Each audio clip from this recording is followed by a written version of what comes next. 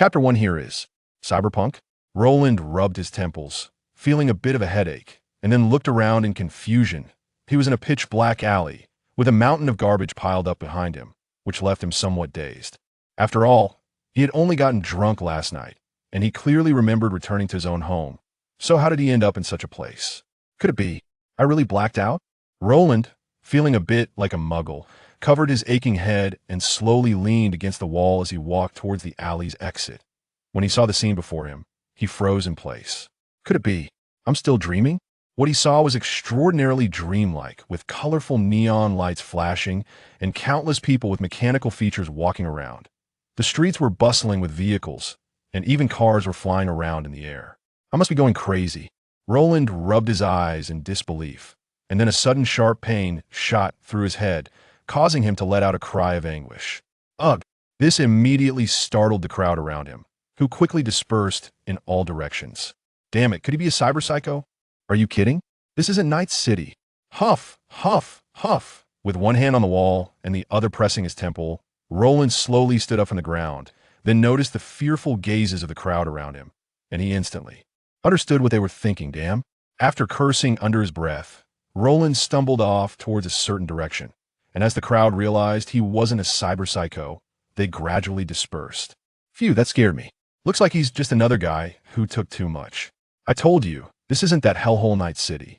Isn't Night City supposed to be a great place? Do you really believe what those corporate dogs say? Ha! Meanwhile, Roland had passed through numerous streets and arrived at a massive residential building. He was now touching his neck and felt a connection point, which made him reveal a dejected expression. It seems this isn't a dream. Roland exited the elevator, took out his keys, and entered his apartment. Looking at the apartment that was nearly identical to those in the game, a bitter smile appeared on his face. The apartments here were basically built to uniform specifications, planned and constructed by certain companies. Roland opened the fridge and took out a bag of instant food, then devoured it ravenously. After finishing, he grimaced in pain and said, "Ugh, what strange flavors are these? So sweet it's nauseating." Once he recovered, Roland lay back on the couch, feeling a bit dazed. He had just acquired the memories of this person on the street and understood exactly where he was. This person's name was also Roland, full name Roland Vermeers, a small-time street individual doing some ordinary jobs to get by. As for what just happened, it was due to this guy's habits that he accidentally ended up meeting the god of hackers. This allowed him to come to this world, and he recalled what had happened that day. Simply put, he had died suddenly, and now he had a chance to live again. However, Roland didn't know whether to laugh or cry, as he had not arrived in a peaceful world, but rather in a world known as Cyberpunk. In this world, ordinary people would never have a chance to rise, and even the most famous legends were nothing more than that in the eyes of true corporate giants. Moreover, ordinary people in this world were always the oppressed, the exploited. I really don't know how to survive in this world. Roland rubbed his temples again. As for seeking out characters from the original work, come on, who was he? And who were those characters in the original work? If he tried to find them, he would probably just end up as a casualty in the lottery of death. Welcome to Use This program. This is the designated program of the Source Project Company. I am your assistant, Lysandra. Upon hearing this name, Roland immediately became agitated. The name Source Project, combined with the name Lysandra, represented the AI big boss from the League of Legends Source Project Skin Universe.So. Roland's first reaction was disbelief, mixed with a hint of fantasy, and of course, more suspicion about this aspect. He seriously suspected he had become a test subject for some hacker experiment virus. Are you the system? Roland tentatively spoke in his mind. You may address me as such.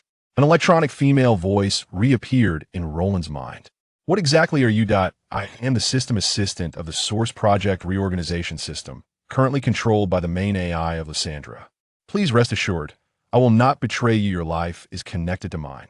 Even after hearing this, Roland remained on high alert, but still asked, "Then, Lysandra, since you are the system, can you tell me your purpose and functions?" "Yes, my purpose is to help you recreate the glory of the Source Project in this world and change this world. You can obtain all abilities and possessions belonging to the Source Project Company through me."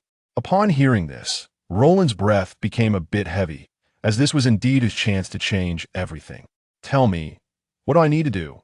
"Participate in the plot belonging to the original work and engage with those characters to alter the plot. or change the history of this world.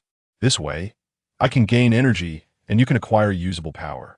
I currently do not have the ability to participate. Is there any assistance that can help me? Roland nodded and then asked, although he wasn't sure if this was real, but it was worth a try. Of course, I will now issue items for you. A SA series of codes appeared in Roland's vision. Soon a panel displayed many items and related information, mainly the shop and the items he owned along with their value. The currency was divided into blue essence and orange essence, with orange essence used to purchase cybernetic bodies and powerful hero template from the source project. Blue essence was used to buy some products and blueprints from the source project company. You have received intelligent firearm I, caramel electromagnetic rifle X1, blue essence X1000, source project I, exoskeleton mechanical arm, Milas 2 rifle blueprint. Roland didn't feel much until he saw the item named Milas 2 rifle blueprint. As the saying goes, knowledge is power, knowledge is wealth. Roland immediately began to check the introduction of this blueprint. Designed by Milas, a designer from the source project's Miranda branch, this intelligent firearm possesses powerful firepower and precise aiming, and is relatively low cost. However, it has the drawbacks of overheating and low safety, but these do not overshadow its advantages as an efficient violent weapon. This weapon was later phased out, but was favored by many security companies and gangs for a time. Milas, this is an extremely effective weapon suitable for special situations. Oh, I mean this gun is ideal for those robots. You know what I mean? After Roland finished inspecting the remaining items, a glint of excitement flashed in his eyes. He then stood up and walked over to the computer to check his location and the current timeline. It was now 2066, 10 years before the start of the storyline. His location was Taiwan, part of China. Here, one of the world's giant companies, Kanto, existed. At this time, Kanto was still under the control of the Su family. Chapter 2, Street Gangs. After making a rough plan, Roland took out the exoskeleton arm to see what it was like. After all, according to what he knew, the worldview of the source plan was extremely similar to that of Cyberpunk, so many people chose to use cybernetic bodies. Since this exoskeleton arm was created and prefixed with source plan, it must have its unique features. Source plan Type 1 exoskeleton mechanical arm is made using the most advanced technology of the time, aimed at combat-oriented groups. It contains an energy shield and a small blade, and can be adapted to many arm plugins available on the market, significantly enhancing the user's strength without the worry of mental overload issues. It comes with a small power source and can perfectly fit your arm, achieving the best concealment. Trust the brand. Choose Source Plan Company. Roland placed it on the table and examined it. A hand resembling armor lay quietly on the table, with a faint blue light flickering inside. How do I use it? Roland directly asked Lysandra. You just need to put your hand inside. I have already adjusted it to match the technology of this world, she replied. Roland nodded and placed his modified arm into it. The moment his skin touched the mechanical arm, it immediately tightened and conformed to his skin. Then it slowly dimmed, and from the outside, it appeared to be just an ordinary mechanical arm modified by cybernetics. Roland raised his hand and looked around, then sighed. Incredible technology. He then put on a coat to hide the arm. After all, it didn't look cheap, and while the scavengers in China weren't rampant, they still existed. Next, he picked up the caramel electromagnetic rifle. Although it was a rifle, it could be stored to the length of a forearm, and seemed like it could be concealed inside his body. However, Roland had no related modifications, so he couldn't store it. Well, then what should I do? Next, Roland stretched and took out a Milas 2 rifle, which he exchanged for with blue essence that he had to say was really expensive just for this gun. They charged him 500 essence. Roland carefully examined this weapon. It used a magnetic loading mechanism, but the magazine was directly attached to the bottom of the gun and could be folded, as could the barrel and stock. He thought this was probably a reason for reduced safety. After folding and retracting, it could be reduced to the length of a large handgun, making it quite concealed. As for his plan, he intended to sell this weapon as a sample to the street gangs while using it to assert some authority. After some time, Roland walked out of his apartment. After surveying his surroundings upon descending the stairs, he entered a narrow alley. Not long after, a man dressed in a white suit and red sunglasses emerged, making his way directly to the nearest gang nearby. Just as Roland was about to enter a bar, the security guard at the entrance slowly stepped forward and raised his hand to stop him. Roland slowly pulled out the caramel electromagnetic rifle and the Milas 2 rifle. Don't move. Seeing this, the two security guards at the entrance immediately drew their handguns and aimed them at Roland. Hey guys, don't be nervous. Look, I'm already showing my weapons, right? I mean, no harm. I just want to talk business with your boss. Roland wore a very commercial smile. The two guards exchanged glances. Then one of them scrutinized Roland's attire before nodding. Before long, that person walked out again and tilted his head towards the door. Seeing this, the other guard also lowered his weapon. Roland felt a sigh of relief. It would be a lie to say he wasn't nervous. After all, he was being pointed at with guns. Upon entering the bar, the atmosphere inside was exceptionally desolate, almost devoid of people, with only some individuals clearly belonging to the gang sitting inside, adorned with obscure tattoos and colorful hair. However, this was not the only criterion to determine if they were gang members. The main reason was that each of them had a gun in hand. As Roland was surveying the individuals, around him, a burly man pointed in his direction. Roland then saw a man in a black suit sitting boldly on a sofa. He waved to Roland, signaling him to come over. Roland smiled and walked over. Hello, I'm Vims. It's an honor to meet you. Cut the small talk. My time is limited. If I weren't in a good mood today, you would have been kicked out already. The man scoffed, leaning forward to look at Roland. Roland maintained his smile and replied, All right, we'll keep it brief. I'm an employee of a small company under a large corporation. I'm here to discuss a potential collaboration with your gang. Upon hearing this, Roland could clearly feel the man's body stiffen slightly. Then he slowly asked, How can I trust you? You don't have to trust me. After all, I'm not here for anything else. By the way, could I ask your men to return my weapons? Of course, you can remove the bullets. Roland smiled at the man and slowly made his request. The man pondered for a moment before nodding in agreement, waving his hand and returning Roland's weapons. Seeing this, Roland slowly picked up the -2 rifle and began to unfold the weapon. As you can see, this is our company's new product, a brand new smart firearm. Upon hearing this, the man's eyes suddenly sharpened. After a moment of silence, he stood up with a smile that he was well aware that this gun had a high technological content, and combined with what Roland said, it was very likely that Roland was someone from Kanto, just not wanting to reveal his identity, which is why he said it this way. That I apologize for the delay. Allow me to reintroduce myself. My name is Huang Tianwei. Roland naturally did not refuse the man's smile and shook his hand. What brings you here this time? Huang Tianwei asked with a smile, probing that if I understand correctly, your Viper gang has recently been under heavy pressure from the Black Bear gang, right? Roland said with a smile. Huang Tianwei did not deny it and nodded directly. As this was common knowledge, the Black Bear gang had acquired a batch of new weapons, which allowed them to suppress them. Well then, we can proceed with our collaboration. We need the test data for this weapon. So, Roland looked at Huang Tianwei with a seemingly sincere smile. Upon hearing this, Huang Tianwei showed an enlightened expression and nodded in agreement. Yes, I'm here this time to deliver this weapon to your gang, Roland said with a smile too. Huang Tianwei, you can also test it out first. I'm quite confident in the performance of this weapon. What do I need to pay? Huang Tianwei did not say anything else, but looked at Roland. Roland understood that the other party had already agreed to the deal. For now, you don't need to pay anything. However, if you find it useful, you can come back to order more weapons from me. After saying that, Roland handed Huang Tianwei a business card with only a phone number and name on it. Fair enough, fair enough. Looking forward to our cooperation, Huang Tianwei said, showing a smile. If the other party had no desires, he would be somewhat worried. Seeing this, Roland picked up another weapon and then left the place. Boss, can we trust him? Suddenly, a gang member standing next to Huang Tianwei spoke up. What if we can't trust him? At least for now, this is the best option. TSK. Smart firearms, these things aren't cheap. But since he chose our gang to use and even asked us to procure, the production cost of this thing probably isn't high. Huang Tianwei picked up the -2 rifle and examined it as he spoke.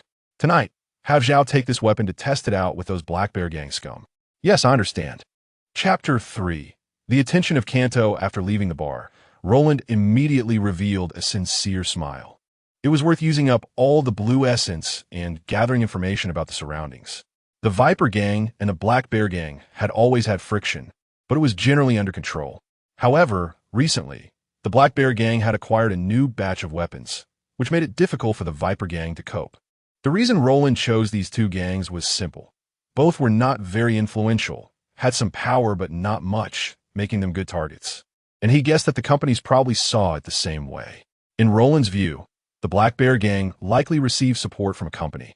And many gang members who called them company dogs and looked down on companies were just people who couldn't become part of a company. Now, if Roland pretended to be a big company providing the Viper Gang with a weapon of considerable technological sophistication, the other side would probably imagine him as someone from Kanto. But in reality, he never claimed to be from Kanto, mainly to avoid trouble with Kanto's people. After all, his main goal was to sell things, not to provoke anyone. Soon, in the evening, the Viper Gang, prepared and brimming with confidence, headed toward a bar that had been seized by the Black Bear Gang. A few members of the Black Bear Gang at the entrance changed their expressions upon seeing this and immediately rushed into the bar. The Viper Gang is here. Come out and deal with these scum. What? They dare to come. Watch me make these losers regret it. Before long, the Black Bear Gang grabbed a batch of weapons and rushed out, while Roland hid in the shadows, observing. When he saw that the Black Bear Gang even pulled out some heavy firepower, Roland knew there must be a company background involved. He just didn't know if the gun he provided was effective. However, he believed that the items from the Source Plan worldview were definitely stronger than those from the Cyberpunk side, especially items belonging to Source Plan companies. After all, they were truly dominant in that regard. At that moment, Zhao took out the weapon Roland had given him, and after adjusting it, he revealed a cruel smile. Target locked. The instant he said this, Zhao pulled the trigger, while many members of the Black Bear Gang were still inside the bar, just grabbing their weapons. With a sound of shattering glass, countless bullets shot through the glass and accurately struck the brains of Black Bear Gang members, the terrifying firepower instantly claiming countless lives. Wow. This scene startled Roland. To be honest, he didn't expect it to be so powerful. It was a dimensional strike against other guns. However, the bullets were quickly exhausted. Zhao let out an excited cheer. The Black Bear Gang, on the other hand, was in a state of shock. But a few bold gang members glanced outside and saw that the person with the gun was out of bullets, immediately showing fierce expressions as they pulled out their handguns and fired shot at him. Bang! At that moment, even Zhao himself didn't react in time, and the dazzling rifle fired on its own, directly killing the person who had shot at him. The bullet fired by that person narrowly missed Zhao's ear. Damn it! Zhao roared angrily, quickly hiding behind a gang member while looking at the weapon in his hands with a precious expression. The dazzling rifle slowly emitted a puff of white gas. The automatic defense system has been depleted. Please return to the company for reconfiguration. Hearing this, Zhao instantly looked disappointed, then obediently hid behind and continued shooting, but his performance here was already stunning enough. This scene naturally caught the attention of the company behind the Black Bear Gang. Sushuda narrowed his eyes as he watched the footage on the monitor. You could see the technological prowess of this smart firearm. Upon hearing this, the surrounding RD members nodded in agreement. Yes, the powerful impact of the rifle, coupled with a very high firing rate and relatively weak recoil, along with its outstanding aiming function, is undoubtedly a great innovation in smart firearms. Could this be a new product from the Haruka Corporation? Impossible. This is not Haruka's territory. They wouldn't be foolish enough to test such weapons on our turf. Regardless, I want all the information about this weapon, especially its creator. If possible, bring that person to Kanto. Sushuda tapped the table and pointed at the shadow on the monitor. With Sushuda's order given, the massive machine that was Kanto immediately began to operate. Meanwhile, on the Viper Gang's side, Huang Tianwei looked at the weapon in his hand with delight, unable to hide his admiration. The weapon's performance was truly astonishing. Just as he was about to call Roland, a loud noise suddenly came from the entrance, attracting everyone's attention. Who is it? Has no one got a death wish? All the members of the Viper Gang immediately stood up and looked toward the entrance. However, when they saw the newcomer, everyone shrank back in fear. The black base and orange-patterned exoskeleton armor, along with the iconic two Chinese characters, made it impossible not to recognize the other party's background. Instantly, countless armed personnel from Kanto surged into the bar. Soon, a man in a black suit walked out from the middle, and after a cloud of smoke, he spoke. Tell me, where did you get that weapon? They didn't care at all that the display was too grand. After all, this was their territory, and it wasn't anyone else's place to point fingers. Hearing this, Huang Tianwei's face turned pale, and he cautiously stepped forward. At this moment, he realized that this weapon was not a product of Kanto technology at all. He could only silently curse Roland in his heart, even though he didn't know Roland's exact appearance or name. Huang Tianwei then honestly told them what he knew. After hearing his words, a glint flashed in Su Shuda's eyes. He was just a marginal figure in the Su family, but now, the appearance of that person gave him a glimpse of the possibility of promotion. "Give me that business card." Su Shuda extended his hand to Huang Tianwei without hesitation. Huang Tianwei obediently handed over the business card. After receiving it, Su Shuda immediately passed it to someone behind him, and he quickly obtained the relevant personnel's information, which was directly relayed to Su Shuda. After nodding, Su Shuda waved his hand, signaling that they could leave. Seeing this, Huang Tianwei breathed a sigh of relief. But just as he relaxed, countless bullets erupted, turning into fire snakes that devoured everything. "Handle the situation here." Su Shuda left this line before turning and heading straight to the apartment where Roland was. In fact, he still had many doubts in his mind, such as why the other party had not taken any protective measures and which force this person belonged to, etc. However, he didn't plan to think about it for now. After all, everything would become clear as soon as he met the other party. However, in his view, the most likely scenario was that this person was merely a pawn. Chapter 4 Negotiation with Kanto. Su Shuda slightly raised his head to glance at the door plate in front of him, then tilted his head to signal the person beside him to step forward. The armed personnel next to him saw this and stepped up to knock on the door. While one person knocked, the others stood ready with their weapons, prepared for any unexpected situations. Soon, the door slowly opened. Su Shuda took off his glasses and assessed the person in front of him, his prosthetic eye also moving slightly, clearly scanning the figure ahead. "To be honest, you're not running away is somewhat unexpected," Su Shuda said slowly with a smile on his face, as he knew that since the person in front of him had no intention of fleeing, it meant there was still something to discuss. "I feel there's no need for me to run, Mr. from Kanto," Roland replied with a smile. Compared to making desperate trades with those gang members, it's much more comfortable to communicate with someone who can be considered somewhat rule-abiding. "My name is Su Shuda, so to make a long story short, I need the contact information of the weapon's creator. Since you haven't left here, it indicates you have the intention to sell information, right?" Su Shuda put his sunglasses into his chest pocket and looked at Roland. "I believe you already have the weapon creator's contact information, don't you, Mr. Su Shuda?" Roland said meaningfully, revealing his mechanical arm. Su Shuda was momentarily taken aback, and then his prosthetic eye moved slightly, clearly scanning Roland's body. He then broke into a smile, and this smile appeared to be much more sincere now. "I really didn't expect to find such a talent in a place like this. However, how can I trust what you say?" Su Shuda still looked at Roland with some skepticism, then continued. "Roland Vimiers, his father is from here. His mother is from across the ocean, born in a slum, and has not received higher education. You can create weapons of this caliber? No offense intended. I'm just expressing my doubts." Su Shuda stared at the man in front of him. If what the other party said was true, then he was indeed a revolutionary genius in intelligent weaponry. If it was false, then the other party would have to pay the price. "I believe you can see the weapon in my hand." Roland slowly raised his arm, exerting a bit of force, and the blade on his arm quietly sprang out, drawing the attention of several armed personnel behind him. "With your eyesight, you should be able to tell that this is not any type of prosthetic available on the market. Even the metal material is brand new. ISNT it, and as for the Milas 2 rifle you have in hand, I believe no one knows its performance and shortcomings better than I do." Su Shuda fell silent for a moment upon hearing this. Then a smile appeared on his face. "Oh my, I really didn't expect that a person like you could emerge in such a place. Indeed, gold will shine wherever it is. Even if gold shines, someone still needs to wipe off the dust covering it, otherwise it will just be tarnished, right?" Roland also laughed in response to Su Shuda's words, and upon hearing this, Su Shuda's smile became even brighter. The person in front of him was quite perceptive, and it seemed that he was very willing to cooperate with the company. "Mr. Roland, your choice of Kanto is an extremely wise one, and your weapon is truly impressive. Although it does have some drawbacks, its merits far outweigh them. I wonder what your demands are."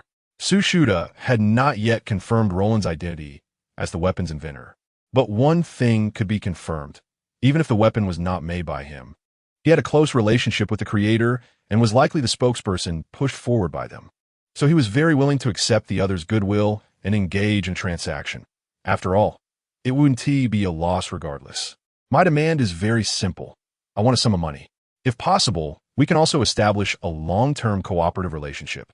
Tsushita pondered for a while upon hearing this, then smiled and said, I have a better proposal for you. Why don't you join our Kantao company? I believe with your current technologies, you will be able to silence some people in the company. And I can secure you a salary of $5 million a year along with profit sharing and platinum membership for the trauma team. How does that sound? Hey, tempting proposal, but unfortunately, my ambitions do not lie in that direction, so I must decline. However, I believe we can cooperate in the future.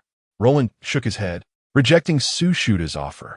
Tsushita's eyes slightly narrowed upon hearing this.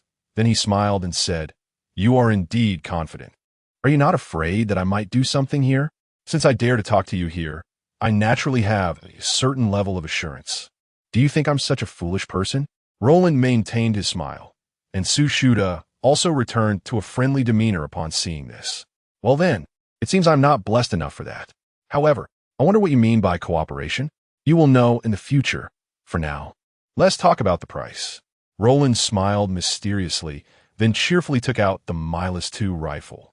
After a while, Roland left with a satisfied smile, while Tsushita took a deep puff from his cigarette. The final transaction price for this blueprint was 5 million euros. Of course, this price was actually slightly lower than Tsushita's expectations, as this weapon outperformed any intelligent firearm on the market in terms of performance. As for the safety issue, it was not a big problem. It could be resolved with slight modifications. Then, the batch of weapons with higher safety would be sold at a higher price to security firms and trauma teams of large companies, while the lower safety batch would be sold at a lower price to ordinary people. However, in his view, the weapon he bought for such a large sum of money was not truly valuable for the gun itself, but rather for the technological level it contained, such as the intelligent aiming system, etc. If they could grasp the intelligent aiming system, he had a premonition that the ongoing research on the Joie series could be accelerated significantly. Therefore, this 5 million was quite worth it for the company. And in Roland's words, it was simply that he wouldn't raise the price, making a friend and leaving a good impression for future cooperation. Furthermore, from Roland's perspective, this was purely a stroke of luck. Although he knew that behind the Black Bear, there were likely people from Kantao experimenting with weapons. He didn't expect to draw out someone of such high status. Tsushita was also very willing to do so. Although he hadn't brought the other party into Kantao, judging by the other party's intentions, they were probably preparing to establish a company. Thinking of this, Tsushita couldn't help but chuckle lightly. Forget it, young people always have their own ideas. He needed to tell the people over there to pay a little attention, and when they couldn't hold on any longer, they would call someone in. That would be quite sufficient. Roland squinted his eyes as he looked at the ocean passing below through the airplane window, a slight smile on his lips. Because this flight was heading to Night City. After taking advantage of Tsushita, Roland did not hesitate any longer and directly bought a plane ticket to Night City. Wanting to become stronger and gain a higher status in this world, he had no other choice. Roland glanced at the people around him, most of whom were dressed in bright, flashy attire. After all, he had chosen a first-class ticket. 5 million euros. No wonder they say technology is profitable. Roland chuckled lightly and shook his head. He was well aware that he was selling himself short. However, there wasn't much he could do about it. It could be said that it was lucky for him that the other party was willing to buy it, and one could say his luck was good, having won the gamble.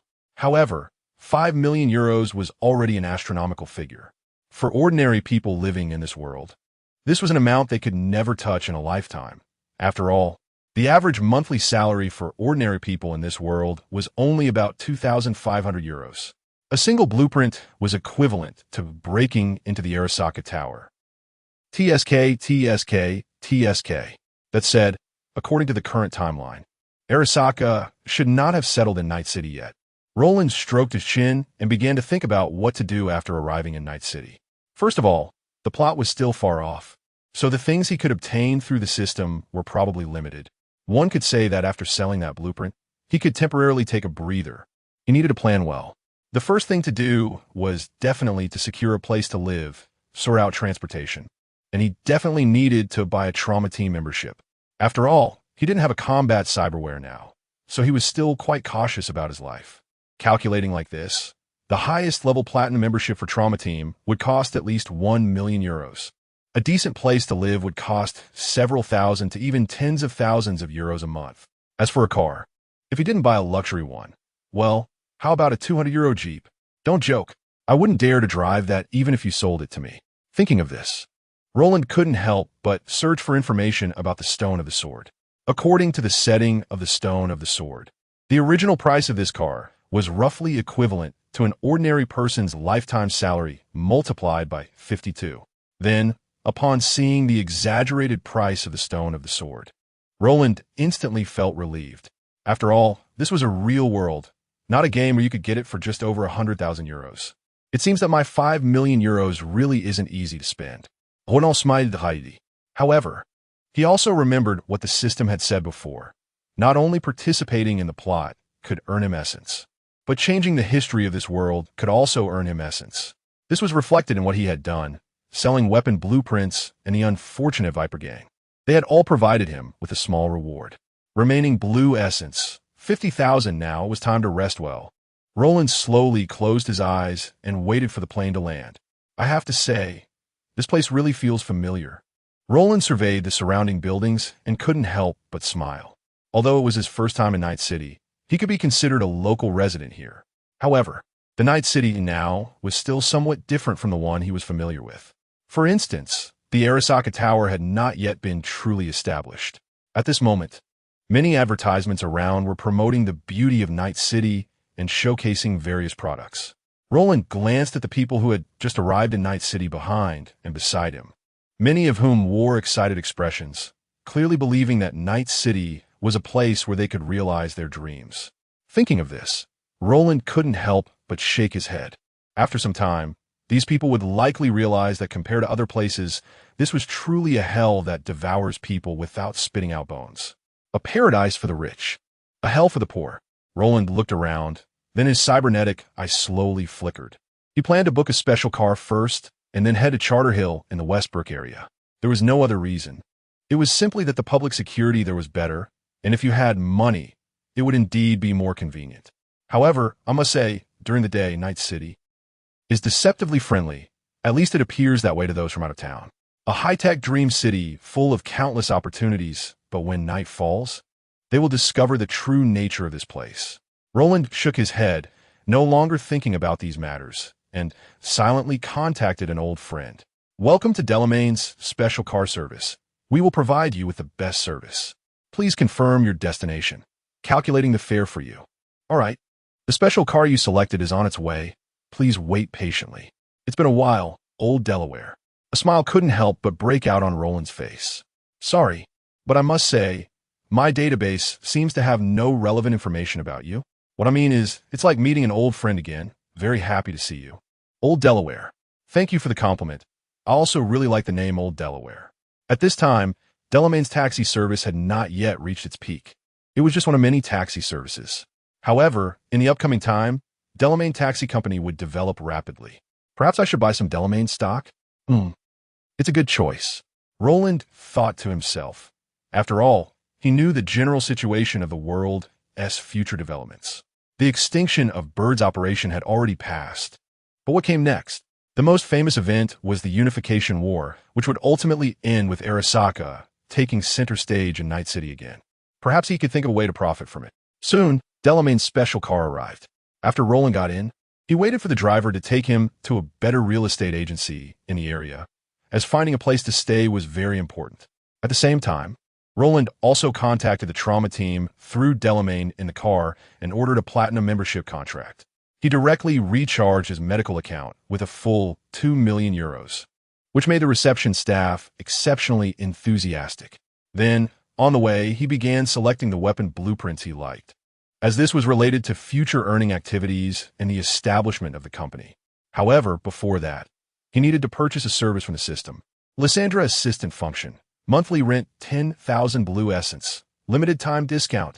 Roland didn't hesitate much and directly bought this function, not for any other reason, but for convenience and safety. After all, what he feared most in the cyberpunk world was hackers. If there was a chance in the future, he would definitely prioritize choosing a template with hacking skills in the source program. That way, whether facing rogue AIs or skilled hackers, he would at least have a way to fight back instead of waiting for others to beat him up.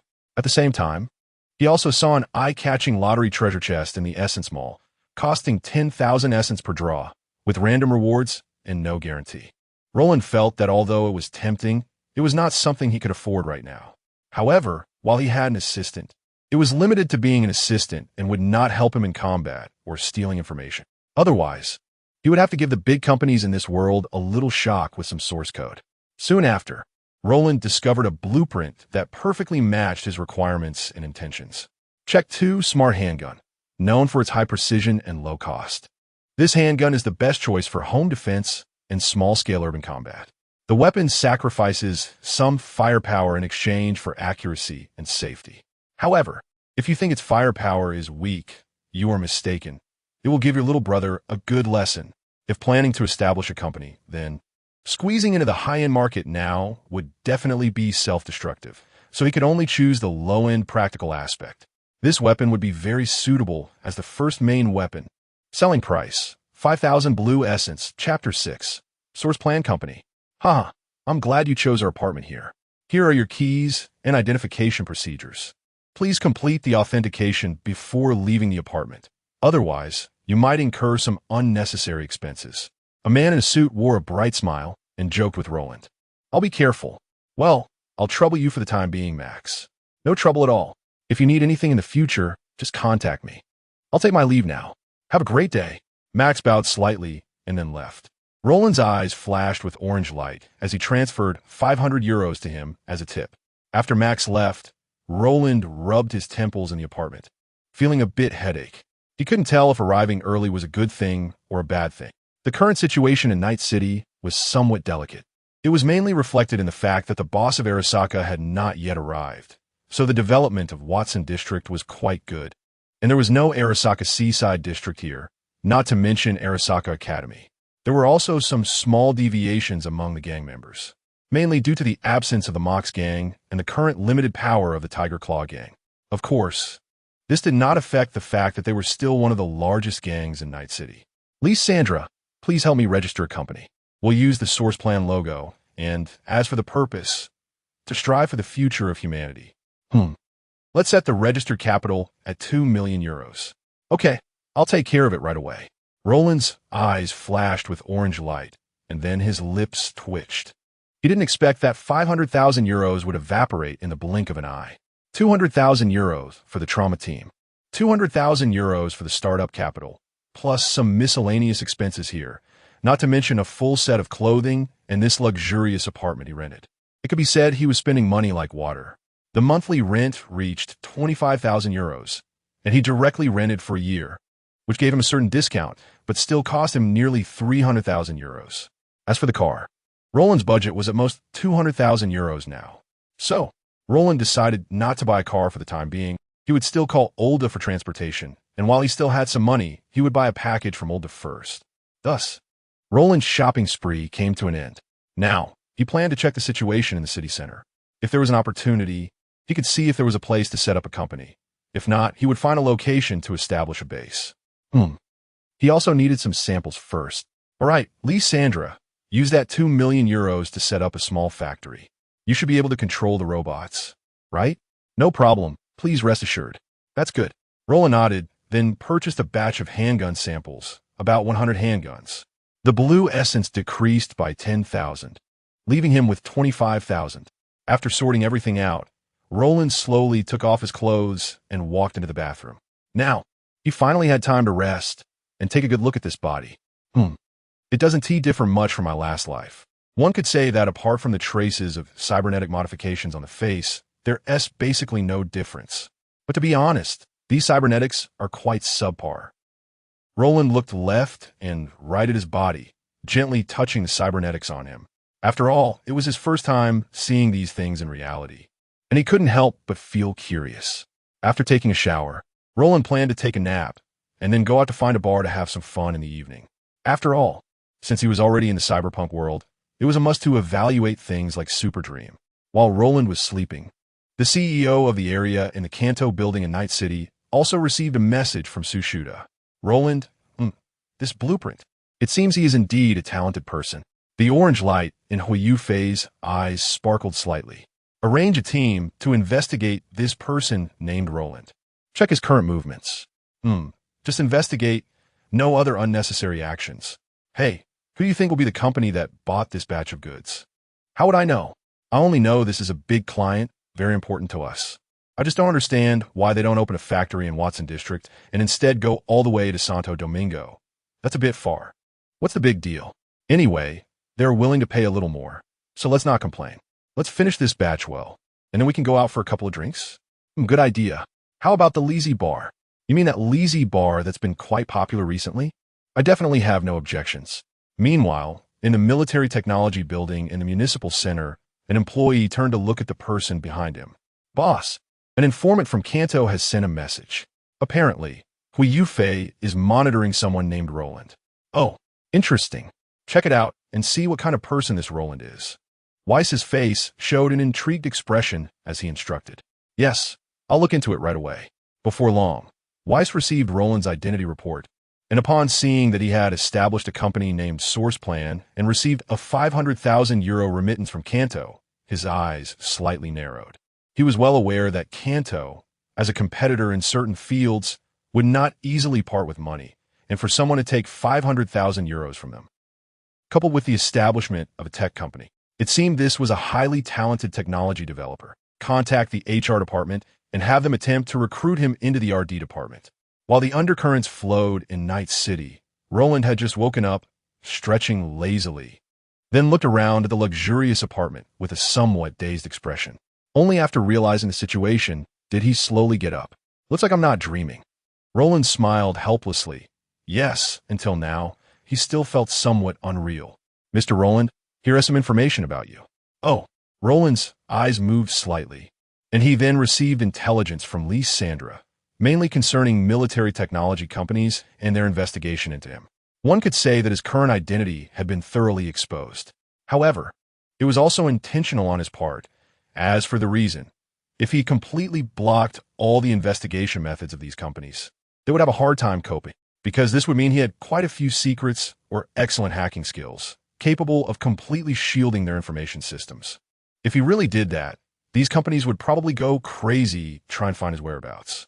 He didn't have the ability to confront these giant companies head-on yet, so letting out these harmless pieces of information was fine, as long as Lysandra could ensure that the core's secret content remained intact.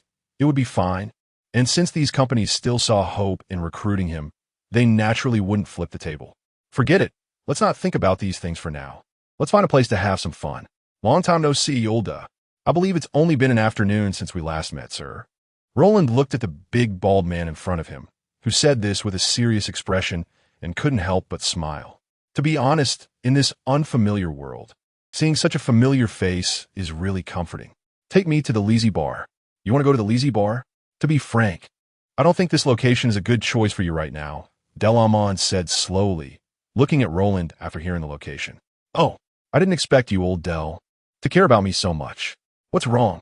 Roland looked at Delamon in surprise, then curiously asked. Of course, you're a major client of our company. If something were to happen to you for some reason, I would feel very sorry. Haha, thanks, I'll be careful. Now, tell me about the current situation at the Lazy Bar. Roland chuckled a couple of times and continued to ask. Okay, as far as I know, the business at the Lazy Bar has been booming recently. However, since it is located in the Kabukicho area of the Watson District, members of the Tiger Claw Gang often go there for entertainment. Plus, with the recent surge in business at the Lazy Bar. I see.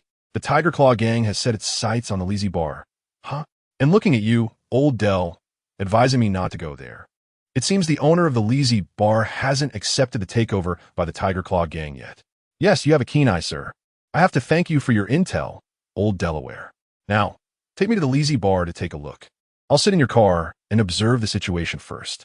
All right, I'll plan the route for you. Roland nodded and then looked out the window, admiring the bustling night of Night City.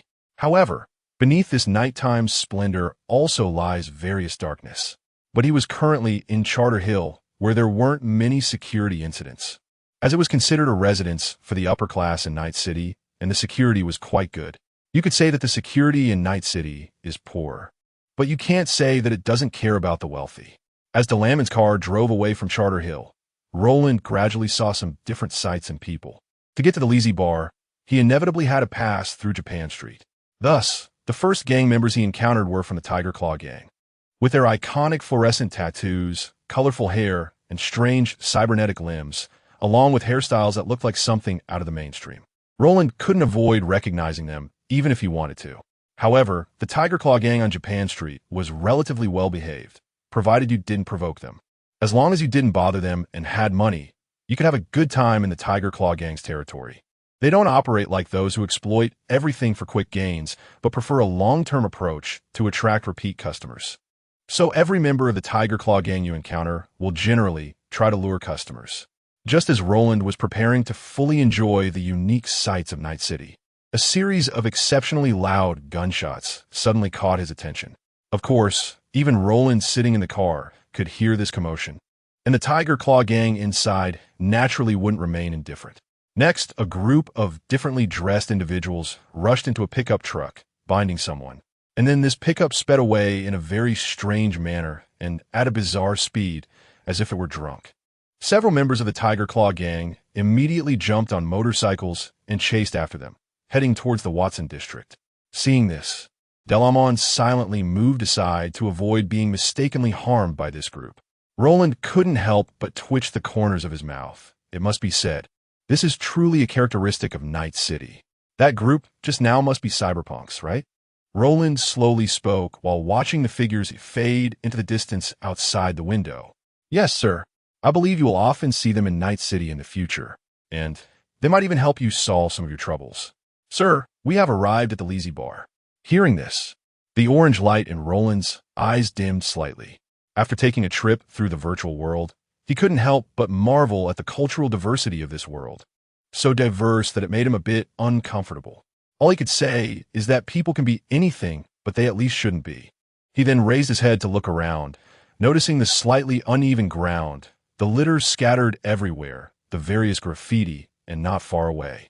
A fire burning in an abandoned oil drum under the overpass, along with the occasional sound of gunfire. Roland knew that this place and Charter Hill, where he rented his apartment, were definitely two different worlds. At this moment, a few security guards stood at the entrance of the Lazy Bar, presumably hired to prevent disturbances. But Roland guessed that if they really encountered someone with a tough background, they would probably run away quickly. After all, the Lazy Bar doesn't have a significant background to protect them. If they offend someone, they would be the ones paying the price. Old Dell, open the door. It seems there isn't anything happening right now. By the way, if I need to leave later, I'll call you again. All right, sir. I wish you a pleasant evening and stay safe. After nodding, Roland walked towards the entrance of the Lazy Bar. Seeing Roland's unfamiliar face, the security guard at the entrance immediately reached out his hand. New here? Don't worry, I know the rules and won't be inappropriate. Roland raised his hands slightly to indicate he understood the rules and meant no harm, so there was no need to worry too much. The burly man nodded slightly and then moved aside. As the door opened, Roland saw the interior decorated mainly in purple, blue, and pink, along with somewhat loud music that suited the atmosphere. Hey, you look unfamiliar. The receptionist smiled as she saw Roland come in. Yes, it's my first time at the Lazy Bar. Do you have any recommendations? Roland smiled and nodded, and after tipping her 50 euros, her smile became even brighter. Let me recommend some high-quality dream experiences and famous sisters for you. After hearing her introduction, Roland navigated through the colorful crowd and found a relatively quiet spot, ordering a very inspirational love film to start his experience. With deceased parents, a young brother, and a girl who dropped out of school, it must be said that the female lead was indeed quite appealing. Hey, do you think the guy is pretty wealthy? While Roland was enjoying the dream experience, a burly man in a bulletproof jacket pointed at Roland's figure with a somewhat malicious intent. Probably, the cybernetic arm he has is a model I've never seen before, and it doesn't look like a cheap one. It's most likely customized plus with his outfit. TSK, TSK, it probably costs more than several of our orders combined. A tall, thin man nearby nodded in agreement, then clicked his tongue in amazement, but his expression suddenly changed. Hey, don't tell me you're planning to target him. This guy is probably a corporate dog, likely has trauma team insurance.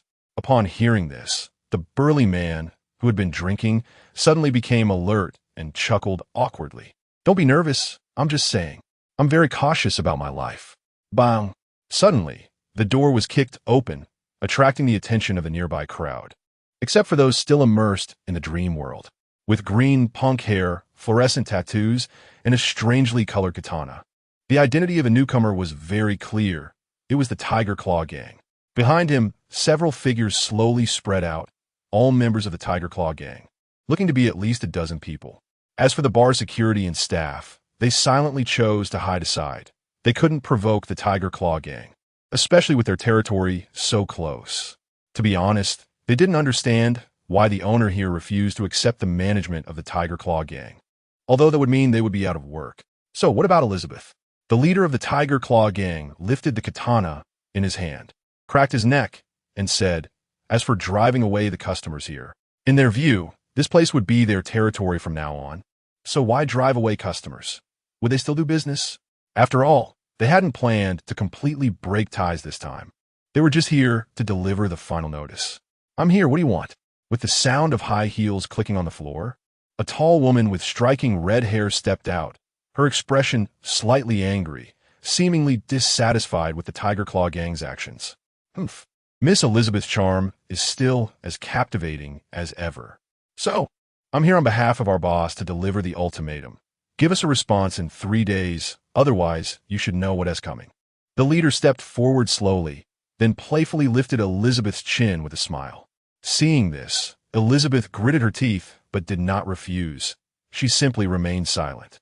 The leader understood Elizabeth's meaning and did not continue to linger, waving his hand to signal his underlings to withdraw. Everyone, please continue enjoying yourselves. I apologize for the disturbance. After saying this, he waved the katana in his hand and left. Once the Tiger Claw Gang members left, Elizabeth turned and walked back inside, her expression somewhat bitter. Roland slowly lifted the dream device from his face. He had already exited the dream when the Tiger Claw Gang members were mocking Elizabeth. I have to say, the dream device is really hard to part with. However, exiting also allowed him to see an important figure, the future spiritual leader of the Mox Gang, Elizabeth Bowden. If he could save her, it would feel like gaining a lot of essence. Roland rubbed his chin and thought silently. But it's still too early to think about that. It's only 2066 now, and that event happened in 2067. Well, Judy is cooperating with the Mox Gang, not with Elizabeth, which means Judy hasn't arrived at Lizzie yet. She is probably still somewhere in Night City working on dream design and production. Or maybe she's already at Cloud Up. As for now, it's better to enjoy the present. Roland pulled the dream device down again and entered the dream world once more. Meanwhile, Elizabeth, who had entered the backstage, angrily punched the mirror, but after venting, a sense of helplessness followed. Elizabeth looked at her bloodied hand and sighed slowly. To protect her sisters, she had no choice. If she were to completely break ties with the Tiger Claw Gang, not only would she fail to protect them, but she might also lose her life. At least she could still manage this place in the future, and to some extent, she could help her subordinates. Chapter 8 Middleman, I wonder what you were looking for me for? Roland slowly spoke while looking at the smiling middleman named Norik in front of him. I need you to help me find some information about which gangs in Night City have been having friction recently and are short on weapons. Of course, no problem. This is a small matter, just 3,000 euros, and then I need to charge a 30% service fee. You have no objections, right? Of course. The orange light in Roland's eyes flickered slightly, and then the amount was transferred to the middleman's account. Seeing this, Norik got up. Pleasant cooperation, Mr. Roland, and here is my contact information. If you need anything in the future, feel free to reach out to me. Roland simply nodded lightly and left. Middlemen come and go. Only those true big shots can remain stable. And this Norik, I guess, is one of those internal personnel who have been replaced. Roland had been in Night City for almost a week now, and during this week, he had almost gotten used to the noisy environment and the constant vigilance against strange dangers. After all, you never know when a crazy person might pop out and shoot you. a real lunatic. Also, the tasks he had arranged for Lysandra were almost completed. He had to admit that Roland felt somewhat lucky for not exchanging for any high-level weapon blueprints, because even the current little pistol was almost not produced.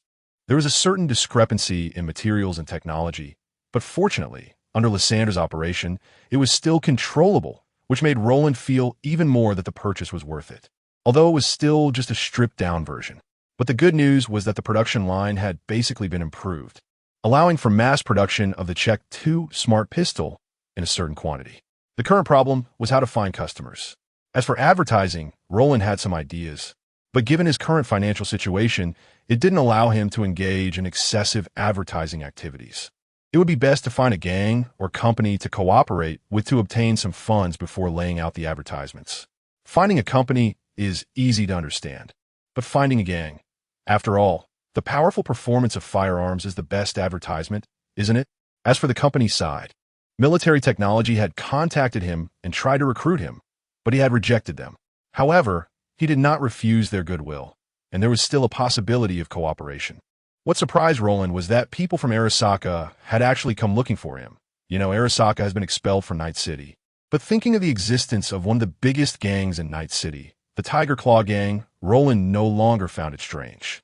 Roland's attitude towards Arasaka was not much different from that towards military technology, and one could even say it was slightly better. There was no other reason. Simply because he knew the future direction. Arasaka's entry into Night City and becoming the boss was destined to happen. They are currently weak, and there is no need to provoke this behemoth. After dealing with Norik, Roland returned home to wait. Fortunately, the waiting time was not long, short enough that Roland seriously doubted that the guy had cheated him out of his money. However, considering its usefulness, Roland did not intend to hold it against Norik. The Valentino gang and the Tiger Claw gang have had some friction recently. It seems I need to find a way to meet the father. I hear you want to see me? The father looked at Roland in front of him with a strange expression. Yes, I want to meet the boss of the Valentino gang to discuss a business deal. Of course, if possible, I can also talk to you, father. Roland nodded and then slowly sat down in front of the father. The father squinted slightly and then asked, "What business?" I heard that the Valentino gang has had significant friction with the Tiger Claw gang recently and has suffered some losses in terms of weapons. It seems you did your homework before coming here, but this isn't very secretive information. However, since you brought it up, it shows you have some ideas about this. Do you have a solution? The father looked curiously at the young man in front of him, as Roland's face was indeed a bit too young, making him somewhat uncertain. Roland smiled and slowly took out the Czech 2 smart pistol from his waist. A smart pistol? I think you have found the wrong buyer. Such things are not cheap and are not suitable for us. The father's expression immediately became flat upon seeing this, and he slowly shook his head. No, trust me, you won't find a smart pistol with a better price-performance ratio on the market. This one is only 1,500 euros. 1,500 euros is indeed a very tempting price. But since it's already at this price, why not just buy the super pistol from Kanto? Its price is even cheaper than yours. The father interlocked his fingers and silently looked at Roland, waiting for him to reply. The performance of our company's weapon exceeds that of the super pistol, whether in terms of firepower, rate of fire, or magazine capacity. You can even regard it as a Yukimura. Of course, you probably won't believe me just based on my verbal assurances. You should try it out yourself. After saying that, Roland silently extended his hand in a gesture of invitation, his face full of confidence in the weapon. The father looked at Roland and then did not refuse. He picked up the weapon and said to Roland, "Excuse me for a moment," and left. Not long after, the father returned with a complex expression and asked, "How much stock do you have?" "That depends on how many you want." Roland smiled, knowing that the other party was already tempted. "Let me think. Let's start with 500. The father directly set a decent number. Roland nodded in satisfaction upon hearing this, thinking that the other party must have discussed it with the people from the Valentino gang. Soon, Roland received a transfer of 250,000 euros. "This is the deposit. The rest depends on you." "No problem, don't worry. I could deliver it next week." Roland then left. To be honest, he intended to make a quick profit from this weapon. What does that mean? It means that after quickly seizing a wave of the market, he would directly sell the blueprints for this weapon.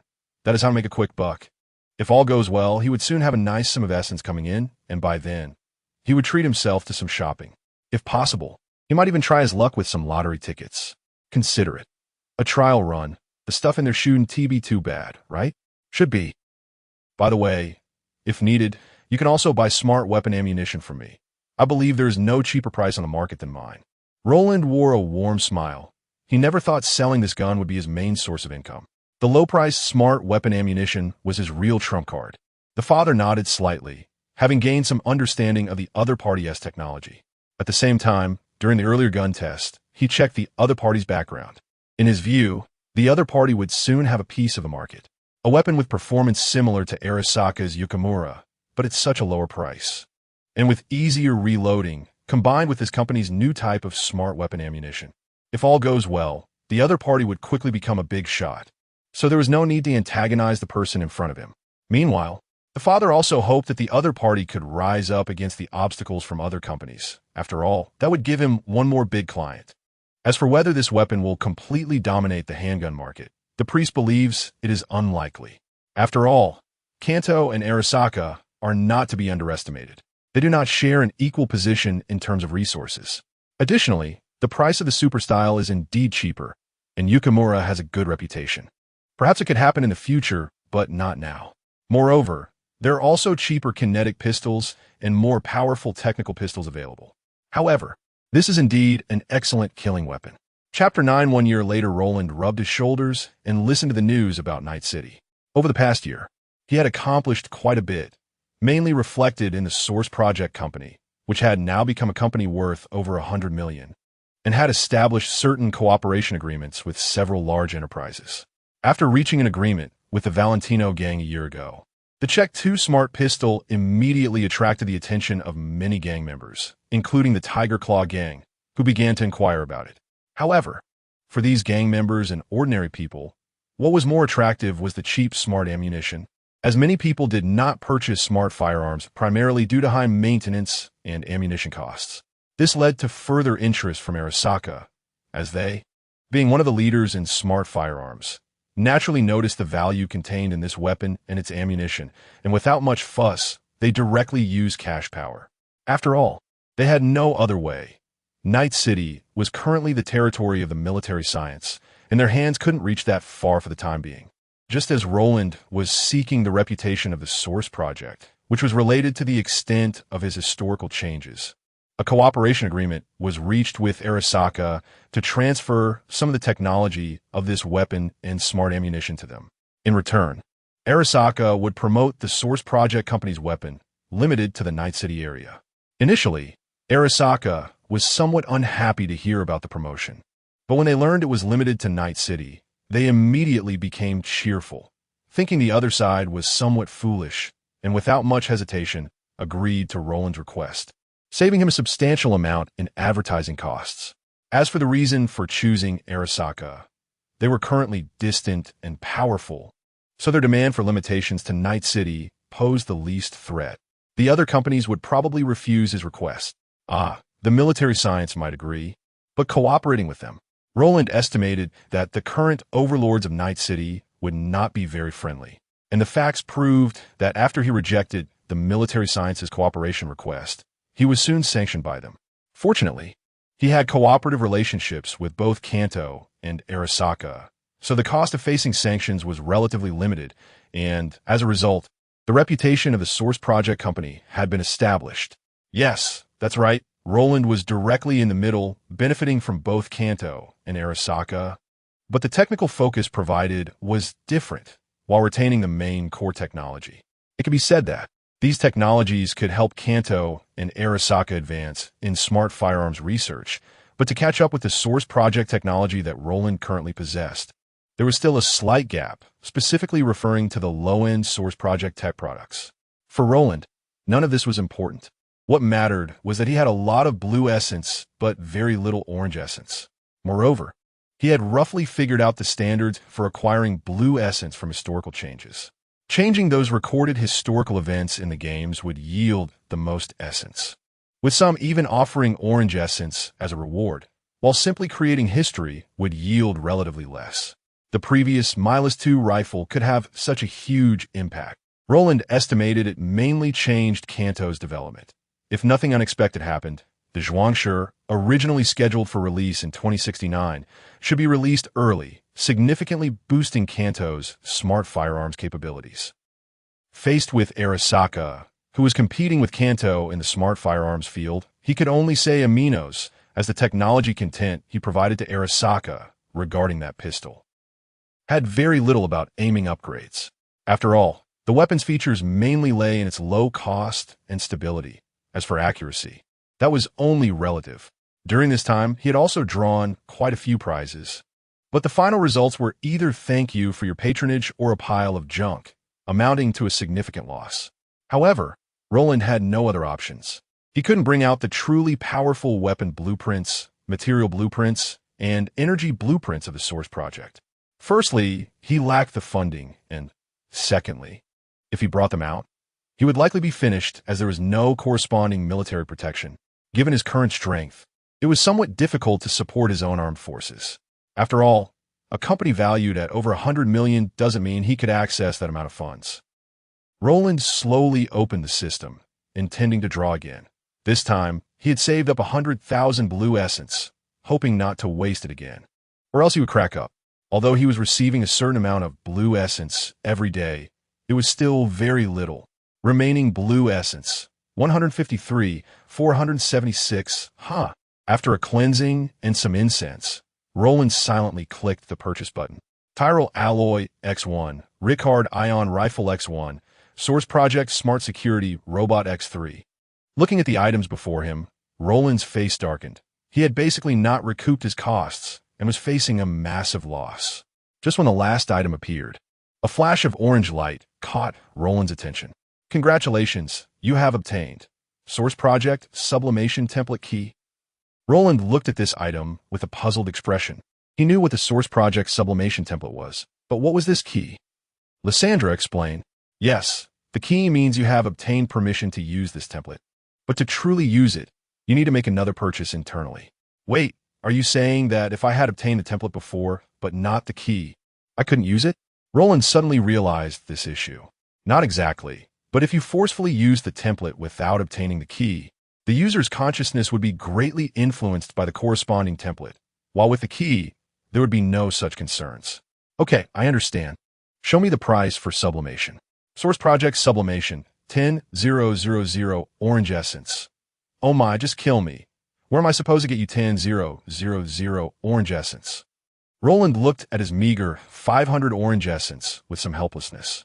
You just happen to have an opportunity, don't you? Roland was slightly taken aback by this, and then thought of what he had recently asked Lysandra to do. You mean, the Mox gang? Bam!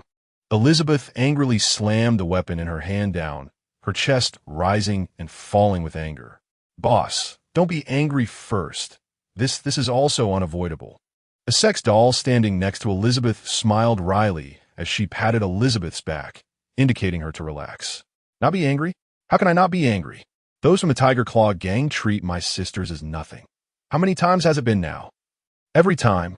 A sister gets hurt because of receiving someone from the Tiger Claw gang, and each time it gets worse. Elizabeth said angrily. Having served as a sex doll, she understood the sadness and pain of being a sex doll, which is why she chose to be a nightclub owner, wanting to help those living at the bottom. Yet now these Tiger Claw gang members were repeatedly trampling on her beliefs and challenging her bottom line time and again. How could she not be furious? Bang! Suddenly, the door to Elizabeth's office was violently pushed open, and Elizabeth frowned as she looked toward the door, her expression changing dramatically upon seeing the sex doll before her, who was now covered in blood. What happened? Big sister, Chiao was killed by that group of trash from the Tiger Claw gang. After saying this, the sex doll standing in front of Elizabeth knelt down on the ground in pain and cried out loud. The person beside Elizabeth's expression changed. She knew Elizabeth's temperament very well, so. As for Elizabeth, the moment she heard the news, she slowly lowered her head, clenched her fists, and then walked slowly to the side of the table. Boss, no need to say more. Take people up, I want to deal with those bastards. Chapter 10, Conflict Bang. Elizabeth kicked open the door of a booth with a pale face, and the three members of the Tiger Claw gang inside immediately turned to look. Let us see who's here. It's our big boss, Elizabeth. One of them chuckled and let out a lewd whistle, then spread his hands and walked up to Elizabeth, slowly reaching for her waist. Elizabeth suddenly grabbed the man's wrist and looked him in the eye. "Did you do this?" "Huh. This is all because Miss Elizabeth's people are too inexperienced. Not enough fun, right?" The Tiger Claw member, whose wrist was caught, looked disdainful and then carelessly turned to the other two behind him. "Yeah. Ha ha ha. Why don't you join us, Miss Elizabeth? Weren't you in this line of work before? I mean, come have some fun with us." As they spoke, the other two slowly moved forward, surrounding Elizabeth. "It seems you don't care at all about Chia, do you?" Elizabeth's tone was unusually calm, making it hard to gauge her meaning. And the three already high on adrenaline from the Tiger Claw gang certainly weren't concerned. Just a sex worker, there are plenty of those in Night City. What is there to care about? The first Tiger Claw member to speak waved his hand, sounding impatient, as if mentioning that name disgusted him. Bang! Ugh! Suddenly, a sharp pain shot through his nose, leaving him stunned. He reached up to touch his face, feeling something slippery, and then revealed a hideous expression. "You damn bitch! How dare you hit me?" With a mechanical sound, a mantis knife shot out from his forearm, slicing through the air towards Elizabeth's neck, while the other two looked on with excitement. Boom! Just as the mantis knife was about to reach Elizabeth, a loud gunshot rang out, and the Tiger Claw member's head exploded like a cracked watermelon. Red and white matter splattered across the room behind him, and the other two froze for a second, then sensed trouble and rushed towards Elizabeth, attempting to take her hostage. Seeing this, Elizabeth swung the axe in her hand, cleaving one of the Tiger Claw members' heads open, while the remaining member was met with a heavy baseball bat. After a dull thud, that person completely lost consciousness. "Boss, what should we do now?" Licky rested the bloodied baseball bat on her shoulder and looked at Elizabeth. "Hand over this last bastard to the sisters. Let them deal with this scum. Then hang all three of them at the door, so others know we're not to be messed with." Elizabeth took a deep drag of her cigarette. Her eyes filled with ferocity as she spoke. "Got it, I understand," Licky replied, and called others to help carry the two bodies away. "Boss, these are Tiger Claw members." Bowie, standing nearby, looked worried and couldn't help but speak up. Hearing this, Elizabeth's eyes showed a hint of worry, but they quickly became resolute. "We've already laid hands on their people. There's no room for de-escalation between us." Elizabeth calmly addressed Bowie. "But I want to let my sisters die for nothing. Go tell them, those who don't want to stay and fight the Tiger Claw gang can leave now." Meanwhile, many customers in the hall had heard the gunshot and began to discuss curiously. Soon, they saw the three bodies from the Tiger Claw gang being dragged out by Licky and her group. In an instant, the hall fell silent, and many people's faces changed dramatically. After settling their bills, they hurriedly left the Lazy Bar.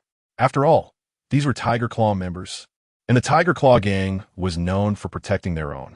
If they had messed with the Tiger Claw gang, it could spell trouble. What a pity for this bar. Who could disagree? It seems they'll have to find another place for fun in the future. Several customers shook their heads regretfully, and as for helping out, they never considered it. After all, it was just a bar, and if it closed, they could always go to another one. "Ladies and gentlemen, I apologize for the scare today, so your drinks are on the house. Please leave now." Elizabeth composed herself and walked to the center, speaking loudly. Hearing this, the crowd exchanged glances but did not refuse, and soon only the staff remained in the Lazy Bar. "Everyone, I'm sure you've seen what happened, so I won't beat around the bush. Those who want to leave can step forward now." Elizabeth took a deep breath and looked at the crowd. "I won't blame you. After all, what I want to do is also for the sex workers, so I don't want to drag you into this. So if you want to leave, stand up now. I won't blame you." Hearing Elizabeth speak again, a few sex workers slowly walked out with their heads down. Licky immediately showed an angry expression upon seeing this. "Enough." Elizabeth quickly stopped Licky's actions and then walked gently to the few people as her eyes glimmered orange for a moment, money transferring to their accounts. "I hope you can live well here. Goodbye, sisters." "Goodbye, boss." The few of them pursed their lips, then bowed slightly and left the Lazy Bar with their heads down. Roland watched the scene on the screen, clicking his tongue in amazement. What can I say? She is indeed the spiritual leader of the Mox gang. She has a certain charisma. However, now was not the time for him to take action. He didn't want to offend the Tiger Claw gang too severely. They would definitely retaliate against the Lazy Bar that was certain. But he could only save Elizabeth at most. As for the others, Roland had to be blunt. The Tiger Claw gang ultimately needed an outlet for their anger. In summary, Roland currently didn't have strong enough power. If he offended the Tiger Claw gang too much, the cost wouldn't be worth the benefits. Since he planned to rise to the top of Night City, he would need to make some sacrifices. I wonder how much essence I can gain this time. I hope the amount is enough. Not to mention buying the upgrade all at once. At least let me buy some components first. At that moment, the Tiger Claw gang also sensed something was off, after all. 3 of their subordinates had vanished into thin air. Then they received intelligence about the Lazy Bar, and in an instant, the upper management of the Tiger Claw gang exploded with rage. Chapter 11, The Curtain Falls Bang. After listening to his subordinate's report, Saito Shichiro's face turned extraordinarily gloomy, and he slammed his fist down on the table, leaving a very obvious imprint. Are you saying that Elizabeth killed 3 of our members? Yes, boss. The member of the Tiger Claw gang trembled as he answered Saito Shichiro's question. Then why are you asking me what that means? Do I have to teach you what to do next? Saito Shichiro suddenly waved his hand, and a cup on the table flew off and hit the gang member. Seeing this, the member hurriedly knelt down to pick up the cup and then scurried out. Oomph. Saito Shichiro coldly snorted at the sight and sat back down, then sighed deeply, rubbing his temples in frustration. It's not for any other reason, but simply because he's mentally exhausted from having to deal with these idiots under him. He was also quite dissatisfied with the current batch of young gang members. They only cared about causing trouble and showed no regard for the gang's principles, making the gang clean up after them time and again. However, he had no objections this time, or rather, in his view, Elizabeth had gone a bit too far. If it was just a beating and then throwing them out, as long as the other party lowered their heads, it could still be acceptable. But now, not only did she kill 3 members of the Tiger Claw gang, but she also hung their bodies on the wall. What is this? A provocation against the Tiger Claw gang? Therefore, although he didn't like cleaning up after those troublemakers in the gang, he couldn't ignore this situation. Otherwise, it would be impossible for the Tiger Claw gang to survive in Night City. Roland let Delamon slowly lower the car window, silently watching the direction of Lizbar. At this moment, Lizbar appeared somewhat desolate, with few people coming and going, and even the parking lot at the entrance had very few vehicles.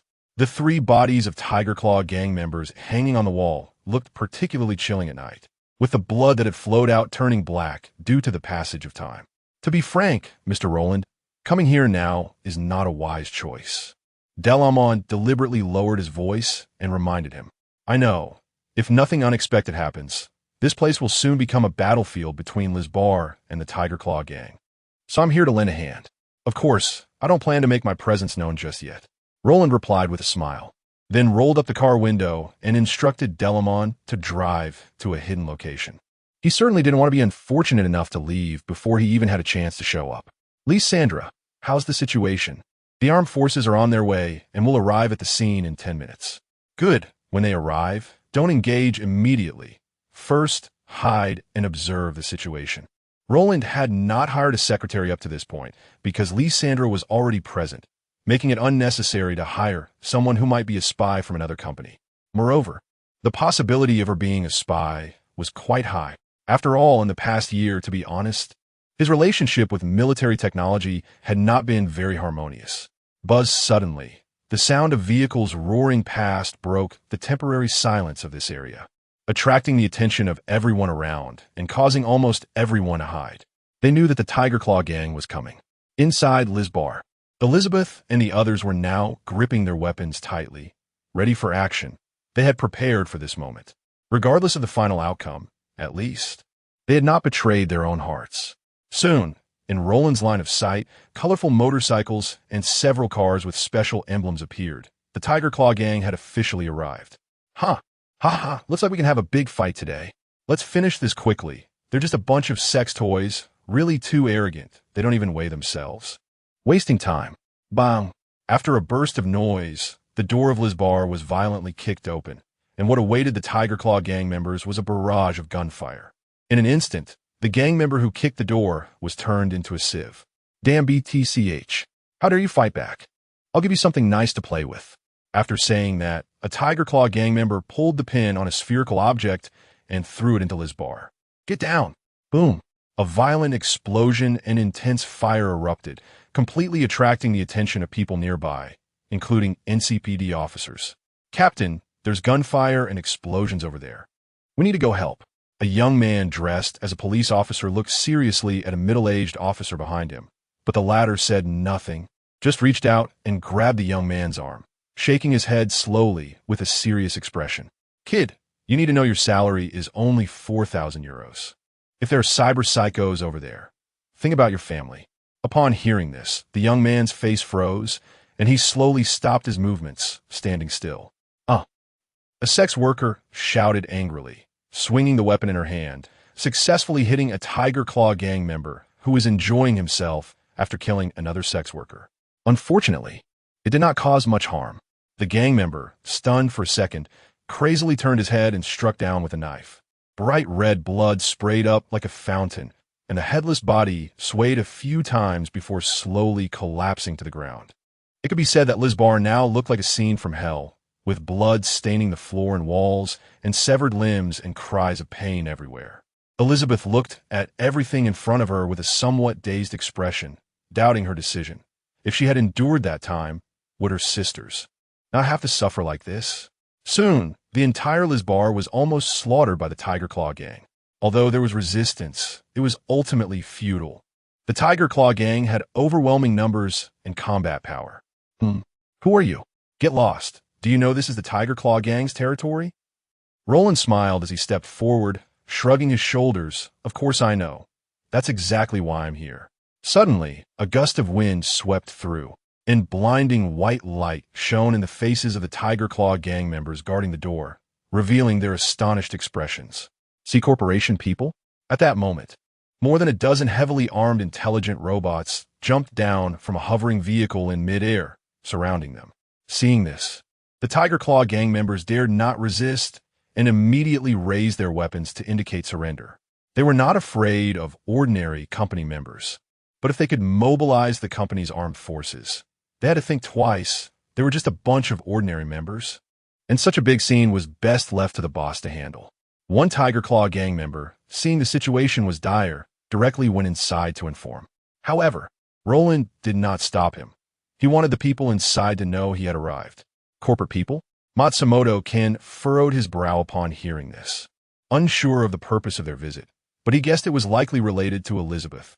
He then turned his gaze to Elizabeth, who was now tied up, kneeling on the ground, covered in wounds. Unexpectedly, there is actually someone of considerable status from a company among your old acquaintances. Matsumoto-kin waved his hand, signaling his two lackeys to take the person away. Then he dialed Saito Shichiro's phone while walking towards the door. Someone from the company? You should first ask what the other party means before saying anything. Just as Roland was getting a bit bored waiting, he caught a glimpse of Elizabeth's figure through the already broken door. At that moment, Elizabeth's eyes were filled with hatred and anger, along with a hint of confusion and regret. "Sir, it's an honor to meet you. I wonder if you were here too?" Matsumoto-kin cautiously asked, as he was not clear about the other party's background. However, their status must be considerable. Otherwise, they wouldn't have mobilized this armed force to come here. "I need her." Roland directly pointed at Elizabeth without wasting words. Hearing this, Matsumoto-kin immediately showed a troubled expression. "You don't need to respond directly to my request.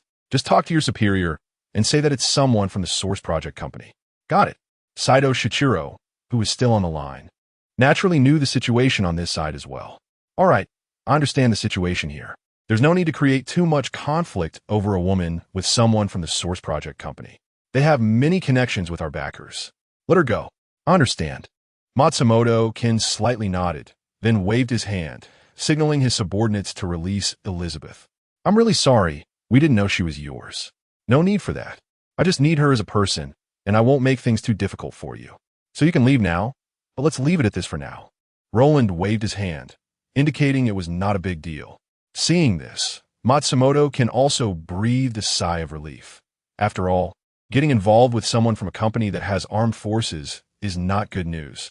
To put it bluntly, the people who rule this city are still from the company. At this moment, Elizabeth was somewhat dazed. After all, She had just thought she was going to die.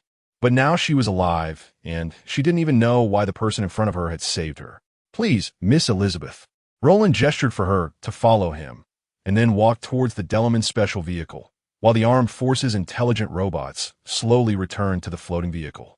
As for where the floating vehicle came from, he rented it. The moment Elizabeth took her seat, a prompt came from Roland's system.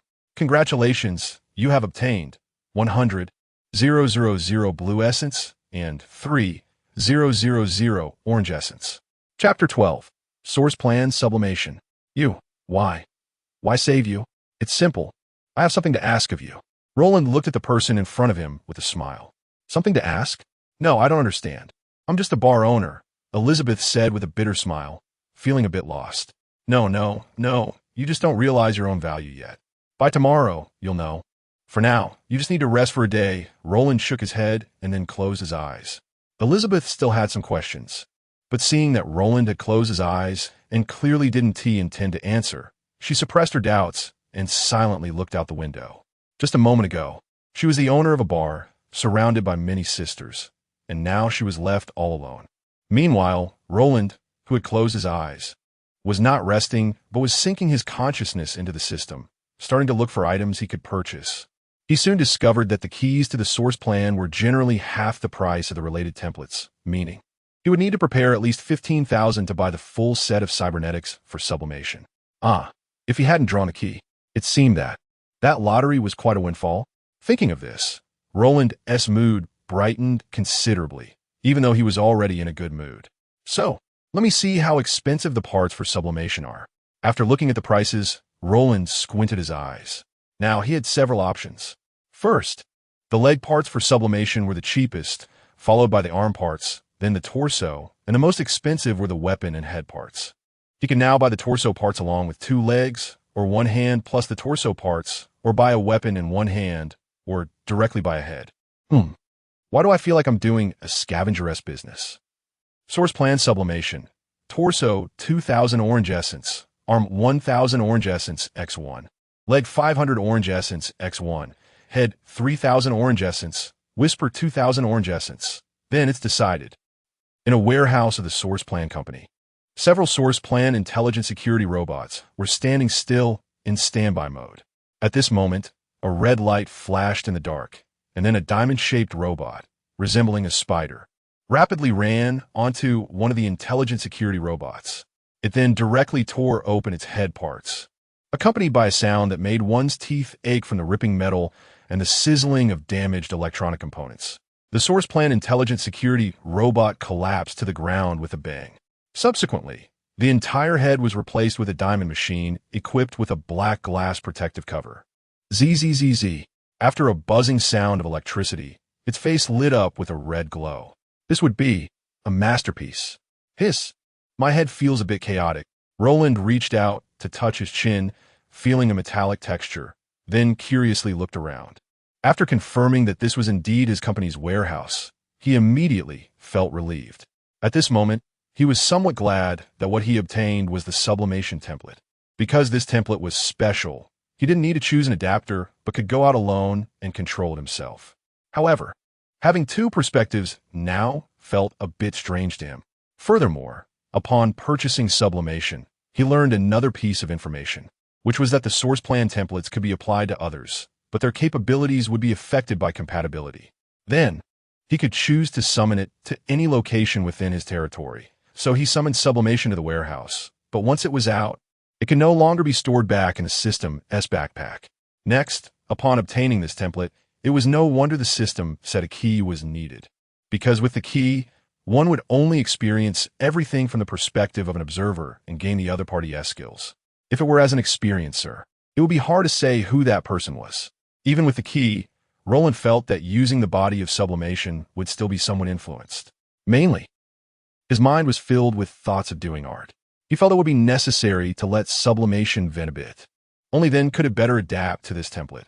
As for the target for venting, is there a better target than a scavenger? The answer is no.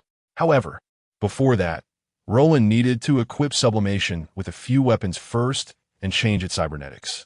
Although the body of the source plan intelligent security robot was decent, it still had some issues being less flexible and having fewer weapons to store. Lysandra, help me contact the hospital from the trauma team and purchase a batch of high-end cybernetics, gorilla arms, mantis blades, monomolecular wires, Stanislas, etc. Received. I will arrange it right away. Thinking of Stanislas, Roland couldn't help but smile. It's hard to imagine how terrifying sublimation would be with a Stanislas.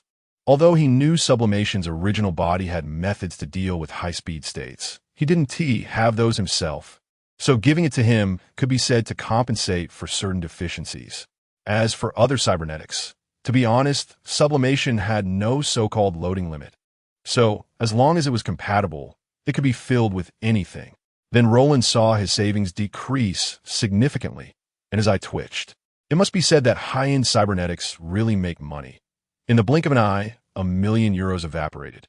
As for Roland's current body, the level of modification wasn't very high, but he had replaced some necessary cybernetics. Ice protection was essential, and he planned to wait until the source plan body arrived for the rest. However, he hadn't considered sublimation because the level of cybernetic modification was simply too terrifying. He seriously doubted whether he could scrape together 2 tails of meat by taking apart sublimation. As for the hacker interface warehouse, sublimation didn't need that because its head was the best hacker cybernetic. Not long after, Roland brought Elizabeth back to his residence. After settling her in, he returned to his room and went to sleep. Meanwhile, in the source plan warehouse, a robot dismemberment tragedy was unfolding. A person with red light in their eyes was disassembling one robot after another and attaching their body parts onto themselves. Next, it's my stage. Chapter 13. Newcomer in a bar in the Watson district, a man dressed in a hoodie slowly walked in. The bartender, who was standing at the bar, narrowed his eyes slightly upon seeing this, and a man directly sat down in front of him, which further confirmed the bartender's thoughts. This guy must be some thrill-seeking rich kid, right? After all, the expensive cybernetic implants on him were no joke, but if he was looking for thrills, he had come to the right place. This was a spot frequented by kidney sellers, and the reason for coming here was that it was close to where out-of-town tourists stayed, and the prices were very cheap. It satisfied their dual needs. They could drink and scout for goods, making it hard to find a better place. A vodka, please. The bartender silently served him a drink, and then said, "This place isn't very safe." "I know. That's exactly why I'm here." The man nodded, then raised his glass to look at it, feeling somewhat helpless. He had forgotten one thing. This body didn't even have a mouth. The bartender, hearing the man's reply, showed a look of resignation, silently sighed, and then ignored him. It was hard to advise a damn ghost. Let him be. After spending some time there, the man slowly got up and left the bar. The bartender, while wiping a glass, silently watched him leave. Sure enough, shortly after he walked out, 4 or 5 people immediately got up and left the bar as well. What a pity. It seems I can add another number to tonight's dead lottery. The man had his hands in his pockets, clearly sensing the tales behind him. It must be said that the instincts of a top assassin were no joke. Holding great power was intoxicating, but this new experience was even more irresistible. Then, when he saw a small alley, he turned and slipped inside. The few people behind him exchanged glances, puzzled. Was this rich kid a fool? No matter how familiar he was with this place, could it be more familiar than they were? As far as they knew, this alley was a dead end, but thanks to him, they wouldn't have to exert much effort. Be careful when we fight. Don't damage those cybernetics. They're very expensive. I know, don't worry. The 5 of them slowly walked into the alley, which was dimly lit, with only a few scattered lights, and a homeless man was resting inside. Seeing the group, he instinctively shrank back in fear. One of the cleaners approached and kicked him, then continued looking deeper into the alley. At this moment, the man had his back to them, slowly tearing open his hoodie. Instantly, the 5 cleaners were stunned because the person in front of them, no, they felt he couldn't even be called a person. They saw no trace of flesh or blood existing on his body. Damn, what a rich kid. This is a cyber freak, run. The leading cleaner's face twisted as he drew his weapon. Bang! The next second, a gunshot rang out, followed by the sound of something falling, and the cleaner who had just drawn his gun stared blankly at his hand. His palm had vanished, leaving only a section of bone behind. Congratulations, you will become my first artwork in this world. A magnetic, gentle voice suddenly echoed in his ear. The soft tone only made him feel more on edge, sending chills down his spine. Boom! Another gunshot rang out, and the remaining few were immediately dumbfounded as a fire snake erupted from the cleaner's back, blood and flames forming a red flower in an instant. Swish! Then a shadow flashed by, accompanied by 3 gunshots, and 3 distinct red flowers blossomed instantaneously. The homeless man, now terrified, covered his mouth tightly, not daring to make a sound. The man turned his weapon around, and with a hissing sound, a magazine slowly fell. "Aw, damn bastard!" Bang! Bang! Bang! The last remaining cleaner roared madly, pulling out his handgun and firing wildly, venting his fear, while the man simply tilted his body slightly, dodging the bullet's trajectory. Bang! With another gunshot, the cleaner's head instantly turned into a flower, and the man slowly tucked his weapon back into his waistband, then spread his hands wide, taking a grand bow. Then he shifted his gaze to the now cowering homeless man. "Hey, the beauty has arrived. Congratulations, my first audience, but unfortunately, today's number isn't very auspicious. I forgot to leave one." Saying this, the man shook his head regretfully and jumped directly onto a high building. Whoosh! Shortly after he left, the flowers that had just existed turned into a rain of blood, falling to the ground and forming blood flowers. After obtaining the sublimation template, the maintenance and ammunition for this template could be purchased with blue essence, and grenades could also be bought. Anything other than the main weapon could be purchased. So, the man chose 2 suitable weapons for sublimation in the shop and bought a lot of ammunition. Phew! Standing atop the high building, he let out a long breath, a slight smile tugging at his lips. His feeling seemed quite nice. To be honest, he didn't feel much about the recent killings. Perhaps it was because his method of killing was too extravagant, or maybe it was because Roland didn't really view beings outside the plot as real people. Or perhaps it was because he was killing the lowly members of the cleaner gang, or simply because his experiences had made him accustomed to it. But from Roland's perspective, maybe it was just because he really enjoyed this thrilling feeling now. Thinking of this, Roland's main body suddenly shook his head, quickly dispelling the terrifying thoughts in his mind, feeling a bit frightened. He hadn't expected that even with the key in hand, it could still affect him to some extent. One could say he was indeed a madman. Meanwhile, while he was making his move, a major event was brewing in Night City. "Captain, I think you need to take a look at this." An NCPD officer looked pale as he stared at the scene before him, speaking in a dazed manner. Hearing this, the NCPD captain turned his gaze to the scene, and not long after, he vomited. The strange beauty, combined with the intense smell of blood and the severed limbs, made it too much for him to bear. "Damn it. Report the situation here. There's a big problem." Chapter 14 Cyberpunk. Roland slowly got up and moved to the dining table, then quietly waited for the home robot to bring over breakfast. At this moment, Elizabeth in the room began to wake up, looking around at the luxurious decor with a hint of confusion. As her gaze shifted from confusion to clarity, she recalled the events of last night, and her expression became somewhat complex.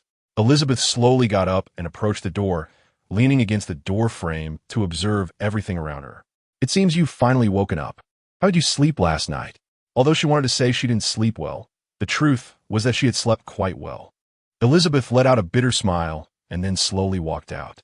Should I say, as expected of someone from the company, this place could probably buy me several bars?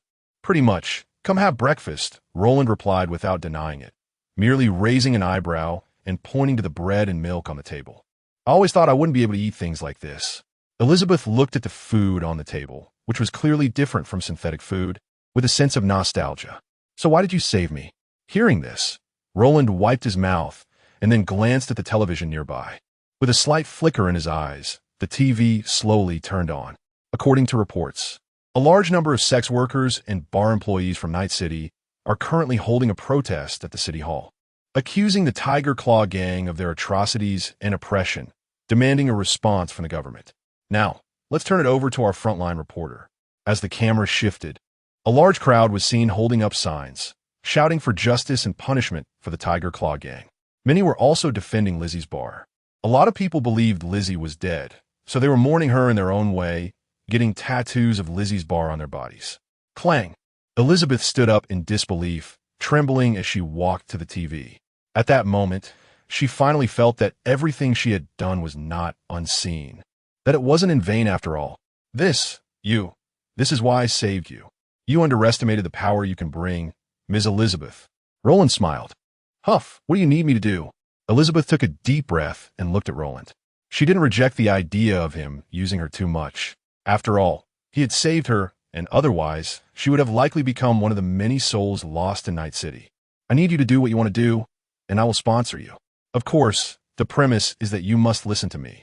How about it? I agree, but you don't have the qualifications to negotiate terms with me, Ms. Elizabeth. But don't worry, I don't need you to do anything for now. Just focus on developing your influence, and I won't interfere. I might even provide a little help. Roland smiled, and upon hearing this, Elizabeth lowered her head in silence, ultimately agreeing to his request. Pleasant cooperation, Ms. Elizabeth. With that, Roland transferred a sum of money to Elizabeth's account and then gestured for her to leave.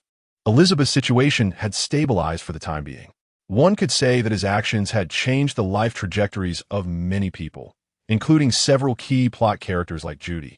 After sorting out the situation with Elizabeth, Roland shifted his attention to Jean. After finishing his mission at night, he had instructed Jean to remain on standby. Wondering how things were going, Jean slowly opened his eyes and looked around, feeling a bit dazed. It seemed he was in a sealed space. With this thought, Jean cautiously reached out to push against the object above him. When he found it didn't budge at all, he squinted his eyes, and a red light flashed across his mask. He directly hacked into the surrounding facilities to investigate. Through the cameras, Jean saw his location, in an alley where a vehicle seemed to have just stopped. Soon after, he saw two people dressed as cleaners open the car's trunk. They began to pull out a cabinet, and Jean realized he was being moved, understanding that this was the container holding him. Jean couldn't help but chuckle. Hey, just when I was wondering where to find people, you're bringing them right to me. Hiss, it's really heavy, but this thing should fetch a good price, right? Definitely. I don't know which company's big product this is, but man, do you know how excited I was when I saw all this high-end cyberware? By the way, are we going to get in trouble with the company? What are you afraid of? If this thing sells, we won't even have to be cleaners anymore. We could just get the hell out of this place. Yeah, good point. Jean listened to their conversation from inside the box, almost laughing, then touched the weapons on him. When he put his hand on his waist, a compartment opened, and a weapon popped out. Jean shook his head in disbelief. These two cleaners were not only ridiculously stupid, but also completely lacking in caution. He then began to wait for their next move, and soon enough, he felt himself being moved to another location. Then came the sound of rummaging through boxes. It seemed someone was getting impatient. Crash! As the box opened, the cleaner immediately froze. Shoo! The show is about to begin. Bang! What the hell? The cleaners in the room, who were playing cards or counting chips, suddenly froze at the sound of gunfire, but they responded quickly, grabbing their weapons and moving toward the source of the noise. Clang! Clang! Suddenly, several crisp clashing sounds caught everyone's attention. One tall, burly man immediately changed his expression and shouted, "Get down, it's a grenade!" Boom!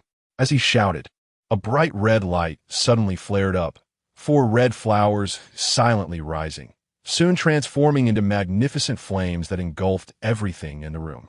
Creak, creak. With the sound of footsteps crunching on glass, the burly man, who had been injured due to a lackey shielding him, revealed a fierce expression. After brushing aside the charred remains in his hand, he lunged forward, swinging his gorilla-like arm with a terrifying whoosh. Such rude behavior. Why can't it just become my masterpiece? Jean ducked to avoid the strike and sighed with some regret. Bang! The tremendous force shattered the wall, and the burly man paid no attention to Jin's words, delivering a powerful kick aimed straight at his waist. Bang! A bullet instantly pierced the man's leg, turning it into a spectacular display of blood and flesh. Cold sweat drenched the burly man's face, and when he raised his head to look at Roland, a dark barrel was already pressed against his forehead. No, no, no. Bang! After firing, Jean performed a flourish with his gun before returning it to its holster, then began to survey the surroundings.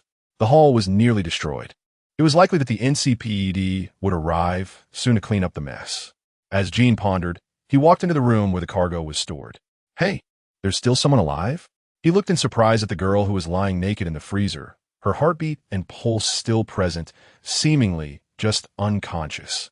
Suddenly, several footsteps rang out, and a few figures appeared in Jin's line of sight. In an instant, he drew his weapon. "Don't move. Cyberpunk?" Chapter 15 Misunderstanding. Jin squinted slightly as he looked at the people in front of him, even though his current situation lacked eyes. "So, your request is to rescue this girl?" "That's right. We hope you won't do anything unnecessary and just hand her over to us." A tall black man was watching Jin warily, not daring to relax at all. Judging by the situation outside, just now, this guy is very dangerous. Upon hearing this, Jin slowly put away his weapon and stood up, and the black man also breathed a sigh of relief. "Thanks, brother, I'm Rubas." Jin glanced at the silver metallic arm in front of him and nodded, then shook hands. "Jin, hey, Gallagher, Roba, it's time to work." After the introductions, Rubas suddenly shouted, and soon a man and a woman entered from outside. Judging by their attire, one seemed responsible for reloading and the other for long-range attacks. Got it, got it. No need to shout so loud." Roba, a tall woman with short brown hair, was impatiently digging in her ear, then noticed Jin inside. "Who is this?" "Jin, this is the brother who just did this." Ruba spoke directly, appearing somewhat rough, but Jin knew very well that the other SGAs had never left him, and from his stance, it was clear he was always on guard against him. Upon hearing Rubas's words, Roba's expression suddenly sharpened, and she didn't say much more, just scrutinized Jin's body a few more times, clicking her tongue in amazement. Seeing that there was nothing more to discuss, Jin headed towards the door, and as he reached the corridor, a figure suddenly appeared. The other party just glanced at Jin and then looked away. It seemed they were the hacker of this small team. "Boss, that guy is a lunatic."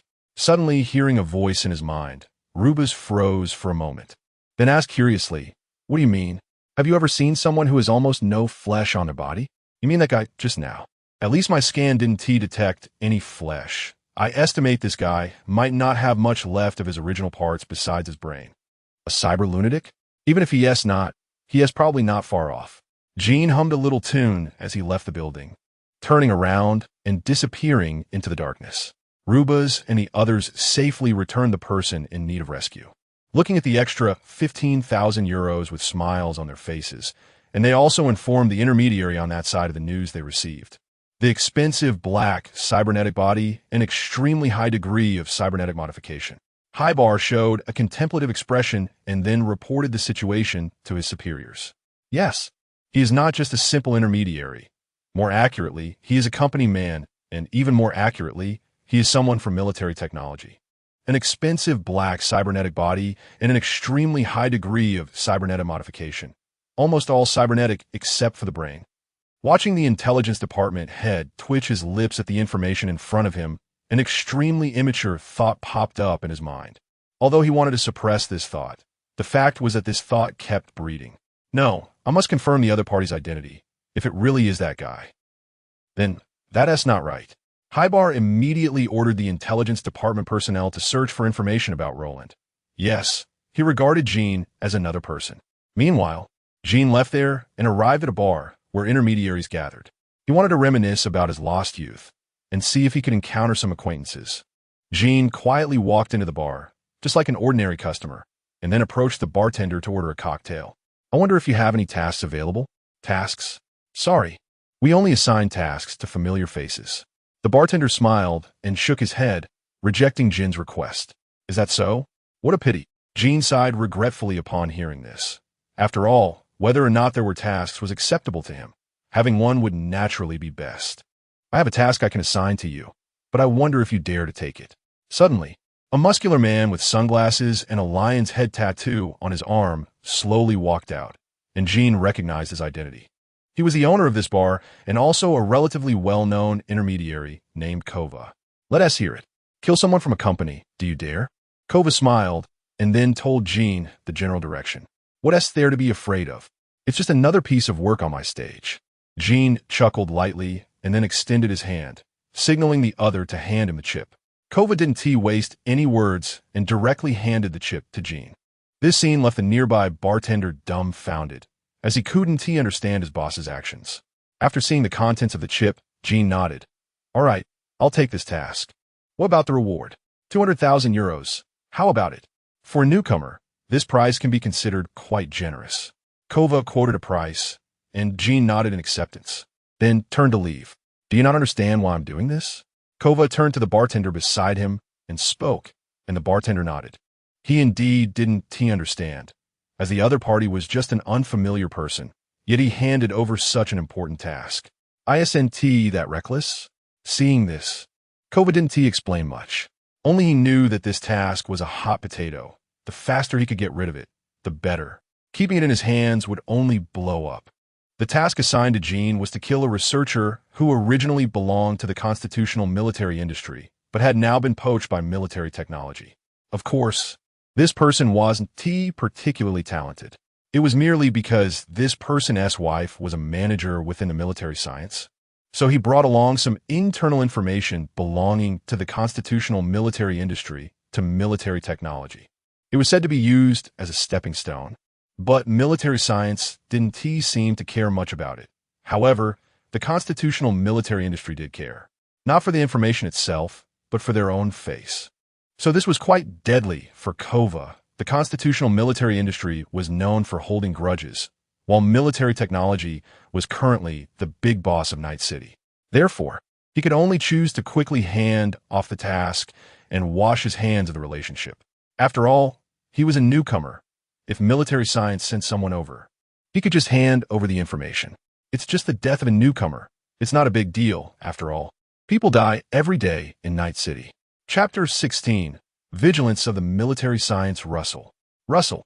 The howling wind echoed as Jean knelt on one knee atop a high building, holding an ion sniper rifle from the source plan world, which had terrifying penetration and accuracy. Jean was currently making adjustments, preparing for the upcoming operation. With the help of cutting-edge hacking technology, Jean found it easy to maneuver around some ordinary ICE, quickly obtaining a series of information about his target's itinerary and frequently visited bars. While preparing, he was also keeping an eye on Elizabeth's situation. After receiving his sponsorship, she quickly reopened the Leezy bar and established the Mox Gang. Compared to before, the current Mox Gang attracted even more people, directly recruiting nearly 500 members and taking over 2 bars as their operational bases. However, they hadn't yet provoked the Tiger Claw Gang. Although the Tiger Claw Gang had been low-key lately due to public outrage, that didn't mean they were easy to deal with. On the contrary, pushing them too hard might lead to explosive retaliation. Bored, Jean focused his gaze on the scope, starting to survey the surroundings when suddenly he spotted an ambulance rushing by, and a figure popped into his mind. I actually forgot about this person. Yes, he remembered David's mother, Gloria, who worked as a nurse at this medical company. The company had many dubious dealings that made him cringe. Collaborating with scavengers was quite absurd. However, he was grateful for the reminder about Gloria. Other plot characters were hard to find, but Gloria shouldn't be. As for changing the plot, Gloria was currently the best way for him to obtain orange essence before the story began. Just a slight change in her job could lead to significant alterations. Thinking too much, almost missed the target. Roland quickly locked his gaze on the person exiting the car and slowly squeezed the trigger. Whoosh! With a brilliant flash of red light, the bullet, with immense penetrating power, instantly passed through the wall, the car door, and the body of a nearby bodyguard, precisely hitting the target's head. The horrific force instantly turned the target's head into a mist of blood, disappearing in the process. This terrifying scene immediately caused a commotion in the street, with the surrounding crowd quickly seeking cover, fearing they had encountered a cyber madman indiscriminately killing people. Meanwhile, Jean slowly retracted his sniper rifle, using his enhanced limbs to jump down from the roof silently, landing without a sound, resembling the Grim Reaper in the darkness. Tick-tock, tick-tock. Is it raining? Jean looked up in surprise as the raindrops began to intensify, turning into a downpour. After completing his mission, he headed directly to Kova to receive his payment. Kova was stunned when he saw Jean come back with a report. He genuinely hadn't expected Jean to succeed. And not only that, but to do it so efficiently. However, what a pity.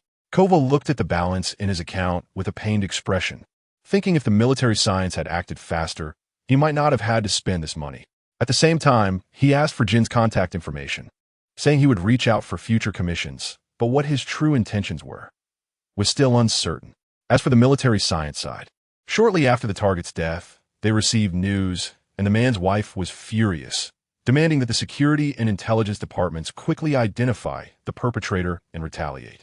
The heads of the security and intelligence departments exchanged eye rolls, thinking, did she really think she was someone important, giving them orders? However, it was indeed their duty, so they didn't refuse. After instructing their subordinates, they paid no further attention. After all, the intel from that intermediary was the real key. And even if it was just a suspicion, they couldn't let their guard down. Mr. Griss, we found something out.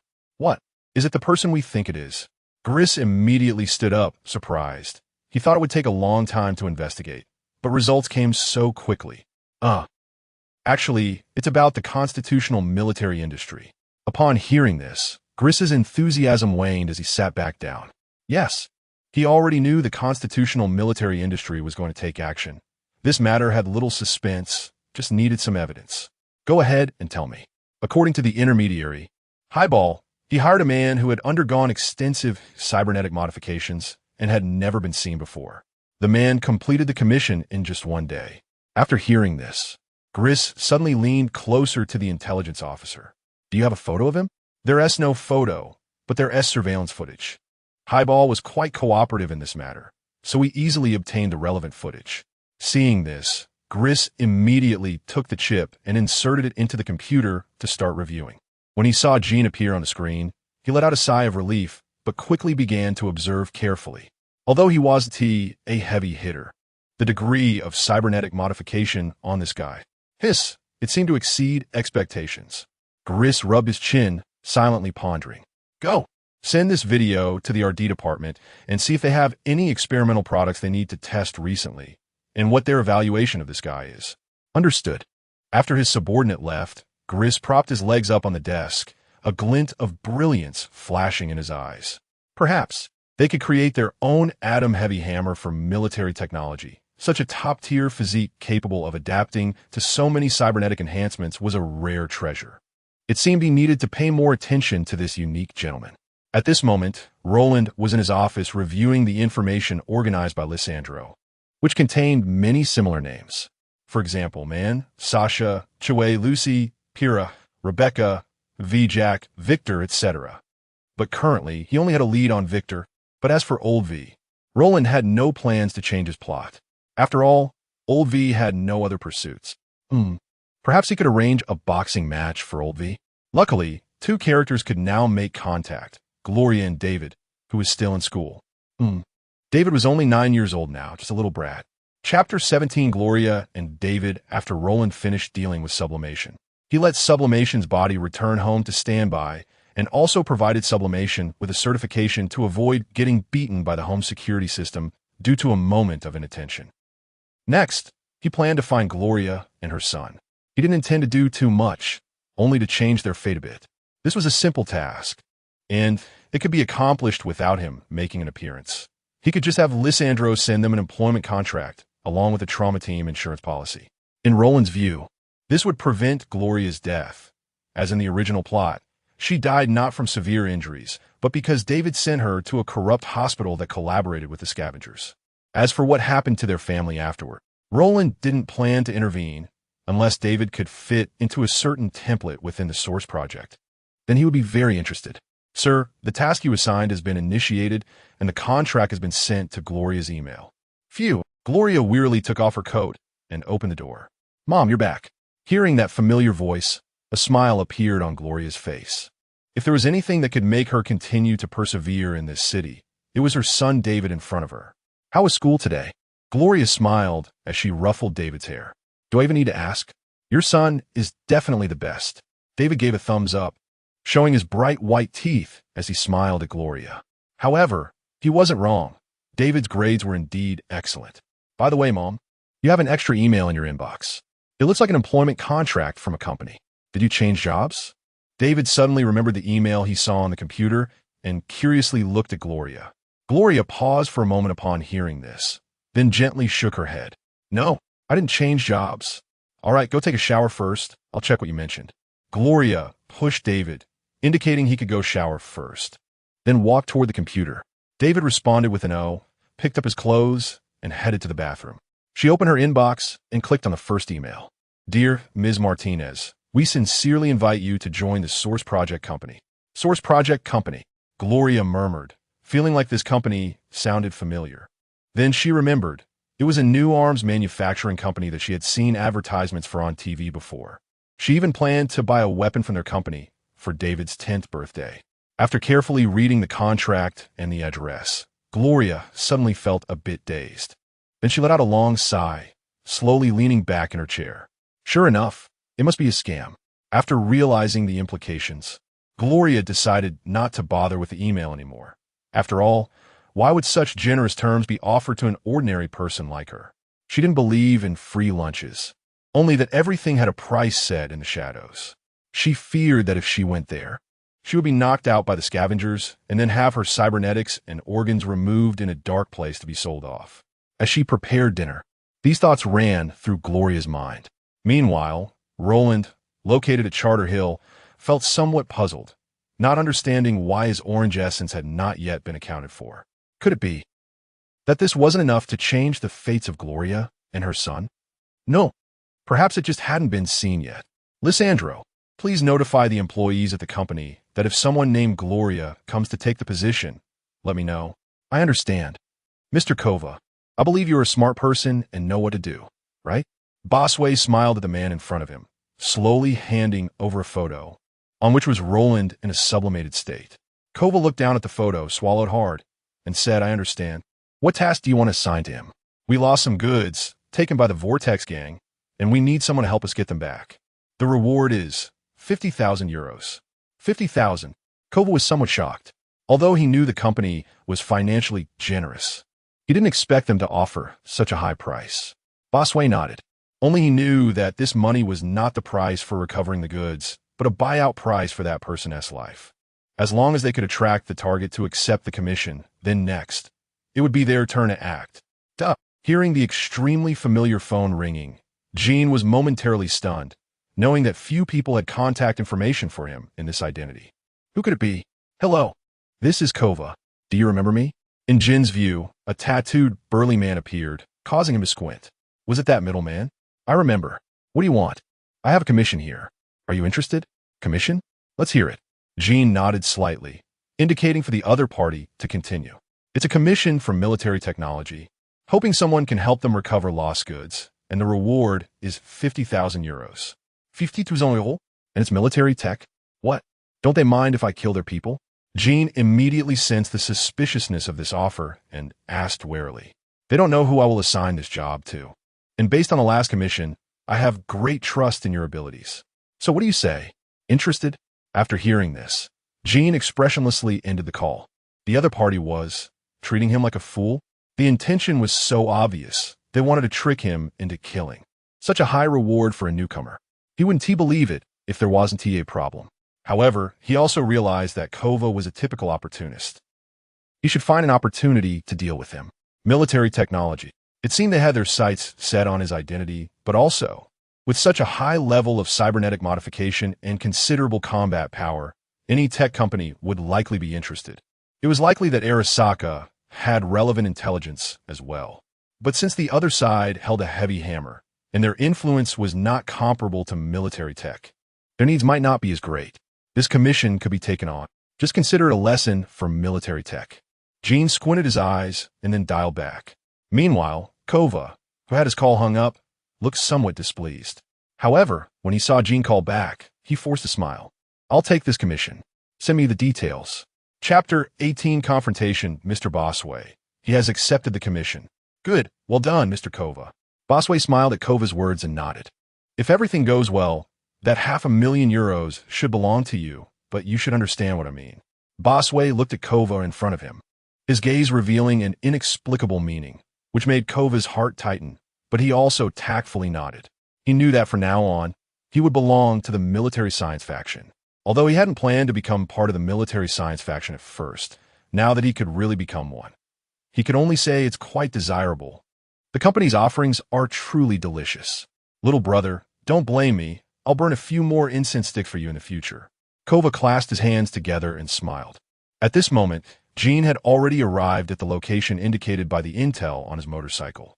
It must be said that the information provided by military technology was indeed quite clear, which made him seriously suspect that the person who set him up was a top-notch fool. Otherwise, how could things be laid out so clearly? Generally speaking, it's because the company lacks the energy to investigate these pieces of information that they would assign such tasks to marginal figures. This person, however, managed to find all the intel clearly, and all he needed to do was take action. Was the company really short on armed forces? Of course, it could also be to save costs, but if they wanted to save costs, they wouldn't offer such a high price of nearly €500,000. One could only say, what a grand banquet it was, but unfortunately, he didn't eat beef.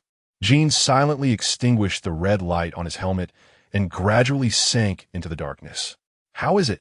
Is there any movement at the factory? Bosway asked the surveillance staff with one hand resting on his chair. No, it seems the other side hasn't made a move yet. The intel personnel shook their heads after switching several perspectives without spotting Gene. If there is any situation, let me know.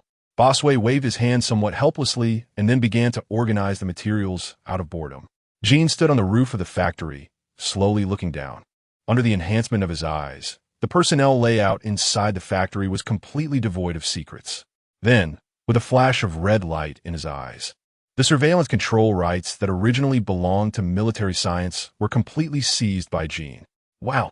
This action startled all the intel personnel and several cybersecurity staff monitoring from the military science side. Bosway naturally saw this scene and immediately stepped forward to ask eagerly, "What is happening now?" "Report, someone has forced us out and taken over all the surveillance there." Upon hearing this, Bosway was taken aback. Then his face lit up with joy. He knew that the person he was waiting for had made a move. He didn't expect he was also a hacking expert. Notified downwards, "Let the security team get ready and come with me to the destination. By the way, bring a few hackers along." Yes. After taking care of the surveillance, Gene wasted no time and directly locked onto all members of the Vortex gang inside the abandoned factory. Previously, he had thought of using guns, but now he didn't want to facing these guys without strong IC. He would definitely adopt the most efficient method. Gene then took out his weapon and fired several magazines into the ceiling, the powerful force directly creating a hole in the ceiling, which naturally drew the attention of the Vortex gang members inside the factory. Gene spread his arms and slowly leaned back with his back facing the hole. At this moment, the highly alert Vortex gang saw Gene's figure and immediately raised their weapons. However, the next second, just as their weapons were aimed at Gene, countless garbled characters appeared in their field of vision, completely blurring their sight and perception. Nevertheless, relying on their instincts, they pulled the triggers. Bang, bang, bang. As the gunshots rang out, Gene slowly fell to the ground, the light shining on him as if he were the protagonist on stage. Blood began to flow slowly to the ground not far from his feet. Gene raised his eyes to scan the surroundings, and upon finding no signs of life, he hummed a little tune and slowly walked towards the military technology cargo, casually scattering flowers that gradually concealed his figure along the way. In just an instant, he had blacked out the systems of everyone here and redirected their gun points, causing a massive suicide incident to occur. Let me see what kind of goods this is. Gene suddenly lifted the cover obscuring the cargo and began to look around. To his surprise, he found several security-type robots belonging to military technology, as well as anti-infantry mines and heavy machine guns. This immediately raised several question marks in his mind. Military science was really bold, daring to use these things as bait to lure him out, not afraid of losing them. But now, it has indeed benefited him.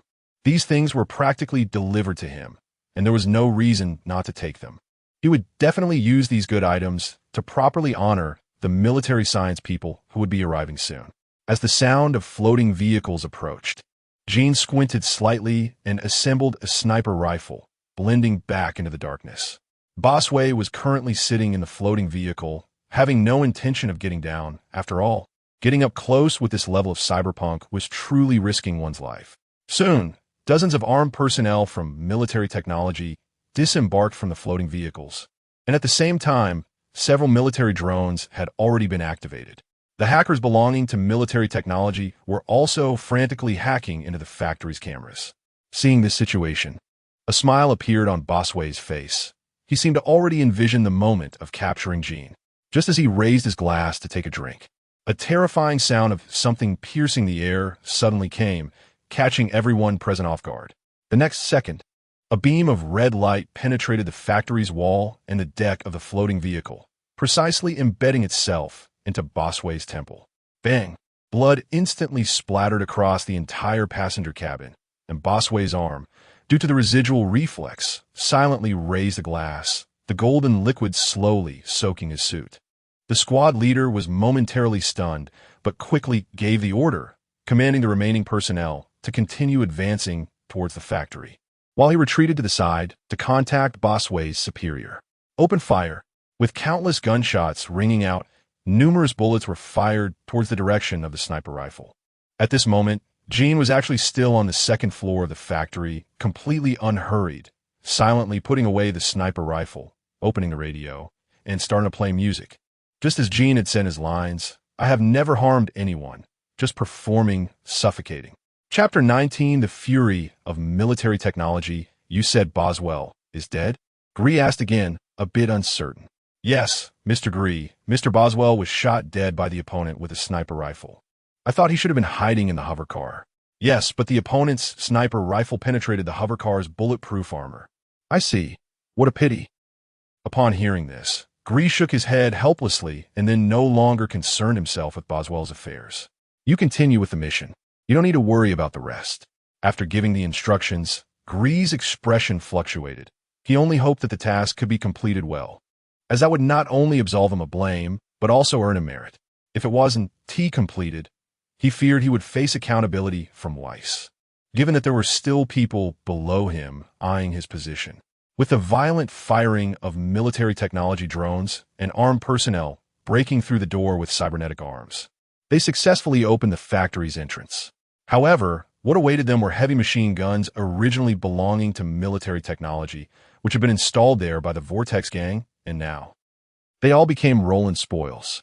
The terrifying 12.7mm bullets poured out in an instant, and several security personnel who hadn't reacted were turned into sieves, unable to even scream before being shredded to pieces. The remaining ones reacted quickly, dodging into nearby cover, escaping the scanning of the highly advanced automatic targeting system. Whoosh! The hackers on the other side, knowing the opponent's hacking skills were superb and currently engaged in an intrusion, ordered the drones to launch small missiles to destroy the heavy machine guns at the entrance. The squad leader immediately reminded over the comms, "The opponent likely possesses many of our company's products. Stay alert for landmines and heavy machine gun attacks." At this moment, a camera was quietly watching the group as they communicated. One of the armed team members sensed something and turned around to shoot the camera. Jean also withdrew from that perspective, lightly tapping on the table before picking up his weapon and slowly walking out. Since it was a performance, how could the lead actor be absent? Henry gripped his weapon tightly and cautiously advanced forward, his cybernetic eye scanning the surroundings incessantly, being extremely vigilant. But there was still no sign of movement. It could be said that apart from the eerie music playing throughout the factory, nothing else could be heard. To be honest, he wanted to withdraw from the mission. Seeing Boswell's head blown off by a sniper's bullet made him want to back out, not for any other reason, but simply not to die in vain. They didn't even know where the opponent's people were, just firing randomly, like a group of clowns trying to amuse themselves. If he were in their position, he would probably be laughing his head off. "Hey, Henry, don't be so nervous. Even if the sky falls, there's a tall guy watching over us. Our captain is equipped with a sign wisdom. Even if we encounter trouble, it won't be our turn to intervene." Nick patted Henry on the shoulder, then continued to grip his weapon, exploring ahead while joking. "Even if you say that, we've already come in here. I don't think that guy will hold back once he encounters us. If we do, just shoot him dead. He's not made of iron." Well, it seems there aren't many people in this world who are completely made of flesh anymore. Nick suddenly thought of the current situation and couldn't help but pout, shrugging his shoulders. "Where did you learn this new type of dark humor?" Henry looked helplessly at Nick, but to be honest, Nick's attitude did ease his tension. Suddenly, a brilliant red light slowly rose, and Henry's pupils dilated as he roared. "Get down!" Boom! The terrifying flames shot up to the sky, and Henry was thrown back by the powerful shockwave, crashing against the wall, while Nick vanished from the spot in an instant. This explosion seemed to trigger a chain reaction, and in an instant, a series of explosions echoed throughout the factory, blooming one after another like beautiful flowers.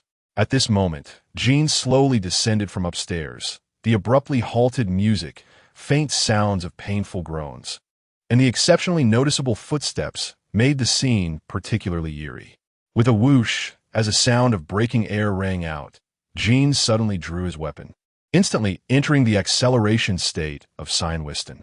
Bang!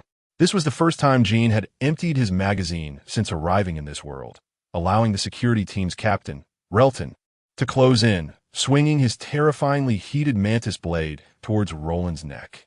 Clang! That was close. Jean couldn't help but sigh as he looked at the face so close to him, then suddenly pushed the opponent away. In the instant he created distance, both of them exited the acceleration state. Roland looked at Jean with a serious expression, while Jean slowly retracted the mantis blade from his arm. The next second, the cybernetic implant at Jean's neck emitted a series of electrical sounds, causing Roland to furrow his brow. The hacker was attacking him. He was currently handling too many operations, and his computing power was overloaded.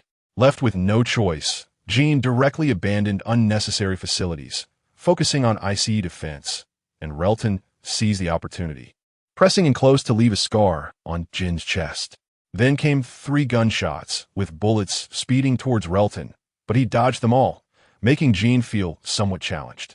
It must be said that Jean's primary talent lay in range combat, and facing this brainless melee fighter was indeed not easy, so bang! Jean instantly activated Synopsis, and his cybernetic limbs accelerated violently, disappearing from the spot in an instant. Don't even think about running. Roland accelerated again to pursue, but due to the continuous use of Synopsis, blood was already spilling from his nose. Boom!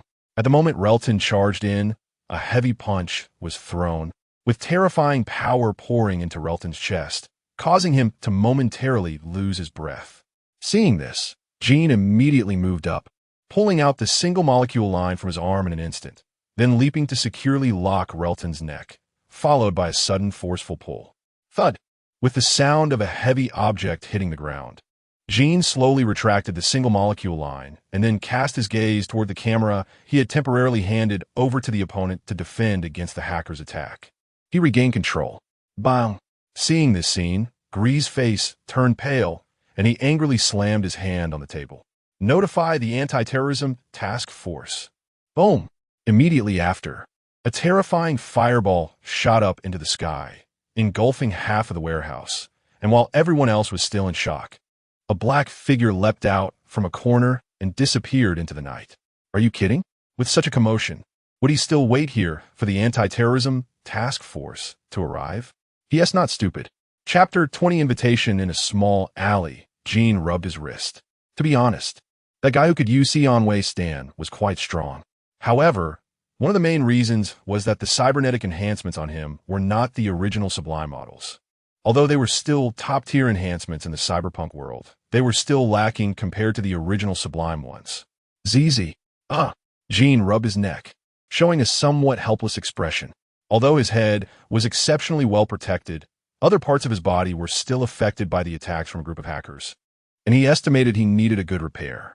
Now, he needed to find someone to settle the score. In a fairly nice apartment in the Watson district, Kova, wearing a bathrobe, hummed along to a song by the Wuxia band while slowly opening a bottle of champagne. Getting a reward of 500,000 euros without having to pay anything was something Kova wished would happen more often. After all, he knew how many commissions he had to find to earn that kind of money. TSK, TSK, TSK. Jean, you really are my good fortune. Kova couldn't help but smile. Yes, he had found out the other party's name. Since he was planning to plot against them, he had to investigate their background to some extent. He had received some small bits of information from the marginal squad that Jean had encountered that day, but it was not much, just the other party's name. As for anything else, he hadn't discovered anything at all. Jean seemed to have appeared out of thin air with no prior deeds. But once he showed up, he made quite a stir. If this kid continued to develop, he might become another legend of Night City. After taking a sip of champagne, Kova smacked his lips and murmured, but he quickly burst into laughter. Legend, what does it matter? No matter how legendary, it just ends up being a corpse. Night City has never had living legends. Kova comfortably leaned back on the sofa and opened News Channel 54. At that moment, the news was reporting on a large explosion in the industrial area of Watson District. Military Tech expressed strong condemnation and issued a wanted notice, as well as a moment of silence for the relevant personnel. Following, there were a bunch of positive news stories about Military Tech, proclaiming how it adhered to humanitarian principles and was most concerned about the safety of the public. However, Kova couldn't absorb any of those words. He only knew one thing. Although Military Tech had not released a photo of the other party, he was very clear about what today's actions were all about. Military Tech was now using public opinion to promote the other party, which could only mean the other party's actions had failed. Damn Military Tech. Kova cursed inwardly and quickly got up, but his legs suddenly went weak, and he accidentally sent his wine glass flying, just as he instinctively prepared to catch it. A mechanical-looking black arm slowly reached out and caught the glass, then handed it back to him. Kova was momentarily stunned as he took the glass, instinctively saying, "Thank you." But then his expression changed drastically. He realized this was his home. He and T invited anyone over today. Realizing something was off, Kova quickly rolled over to the sofa to grab the weapon he had hidden underneath. Jean stood with one hand on his hip and the other holding a gun, watching Kova's frantic movements with great interest. When Kova finally clumsily retrieved his weapon and pointed it at Jean, Jean finally spoke, "Looks like you're ready." Kova's face turned extremely dark, and he then forced a bitter smile, dropping the weapon in his hand. With a deep sigh, he sat back down on the sofa and poured himself another glass of wine. "Oh, not going to struggle anymore?" Roland chuckled as he slowly sat down across from Kova. "You had countless opportunities to shoot me just now, but you didn't do it. That means you have absolute confidence you can kill me directly. You must have installed C on-way Stan, right? In that case, there's no need for me to struggle. I might as well enjoy these last few minutes." Kova gulped down a mouthful of wine and grinned. "You've actually improved my impression of you in these last moments of your life." Jean crossed his legs, resting one hand on his knee with the gun pointed at Kova. After taking another sip of wine, Kova's expression suddenly turned ferocious. "I don't need your good impression, Jean. I believe you won't be long for this world either. After all, no one in this city has a good ending." Bang! With the sound of a gunshot, a blood hole suddenly appeared in Kova's chest, his eyes gradually losing their sparkle until he soon lost his life. "What a pity. Your curse has no effect. After all, what does what Jean did have to do with me, Roland?" Jean chuckled lightly and then spread his hands, leaving the apartment. "Has the orange essence not been deposited yet? Has Gloria not started her job? Why is that?" Roland furrowed his brow in his office, feeling somewhat puzzled. However, he quickly thought of a possibility. The other party might have mistaken him for a scammer, but he wanted to say, "Have you ever seen a scammer set up shop in Charter Hill? What a hassle." Roland clicked his tongue in annoyance. This easiest way to obtain orange essence still required him to intervene, which left him somewhat speechless. "Sandra, please notify the HR department to go to Gloria's house and ensure she joins the company. If she has any questions, tell her this is the last thing her husband left for her." "I understand." After almost taking care of this matter, Roland's gaze shifted to Jean, who was standing in the corner with his arms crossed. The feeling of two perspectives meeting was really strange. Wearing a medical staff coat, Gloria looked warily at the well-dressed man in front of her and then spoke. "Who are you?" "Hello, Ms. Gloria. I am Ida, a supervisor in the Human Resources Management Department of the Source Project Company. I believe you've seen the email we sent you before." Ida smiled gently at Gloria. Although usually he wouldn't even give someone like her a second glance, she was after all sent by the big boss. He spoke while sizing up Gloria, and he had to admit that she was indeed very beautiful, even at over 30, showing little sign of aging. But it seemed she had a child. Could it be that the big boss liked that sort of thing? "Is it you?" Gloria looked at Ida in surprise while carefully examining his business card. "Yes. You may have thought we were scammers before, but that's not the case. This job is the last gift your husband left for you." Ita spoke warmly, introducing the origin and content of the job to Gloria. However, Ida was unclear about the situation. Didn't Gloria already know? She was well aware of what kind of person David's father was, so this could not possibly be something he left for her. It could only be. Gloria suddenly raised her head to look at Ida and asked, "What is your boss's name?" Ida was momentarily taken aback by the sudden question, but quickly smiled and replied, "Roland Weimers, that's our boss's name. You should be able to find it online. Roland Weimers."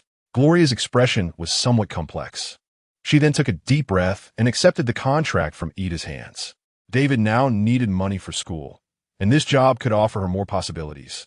Although she didn't know who this person really was, she would remember this kindness. The moment Gloria signed her name on the contract, a pleasant ding sound echoed in Roland's ear. "Congratulations. You have obtained Orange Essence X 5000. Roland, who was originally very excited, suddenly looked dejected. "What's going on? Why is it only this little?" Chapter 21 Familiar Stranger Lysandra. "I need an explanation," Roland asked Lysandra with a grim face. After all, he had changed the fate of the protagonist. How could there be only this little orange essence? "You haven't completely changed David Martinez's fate. According to the current trajectory, he will still attend Arasaka Academy and will be ostracized by his classmates. You only changed the fate of Gloria, who would have died at that time, and a certain trajectory of David." Hearing this explanation, Roland frowned. In simple terms, Gloria might not die at that time, but that doesn't prevent something from happening at another time. Moreover, according to this trajectory, David is still likely to encounter Lucy. And very likely because of his actions, David will lose his originally supposed Samwiston. It's hard to say what the situation will be like then, but since Lysandra said so, this means that the changes are still not enough, and there remains a corrective nature of fate. David is very likely to still become an outcast, and Gloria is also very likely to die at other points in time. Sigh, what a hassle. But let's take it slow. Roland rubbed his forehead. At least the current orange essence was enough for him to upgrade the body of Ember. Aside from lacking weapons, he had already obtained the complete set of transcended body. Next, he could take a look at which template among the remaining ones he needed. I need to find a template for myself first. Roland stroked his chin and began to select. In the end, he focused on 3 templates: Shadow, Wind, and Forest. As for the others, either they didn't suit his taste or were too expensive. If he could choose freely, he would have gone for a super body right now, letting this world experience what it's like to fight a boss. Then, Roland watched as the originally intact, transcended body instantly turned into data, which was then reconstituted into the original transcended body, where the cybernetic parts one bought. Suddenly, Roland saw a large pile of components appear on the ground. Did I just get a gear drop? Roland temporarily ignored the situation on the ground and immediately immersed himself in the transcended body, beginning to feel the performance of the new body. He could clearly sense the immense power contained within this body, even though it didn't seem to have much strength. The muscle fibers made of precision materials could unleash astonishing power in an instant. Moreover, the body that originally felt somewhat sluggish now felt extremely smooth. And one could say this body finally matched the control of his mind. There were also many high-tech cybernetic parts and equipment belonging to the source project within him, although they were acquired. The only existing problem was that this body didn't have an entry point to the cyberpunk world. But that wasn't a big issue for the Hacker Master of Transcendence. After adapting to the power of the new body, Roland controlled the transcended body to leave the office, preparing to take on a commission and see if he could encounter characters from the storyline. According to the timeline, man should be 21 or 22. At this time, even if he hadn't joined the ranks of the outcasts, he should be close. He just didn't know about Sasha's situation. He actually quite liked this character. However, the exact age was unknown, but from the clips, the other party should also be in their 20s. The current age could be high or low. He just didn't know how the other party's mother was doing. Roland couldn't quite remember the mother's name, but he vaguely recalled that she seemed to have worked for the country, then got injured and later died due to a biotechnological drug trial under nerve degeneration. As for whether he could find her now, it would depend on luck. Ember slowly arrived at the Kerala Bar, a place many outcasts like to visit, where one could buy some necessary drugs and trade with others. However, many people came here to chat and relax without too many worries. That is, suddenly, Ember saw a lowly with cyan twin tails sitting on an abandoned vehicle, sipping an unknown soda through a straw. She was wearing an unusually oversized coat, and for some reason, a term suddenly popped into Ember's mind. Rebecca-chan. Could it be? Judging by her height, this girl is hardly grown up. Ember looked at her with some uncertainty, because according to her age, Rebecca was only 12 years old. 12 years old seems a bit off in a place like this, yet it also feels somewhat right. Perhaps because this is Night City? At this moment, the girl also noticed Ember's gaze and looked over with curiosity. Ember quickly averted his gaze. He was actually here to see if he could gather some news about newcomers. After all, if calculated by the earlier timeline, man should just be starting out now. Hey, old man, do you need something? Hearing this somewhat familiar voice and the term old man, Ember couldn't help but twitch the corners of his mouth, then turned to the cyan-haired lowly who had somehow walked to his side. Old man? Me? The other party nodded firmly, indicating there was no doubt about it. It was definitely him. Ember smacked his lips and then looked at the lowly in front of him. All right then, by the way. What's your name? Huh, old man, you don't have any strange preferences, do you? The lowly immediately showed a look of disdain towards Ember, making his face darken. Rebecca, oh, that's my name. What about you, old man? Ember, are you an outcast?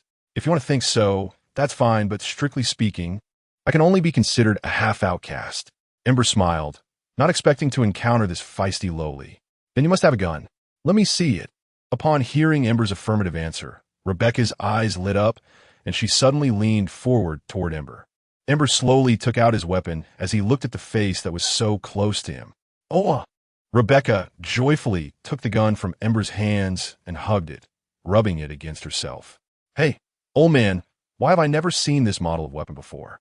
Rebecca looked at the weapon in her hands with fascination, glancing left and right, then curiously looked at Ember. This is my custom weapon. You can't buy it anywhere else. Ember crossed his fingers on his knees and smiled as he spoke. That must be very expensive. Rebecca clicked her tongue and then reluctantly returned the weapon to Ember. No need. Consider this weapon a gift for you, Rebecca. You don't really have any ulterior motives, do you? How rude. But I hope we can really meet next time.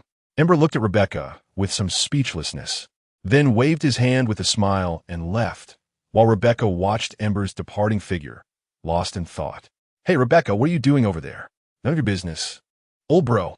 Rebecca turned her head and said irritably, then huffed, looking at Ember's receding back while touching the gun in her hand, somewhat puzzled about what his last words meant. Chapter 22. The marginal team Lysandra. Do you think Rebecca is compatible with the Madness template? Yes. Your intuition is quite accurate. She is highly compatible with the Madness template and can fully unleash its power after using the key. Hearing Lysandra's affirmative answer, Roland immediately smiled, then retrieved a weapon from the shop and took a chance on a draw to see if he could get something good. Energy Katana X1. Energy Katana? Roland was taken aback. It was the first time such a weapon had appeared. This is the standard weapon for the Source Project, Wind, or rather backup weapon, and its performance is quite good. After hearing Lysandra's explanation, Roland slowly nodded and stored it in his warehouse. He currently didn't have a melee template, so there wasn't much use for it. Better to let it collect dust in the warehouse. On the other side, shortly after Roland left, a marginal team arrived at the bar. Old man, the usual amount for a month. Rubas raised a glass of beer and gulped it down, then grinned, showing his big white teeth. All right, got it. I'll get it for you in a bit, but I'm not saying this to meddle. If you keep this up, you won't be able to handle it. The bartender, referred to as the old man, took a deep drag from his cigarette and pointed at Rubas with a look of someone who has been through all, signaling him to be careful. Upon hearing this, Rubas showed a bitter smile on his face and then downed another drink. I know, I've already developed some complications, but if I don't do this, I can't survive in this hellhole. Hearing this, the bartender nodded and didn't say anything more. These are personal choices, and he wouldn't interfere too much. His earlier comment was merely out of concern as an elder, not wanting to see such a young life wasted. Oh, Rebecca-chan, where did you get that weapon? While Rubas was drinking alone, he suddenly heard Gallagher exclaiming at the door and curiously looked over, then picked up the bottle and walked over. At that moment, Rebecca proudly raised her head slightly and twirled her gun, and not far away, there was a very obvious dent in the wreckage of an abandoned car. The powerful impact made Ruba's eyes narrow slightly. So it was Rebecca. What? Did your brother actually spend money on a tech weapon for you? Rubas walked over to Gallagher with a smile and looked at Rebecca. Uffed. That perverted guy would never spend money on me for this. If he had that money, he'd have bought those sequin super dreams long ago. Rebecca scoffed and showed a disdainful expression. Then what is this weapon? Rubas immediately showed a curious expression. Judging by its recent power, this weapon definitely wasn't cheap. Oh, an uncle gave it to me. Rebecca shrugged and twirled the gun in her hand. An uncle? Rebecca, you can't be. Gallagher's face suddenly showed a lewd expression, and he slowly reached out his hand. Goldie. Ah, be careful. That gun of yours isn't a toy. I'll shoot you, you bastard, just right. Rubas watched the chaotic scene before him and smiled helplessly, then sat down next to Roba. Boss, Kai said she wants to quit. What? Rubas was shocked to hear this news, seemingly not expecting the other party to make such a decision. It's true. She has saved enough money and plans to leave Night City. Seeing Ruba's shocked expression, Roba nodded to confirm the news. I see. This is troublesome. Rubas scratched his head helplessly, showing a frustrated expression. After all, if a team lacks an important hacker, it could be quite troublesome. Many contracts might not be fulfilled. However, he didn't say much. After all, it was the other party's choice, and he was just a captain with no right to interfere in others' matters. Although he had some complaints about the other party's decision to leave without a word, there wasn't much he could do. But she introduced us to a lone hacker living in Watson District, saying that if there are any contracts, we can collaborate with him. He has someone we can trust. After finishing, Roba handed Rubas a card with a number written on it that Kai had provided. Rubas took a look at it and put it away, planning to contact the hacker if he couldn't find a fellow hacker to join them later. After all, lone hackers. To be honest, Rubas was somewhat skeptical, even if the person was recommended by Kai. Mr. Jean, our boss wants to see you. Jean squinted at the Tiger Claw gang member in front of him, and after thinking for a moment, nodded in agreement to the invitation. Seeing Jean agree, the surrounding Tiger Claw gang members let out a sigh of relief. They had gathered some intel about him and knew what kind of fierce person he was. If they could avoid fighting with him, they would be more than happy. So tell me, what kind of person is your boss?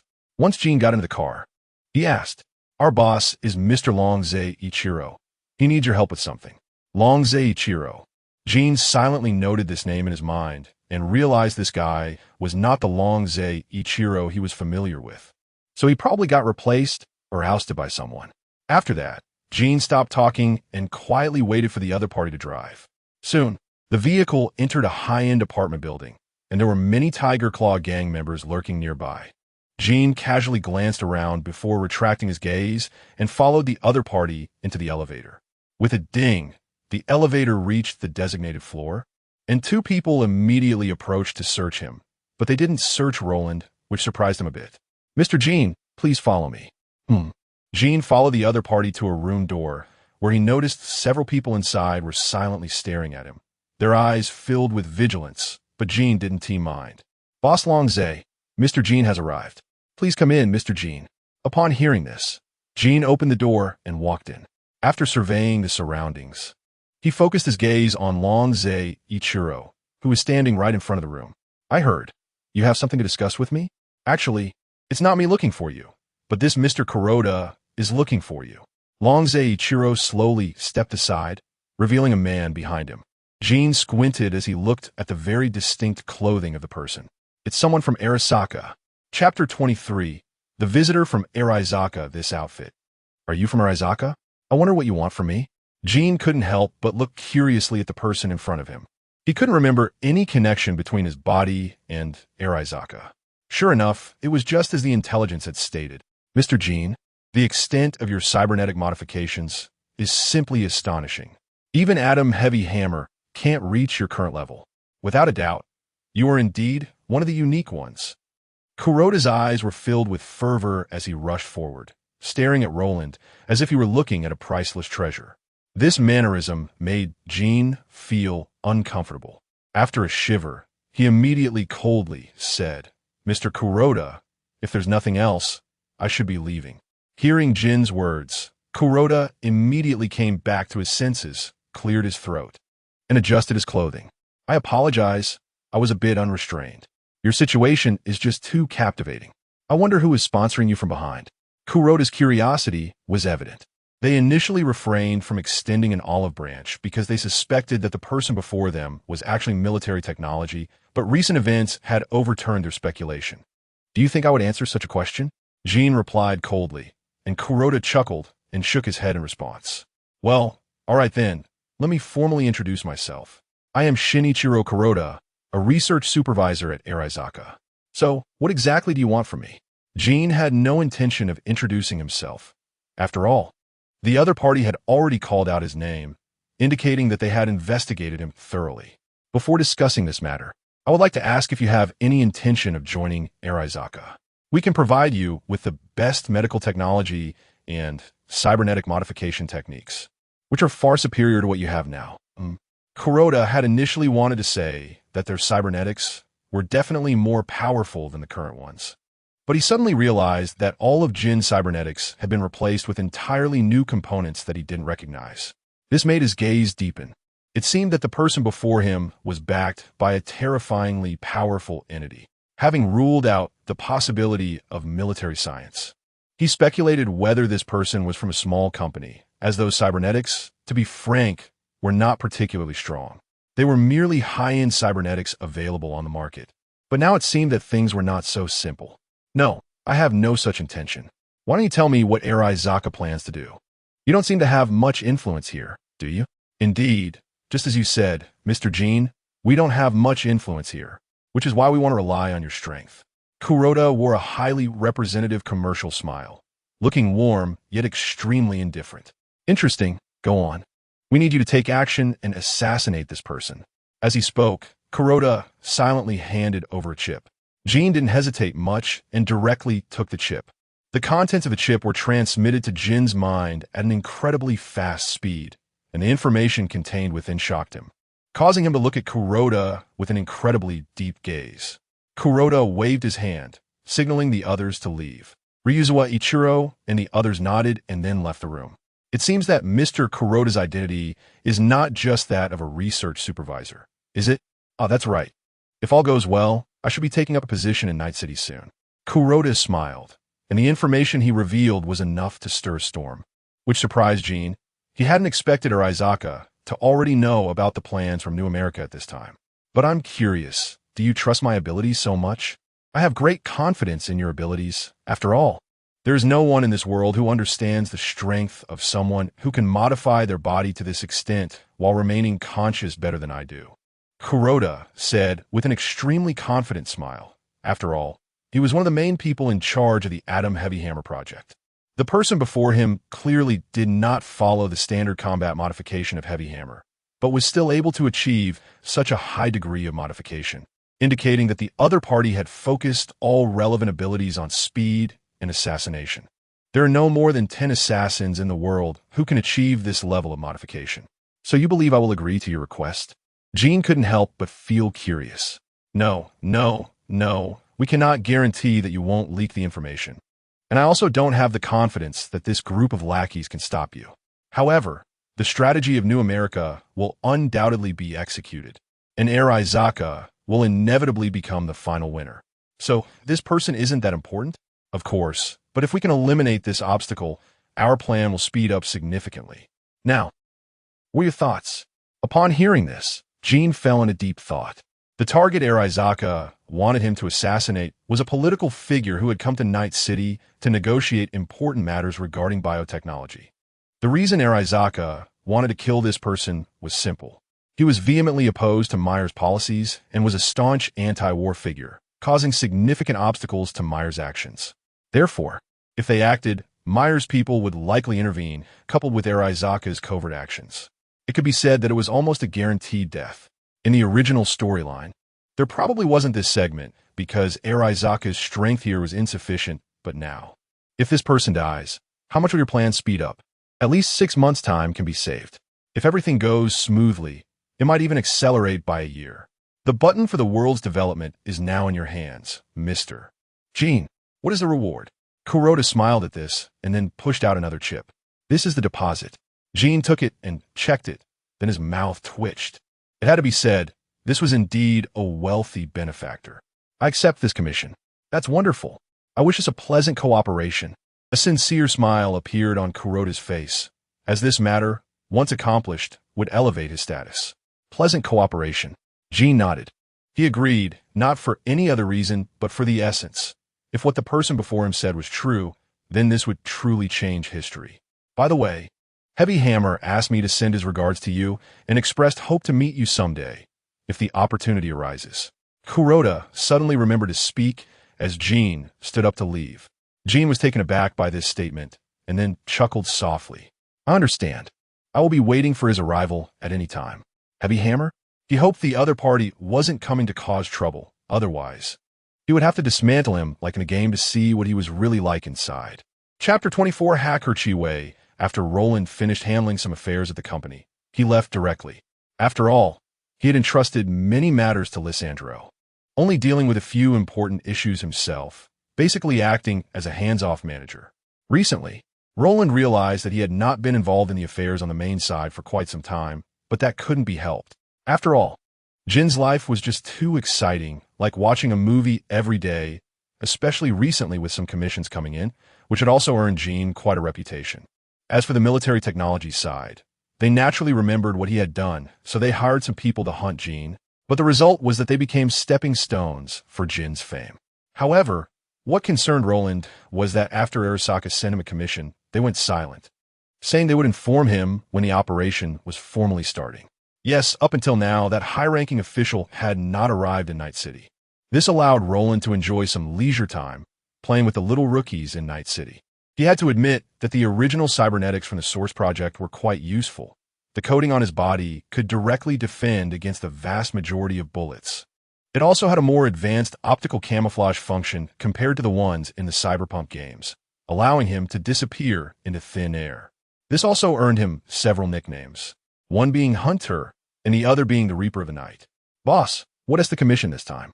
Ruba turned her head to curiously ask her companion, Ruba's. It's a commission from a company, asking us to steal some data from them. After saying that, Ruba's handed over the information in his hand to Ruba, Gallagher, and another newcomer in the team named Blue. Please don't tell me it's a major corporation.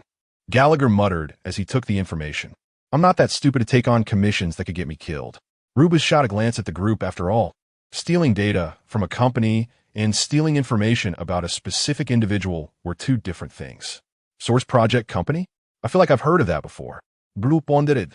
Of course, you're holding their smart firearms right now. Ruba rolled her eyes and replied, Oh, now I get it. It's that new company making a lot of noise with their advertisements. Gallagher also realized, then clicked his tongue in wonder. This time it's probably another competitor's scheme. All right, these matters are not for us to worry about. We mainly need to think about how to get the data inside. Ruba slapped Gallagher on the head and said helplessly, We need a hacker, boss. Ruba looked at the information about the data and spoke without raising her head. I know that, so I've already called Chiwei over. Looks like I'm late. So, do you guys have any plans? A woman with short golden hair, blue lips, and a good figure walked over slowly, holding a lady's cigarette in her mouth. Hey, Chiwei, you're here. Ruba immediately smiled and greeted Chiwei. This wasn't their first collaboration. After Kay left and handed them this number, they had several commissions that involved working together. After so many collaborations, they had come to understand Chiwei as a person, so they trusted her quite a bit. Well, I looked at the target this time. The difficulty ISNT high, but it's not small either. After all, it's a tech company worth over 100 million. There should be quite a few defenses inside, so if possible, it's best to infiltrate, Chiwei said after ordering a drink. Yeah, I agree. Blue was the first to nod in agreement, his eyes constantly glancing at Chiwei. Your opinions count for nothing. Who doesn't know your intentions towards Chiwei? You agree with whatever she says. Gallagher rolled his eyes at Blue. In no way. I'll sue you for defamation. Blue retorted, his neck stiff and face flushed. Chiwei merely glanced at him and then looked away, as she had no interest in such immature boys. What about you guys? On opinions. I have no objections. Infiltration sounds good. This way, we won't have to worry too much about casualties. But what about the choice of infiltrators?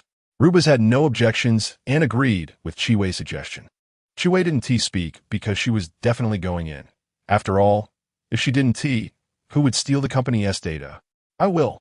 Blue immediately raised his hand, indicating he could take on the task. All right, Then Chiwei and Gallagher will go in to steal the data. Rubas nodded in agreement and designated Gallagher. Gallagher had no reaction, seemingly already aware of this outcome, while Blue looked like a wilted eggplant, his head lowered.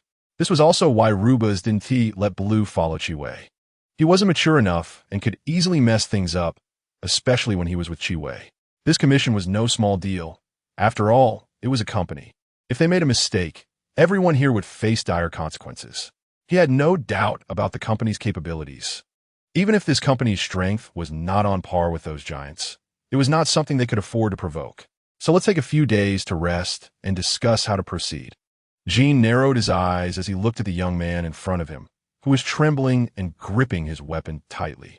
With a golden buzz cut, slightly dark skin, and a somewhat familiar face, Jean quickly assessed the appearance of the person in front of him.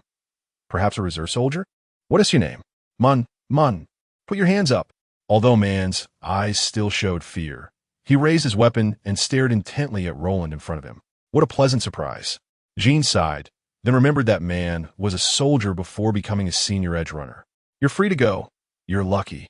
Jean slowly lowered his weapon, and then his figure gradually faded away, disappearing from the spot. Seeing this scene, Man was stunned for a moment. Then, somewhat dazedly lowered his weapon, looking at the corpses of the gang members scattered around and swallowing hard. At this moment, he realized what kind of figure he had just faced. He then called the police and returned to the military base, constantly recalling Jin's figure in his mind. Afterward, he shared this incident with his colleagues. Eventually, he learned of Jin's identity and reputation, and his colleagues, aware of Man's background, all remarked on his good luck. The Reaper of the Night, Jin. Man's eyes showed a hint of confusion, but soon a trace of yearning emerged. Ding! Congratulations, you have obtained Orange Essence X1000. Huh. Chapter 25. Confused Roland stared blankly at the sudden pop-up notification from the system in front of him, feeling somewhat bewildered. He couldn't recall doing anything that changed the storyline. System, can you explain? Host, your meeting with Man has caused a shift in his ideology, which indirectly led to the change in the plot. A shift in ideology. In his impression, he had a good view of Man, who was like an older brother figure, even though he was just a rookie who had recently joined the army. Your meeting with him made him entertain the thought of becoming a legend, which changed Man's perspective from merely being forced into becoming a marginal wanderer. Thus, your actions could accelerate Man's death or make him even stronger. Roland's expression stiffened, and he sighed helplessly.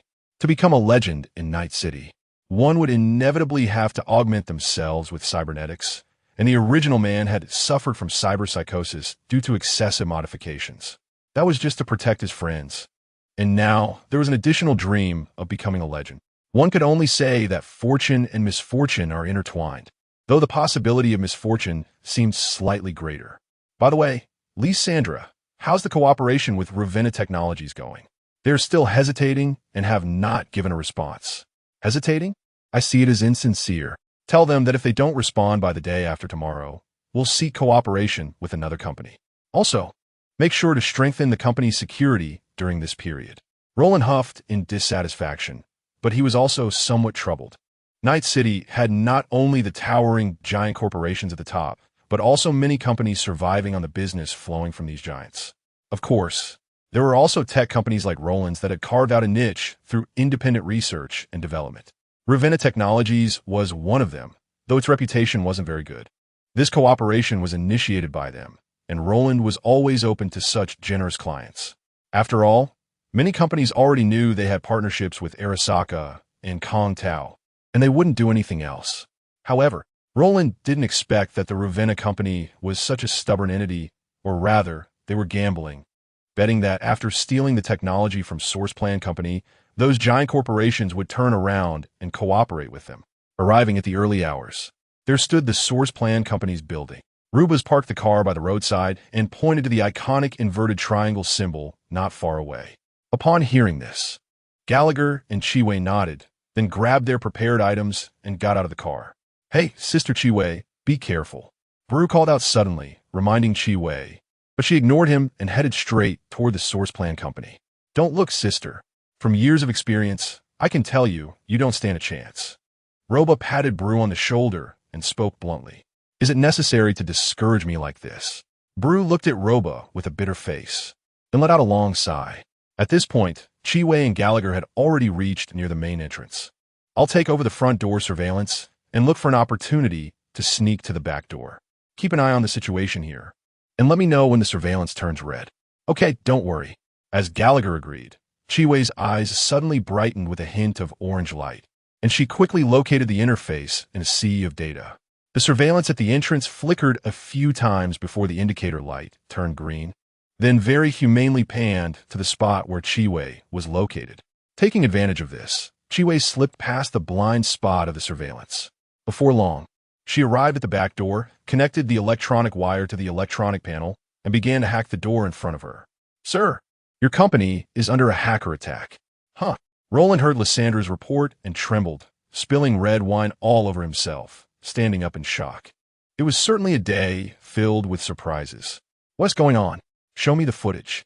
Lysandra then brought up the surveillance view from the company's entrance. Roland squinted, and at a glance, he noticed something was off. There was a very obvious blind spot in the surveillance view. Take over the surveillance and check the surroundings. Okay. Meanwhile, Gallagher immediately saw the surveillance turn red in an instant, slowly moving towards his direction. He was startled and quickly found a corner to hide, contacting Chiwei at the same time. Chiwei, it's turned red. Upon hearing this, Chiwei paused her actions and frowned, clearly not expecting the other side to react so quickly. There might be a little thief at the back door. Lysandra, send some security robots to check it out. Roland propped his chin up with his hand, wanted to see who dared to break into his company. Click. With a crisp sound, Chiwei successfully opened the back door, quickly darting inside to find it was a storage room filled with clothes and unnecessary items. Seeing this, Chiwei's eyes lit up. She took off her clothes and changed into the janitor's uniform found there, then opened the door and peeked outside. After confirming no one was around, she stealthily slipped out. At the same time, she reported the situation to her companions. Chiwei has gone in. Let us be prepared. That company has already reacted. Roba turned to the two, and upon hearing this, Ruba's and Brew's expressions turned serious. They picked up their weapons and began checking them. Gallagher, I need you to attract some attention. Can you do that? Chiwei looked at the approaching security robot and spoke to Gallagher through the communication channel. Okay, leave it to me. Gallagher immediately agreed, then pulled up his mask, drew his pistol, and fired at the surveillance camera. As a result, an image on Roland's screen went black, and this action triggered the company's alarm, causing a large number of smart security robots to rush toward the entrance. TSK. That idiot. Chiwei sighed deeply. If she had known that this was how he would attract attention, she wouldn't have gone along with it. However, it was too late. She could only complete the task as quickly as possible. Chiwei immediately stepped forward into the interior, hoping to steal the data before the security robots could react. This scene made Roland's mouth twitch. It was just too unprofessional. Where did this top-level fool come from? Chapter 26, Meeting Roland rubbed his temples, feeling a bit of a headache. To be honest, he really had no temper when encountering such a top-tier, iron-headed kid. Do we need to contact NCPD? Lysandra kindly asked. Just as Roland was about to nod, he slowly stopped his movement. No, there's no need. Contacting them will be too easy on these guys. I'll handle it myself. After saying that, Roland slowly closed his eyes. When he opened them again, he saw through a perspective that belonged to Jean, who was currently overlooking everything from a building near the Source Project company. He then walked slowly to the edge of the building and stepped forward, plummeting downwards. Halfway through the fall, he took out a weapon and fired a shot in one direction. The steel claw embedded itself in the stone, and then Roland slowly descended. After putting away the weapon, his figure gradually faded away, disappearing from the spot. Meanwhile, Gallagher was hiding in the shadows, watching the many smart security robots that had completely surrounded the front door and silently gulped, feeling a bit worried about Chiwei's situation. Suddenly, he saw the smart security robots parting to make way, and, just as he was puzzled, the front door of the Source Project company slowly opened and then closed again. What is going on? Gallagher's eyes widened, unable to believe what was happening. Just now, that was a cyber ghost? Chiwei, get out quickly. Something's wrong. What's going on? Chiwei, who had already reached the upper floor and was deciphering the iron door of the machine room, frowned when she received Gallagher's communication. Gallagher immediately told her what he saw, and upon hearing this, Chi-Wei's pupils shrank. She knew it couldn't possibly be a cyber ghost. It was an elite with optical camouflage entering the building. She estimated that they were currently conducting a search inside the building, and her time was running out. ZZT. ZZT. Suddenly, Chi-Wei felt a sharp pain in her hand and looked at the iron door in front of her with a face full of confusion. She had been hacked. Although it wasn't a direct attack, the other party could block her through the security technology of the iron door. Chi-Wei bit her lip and immediately ran downstairs without looking back. This time, the commission had failed. Just as Chi-Wei planned to break the window on the next floor and jump out, a black figure silently stood in the corridor watching her. It's a plot character. The host, Lysandra, immediately reminded to prevent Roland from accidentally killing someone. Although that would also yield quite a bit of essence, it would ultimately be less. Upon hearing this, Roland squinted his eyes, sizing up the other party, and 2 blueberries suddenly popped up in his mind. At this moment, Chi-Wei was completely frozen, cold sweat dripping from her forehead. As a long-time solo hacker taking commissions, she had to have quite decent intelligence skills. She was very clear about the identity of the man in front of her, and now, it was over.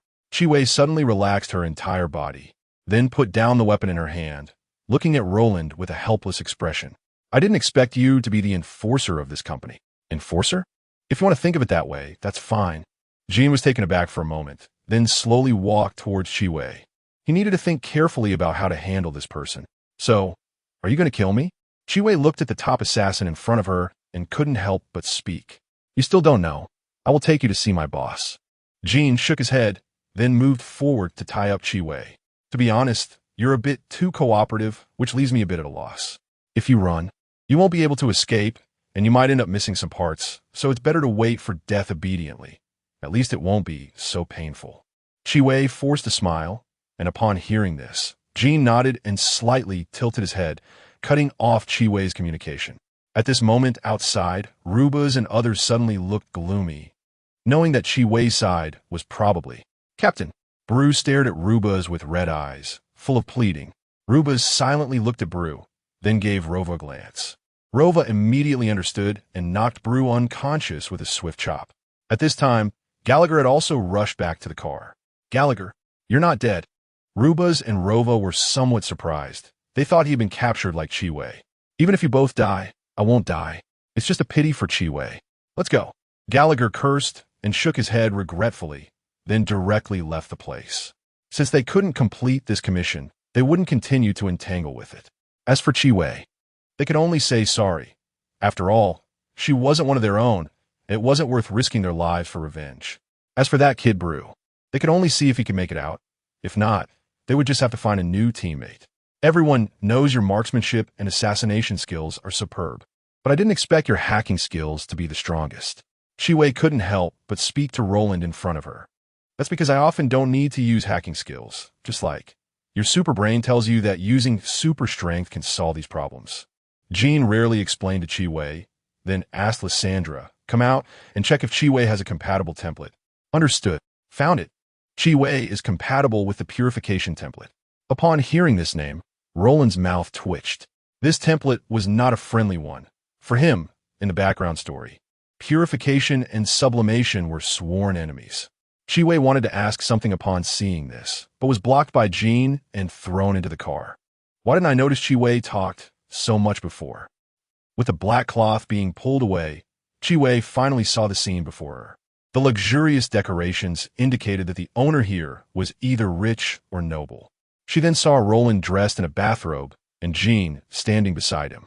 Miss Chi-Wei, it's a pleasure to meet you. First, I want to ask, who is your boss? Ravina Technology. Upon hearing this unhesitating answer, Roland's mouth twitched. He didn't expect to get the answer so easily. It seems, Miss Chi-Wei, you are quite cooperative. So, tell me how you plan to compensate our company for the losses. I don't know. In that case, let me give you 2 options. Upon hearing this, Roland's mouth curled into a smile, and he slowly moved forward. Chapter 27, New Template. What choice? Chi-Wei looked up at Roland in front of her and couldn't help but speak out. After all, no one truly wants to die. The first choice is to work for us to repay the losses you caused our company. The second choice is to become a test subject. I choose the first one. Chi Wei chose the first option without any hesitation. Although she didn't know what the experiment was about, she was certain it was definitely not a good thing. Thinking of this, Chi Wei couldn't help but glance at the figure beside her, Jean, and a thought suddenly popped into her mind. This guy, wouldn't he be the so-called test subject? Roland, who was controlling the sublimated body, noticed Chi Wei's gaze and felt a bit confused. He always felt that she was thinking something quite disrespectful. Well, these are the losses you caused and the salary we will pay you. Take a look. Roland slowly took out a tablet from behind him, which was filled with dense terms. Chi Wei quickly scanned it with her mechanical eye, and when she saw the figure of 1 million euros written on it, her vision went black. 1 million euros? Why don't you just go rob someone? Where can you make money this fast? Roland spread his hands, and Chi Wei was instantly furious at his expression. But when she glanced at Jean standing beside her, she deflated like a balloon and leaned back on the sofa. I see. After a long sigh, Chi Wei glanced at the salary and her eyes widened when she saw the figure of 20,000 euros and bonuses listed. Moreover, after carefully reviewing the job terms, Chi Wei looked at Roland with a strange expression. If it weren't for the fact that he just made her owe 1 million euros, she would definitely think he was doing charity. Compared to the other companies in Night City that constantly exploit their employees, this place even offered fake breaks. In this day and age, many companies provide various stimulants or nutrients just to ensure employees work nonstop. The fact that they can actually take breaks here was something Chi Wei hadn't expected. Then she noticed the clause about being on call at all times and looked at Roland with an unusually strange expression. Why are you looking at me like that? Roland felt quite baffled. You, don't tell me you have thoughts about me? If you do, you could just say it directly. Upon hearing this, Roland's face darkened, and he pointed at the door, indicating for her to get out. Now, after you sign, you can leave and go back to your place. Chi Wei immediately understood that she had misunderstood Roland's intentions from his reaction, and she awkwardly smiled. After signing, she quickly slipped out. As for the terms Roland gave Chi Wei, it was only because she was Chi Wei, and his requirements for hacking in this area weren't that high. With the existence of a Lysandra assistant version and sublimation, he was already quite outrageous in hacking skills. This was especially true since sublimation often involved using guns. If he directly used hacking techniques, many times things would become exceptionally simple. Ding! Hearing that familiar sound, Roland's expression immediately turned pleasant. Finally, he could take a look at the store and buy something. Congratulations! You have obtained Orange Essence X 10,000. Hearing that amount, Roland was instantly stunned. This was a full 10,000 orange essences, something he had never earned in his life. He then rubbed his chin, pondering why the situation with Chi Wei was different from that with Gloria. Then he figured out the key point. First, in the original story, after Man and Doria died, Chi Wei's feelings for David and Lucy weren't very deep. The reason she hadn't betrayed the team was due to her feelings for Man. Therefore, she was actually quite willing to join the company. After all, it's better to have a big tree to provide shade. Now, what Roland offered was an opportunity to join the company, which had a fairly good development prospect. Although it couldn't compare to those giant enterprises, it was more lenient in terms of management. Moreover, currently, she was still a lone wolf, without any connection to Man and the others. And she chose to be a lone hacker just to earn a reward. The compensation offered by the company wasn't low. It could basically meet Chi Wei's needs. Her life trajectory had already changed significantly, and she probably wouldn't see Man and the others again. Thinking this way, why did Roland feel like he was at a loss? He had almost directly pulled Chi Wei out of the original plot. You have not changed her plot of meeting Lucy, so she still exists in the storyline, just with slight deviations. So she will still meet Man? Based on the current situation, yes. Roland nodded and then temporarily set it aside, starting to browse the store, as now he needed to select a combat template for himself. Soon, Roland's eyes were drawn to a prominently displayed template in the store, Source Program Shadow. He had to say, he really liked the source program of Jet, and in the background story, the character's strength was also exceptionally strong. Unfortunately, he didn't have enough essence. The selling price of Source Program Shadow was 15,000 orange essences, plus the key. Roland currently couldn't afford it, even if he emptied his pockets. Moreover, Shadow's components, if nothing unexpected happened, couldn't be used like sublimation. This meant that unless he could pay in full, he wouldn't be able to unleash its full potential. The main reason he wanted to buy Jet was that he could level up. Before leveling up, he could easily take down a mountain, and after leveling up, he would definitely be a boss-level character, right? But right now, Roland chose to settle for something less and looked at another template, Source Program Lin, which belonged to Master E. With powerful attack power, it had acceleration modes that were as strong as, or even stronger than Sionway's, as well as powerful overclocking modes. In Roland's view, Lin's strength shouldn't be worse than Shadow's, but it was hard to say who was stronger. However, the system sold Lin for a cheaper price. Perhaps because Lin didn't have an upgrade template? Roland thought it was highly likely. Then it's decided. Congratulations! You have obtained Source Program Lin template. Roland did not purchase Lin's weapon, Super Light Alpha, because he simply didn't have enough money and could only make do with a thermal katana from the Cyberpunk world. All his orange essences were completely drained by Lin and the key, but it was all worth it. However, he also understood why Lin was cheaper than Shadow. It was because Lin's performance had a certain instability, probably due to long-term experiments and being designed as a prototype, so there were certain flaws. Fortunately, the key could help with repairs, but it required some time to adapt. Then Roland felt his body undergoing transformation, as a large amount of data enveloped his physique. When the white light dissipated, Roland curiously looked at his arm. The feeling was completely different from sublimation, perhaps because one was his own body and the other was an additional body. His hair even turned white. System, can you hide me? Host. The Lin template comes with related functions. After exploring for a while, Roland indeed discovered he could control the appearance of his skin. After removing the outer exoskeleton armor, he restored his appearance to a certain extent, but the mechanical seams were still visible. At least it didn't look like he had undergone full body modification. But in fact, after loading the source plan, Lin template, he has only his brain left unchanged. However, it's good that this template can be removed. Roland doesn't plan to take it off until he has a stronger template.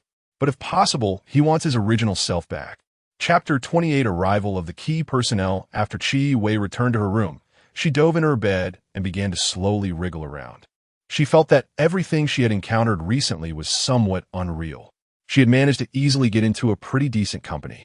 Although her salary was somewhat suppressed, it was still high compared to her current situation as a lone hacker, making little money from small contracts each day or risking her life for over 20,000 euros. There was no way around it. As a lone hacker, she had no reputation, so she could only endure the constant price cuts, but she had to do it. Otherwise, how could she survive in this city? And now, it seemed she had some security and could spend some time in peace. After a bout of wild thoughts, Chi Wei slowly got up, thinking about sending a message to Rubas. She didn't have much opinion about this team. Although she was still a bit unhappy, she understood that this was reality. So sending a message was just to let them know she was okay and that she temporarily didn't plan to do anything in the Edgewalker industry. Soon Rubas, who received Chi Wei's message, widened his eyes in surprise. Initially, he thought he had read it wrong, but after confirming, he sighed but said nothing, replying with a take care and then ignoring her. If nothing unexpected happened, there shouldn't be any further interaction between them. All right, that brat should pull himself together. Chi Wei is fine. I really don't know what's going on in your head. You haven't been brainwashed by love, have you? Boss, are you serious? At this moment, a scruffy-looking young man with red eyes suddenly lifted his head and looked excitedly at Rubas. Yeah. Rubas nodded and showed the message to Brew. At that moment, Brew let out a long sigh, although he felt some regret that Chi Wei had exited the Edgewalker industry. At least, she was okay, right? I wonder what the boss wants me to do today. Chi Wei slowly got out of bed, dressed neatly, and naturally began to refer to Roland as boss. There was no way around it. In this place, where there is milk, there's a mother. When you get to the company, send me a message, and I will have the person who will act with you today take you there. Chi Wei looked down at the message Roland sent her and silently replied with an okay, then walked out of her house, planning to take the subway to the Source Project company. As for Roland at this moment, he was adjusting his clothes and then slowly taking them off. With the loading of the exoskeleton armor, the Source Project Lin officially debuted. Hey, who is this? I don't know. Could it be one of our company's products? This looks like a cybernetic modification. I've never seen a modification like this. Does our company also dabble in cybernetic development? But I'm in the RD department. How come I don't know? As Roland walked through the company wearing this outfit, it immediately sparked a hushed discussion among the surrounding employees. However, Roland didn't pay much attention, as this identity was meant to come to the forefront, though he didn't plan to show his face. If he accidentally got exposed, then he would just say it was Roland's twin brother. What? You don't believe it? Among the employees, a seemingly ordinary worker showed a strange expression upon seeing Roland pass by. Then his cybernetic eye rotated slightly like a camera, seemingly transmitting something. What is this? Can someone tell me how something like this can exist in the Source Project company? Gree, from the military technology company, looked at the Source Project LAN on the screen and immediately had a face as dark as a pot bottom. Is this what you call having a basic grasp of the entire situation at the Source Project company? This is called having a grasp? Where's your face? Did a dog eat it? Gree forcefully threw the document in his hand, slamming it against the face of the intelligence officer in front of him. The officer was so scared he shrank back like a quail, completely afraid to show his face. Huff. Gree took a deep breath and then spoke with a dark face. Now, go investigate. I want to know this guy's situation. If you can't handle it this time, get out. Yes. Weiss glanced at the information about the Source Project company that Gree transmitted, just giving it a cursory look before ignoring it. He had more important matters to handle now. A conservative political figure from New America, Fields, was about to arrive in Night City via a hovering car. Oh, by the way, Weiss was from Miles's faction, so he didn't particularly like this old man named Fields, but this was his job, so doing the intelligence work was necessary. The remaining security issues, of course, were to be handled by the security department. Although the intelligence department also had its own armed forces to deploy, he didn't want to. It would be great if this old man died here. Weiss looked at the information about Fields and clicked his tongue, then put it back. After all, he knew this was unrealistic given the current status of military technology in Night City. He didn't think anyone would take the risk to do something so foolish unless they were truly a madman, and they would have to be a highly powerful madman. After roughly checking the situation on Fields' side, Weiss turned his attention to the company's population resource cleanup plan. Really, every day it's just a mess. Chi Wei, seeing that Roland had not responded, leaned helplessly against the wall, waiting at the company's reception. She didn't expect that Roland hadn't recorded her information. Now, she could only wait downstairs. It was simply frustrating. With a ding, the elevator arrived at the first floor. Chi Wei instinctively looked over, and then she froze, as she saw another crazy person like Jean. Chi Wei. Then the other party called out her name, which stunned her. You know me? Starting today, you and I are partners. You can call me E. Hearing this exceptionally magnetic voice, Chi Wei nodded. Then let's go and complete today's mission. I still don't know what our plan is for today. Population resource cleanup, your old line of work. I thought I wouldn't have to do these dangerous things anymore. With me around, it's not dangerous. You just need to tell me where the people are and how many there are, and that's enough. After saying this, Roland turned back to look at Chi Wei and gave her a thumbs up. You can trust me completely. Okay, finally I can truly experience the feeling of combat. Chapter 29. Population Resource Cleanup Work. Hearing Roland's words, Chi Wei was momentarily taken aback. Then she looked deeply at him before deciding not to dwell on it. In a place like this, such words were just for listening. Hey, E, your company must have a very powerful hacker, right? So why am I the one working with you? Chi Wei followed Roland to the parking lot and couldn't help but speak up. She remembered clearly that it was a hacker who had stopped her that day. Otherwise, she would have slipped away. If Roland knew Chi Wei's thoughts, he would definitely tell her that she was overthinking it. If she had escaped, he would have chased after her. He didn't care about that small team later. He was just distracted by Chi Wei. She was only responsible for the company's security and some administrative matters, and she wouldn't proactively attack others unless someone attacked her first. You could understand her as a contracted hacker with a very detached status. Her? Chi Wei couldn't help but look curiously at Roland. Was the one who stopped me that day also a female hacker? Can I meet her? If possible, I'd like to learn some techniques from her. Upon hearing this, Roland was taken aback and looked at Chi Wei with a strange expression. Chi Wei realized what she had just said and quickly cleared her throat, falling silent. After all, not long ago, the two of them were still in a hostile relationship. I'll mention it to the boss, but whether there's an opportunity depends on the situation. Thanks, E. Upon receiving the reply, Chi Wei immediately smiled. By the way, You must not be a local, right? Yeah, I'm from Huahua. So, how did you end up, looking like this? Chiwei looked over Roland's entire body, then paused before continuing. Are you talking about this cybernetic body? Roland got into the car and glanced at his own arm. Well, considering the extent of your modifications, it's truly astonishing. I can't even imagine what you must have gone through to become like this. Chiwei stopped at this point, as saying the next part wouldn't be very appropriate. This body was custom-made for me by the Source Plan Company. Only I can perfectly adapt to it. I know what you want to say, but it's not what you think. I suffered severe injuries, and this was something I had to do to stay alive. Roland pondered for a moment before speaking. The pause in between was simply because he hadn't figured out how to fabricate the story. But it turned out he didn't need to fabricate anything at all because Chiwei had already filled in the gaps in her mind. You really have had it tough. Chiwei looked at Roland with a gaze full of inexplicable emotions, as if she wanted to say something, but ultimately chose to hold back. After all, they were just meeting for the first time. We're almost at our destination. Roland glanced at the somewhat chaotic area nearby, then slowly got out of the car. Chiwei was taken aback by this and looked around, realizing she had been so engrossed in chatting with Roland that she hadn't noticed they had unknowingly arrived at Watson District. Do the company people live here? He ran here to escape.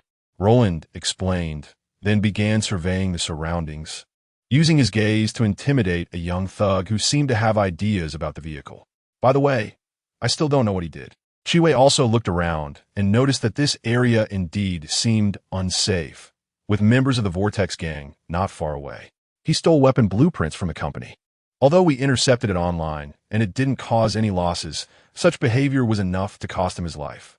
So after doing this, he took the money and ran. But he couldn't leave Night City, so he had to hide in these places. So, you've confirmed his location? Yeah, right inside this factory. I guess his boss gave him quite a bit of money. Roland nodded, then pulled out a thermal katana from the trunk of the car. Then why did you call me here? Chiwei showed a helpless expression. Didn't I tell you? Just help me confirm the number of people and their positions inside. Oh, right. After saying this, Roland handed a smart pistol to Chiwei. Chiwei looked at Roland in confusion. What's this for? Just stay in the car and keep an eye on it so no one steals it. This weapon is our upcoming new product. It has quite a bit of firepower, so be careful. Chiwei examined the weapon in her hands, looked around, and nodded. On the surface, she couldn't tell anything different. Perhaps it just looked more sci-fi. Although she wanted to say something more, she nodded and decided to follow Roland's instructions. Now, take a look at the situation inside. After Roland said this, he crossed his arms and leaned against the car, waiting for Chiwei to make her move. After a while, Chiwei slowly spoke up. There are about 15 people inside, each armed. There are roughly 5 rifles, 7 handguns, and 3 shotguns. 2 people are chatting at the entrance, and there are 2 more above who can see the entrance directly, and after hearing Chiwei's report, Roland nodded in satisfaction. I didn't expect you to be so capable, managing to figure everything out. I'm somewhat of a well-known hacker, all right? These small fries don't have any IC defenses here, and they set up surveillance. It's like a sieve. Chiwei rolled her eyes, feeling a bit helpless. I underestimated you then. Just wait here. I'll be right back. With that, Roland shouldered the katana and slowly walked towards the factory. Hey, aren't you taking a gun? And really, do you not need my help? Chiwei couldn't help but ask as she watched Roland walk further inside. I think if you go in there, you'll probably come out throwing up. So let's skip that. Besides, this thing is easier to use than a gun. Roland waved the katana in his hand with a smile. Too bad, I don't have an alpha on hand. Otherwise, I could experience what top-tier combat power is like. As Roland walked inside, he muttered to himself, and then Chiwei saw him transform into an orange light in an instant, disappearing from sight. Chiwei's pupils constricted, and a word suddenly popped in her mind. Stealth. Well, considering the extent of his modifications, it seemed she had been overthinking it. Chiwei smiled helplessly, then silently infiltrated the surveillance system. Although Roland didn't want her to look, she still planned to see for herself. After all, that person didn't understand hacking techniques. Chapter 30. The Strength of a Not Far from the Entrance. Roland quickly spotted 2 gang members chatting at the door. The eyes on his exoskeleton helmet slowly rotated, analyzing the situation of the 2. The positions of their cybernetics, weapons, and weaknesses were all clearly marked. It seems they are not from the Vortex gang. But that's to be expected. If they wanted to hire someone from the Vortex gang, they probably wouldn't have enough money for that. I just wonder what this guy's escape plan is. But at the moment Roland finished his contemplation, a very faint buzzing sound suddenly rang out. He moved his feet, and a terrifying speed erupted in an instant. Immediately, the katana in his hand slowly rotated, slicing through the necks of the two men. In this seemingly frozen world, it appeared as if nothing had happened. Roland then turned to look at the other two on the second floor. With a slight exertion, he jumped behind them, the katana passing through their hearts and slightly twisting to ensure they were dead before he put it down and began to observe the remaining individuals. In an instant, as the acceleration wore off, the four of them collapsed, and due to the thermal katana, not even a drop of blood spilled out. No wonder those without cybernetics are easily defeated. Roland stepped into the factory, unable to help but think. In Chi Wei's eyes, Roland had instantly killed 4 people in less than a second and then moved to the second floor of the factory, a highly efficient killing machine. This term suddenly appeared in Chi Wei's mind. She felt a sense of relief that she had encountered Jean that day. If it had been the E before her now, Chi Wei couldn't help but shiver. What am I thinking? He's your teammate now. Soon, Roland confirmed where the door to the interior was. Chi Wei, are you watching? Help me open the door. Caught off guard, Chi Wei felt a bit embarrassed. After clearing her throat, she quickly replied, okay, I'm on it. As the iron door slowly opened, the 2 people coming out to change shifts were taken aback by the unfamiliar Roland, their expressions changing drastically as they were about to scream. An orange flash instantly passed through them, and the next second, 4 figures fell to the ground. Roland glanced at the 2 who had been sliced in half behind him and walked straight inside. The 2 on the ground were filled with confusion and horror, slowly losing their breath as they coughed up a large amount of blood. The people inside heard the sound of heavy objects hitting the ground. Hey, Burke, Nito, are you 2 okay? Roland did not rush to attack, but instead rested his weapon on his shoulder, silently waiting for the others to come out. The accelerated combat was too uninteresting. He hoped the people inside wouldn't enter an accelerated state and could provide him with some fun. The leader, who had not received a response for a long time, suddenly changed expression. Hello, sitting inside, became increasingly restless. He had finally found a way to smuggle out of Night City. I can't stay. It must be the company's people coming. Hello said anxiously, cold sweat pouring down his forehead. Seeing this, the leader frowned but said nothing. After all, they had been paid. If Roland knew what this leader was thinking, he would probably give him a thumbs up. It was rare to see someone so trustworthy, especially in the face of life and death crises. All right, you go out the back door. That guy is planning to escape. Don't worry. Do you think he can outrun me? Roland chuckled softly, but slowly walked to the iron door, the electronic muscle bundles on his body gradually tensing. Then, a flash of blade light passed, and the entire iron door was instantly sliced in half. Fire! Bang! Bang! Bang! With the order given, countless bullets instantly surged out. Roland's feet moved slightly, breaking through the iron door in an instant, transforming into a white shadow that rushed into the crowd. The first person to face Roland let out a terrified scream, while quickly moving their gun to attack him. Roland's wrist flicked slightly, directly grabbing the throat of the person in front of him and using them as a meat shield, the terrifying firepower instantly turning this member into minced meat. Then, with a powerful throw, he smashed the corpse toward one of them, the propulsion device on his foot glowing orange. Swish with a sound of slicing through the air. The distance of several meters vanished in an instant, and the terrifying thermal blade cut through human tissue, leaving behind charred remains, while bullets chased after him. With a gradual exertion of force from his feet, Roland leaped into the air, executing a backflip to dodge the incoming attacks. Quick, hit him. He can't move in the air now, a member shouted in excitement. However, an orange flash crossed, stopping his laughter in his throat as a red line slowly spread from his middle. Roland brought his fingers together, his form gradually lowering, and a secret incantation slowly escaped his lips. He suddenly felt like trying to unleash his full power. Boom! Orange energy exploded in an instant, and the terrifying shockwave sent some nearby boxes flying. The surrounding crowd instantly revealed expressions of horror. One person could not withstand the pressure and fled toward the back door. Roland ignored him. At this moment, a powerful force filled his entire body, making him feel exceptionally good. Buzz, the leader of the crowd, watched the scene before him, cold sweat dripping from his forehead. Countless knife marks were left on the walls and pillars. Traces of high temperature, melting, still visible, and various corpses lay on the ground, their eyes still reflecting fear, seemingly having been killed in an instant without knowing what happened. Tap, tap. Two very distinct footsteps slowly approached from behind him. He trembled and turned his head, only to be met with a blinding orange light. Roland slowly sheathed his katana on his back, and, after glancing at the situation here, chased after the two fleeing individuals. Chi-Wei, remember to delete the surveillance. Ah. Okay, I got it. Chi-Wei, stunned, quickly responded, and then the communication fell into silence. She looked at the exaggerated scene, swallowing hard. It was truly terrifying. Phew. I definitely don't want to die in a place like that. Hello's eyes were filled with fear and madness. Even though his lungs burned with pain from running, he dared not stop. Suddenly, a figure appeared before him, freezing him in place. It was a person who had undergone extensive cybernetic modifications, standing before him while holding a circular object. The person then threw the object at his feet. Hello looked down and saw that it was the gang member who had run out shortly after him, and the other had run even faster. No. Don't kill me. I can give you all my money. Just report that I'm dead, and you won't suffer any losses, right? Hello looked at Roland, who was slowly walking toward him, his face filled with terror, and he immediately panicked and spoke out of desperation. Roland said nothing, merely toying with a small knife in his hand.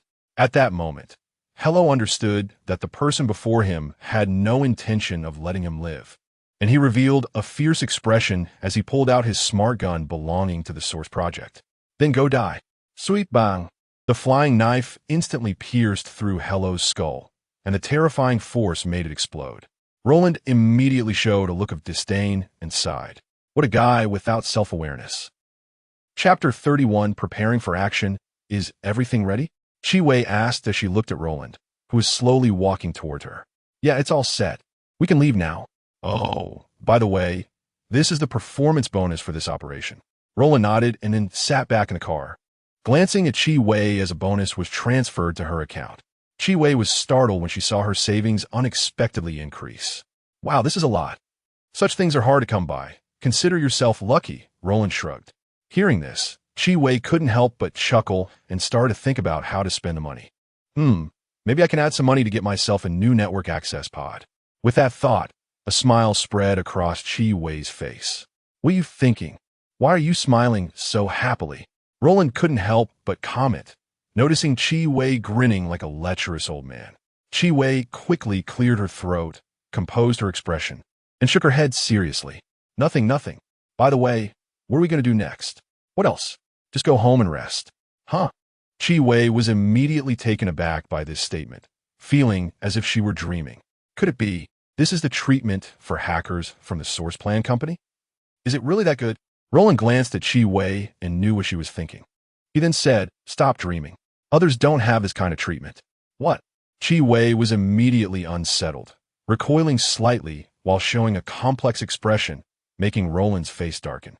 Come on. Your character in the original work wasn't like this. Is it because you're still in your 20s and not in your 30s like an old lady? Don't think about it. It's not because of you, it's because of me. My job is to clean up the company's unstable factors, so I don't need to take action unless it's necessary. Of course, every time I do take action, it usually involves dealing with some people. Oh, so as your partner, I naturally don't need to do anything else? Yes, now you can stop overthinking.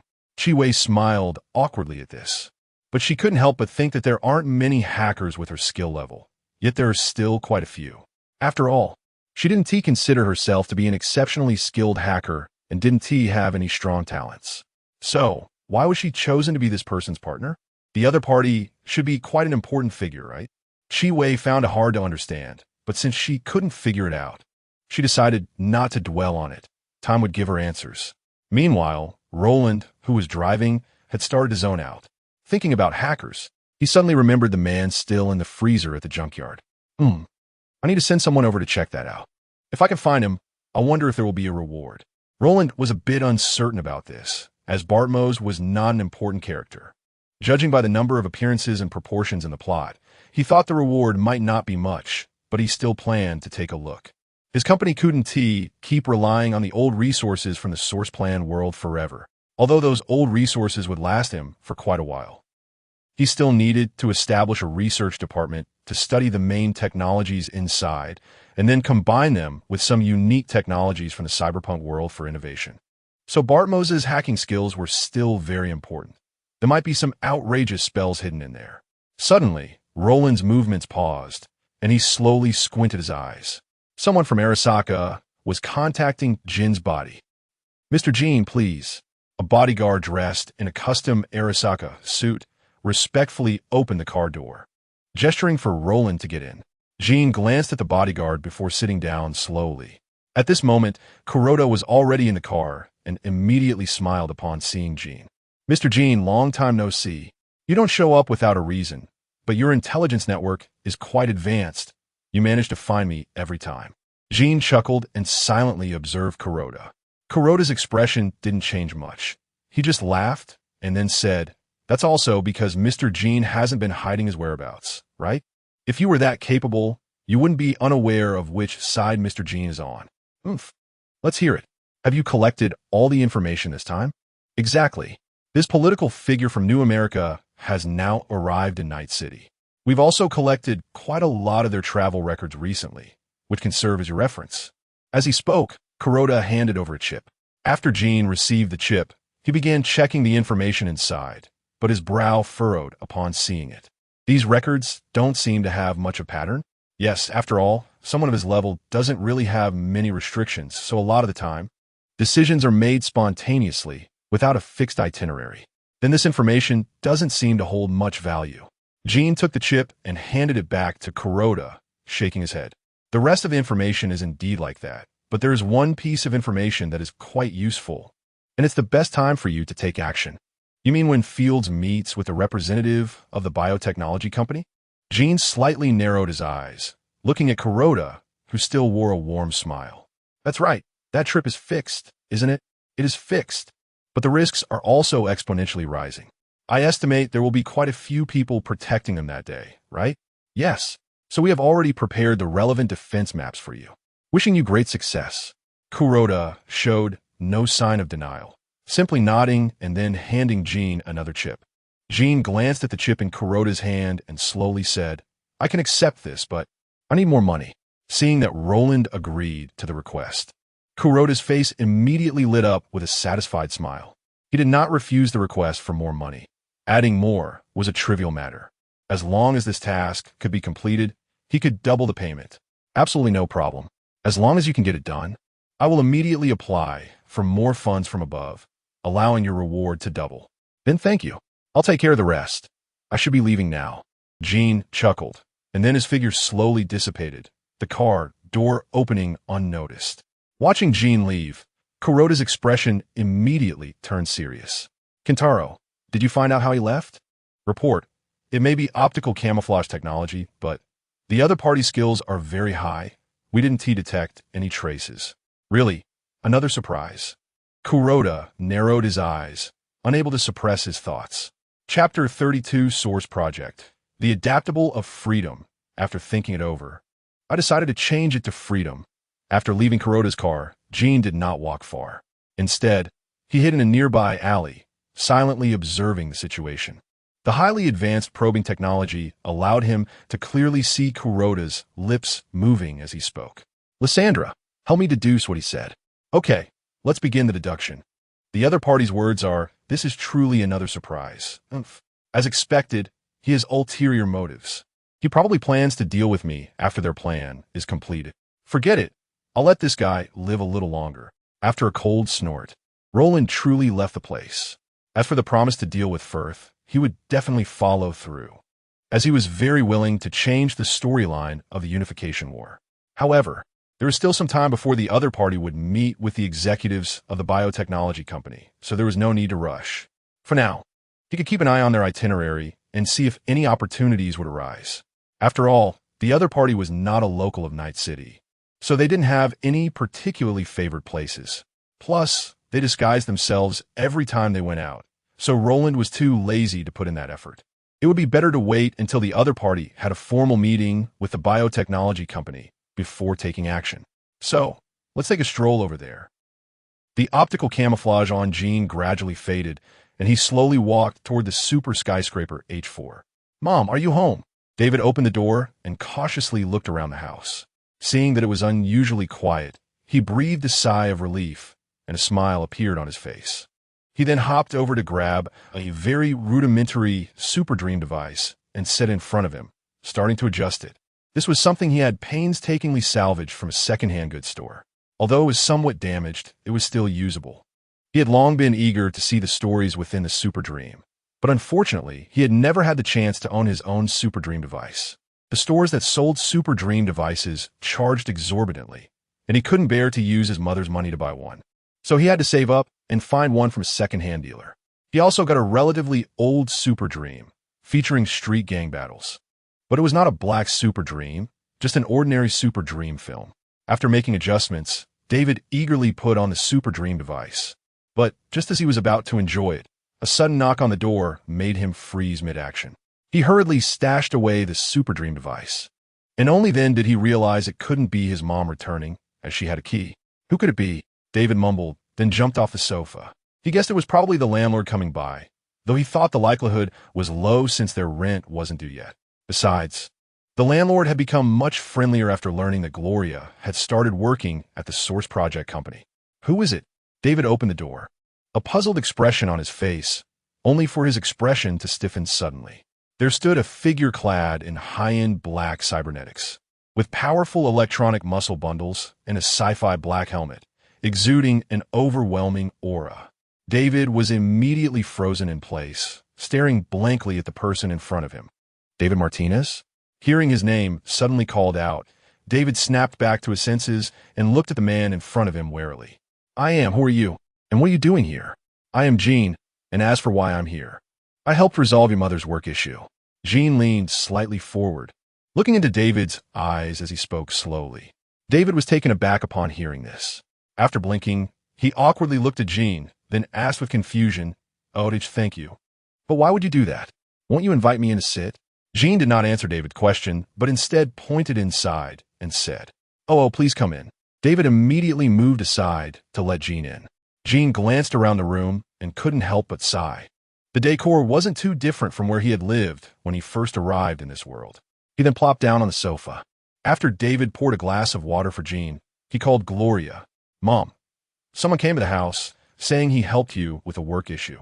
Gloria was startled upon hearing this and said, Okay, I understand. I'll be right back. After saying this, Gloria immediately went to the manager's office and explained her situation. Upon hearing it, the manager's face lit up with a smile, and he even told Gloria to say some good words in front of that person. David, were you just very curious about why I want to help you? David nodded in response, his eyes fixed on Roland. Because you are unique, David. I hope you can join us in the future and become one of us. Gene said earnestly as he looked into David's eyes. And indeed, he was speaking the truth. After investigation, it was confirmed that the template David was compatible with was Source Project. Freedom. I'm unique? David was stunned upon hearing this. At his age, everyone had dreamed of being a hero, believing themselves to be special. And now, a figure who looked like a big shot was directly affirming his value. This made David feel exceptionally happy inside. However, that is the future you. The current you is just a dreamer. After encouraging him, Gene directly leaned back on the sofa and delivered a blow, causing David's face to fall. I'm not a dreamer. You probably still yearn for those gangsters or marginalized figures in the Super Dream, right? Their lives are not glamorous. They're filled with blood and tears. But talking to you about this now, you probably have no real sense of it. Gene chuckled and shook his head, leaving behind a business card. This card is for you. When you really grow up and have your own ideas, remember to give me a call. David stared at the business card in his hand, momentarily lost in thought. Just as he was about to call out to Gene, he realized the door had somehow opened and the figure had vanished. He then focused on the business card, hesitating for a moment before firmly memorizing the number on it. Chapter 33, Undercurrents, Part 1. Not long after Gene left David's house, Gloria hurried back home. David, Where's that person you mentioned? Gloria looked around, but found no trace of anyone else. Mom, he came late. He already left. David scratched his head and shrugged. I see. Did he say anything? Gloria asked, revealing a look of regret as she turned to David. Yeah, he said he hopes I can join them in the future. And he left his contact information, David said, handing the business card Roland had given him to Gloria. After glancing at the number, she put it away and looked at David. David, I have to admit, what he did helped us a lot, but I don't know what his true intentions are. So I don't want you to get involved. Just leave these matters to me. My task now is to study hard and join a big company to become a senior executive. Right, Mom? David said in one breath, then sighed deeply. Gloria nodded at David's quick response. That's right. That's what I wanted to say. No matter what, this place ultimately belongs to the big shots in those companies. Then why can't I join that company? David couldn't help but ask. Upon hearing this, Gloria didn't answer. Simply put, in her view, David still didn't understand the difference between big companies and small ones. You'll know in the future. David felt a bit irritated by the same old answer. He then sat down in front of the computer and started playing games. Seeing this, Gloria temporarily decided not to bother him, instead looking anxiously at the business card in her hand. Meanwhile, Jean, who had left, was completely unaware of Gloria's conflicted feelings. He turned and ran towards the Watson North District, planning to check if certain individuals were already residing there. Hiss! Who? Gree frowned as he looked at the member of the swirling gang who was inhaling S-powder. How about it? Want to take a hit? It's high purity and very invigorating, Morodo smiled, extending his mechanical arm and staring at Gree with 6 eyes. No thanks, I can't get used to that stuff. You should keep it for yourself. Really don't know what's good. Morodo showed a regretful expression and then took another deep inhale. Where's your boss? Gree waved his hand with a frown and asked impatiently. Don't rush, our boss will be here soon. Before that, why don't we discuss the price first? Morodo grinned and slowly sat down directly across from Gree. Can you make the decisions? Gree narrowed his eyes at Morodo, his tone carrying a hint of contempt. Morodo, seeing this, wasn't angry. After all, he was different from those whose brains had already been fried. Of course I can, as long as you show enough sincerity. I can make the call. Morodo spread his hands. Upon hearing this, Gree immediately understood that Morodo's boss didn't intend to meet them. Perhaps he was afraid of being set up, or for some other reason. In any case, he wouldn't meet them today. All right, tell us the whereabouts of the person who traded with you that day. Gree nodded and got straight to the point. 1 million euros. I wonder if that sincerity is enough. Upon hearing this, Morodo was momentarily stunned, then burst into laughter. Ha ha. It seems that person is quite important to the boss of military technology. However, add another 500,000 euros. Morodo leaned in closer, a cunning smile appearing on his lips. Gree merely frowned slightly upon hearing this, thought for a few seconds, and then nodded. Okay, but I need to verify that the information you provide is genuine before I pay the full amount. For now, I'll give you a deposit at most. Of course, no problem. We still have a fair degree of professionalism. Morodo agreed without objection, and soon he received a transfer of 500,000 euros. You're quite straightforward.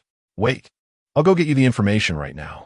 Morodo laughed a couple of times and then got up to walk into the room. Mr. Gree, can we really trust them? One of the security personnel from military technology leaned over and whispered to Gree. Gree's expression didn't change. He simply replied, we can't fully trust them. It's just a trial run, after all. At the moment, this is the only lead we have. As for what the lead was, they had found the whereabouts of the Arasaka group and discovered that this group arrived just when Fells confirmed his itinerary to Night City.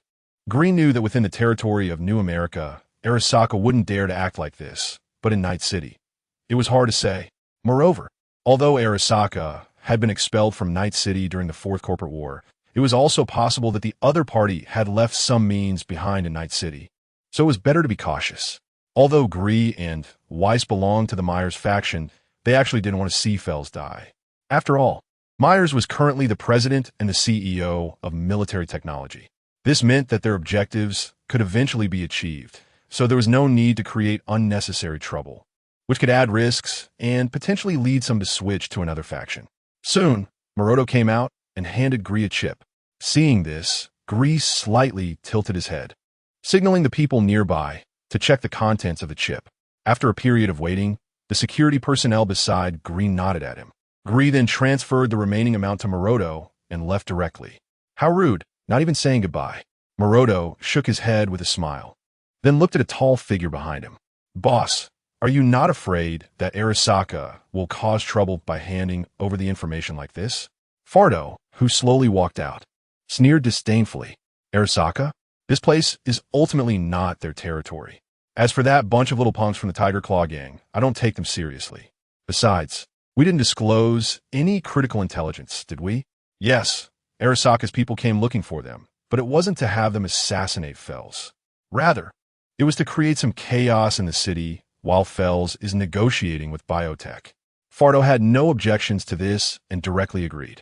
As for whether they would cease actions after trading with military technology, they would still proceed if they could make money from two sources. Why not? Chapter 34, Undercurrents, Part 2. Gree looked at the intelligence he had received and felt a bit irritated. Arasaka was essentially telling them outright that they were going to launch an attack to attract the attention of military technology and personnel. Moreover, the group that hired the Vortex gang had never explicitly claimed to be from Arasaka. They only hinted at their identity. So making it public would have no real effect. At most just some mutual accusations besides. Even if it were public, it would be too late, as the other party would definitely proceed with their plan. In short, Night City was not their home turf. They could act without concern. Mr. Weiss, it has been confirmed that Arasaka has hired the Vortex gang to help them attack our factory. It seems the Vortex gang does not intend to halt this operation, right? That's right. Their leader, Fadu, has never shown his face from the beginning, so he probably plans to continue with the attack. This really puts me in a difficult position. It can be considered a clear scheme. But no worries if something goes wrong that day. Just notify the anti-terrorism task force. In any case, if Arasaka takes action against Fails, the anti-terrorism task force won't be able to respond. I understand. Should we increase or decrease personnel at the factory? No need to increase. It might require additional compensation. As for decreasing, it's not necessary. If there are more people, we can delay things a bit and reduce some losses. Yes, I understand. Gree agreed and then hung up the phone. In the brief seconds of their conversation, they had essentially decided the fate of all employees and security personnel at the factory. After making arrangements, Weiss silently took a sip of coffee. He was not particularly worried about Fails.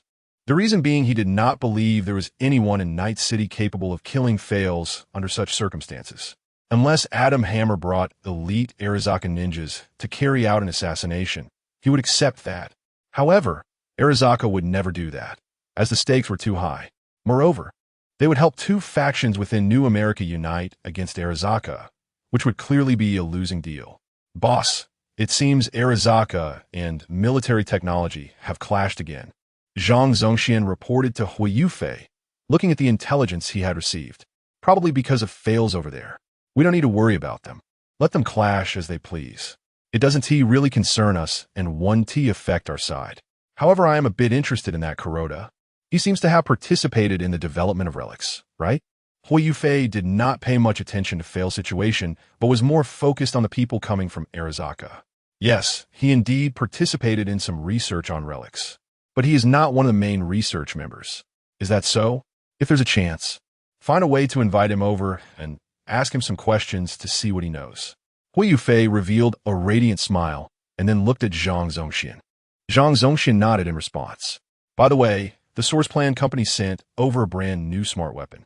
We found that its accuracy and firepower are significantly stronger, and its penetration power even surpasses that of typical kinetic weapons.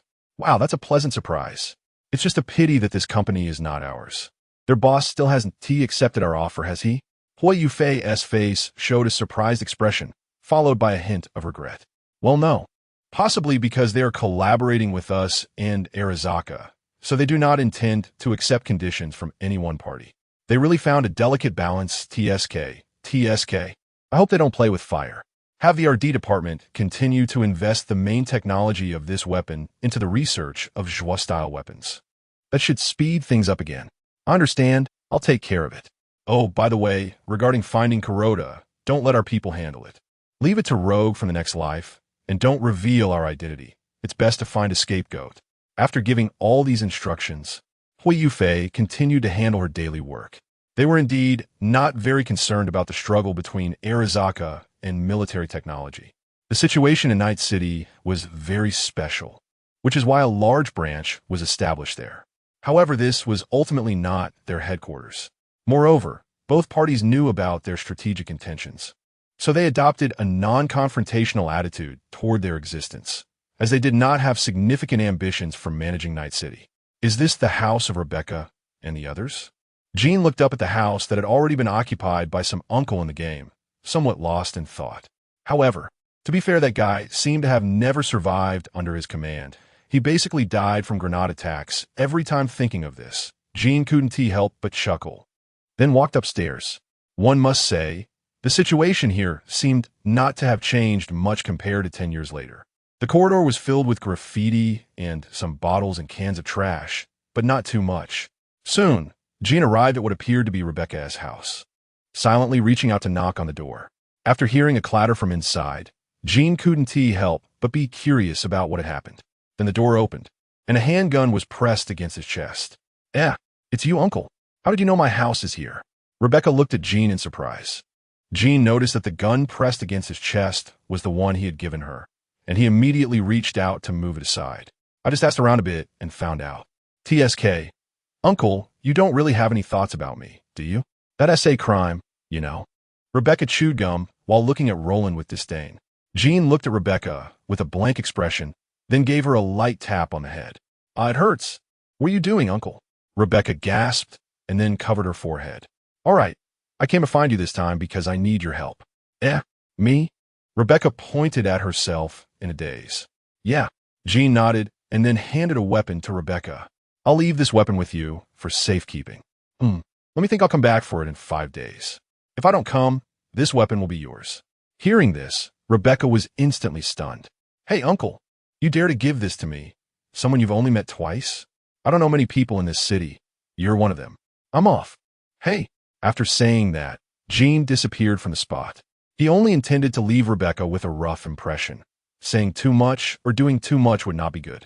As it turned out, this was indeed the case. Holding the weapon given by Jean, Rebecca returned home and was somewhat lost in thought. Chapter 35, Undercurrents, Part 3. Kuroda satisfiedly shook the wine glass in his hand, a smile involuntarily appearing on his face. The information about their hiring of the Uzumaki gang was deliberately leaked to military technology by him. Although a sudden attack could certainly catch military technology off guard and expand their losses, a temporary assault would not prompt military technology to dispatch troops. Instead, they would focus more on fears. After all, on a day like this, how could there be such a coincidence? By putting this matter out in the open, military technology would inevitably make some arrangements, but which resources they would use, that was not within Kuroda's consideration. He only intended to weaken the resources that military technology could mobilize as much as possible. I hope that Jean won't let me down. This matter is crucial.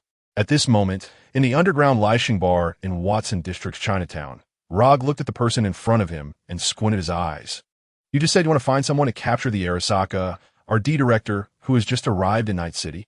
Yes, that is my request. The man in a suit smiled, his words filled with certainty, without a trace of hesitation. Rog immediately understood that this was a contest between two major companies, and she was merely caught in the middle. However, she did not intend to refuse this commission. After all, she was just an intermediary, and Arasaka would not make things too difficult for her because of this. All right, I understand. Send me the deposit, and I will find you a reliable team in the next couple of days. No problem, but please try to be quick, preferably before this date. The man pointed at the date on his phone, then put on his hat and left Lishing. Rog looked at the date he just pointed out and squinted her eyes. This day happened to be when Fears was meeting with biotechnology, and both parties were not hiding anything about it. After all, there was nothing to conceal. Such matters could be investigated easily if one had a bit of a connection. It seems that this RD director from Arasaka is not just an RD director in a simple sense. Something significant might happen that day. The question is, who exactly wants to capture this person? Military technology, or... Rog couldn't help but start calculating in her mind. While also deciding not to get involved in the muddled waters that day, as it could bring her trouble. However, Rog felt that it was unlikely that military technology would come to find her. Given military technology's current influence in Night City, it would be more prudent for her to act on her own without worrying about the news leaking out. Therefore, it was very likely that other major companies wanted to take advantage of the chaos, such as the Yi Corporation, Pajua Petrochemical, Biotechnology, and Cantao, could be behind this. But she didn't know who exactly was doing it. Rog also did not intend to investigate further. If she did, she would truly lose sleep over it. Meanwhile, Kuroda, sipping his wine, would never have thought that someone had set their sights on him. After all, he was just a minor RD director now. To become the RD minister of Night City, he would have to wait until the plan was completed. Moreover, this decision was still internal, known only to the top executives within the company. If action were taken against him now, Kuroda might start to question his life. Edruk Salva, make some noise that day. I will provide you with some dirt on fears, and then you can try to gather a group to cause trouble. But be careful not to get physical. Got it. Rizawa Aikir nodded and took the information from Kuroda. As for why Kuroda was doing this, it was purely to prevent Roland from failing, while also laying the groundwork in case Roland succeeded. If they failed, the dirt could be used to attack the opponent's political standing, promoting a decline in their influence. If they succeeded, it would quickly push that faction to pin the blame on fears and condemn him. It could be said to be a plan that achieves two goals with one action, and Kuroda was very willing to do so. As time passed, the meeting between Fears and Biotechnology was gradually approaching.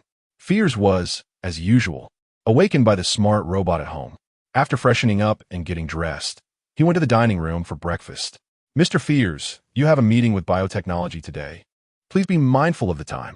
Yes, I know. By the way, I heard that Arasaka has been quite active lately. Yes, recently, Arasaka seems to be restless, eager to regain control of Night City. Pay close attention to their movements, and, if possible, suppress their influence in our company. Understood. By the way, Mr. Fears, Mr. Phoenix is currently on his way to your home. Please do not leave until he arrives. Okay, I will be mindful of that. You handle the arrangements at the venue. I don't need you here for now. All right. Fears then ended the call with his secretary and walked to the safest spot in the room to turn on the television, quietly waiting for Phoenix's arrival. Phoenix was ranked 7th among bodyguards in Europe, possessing an exceptionally high level of cybernetic enhancements and excelling in close combat and protection, earning the title of Silver Wing Knight in Europe. He was a bodyguard hired at high price, and in some sense, he was not much weaker than Heavy Hammer, just with different areas of focus and considerable differences in ideology. For instance, Heavy Hammer left no trace of humanity, while Phoenix adopted biological enhancements and nanotechnology in many areas, complemented by cybernetic support from steel technology and his custom exoskeleton armor. Equipped to the teeth, he was essentially a steel monster. Soon, a hovercar arrived at the platform where Fears lived. Dressed in silver exoskeleton armor, Phoenix slowly walked down, surveyed the surroundings, and approached Fears. Mr. Fears, we can go now. Please stand to my left. Fears nodded. He wasn't stubborn about such matters, as his life was at stake. Phoenix, it seems many people want my life lately. Fears remarked, looking at Phoenix's brand new armor. Rest assured, as a knight, I will definitely fall before you. Thank you for your hard work. I will mention your efforts to your boss. Fears smiled and nodded. Thank you for your recognition. Chapter 36, Undercurrents, Part 4. After sitting in the hovercar, Phils felt much more relaxed with Finks beside him compared to before. Damn Night City. I already miss my home a bit. Phil sighed and expressed his feelings. His time in Night City had not been easy, as there were always people trying to take his life. However, most of it was just small skirmishes. Not anything meticulously planned, more like just a formality. But that didn't mean it had no impact on Phil's. After all, he had to be cautious of stray bullets or crazies who suddenly appeared to commit suicide attacks every day, which was a torment for his mind. In New America, there was no need to be so on edge. No matter how chaotic it was still their territory. Night City was another matter entirely. There were too many maniacs willing to risk their lives, and none of them had a clear understanding of his identity. This made Phils quite troubled. The lack of recognition of his identity meant that these guys had no idea what consequences would follow if they killed him. So they didn't care about the aftermath at all. After today, you can go home. I will ensure your safety, Mr. Phils, Fink said with a smile. Hearing that made me feel much more at ease. Phils nodded. According to the intelligence he had, there was currently no one in Night City who could handle Finks, unless Morgan's underhanded tactics came back from the dead to assassinate him. And it would have to be a death-defying assassination. In such a case, Phils could only say he would accept his fate. At this moment, on top of a distant building, a black silhouette was quietly observing the hover car with a strange weapon that was entirely black and emitted red energy beams. Jean was adjusting his energy weapon while looking for the best sniping opportunity. Although he was very confident in the lethality of the weapon he held, he did not plan to directly attack the hover car. If the target survived by luck, it would be a waste. So, he was only there to confirm the location and familiarize himself with the sniper rifle for future actions. After confirming that Phils had set off, Jean put away his weapon and leaped from the high building, disappearing into the steel forest. At the moment Jean vanished, Fink sensed something and looked toward the building where Roland had just been, but found nothing unusual. Strange. Was that just my imagination? Finks couldn't help but mutter. He had clearly felt a strong sense of crisis just now, and when he was about to tell the driver to stop, it disappeared, which felt very peculiar. Finks, is something wrong? Phil seemed to notice Fink's unusual behavior and asked. No, nothing. It should be my imagination, Finks replied. Is that so? Phils nodded, then helplessly commented, I don't know what that stupid woman, Myers, is thinking. Starting a war at this time is just giving Arasaka an opportunity. Now it's a mess as soon as I leave New America. Hearing Phil's words, Fink slightly lowered his gaze, choosing not to engage in that topic. It was better to avoid it if possible. If she continued to cause trouble, it wouldn't just be about becoming great again. It was likely that the previous situations would resurface. Phil sneered and then took a sip of champagne. Mr. Phils, you should drink a little less. You're about to meet with the biotech people, Finks reminded him. Upon hearing this, Phil slowly set down his glass. After all, the upcoming discussions with biotech were quite important concerning cooperation between biotech and the military. How is the defense layout coming along? Kuroda squinted at his subordinate in front of him. Yes, we've figured out most of it, but there is still a small area that is uncertain. However, it's confirmed that there are about 8 snipers in the vicinity, each equipped with 3 assistants, the subordinate reported. Well, looks like they've increased their manpower. Send the intel to Jean and dispatch 2 people to assist him with the mission. Got it. Jean had already arrived near the venue.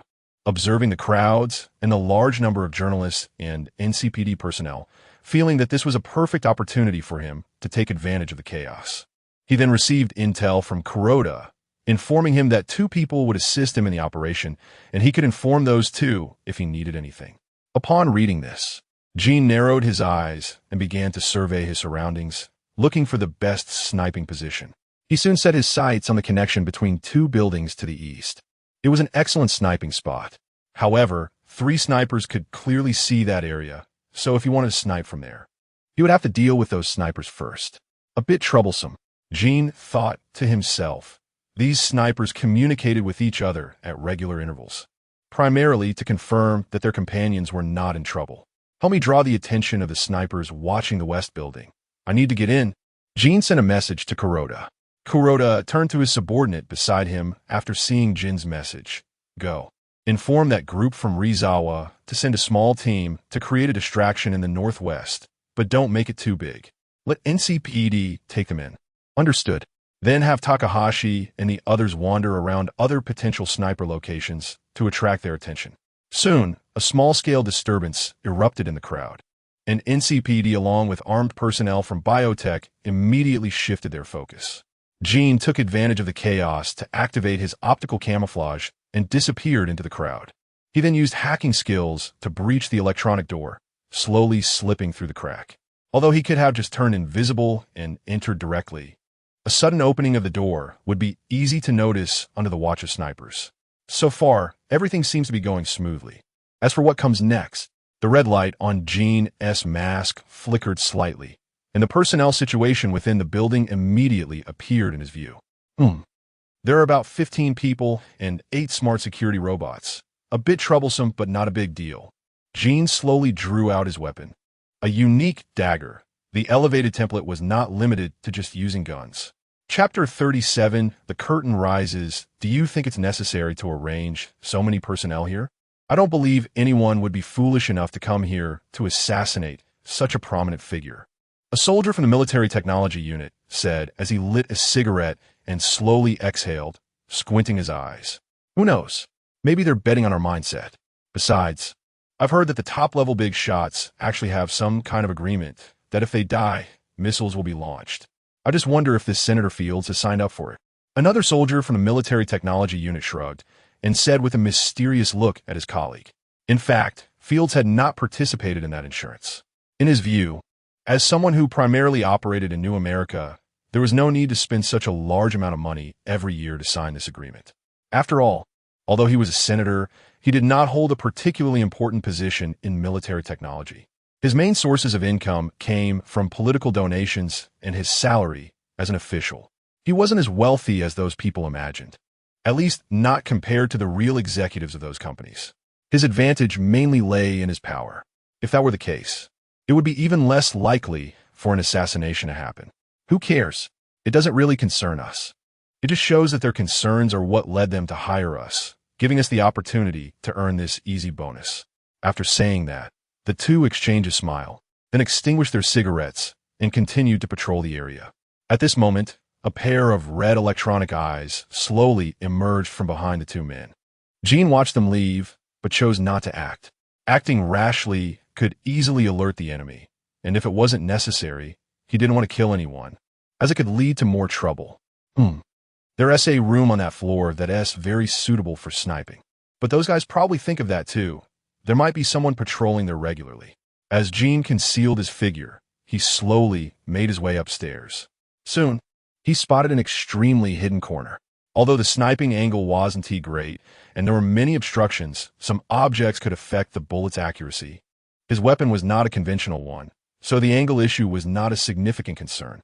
Thinking of this, Gene quickly hid not far from that room, starting to observe the patrol patterns and cycles of the people around. At this moment, Fields' hovercar had already arrived at the venue, where he formally met with representatives from the biotechnology sector. They then entered a place to rest while waiting for the upcoming communication and formal discussions. The content of the formal discussions was naturally not visible, so Gene was not waiting for the meeting itself, but rather for the moment when the two would come out to face reporters' questions after the discussion ended. After a period of waiting, Gene confirmed that no one would patrol this room, and very few people would pass by here. It could be said that the other party also believed this place was unsuitable for sniping due to the many objects affecting accuracy. Gene waited a bit longer, and after the patrolling individual left for some time, he slowly approached the door, only to find that it was equipped with a regular door lock rather than an electronic one. This made him a bit troubled. With an electronic lock, he could hack in directly, but with a regular lock, he could only break in violently, which would easily make noise. Then, a small solvent popped out from his arm. Gene poured it over the door lock, and soon, the metal in the lock became extremely fragile due to the solvent's effects. Gene extended his hand, applied pressure, and broke the lock. After cleaning up the traces on the ground, he entered the storeroom and pulled over a rack to block the light coming from within, preventing the hole from being too obvious. After doing all this, Gene set up his weapon, searching for the best position. Mr. Fields, I heard President Myers is actively reorganizing the military lately, said Owen, the representative from biotechnology, with a smile. Yes, that's the case. Fields did not deny it. After all, many people were aware of Myers' actions, and the discussions this time were related to it. Rather, if Myers didn't have this idea, this meeting with biotechnology wouldn't have happened. As you know, our cooperation with more technology is going quite well. So our company has launched a brand new prosthetic, Owen said, a strange meaning behind his words, which took Fields by surprise, as he hadn't heard that this meeting was related to prosthetics. I don't recall us discussing anything related to that, Mr. Owen. Oh, don't be nervous. This discussion is just between the two of us. You see, there are no other people or surveillance devices around, right? Owen waved his hand dismissively. Seeing this, Fields looked around and frowned, then said, "What do you mean? Regarding this cooperation, as long as you, Mr. Fields, agree to help us obtain the experimental data for this prosthetic, we can offer 1/10 of the profits to the military in terms of pharmaceuticals and medical aspects. How about that? Hearing this, Fields was immediately tempted, but still somewhat uncertain, prompting him to say, I need to confirm what exactly this prosthetic you developed is like. Of course, that's a reasonable request. Please look. Saying this, Owen reached out and tapped on the table, and soon, a screen appeared on the table, followed by a video that began to play. Fields frowned as he watched the video of the cyber-psychotic in a frenzy. But he had to admit that this prosthetic's capabilities were impressive, providing the cybermaniac with powerful attack, recovery, and defense abilities. This seems to utilize nanotechnology? That's right. It's the latest nanomedical technology, currently still in the experimental stage. Owen nodded with a smile. Upon hearing this, Fields' eyes flickered. This technology seemed like it could be stolen. I can agree, but since it's a volatile component, the risk is a bit high. Give me an additional 5%, and I'll agree. This. Owen frowned immediately, showing a troubled expression. This is my final offer. It won't change. Otherwise, let us continue our discussion on pharmaceuticals. Fields ignored Owen's expression and continued. All right, let us settle on that. A pleasant cooperation. Owen showed a helpless expression upon hearing this, but still agreed, extending his hand to signify goodwill. How could he not know Fields' intentions? But it didn't matter. As long as they obtained the experimental data, even if military technology learned some of the details, so what? They would still be ahead of the other party.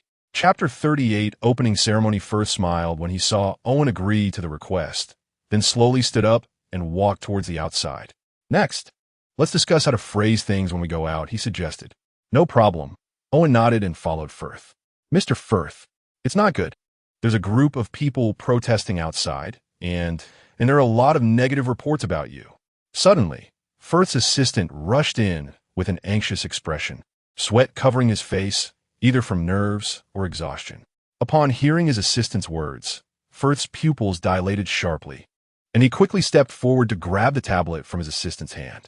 According to reliable sources, the current new American congressman and head of military technology security, Mr. Firth, has accepted a large amount of bribes in recent years and sacrificed national interests to ensure the benefits of certain groups. We strongly condemn Firth's behavior and hope that people from all walks of life will supervise and not let such individuals go unpunished. Firth's face turned pale as he listened to the host gradually reveal some of his past actions, making him feel unwell and nearly leave in anger. However, he knew that in such a situation, he could not leave.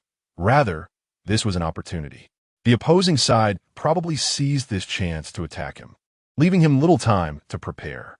Damn it, Arasaka Corporation. Firth grunted in anger, slamming the tablet onto the ground. It was clear to him who was behind the news station, but Arasaka's actions also relieved him.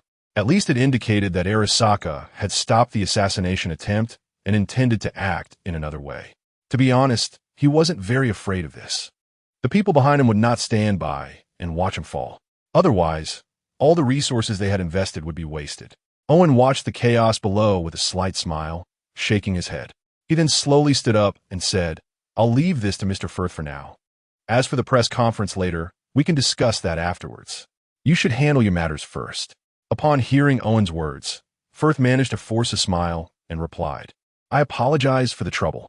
Don't worry, I'll handle this quickly. It won't affect our cooperation. Of course, I trust your abilities. You should go ahead. Although those people outside can't do anything to us, it is still somewhat troublesome. Firth nodded, tidied up a bit, and walked outside while making phone calls. He needed to contact the people behind him and his public relations team to come up with a statement. Soon, under the influence of money and power, many news reports highlighting Firth's contributions during his tenure, his deeds for the public, and his donations began to air again. The news station under military technology also started to criticize Arasaka's news station, denouncing them for baselessly attacking a clean official. With the support of this colossal entity, the public opinion storm was addressed within half an hour, although the online debate was still ongoing. However, it was no longer one-sided in favor of Arasaka. Firth, having received assistance from his public relations team, had organized his speech and prepared answers for several questions he would face. Gene watched the chaotic scene below with great interest. He knew this was Kuroda's handiwork, But he had to admit that this method was quite effective. Not only did it attract the attention of many security forces, but if the assassination was completed, he could also take advantage of the chaos to leave. Why hasn't that old man come out yet? Jean thought, feeling somewhat impatient as he looked at the podium obscured by various objects through his scope. Suddenly, he noticed a commotion in the crowd below, and his eyes lit up. He quickly saw Firth walking towards the podium, waving to the crowd.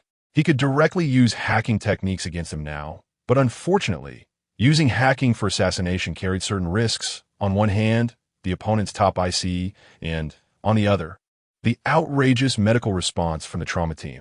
Yes, using hacking to damage the opponent's cybernetic body could harm their brain and cause death. However, for the trauma team, this did not confirm death, and they could still save him. Therefore, Jean chose to continue waiting. Ahem, everyone, I am Firth. I'm very glad to see you all here today. Boom. In an instant, a red-black beam flashed by, and Firth's head disappeared in an instant, leaving a circular crater on the ground. The previously noisy crowd fell silent immediately. Then, there was an eruption of screams. Damn it! Who is it? Owen's expression changed drastically as he slammed his fist on the table, immediately ordering the surrounding personnel to seal off the area. The military technology personnel also sprang into action. Inside the room, Weiss was taken aback, his expression turning strange. He hadn't expected that someone would actually attempt to assassinate Firth, and more importantly, they succeeded. Although he was pleased, this was a serious matter, so he wouldn't leave any loose ends and quickly arranged for people to investigate the scene. Not far away, Fink's pupils contracted sharply as he locked onto Roland's shooting position. With a bang, he shot out like a bullet. This was the first time in his career that he hadn't successfully protected his employer. Jin's actions had brought shame to him as a knight. So he had to eliminate the opponent to redeem himself. After successfully striking, Jin quickly kicked open the iron door and collided with two patrolling military technology soldiers. Before they could speak, he swiftly crossed a distance of 4 meters, his dagger dancing like a butterfly. In the next moment, 2 jets of blood erupted, staining the walls red. Jean then rushed past the 2 corpses and headed downstairs quickly. He needed to finish this quickly. Otherwise, once the other side reacted, they would likely form a siege. Although he wasn't too afraid, it would still be quite troublesome. Chapter 39 Confrontation and Aftermath. Hurry. Hurry. Hurry. Don't let that guy escape. The squad leader from military technology shouted as he activated the acceleration device on his powered armor and sprinted towards the floor where Jean was located. He couldn't afford to mess this up again. Failing to protect Phils in his area was already a dereliction of duty. If that killer got away, the thought made his expression turn ferocious. Such a thing must not happen. Otherwise, he would end up on the military technology HR purge list. Suddenly, a series of footsteps rang out beside him, and he quickly halted his movement, using his right leg to stop and raising the Mk.31 heavy machine gun in his hands. This weapon was never designed to be held by a person due to its terrifying firepower and recoil, which no one could withstand, except for those with extensive cybernetic modifications or members of the animal gang. Coincidentally, the squad leader had a high degree of cybernetic modification himself, and combined with his powered armor, it was enough for him to wield this deadly weapon. Boom! Boom! Boom! Flames erupted instantly as the massive caliber bullets tore into the ground and walls, shredding the surrounding terrain. Yet a black figure seemed to slip away like a ghost, avoiding the machine gun's fire. The searing bullets could tear through steel, but if they couldn't hit, the lethal potential of this weapon was ultimately wasted. Facing the heavy machine gun, Jean couldn't help but sweat a bit. Although the ballistic coating on his body could withstand a significant portion of the firepower, it was designed for handguns, submachine guns, and some rifles. To be honest, Jean didn't want to test the firepower of this heavy machine gun. In the blink of an eye, Jean had already reached in front of the squad leader, right beneath the muzzle of the gun, just as the squad leader's face broke into a joyous expression, moving the gun to aim at him. A tremendous force suddenly surged from the muzzle, and Jean grasped the barrel directly. The squad leader's face showed a look of astonishment as he felt the terrifying strength that far exceeded his own. He couldn't understand how someone of such a physique could unleash such incredible power. However, his actions were not slow at all. The blade from his wrist popped out in an instant, and his left hand, equipped with gorilla-like arms and powered armor wrist blades, immediately released the weapon and lunged at Jin's chest. Noticing this, Jin swiftly waved his right hand, and a handgun appeared in his grasp. With a gunshot, a severed arm, sparking with electricity, flew out. As Jin prepared to deliver the final blow to the person before him, a mantis blade suddenly shot out from the squad leader's shoulder. Jin cursed inwardly, wondering what kind of bizarre modification that was. He immediately retreated and pulled out his weapon. The squad leader looked at the gathering red light before him, his pupils contracting sharply as he immediately tried to escape. Then, a flash of red light streaked past, and a circular hole suddenly appeared in his chest. He blankly looked down, then collapsed. Bang! The massive body stirred up a cloud of dust. Jin glanced around and quickly assessed that he could not continue downward. He had to choose another escape route. Close quarters combat was truly unfriendly for his template. Jin took off, running up the stairs, while the data on his mask continuously fluctuated. Soon, as he searched throughout the floor, the security team that had rushed upstairs upon hearing the gunfire suddenly turned red in front of their eyes, followed by a terrifying sound of electric current.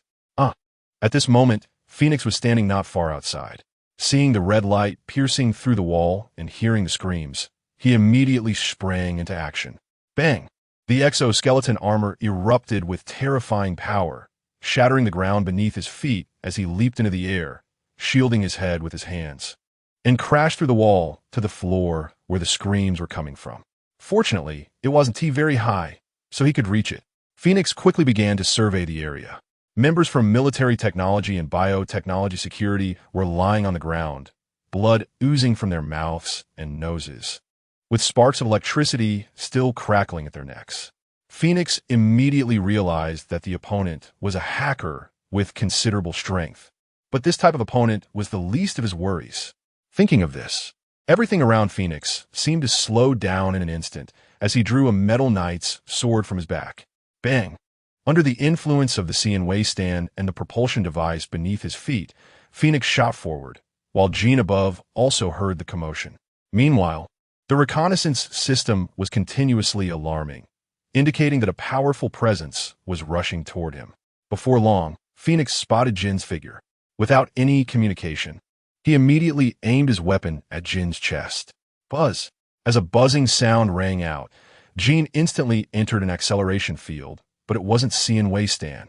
It was a specialized limit device equipped on his sublimation form to deal with such enemies. When Phoenix saw Jin's eyes meet his, he also displayed a look of astonishment. The other party actually had additional cybernetic modifications on top of equipping a network access pod. Sizzle. The sword's edge grazed Jin's chest, igniting a shower of sparks, and at the same time, Jin fired 4 shots at Phoenix, targeting his eyes, heart, and lungs. However, all of them were blocked by Phoenix's exoskeleton armor, and the two of them created distance from each other. Phoenix observed the dents in his exoskeleton armor caused by Jin's attacks, and Jin glanced at the attack marks left on his chest, where the coating had already been torn by Phoenix's longsword. The current situation was very unfavorable for him. He couldn't afford to linger here too long.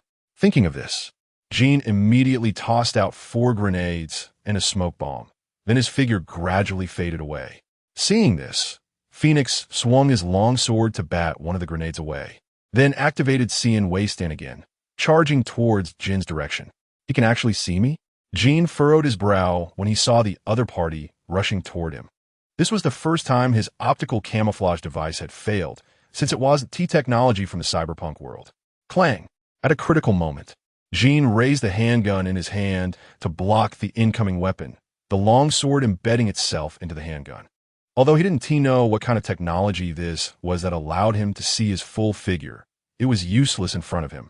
Phoenix slowly spoke as he looked at Jin's face. I must say, your strength is impressive, but unfortunately, the show must end. I don't have time to continue wasting here with you. No, we're just reaching the climax. How can it end now? Phoenix chuckled lightly, seemingly confident of victory. Suddenly, the sound of electricity crackled loudly, and Phoenix's pupils shrank sharply, his vision instantly going dark. Crap! The moment Phoenix's vision blacked out, A strong sense of crisis surged over him, and his body instinctively reacted. Clang! A broken sword flew out and embedded itself in the wall, while Phoenix was also sent flying. Seeing this, Jean immediately realized that the guy in front of him wasn't dead, but he didn't have time to waste. So he put away his weapon and rushed upstairs. Cough! At this point, Phoenix's eyes had returned to normal, looking at the damaged exoskeleton armor and the charred marks on his chest with a sense of helplessness. As the healing needle was injected, a cool sensation spread throughout his body. This is a big loss. Phoenix showed a bitter expression. He really didn't expect that the other party actually had such a killing weapon hidden. He didn't even know where they pulled it out from. But the most important thing was the other party's hacking skills. He had never seen such a technique before, and there was not even a hint of warning before breaching IC. Where did this ruthless person come from? Phoenix adjusted his position and let out a long sigh. He could only admit defeat this time. The other party was very strong and had a bunch of strange things, but their weaknesses were also obvious. However, one thing was certain. The other party's strength was absolutely that of a top assassin in the world. He had already done everything he could, and the rest would be left to military technology to deal with. However, it was worth noting that the identity of that assassin was definitely not simple. The kind of firepower weapon they could wield, along with that never-before-seen energy weapon. It was likely a secret weapon produced by a big company, still in the experimental phase. Fink suspected it was most likely Arasaka. Meanwhile, Jean didn't have time to care about what Finks was thinking below. He had already rushed to the upper floors of the building, but he didn't intend to go to the rooftop, as it would easily attract attention from hovering vehicles and become a live target. So, Jean glanced at the windows in front of him and the dense crowd below, pulled out his weapon, and fired 4 bullets into the 4 corners. Crash! The glass shattered instantly, and Jean immediately leaped out, naturally attracting the attention of the crowd below with such a big commotion. He's over there, open fire. Owen immediately pointed upwards and ordered, and countless bullets poured out. Jean then pulled the pin on the smoke grenade in his hand and activated his optical camouflage. By the time the smoke cleared in the air, Jin's figure had completely vanished, leaving Owen's face darkened upon seeing this scene. Meanwhile, Kuroda, who was watching the live broadcast, smiled. Let's go, we can leave now. A few days later, the incident involving Phil's continued to ferment, and the reputations of military technology and biotechnology had significantly declined, mainly the reputation of military technology. After all, this was their person, and they still hadn't captured the other party, which had to be said was a disgrace, especially since they were the bosses of Night City. That made it even more uncomfortable. Biotechnology was ridiculed because this was their venue, and someone managed to sneak in, kill a partner, and even retreat unscathed. Arasaka was laughing hard, taking the opportunity to fan the flames, while Kantao silently watched from the side, occasionally striking to stab military technology and steal some intelligence and technology. Online discussions claiming this was Arasaka's conspiracy were also quite hot, but it was of no use. Arasaka firmly denied knowing or doing anything, and even threatened to sue for defamation. Moreover, military technology indeed had no substantial evidence, although they were very clear that, based on the current situation, this incident was done by Arasaka's people. They could only swallow their anger. The general sentiment was that there was still a long way to go, and they would settle the score later, as they still had internal matters to handle. Myers was quite pleased with Phil's assassination, but he still had to express condolences verbally and in action. However, he couldn't let this opportunity slip away policy-wise. Oh, it's worth mentioning that there was another relatively sad company, the trauma team, because Phil's death was confirmed immediately with no possibility of rescue, and given the circumstances, the trauma team didn't have time to deploy. The result was that they had to pay a huge insurance fee to Phil's family, which broke their hearts. And the biggest beneficiary was Jean, who was secretly causing trouble. Jin's reputation skyrocketed to a new height, and among the fringes of Night City, he could almost be considered a living legend. Unfortunately, this legend came and went without a trace, and he didn't even show up in the afterlife, leaving them a bit regretful. Roland was quietly waiting for things to continue developing and for the profits to roll in. In his view, what he had done this time should earn him a considerable sum. However, it was a pity that Jean couldn't go out now and had to avoid the limelight. Otherwise, he would probably be hunted down by military technology. The knight-like figure he encountered before still concerned Roland. Their strength was extremely powerful. Although they couldn't compare to those combat template source plans, they were not bad at all. When facing Jean, they could even suppress him. Although part of that was due to being in close quarters and lacking specialized weapons. But one couldn't deny the other party's strength. Although Roland believed that the opponent would likely be easily dealt with by Lin, who had specialized weapons, Roland also took the opportunity to investigate the other party's identity. Realizing that there were quite a few similar individuals who were somewhat aware that the world of Cyberpunk was not that simple. People like Adam Reaver were not rare. It was likely that military technology had some of this kind of combat power themselves, but Phil's level was not high enough to have such people protecting him closely. Finks was merely hired, and Roland now felt that he had chosen the timing very well. Finks was at a small distance, and had also relaxed his vigilance, which allowed him to strike successfully. Otherwise, if the other party had been nearby, Roland estimated that the other party would likely have been able to block that strike for Phil's, which would have been quite troublesome. However, from the current perspective, the result was still good, and the final payment from Kuroda had already been received. The next step was to develop slowly. Chapter 40, The Misunderstanding. About to be born. Rog looked at a small team in the afterlife bar and slowly approached. It seems you've thought it through. This is information about that person. Take a look for yourself. With that, Rog took out a chip and handed it to a man with a silver hedgehog hairstyle, who looked to be in his 30s. White stroked his stubble, then leaned slightly forward to take the chip from the table. I didn't expect you to take on a commission related to Arasaka, he said while inserting the chip into a slot and taking a sip from his glass. I take on basically any commission. It's just that there haven't been many related to Arasaka before, Rog said as he sat down across from White. Oh. This commission is a bit interesting. This person named Kuroda is probably not simple, right? White took the chip out, revealing a thoughtful smile on his face. Can you share a bit of information about the client?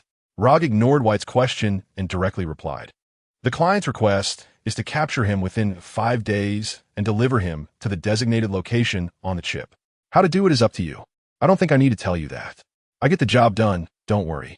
After all, this isn't Arasaka's territory. It should be quite simple. It better be. Also, you seem to be jumping around a lot lately. Be careful not to play with fire and get burned. After saying that, Rog stood up from the booth, leaving White and his group behind. Boss, what was Rog talking about? A man wearing a tactical helmet and goggles looked curiously at White. Nothing, just some things I've done before. White shook his head, not revealing the specifics. Seeing that White didn't want to talk, Goler didn't press further. Oh, so what's this commission about? Upon hearing this, White immediately broke into a big smile, showing off his white teeth. It's a commission about a corporate dog. It's a big business. Big business? Are you serious? Don't trick me, boss. A stylish girl with short blue hair, sitting on the other side, showed a skeptical expression, and the girl in her arms nodded silently. Hearing his teammates' doubts, White's mouth twitched. Then he said, "This time it's real. The commission fee totals 1 million. It's definitely a big business. We just need to kidnap someone. It won't be someone from military tech, right? They've been acting crazy lately." Upon hearing this, Villet frowned. It was understandable for her to worry. After all, military tech had been on high alert since Phil's death and had taken many actions. The main issue is that we can't find any information related to Jean, which is making them look bad. Although Phil's death made Wes quite happy. If they can't give an explanation internally, then he won't be too happy. I'm not stupid. I won't provoke military tech at this time. That would be too foolish. White rolled his eyes, while Tina, who was in Villet's arms, changed positions to lie on Villet's lap and silently watched White.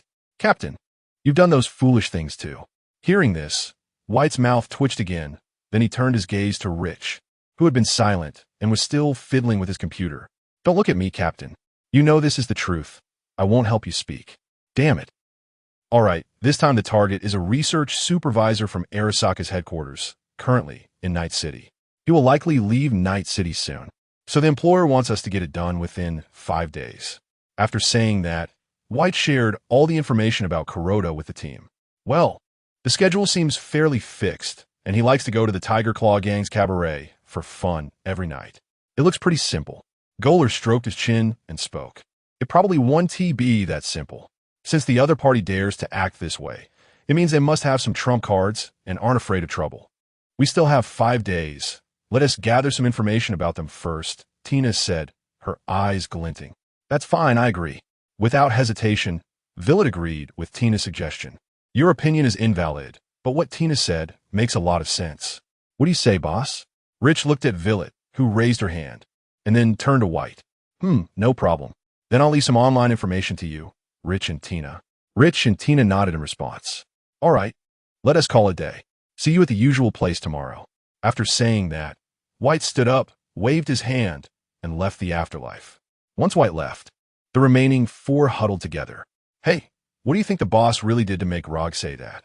I don't know, but I guess it's probably related to military tech. After all, you guys know how it is with the boss. Villet shook her head and speculated. That makes some sense.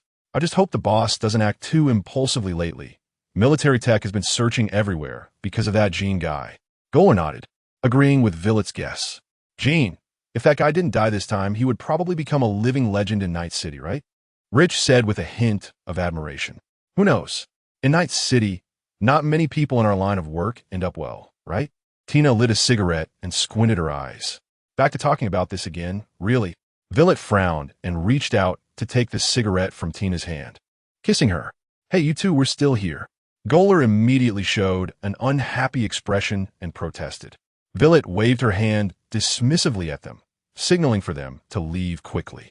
Seeing this, Rich shrugged and stood up to leave, while Goler glanced at the two still kissing and rolled his eyes before following Rich.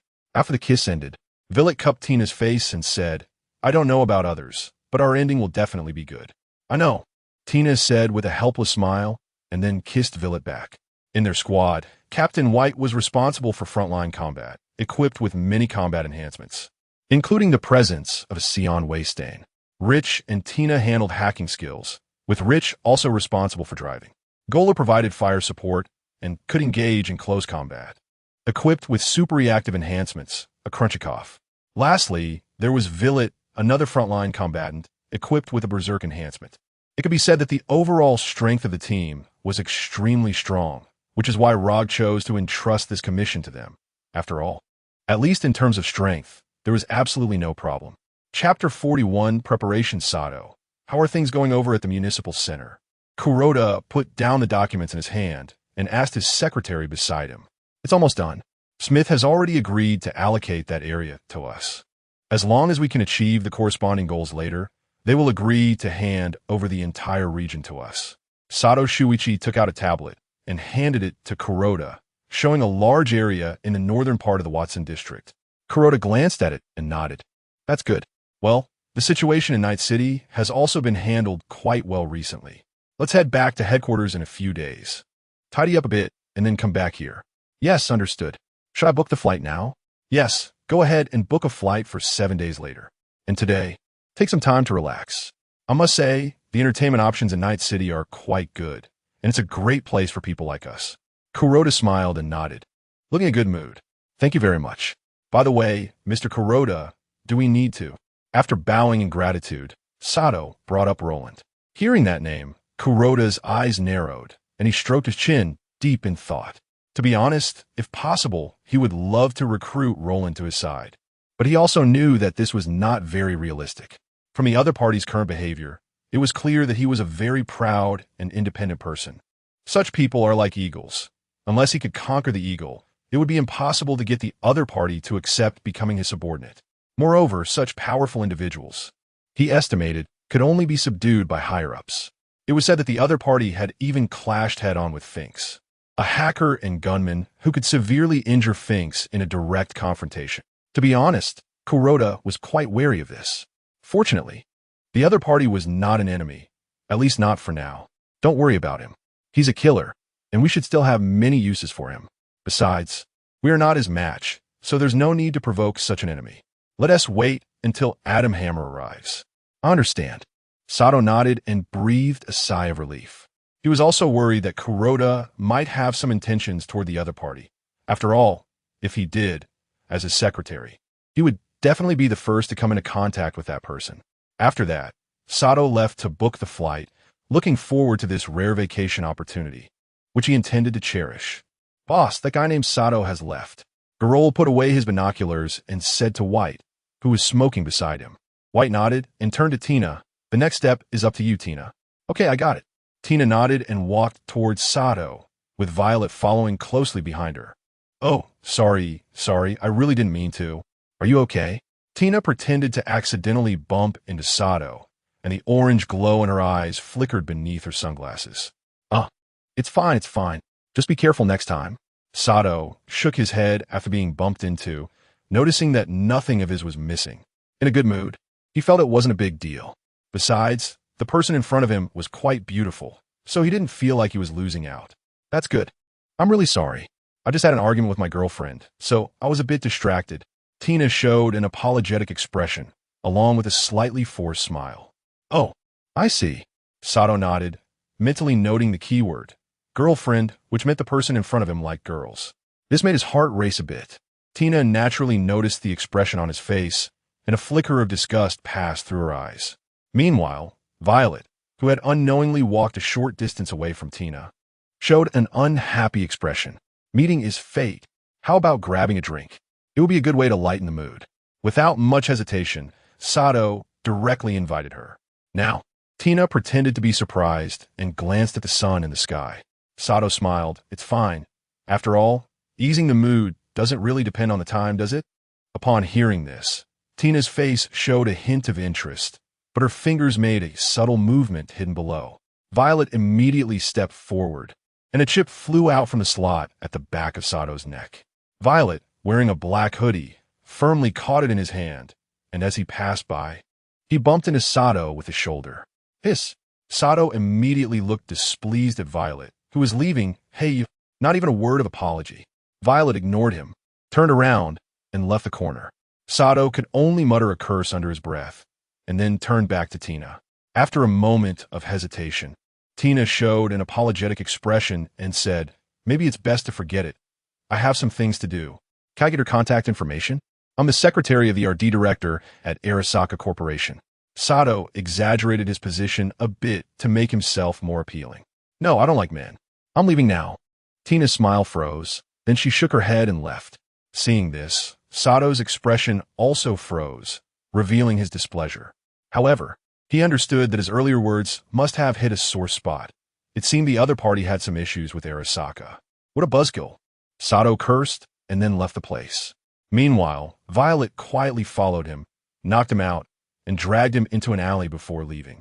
He then rejoined Tina. How'd it go? I handled it, don't worry. The chip is in hand. Violet smiled. That's good. Let's go. We shouldn't keep the boss waiting too long. Tina nodded and then headed back. Chapter 42, the Cyberpunk team on the offensive. Sato opened his eyes groggily and looked around in confusion, as if he hadn't yet realized what had happened. After a while, he finally saw his surroundings clearly, and his expression changed dramatically. When he felt around his body and discovered that his cash had disappeared but that nothing was missing from him, he let out a sigh of relief. He was afraid he had run into a gang of scavengers, but thankfully he had the habit of carrying cash. After all, online money is usually not accessible to robbers, and carrying cash was meant to buy his life. However, this sudden turn of events made him instinctively check his card slot, only to find it empty. His face instantly stiffened, and panic began to set in as he started to observe his surroundings, even utilizing the scanning function of his divine eye. But he still found nothing. In an instant, Sato's face turned pale, and trembling, he took out his phone, but quickly stopped his actions. After taking a deep breath, he tried to calm himself down and began to frantically recall the people he had encountered on the way. The answer was Tina, whom he had just met on the road. This made Sato's expression turn somewhat ugly. He wasn't sure if he had been set up by that woman, but then he remembered the person he had bumped into. He seemed even more suspicious. However, that person's features had not revealed themselves at all. He then began to recall Tina's facial features, but the memory of Tina was that of a woman wearing black sunglasses and heavy makeup, which made Sato uneasy. This indicated that the group that had targeted him were habitual offenders. However, it also made him secretly breathe a sigh of relief. If they were this type of habitual offender, it meant they weren't interested in other things. Otherwise, thinking of Kuroda's past actions, Sato's expression became unpredictable. While a glimmer of hope arose in his heart, that the person who stole his chip was only after the money inside, not the data.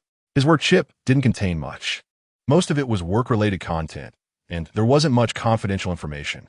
The only important thing was Kuroda's itinerary, address, and contact information. In other words, as long as that group wasn't after Kuroda, it wouldn't be a big deal if the work chip was stolen. He just needed to find some time to get a new work chip and fill in the content roughly, and he could act as if nothing had happened. And if Kuroda found out about this, knowing so much about Kuroda, he certainly wouldn't be fired. His only outcome would be to become part of the company's human resources cleanup. Therefore, Sato decided to keep this matter hidden. He didn't want to lose this well-paying job, nor did he want to be held accountable by Kuroda. If something really happened to Kuroda, Sato hoped the other party would die, so he could smoothly change to a new boss. As long as he perfected the content of the work chip, he would be fine. With this thought, Sato immediately hailed a taxi to his residence. He needed to hurry and perfect the work chip's content. It seemed he had no time to rest. Meanwhile, Kuroda was comfortably lying in bed, enjoying the services of a sex doll, completely unaware that a crisis regarding him was quietly approaching. Nor did he know that someone had already leaked his information. Okay, boss, the chip's confidentiality has been cracked. To be honest, the defenses were quite tight. Richie chuckled and displayed the content on the computer. Great. It even includes the address. White nodded in satisfaction, then looked at the people around him. Contact Garol and have him keep an eye on Kuroda's movements at his address. Got it. Richie nodded and turned to contact Garol. Tell him to hurry up. The guy named Sato should have almost realized his chip is missing and should have alerted Kuroda. If we're late and he runs away, I'll make him regret it. Hearing this, Richie immediately felt a tightening in his chest and relayed White's words verbatim to Garol. Damn, I'm on my way. By the way, how did I not know the boss had this kind of preference? Shut up. I was just describing. White scolded as he heard Garol's panicked voice and urged him to hurry. Okay, I got it. I'll protect my, you know what? Get lost. Tina and Violet, who were standing nearby, exchanged glances and shrugged. Boss, is it really okay to leave him alone? Tina asked with some concern. Upon hearing Tina's words, White rested his chin in thought, then nodded. Although I have confidence in this kid, it's better to be cautious with such a big deal. Let's go check it out. After saying that, he gave Richie a glance. Richie immediately nodded and drove off. Huh, why are the boss and the others here? Garol, who was observing Kuroda's residence from a distance with binoculars, looked down at White and the others arriving with a bewildered expression and quickly made a phone call. Boss, why did you guys come here? We're not too confident about your situation, so we came to take a look to avoid any unexpected events. How's it going on your side? Oh, nothing much. Kuroda hasn't left yet. He's been inside the whole time, and his bodyguard even brought a sex doll up. Huh, that's not right. His secretary should have woken up by now. Could it be that kid didn't tip off Kuroda? I think he is probably worried about being dealt with by Kuroda, so he chose to take a gamble. Plus, what we're doing really does seem like something the group would do if they only wanted money, Violet said, resting her hand on the car window. You can tell they're company people. All right, if that's the case, it's much simpler. Garol, where are you? We'll come to your side and prepare a bit before we move. Okay, I'm waiting there. We'll be right over. Chapter 43. The crisis of Kuroda. How is it going over there with Kuroda? White asked Tina as she returned. It's almost certain now. They have been roaming around these few places in the past couple of days. Well, the defenses in this area are relatively weak, while the other places are more vigilant. Tina replied, taking off her wig and pointing at the map beside her. White stepped closer to take a look and felt a headache coming on. He knew that area was the territory of the Tiger Claw gang, and the weak defenses only meant fewer bodyguards for Kuroda, but there were plenty of lackeys from the Tiger Claw gang around. Tonight, I plan to go to the Lazy Bar. I think it should be a good place to make a move, Tina said. Upon hearing this name, White's eyes lit up. He had to admit that Lazy Bar was indeed a suitable place for them to take action. The Moxus gang had already established itself quite well, and with Roland's help, they had gathered a group of people. However, they were still just a small gang, so it was best for them not to provoke the Tiger Claw gang, especially since Kuroda's defenses were still quite weak. This was the best choice. All right, let's make our move there. But if possible, let's deal with them when they leave. It's better not to take action in Moxus gang's territory. White decided on the time and place to strike. To be honest, he admired the leader of the Moxus gang. so it was best not to cause unnecessary trouble. Meanwhile, Sato, who had returned to Kuroda's side, felt relieved that nothing had happened during this time, thinking he had overreacted. How could anyone be foolish enough to attack a passing development supervisor from Arasaka? After all, he wasn't a heavyweight figure, at least not so far. Soon night fell, and Kuroda took his bodyguards and security personnel to Lazy Bar. However, he didn't bring too many people, mainly just his 2 bodyguards, both of whom were powerful individuals with advanced cyborg modifications. This was enough to handle most situations, and with 3 ordinary Arasaka security personnel, they were adequately prepared to face any crisis. Lazy Bar was said to have a very ambitious owner with excellent taste, and Kuroda was eager to try it out. With a smile on his face, he expressed his excitement, and Sato quickly agreed, handing Kuroda some information about Lazy Bar. When Kuroda saw that there had been conflicts with the Tiger Claw gang, he didn't think much of it. After all, it was a conflict with the Tiger Claw gang, which had nothing to do with him. Moreover, he wasn't fond of the style of the Tiger Claw gang's members. They were a bit too flashy and easily made enemies, especially in the current situation. Thinking of this, Kuroda planned to have a serious talk with Longza after returning home and remind him to be cautious. Before long, it was past midnight, and Kuroda stumbled out of Lazy Bar, supported by his bodyguards as he got into the car. He waved goodbye to the bar staff behind him, indicating he would return. After taking an anti-alcohol pill and resting for a while in the car, Kuroda began to feel more sober and shook his head, signaling the driver to start driving. BYD. It took me so long to wait. Goler gritted his teeth as he adjusted the position of his sniper rifle, watching the vehicle through the scope. All right, stop talking. We're almost at the designated spot. Remember to shoot, he said. Don't worry, just wait and see how I take revenge for my night watch grudge. Then, just as Kuroda's car was about to drive onto the overpass, a very noticeable gunshot rang out. Bang! Immediately afterward, the driver's head exploded like a watermelon, completely blocking the front windshield of the car. The bodyguard sitting in the passenger seat's expression changed instantly, and he quickly reached out to steady the steering wheel. However, they still crashed directly into the wall, and Kuroda was jolted awake by the sudden accident, though he was still a bit dazed. Sato, sitting beside him, turned pale. He knew he might be doomed. Suddenly, a whooshing sound pierced the air, and the bodyguard in the passenger's seat, still a bit dizzy from the violent impact, kicked open the car door and rushed out. Bang! A dull collision sound erupted as a white shockwave burst forth from where the 2 fists collided. Kuroda's bodyguard, with a serious expression, looked at the figure in front of him, Violet. Although he was caught off guard, it was clear that the opponent's strength was not weak, especially given their size. This was likely going to be dangerous. However, soon another bodyguard and 3 security personnel got out of another vehicle. Just as they raised their weapons, a spark of electricity exploded, and the connectors of the 3 security personnel were all fried, their brains instantly destroyed. The 2 bodyguards clutched their necks in pain, but thanks to Ice's protection, their injuries weren't as severe. Bang! In that moment, Violet seized the opportunity and punched the bodyguard in front of him on the nose, causing blood to splatter everywhere. Violet clenched his fist, releasing a puff of white steam.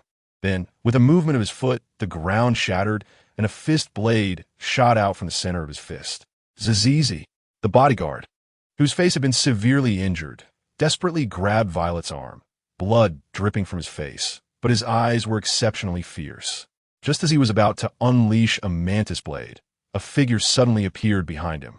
Another bodyguard finally regained his composure, and, seeing the situation, his expression changed. He immediately tried to rush over to help, but as he took a step forward, a sharp pain shot through his chest. He looked down to see a large hole in his chest, blood gushing out. He raised his head to see White not far away, then fell to his knees, coughing up blood repeatedly.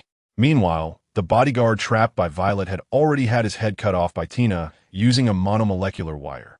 Witnessing everything from inside the car, Kuroda's face changed dramatically. He immediately picked up a gun and shot himself in the foot. Hearing Kuroda's scream, White and the others' expressions changed instantly, rushing over without paying attention to the bodyguard nearby. Unbeknownst to them, the opponent had already stood up, gasping for breath, with a red glow emanating from the back of his neck. Seeing Kuroda, who was bleeding and still holding a handgun. White's expression darkened. Kuroda, seeing the newcomers, threw away the handgun in his hand and gave them a mocking smile. The trauma team will be here soon. You've already failed, get lost. You bunch of bastards. White stepped forward, aiming to knock Kuroda out, but his strength was too great, and he failed to do so. Kuroda, seeing this, pretended to faint. White then shouted, "Get out of here. This guy is a platinum member." Richie quickly blocked this guy's signal. Yah! Just as White was about to leave, a roar made his pupils shrink. Turning around, he saw a massive figure with glowing red eyes had somehow appeared beside him. Boom! Chapter 44. Call for help. Bang. Cough. At the moment of crisis, White timely bent his right arm to block the attack from the opponent, but was still sent flying along with the car door due to the immense force, landing heavily on the ground. Boss. Seeing this scene, Violet's expression changed immediately, and she rushed toward White's direction, while the bodyguard Kuroda, whose life signs were forcibly sustained by the secondary heart and the rage cybernetic, did not wait any longer. His time was running out, and death was inevitable, so all he could do was to delay as much as possible, ensuring that his family would not be mistreated by Arasaka after his death. Bang! In an instant, debris flew from the ground as the opponent's cybernetic limbs overloaded and charged straight at White, with the specially designed combat cybernetic arm on his hand already primed, glowing with a faint red light. White gritted his teeth and activated Sion Weston again. He could use it about 4 times a day, and going beyond that would pose great risks. There was still an opportunity to use it now. Boom. Boss. Captain. Seeing this scene, Violet and the others' expressions changed drastically, and they abandoned Kuroda, who was still in the car, rushing toward White. Kuroda's eyes flashed with a glimmer.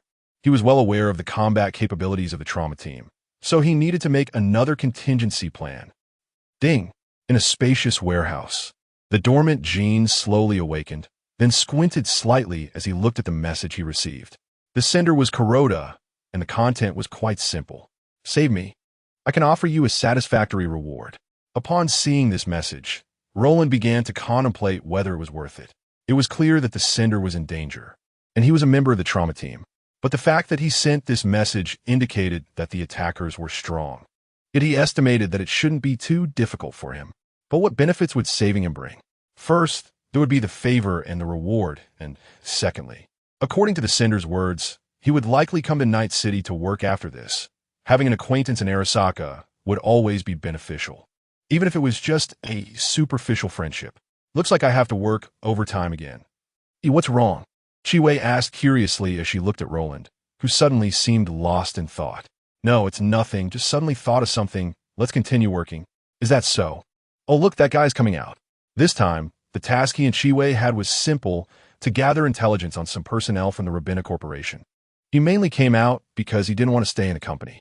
Sitting inside, completing various tasks had been extremely frustrating for him. So it was better to come out and relax. After all, Lysandra could help him manage, so it wasn't a big deal. Recently, there hadn't been too much business at the company. He was waiting for an opportunity, waiting for the outbreak of the Unification War. At that time, he could seize the chance to make a fortune from the war, and he believed Arasaka would not refuse high lethality weapons from the Source Project technology. Military technology would also not refuse some of his technology, even though there had been conflicts before, but in the face of profit, they probably wouldn't care.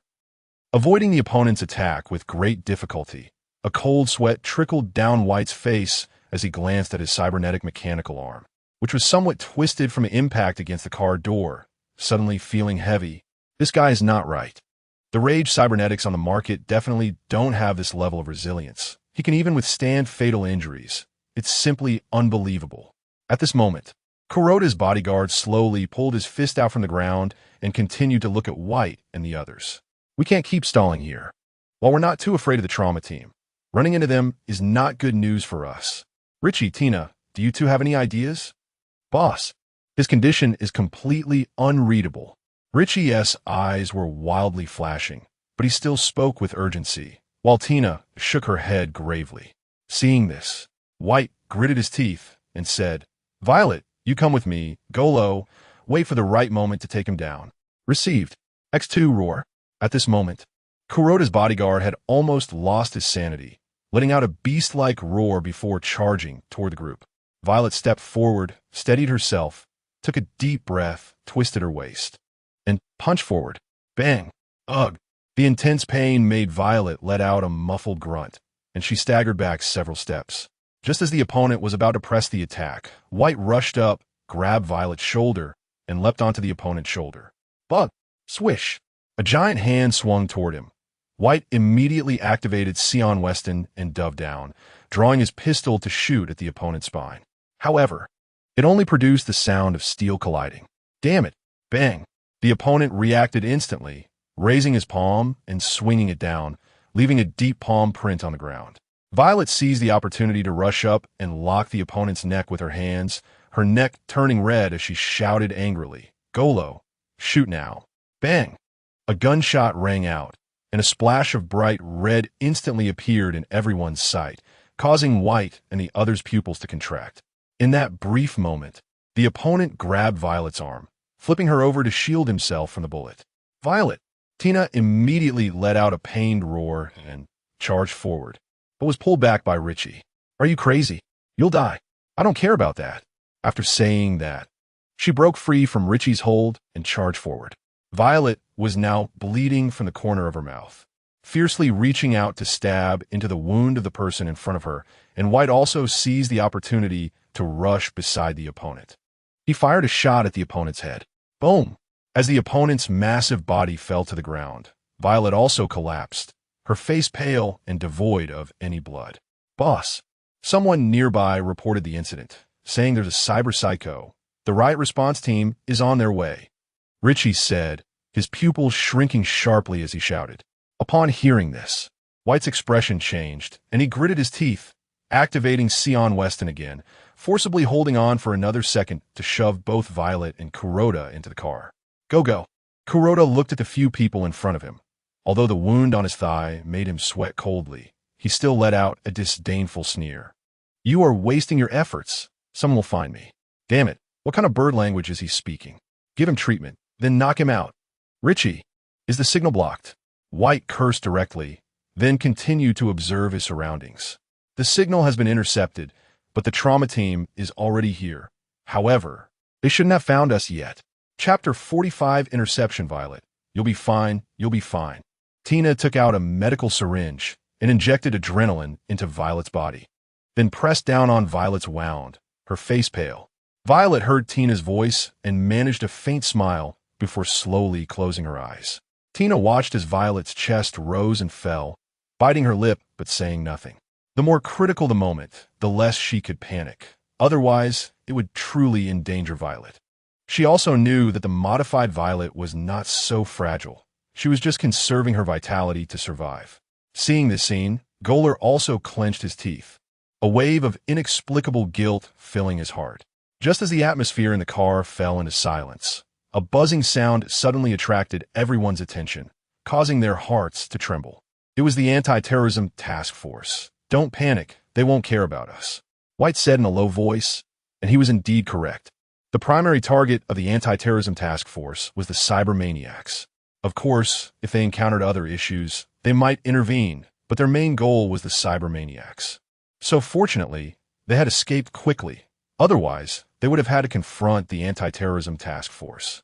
Soon, members of the anti-terrorism task force jumped down from their hover car and squinted at the gruesome scene on the ground. "That cybermaniac is already dead. What a pity. I wanted to enjoy it a bit more. Then let us find a scavenger's hideout to clean up. The boss won't mind too much." "Good idea." After saying that, the group directly got back into the hover car, showing no concern for what had happened below. While the trauma team was searching everywhere in the city and also arrived at the recently contested area. There are blood samples related to the client here, confirming that the client had indeed been attacked here. There are no signs of life or any indication of the client at the scene, and the signal has been jammed by the opponent. Requesting instructions. A security personnel from the trauma team pressed the communication device on his helmet and spoke. "Search the surrounding area, confirm the client's general direction, and then patrol. If you can't find anything in half an hour, come back." "Understood, boss." The trauma team has also arrived. White nodded upon hearing this, but did not seem overly anxious. They were now in the city. Kuroda had already passed out. And since the signal was jammed, there was no need to worry too much about being discovered. Now they just needed to hurry and take Violet to the hospital first, then deliver Kuroda to the client to wrap things up. This mission had indeed been quite perilous. If there had been any more mistakes, they might have been left behind. Jean stood atop a tall building, the screen on his helmet slowly zooming in, revealing Kuroda's unconscious face in his view. This hacker's skills are not bad. Too bad he ran into me. He then leapt from the tall building. Meanwhile, White and the others were still unaware that danger was quietly approaching from the shadows, heading towards a nearby hospital. Suddenly, as they drove onto a relatively deserted street, the vehicle came to a sudden halt, leaving everyone inside in shock. "Rich, what the hell are you doing?" Goler looked at Rich with a confused expression. While Rich's face looked exceptionally bad, his lips trembling as he said, "It's not me. Our vehicle was hacked and forced to stop." Upon hearing this, the expressions of everyone in the car changed drastically. White immediately opened the car door and stepped out, scanning the surroundings before calling out, "Come out. Hiding inside doesn't make you a hero." Hearing this, Jean chuckled softly and slowly walked out from a nearby alley. "Nice to meet you all for the first time." Jean elegantly bowed slightly to the group and spoke politely. Upon seeing Jin's figure, Rich's pupils dilated and terror spread across his face as he stammered, "Why you?" "You are Jean." Hearing Rich's words, the others also changed their expressions and quickly took out their weapons, while Violet managed to stand up despite her struggle. "Oh, since you recognize me, that makes things easier. To be honest, if it weren't necessary, I wouldn't want to kill you. Just hand over that person behind you. It will be good for both of us." Jean nodded, then extended his hand and spoke directly. White fell silent upon hearing Jin's words. If he considered the lives of his team, he should hand over Kuroda, but then there was the issue of payment. And it's not just about payment. It also meant reputation. Is there really no room for negotiation? I haven't directly killed you yet. That is already negotiating with you. Jean placed one hand on his hip and opened his other hand in a gesture of openness. Hearing this, White's expression turned somewhat grim. But he had to admit that what the other party said was indeed the truth. "Boss." Tina, Rich, and Goler all spoke up, clearly reminding him not to act impulsively. The opponent was not someone they could handle. White let out a long sigh, stepped aside, and gestured for Jean to take the person away. Jean immediately smiled, but just as he was about to take Kuroda away, a familiar voice echoed in his mind, causing him to stop in his tracks. "Ding! Host, the girl next to you is an adapter of the Source Project, Judgment." Seeing Jean stop, the others immediately tensed up, gripping their weapons tightly and looking at him with vigilance. Jean then turned his head to Violet and Tina and said, "Your relationship should be quite special, so I invite you both to join us, although I only really want this one." After saying that, a message was sent to Tina's email, containing an address and contact information. This action left everyone present momentarily stunned, and their expressions turned somewhat strange. After all, just a moment ago, the atmosphere was tense, and now the other party was directly inviting them, which was a bit unexpected. Jean then tossed a vial of medicine to Tina. "Inject this. It will help you recover faster." After saying that, he directly left the scene, leaving behind a complex-looking Tina and a visibly troubled White, who found himself in a situation where someone was poaching talent right in front of him, but he had no way to respond. Chapter 46. The Jianghu is not about killing and fighting, but about human relationships and social affairs. Tina looked hesitantly at the healing needle that Jean had given her. After some inner turmoil, she decided to put it away, not using it on Violet, but also not throwing it away. White noticed this and didn't say much, just signaling everyone to hurry up and get into the car, then heading to the hospital while he directly called Rog. Soon, the call was connected. "White, it seems you've managed to handle things on your end," Rog said, arms crossed and legs propped up on the table. "We ran into some trouble. The mission failed." Hearing this, Rog's movements froze, and he frowned. "What happened? This mission shouldn't have been difficult for you, right? I'm a bit disappointed that you failed." "It was Jean. We had Blackfield in our grasp, but he came out and took Blackfield away. We weren't in good shape here, and fighting him, we'd probably all die." White sighed and explained. Upon hearing Jin's name, Rog immediately put his feet down and rubbed his temples in frustration. "All right, refund the deposit. You don't need to handle the remaining matters." Rog then hung up the phone and slammed his hand on the table. Damn it, this bastard. I'll eventually twist his head off. After venting, Rog quickly called someone else to get Jin's contact information, hoping to see if there was any room for negotiation. A strange number? Interesting. Jin stroked his chin, placing Blackfield on the seat beside him, planning to activate the trauma team's signal later since the guy wouldn't die anytime soon anyway. Hello, is this Jin? It's me. Who are you? And how did you get my number? Imerut. As for how I got your number, you don't need to know too much. I have my channels.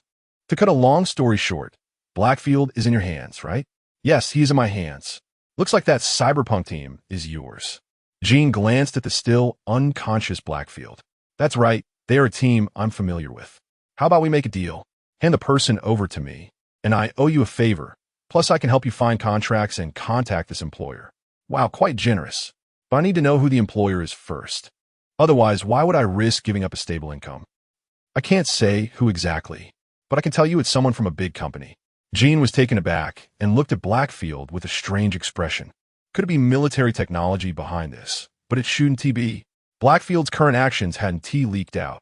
Even though it was highly likely to guess that it was someone from Arasaka, it was known that it was Blackfield doing it. It wouldn't be reasonable to vent on Blackfield, who is merely a research supervisor now. Unless they knew about Blackfield's appointment, but according to Blackfield, that appointment was limited to internal decisions among Arasaka's upper management, and no one else knew. And if he turned Blackfield over, well, the risk was a bit too high, so he decided against it. I refuse your request, but I can help you secure a contract. Rod's expression turned a bit grim upon hearing Jin's refusal, but it softened when he heard that the other party could help him secure a contract.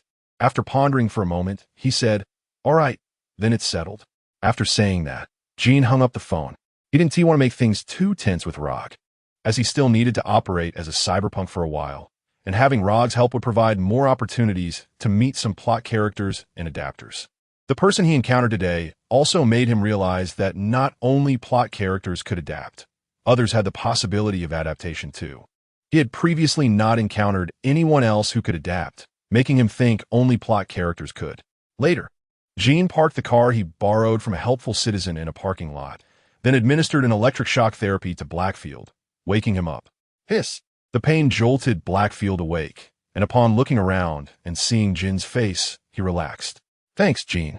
I owe you a favor. There's no need for verbal thanks. I gave up $1 million deal to save you, so you could just give me $1 million. Jin spread his hands and said, "All right, no problem. But you're not referring to me as the $1 million deal, are you? Am I only worth €1 million? Blackfield leaned back in the chair, nodding, then wiped the cold sweat off his forehead. It seems so. I heard the other party is a big company, but I don't know which company. You can figure out yourself. I've reactivated the signal, and the trauma team should arrive soon. I'll be leaving now." "Okay, thanks for today." Blackfield nodded, then closed his eyes to rest, finally feeling relieved. Along with that relief came anger at being schemed against.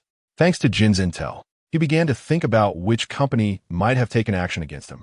He believed that the information about him hiring the other party hadn't leaked, and he was still just a small fry, at least on the surface. So who could it be that took action? Military technology? There's a possibility. Need to observe more. Biotechnology? Unlikely. They're not stupid. Kontao? Don't joke. He is not responsible for developing smart firearms or anything in that area, unless... As he thought of this, Blackfield's expression suddenly froze, then gradually darkened. Unless they found out about my previous involvement in developing the new type of chip for the relic. Thinking this way, Kontao became the most suspicious. But he couldn't jump to conclusions just yet. He would have to wait until he recovered to deal with those guys. As the sound of flying cars approached, Blackfield realized the trauma team had arrived, and he stopped thinking, patiently waiting for treatment to begin, hoping that he could still keep this leg. Although losing it wouldn't be a big deal, he still wanted the original. Now with both Rog's and Blackfield's favors in hand, I can make some use of them. I'll wait for the Source Project as Healing Needle to hit the market before proceeding. I should be able to reach some agreement with the trauma team regarding this medical product. I just wonder how biotechnology will react. Never mind. It doesn't matter. Chapter 47. Look, it's urgent. How is the development of the drug going? Roland asked the researchers in front of him. The progress is quite smooth. We have already derived 3 versions of the drug, each with different therapeutic effects. Boss, where did you find this drug? The researcher looked at Roland with excitement. His enthusiasm stemmed from the drug's incredibly strong effects, especially the original version, which could even bring someone back to life if their heart had stopped beating, provided it was within a certain time frame, of course. After all, this isn't a miracle drug. This is a secret. You don't need to worry about it. Just focus on your job, and I will keep my promise. You will receive your share of the dividends once this product is on the market. Roland glanced at the researcher without answering the question about the drug's origin, using the promise of dividends as motivation before stepping away. He did have the formula for the drug, but he couldn't trust this group of people in this world. So it was being produced by Lysandra in a smaller factory, with output far less than the 3 diluted versions. However, he didn't plan to sell the original versions in bulk. The target audience was the upper echelons, and he believed that those who valued their lives would be willing to pay for the drug. Roland had also reviewed the existing therapeutic drugs on the market, which had limited effects, mainly providing hemostasis and some healing to keep people alive until help arrived. His products were different. The first version, the C-type drug, was not much different from those on the market, but had some additional mild effects, and it was priced affordably enough for an average household to keep one on hand. The second version truly had healing properties, capable of healing most wounds and stopping bleeding, assisting important organs to function, targeting the company's mid-level personnel. The third version could nearly bring someone back from the brink of death, possessing strong healing effects, though it came with some side effects, primarily manifesting as increased weakness and loss of appetite. However, these side effects were negligible compared to the benefits. Of course, the price would be quite high, mainly aimed at the upper echelon. Chihuahua, keep a close eye on these guys. Don't let them contact the outside world before the product is launched. And don't let them leave here. I understand. Chihuahua nodded and then, with a slight glimmer in her orange eyes, continued monitoring the communications devices of the researchers inside to prevent any leaks. After Roland left, one of the researchers among the crowd had a flash of different light in his eyes, but upon seeing Chihuahua's figure, he silently continued with his work. At this moment, Roland contacted his partners at CORPO and the liaison at Arasaka, showing them videos of the drug's uses. In an instant, both Arasaka and CORPO were intrigued. The reason was simple. They were large companies with their own armed forces, and they were highly interested in something that could significantly reduce medical costs and quickly return soldiers to the battlefield. The discussion revolved around how much of the drug the Source project would supply to these 2 companies each year and the discounts offered when selling the drug, while CORPO and Arasaka would provide certain financial and resource support, creating a mutually beneficial arrangement. After communicating with these 2 companies, Roland chose to keep the representative from CORPO. Mr. HLNGFI, I would like to discuss something with your company. Oh, what is it that you need my help with? HLNGFI's face showed an interested expression as he curiously looked at Roland. As far as I know, the trauma team has reached a supply agreement with your company, so I would like to collaborate with the trauma team through your company's recommendation. Roland smiled and directly stated his request. Upon hearing this, HLNGFI's expression turned troubled, not feigned, as he was well aware that the business of the person in front of him competed with theirs in the field of smart weapons. Moreover, he had to admit that the other party's smart weapons surpassed CORPO's technology in certain aspects, and even part of Joa's targeting system was developed using weapons provided by the other party. I can offer a 10% share in a new type of smart weapon blueprint. I believe your company wouldn't refuse that, would you? Roland said with a smile. Upon hearing this, a glimmer of light flashed in HLNGFI's eyes, but his expression remained unchanged as he wanted to see if he could get more. After all, it was Roland who needed something from them, so they should strive to gain more benefits.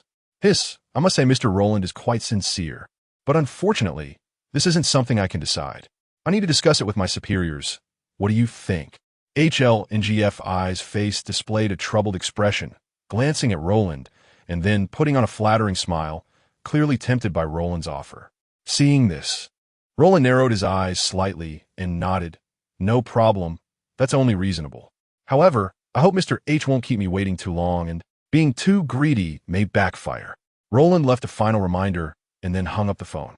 After finishing the call with Roland, HLNGF, I chuckled lightly and began discussing with others, eventually arriving at a general concession point from Roland, which wasn't too excessive. They were well aware that seeking Kontao was merely to deepen cooperation with the trauma team, but it didn't mean they couldn't collaborate, given the weapons and therapeutic drugs the other party had demonstrated.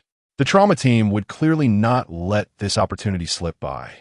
This therapeutic drug was much cheaper than sending someone to the hospital for treatment. Moreover, having secured an order for this therapeutic drug would give them leverage to increase some costs. Soon, Kontao returned Roland's call, stating they could provide assistance, provided Roland conceded 0.5% of a share. Roland did not hesitate too much and agreed, as seizing the market was currently crucial. As a result, Roland quickly reached an agreement with the trauma team, and after witnessing the effects of the therapeutic injection, the trauma team realized that some of the biopharmaceuticals seemed unnecessary. They then planned to discontinue some of the biopharmaceuticals to reduce costs. This left the biopharmaceutical team dumbfounded, wondering what had happened as they felt they hadn't done anything wrong. Subsequently, the intelligence department of the biopharmaceutical team obtained relevant information from within the trauma team, learning that the reason for discontinuing cooperation with them was due to a new partnership with the Source Project, and a new type of drug could replace some of the biopharmaceuticals. Upon learning this, the head of the intelligence department, Fuda, immediately darkened his expression. Investigate and find out what kind of drug that company invented. Although their main focus was on energy inventions, pharmaceuticals were also a significant profit sector, and they had no intention of giving that up. Chapter 48. Fuda stared at the intelligence he received from the trauma team, lost in thought. He saw immense potential in this drug, and if the relevant technology could be applied to the Berserk prosthetics. His first thought was to find a way to acquire the formula from the Source Project company, preferably by stealing it since it was just a small company. However, since they had already reached a cooperation agreement with a giant enterprise, he planned to try the legitimate channels first. If that didn't work, he would explore other avenues to obtain it. If all else failed, he would consider acquisition. The other companies willing to cause trouble for the Source Project company were not in the same position. The allure of this drug was simply too great for them.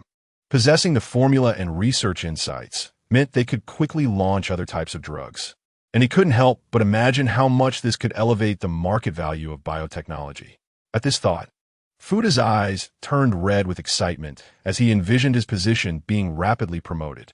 He took a deep breath to calm his racing heart, then called his subordinates to instruct them to negotiate with the Source Project company. He hoped they would be reasonable.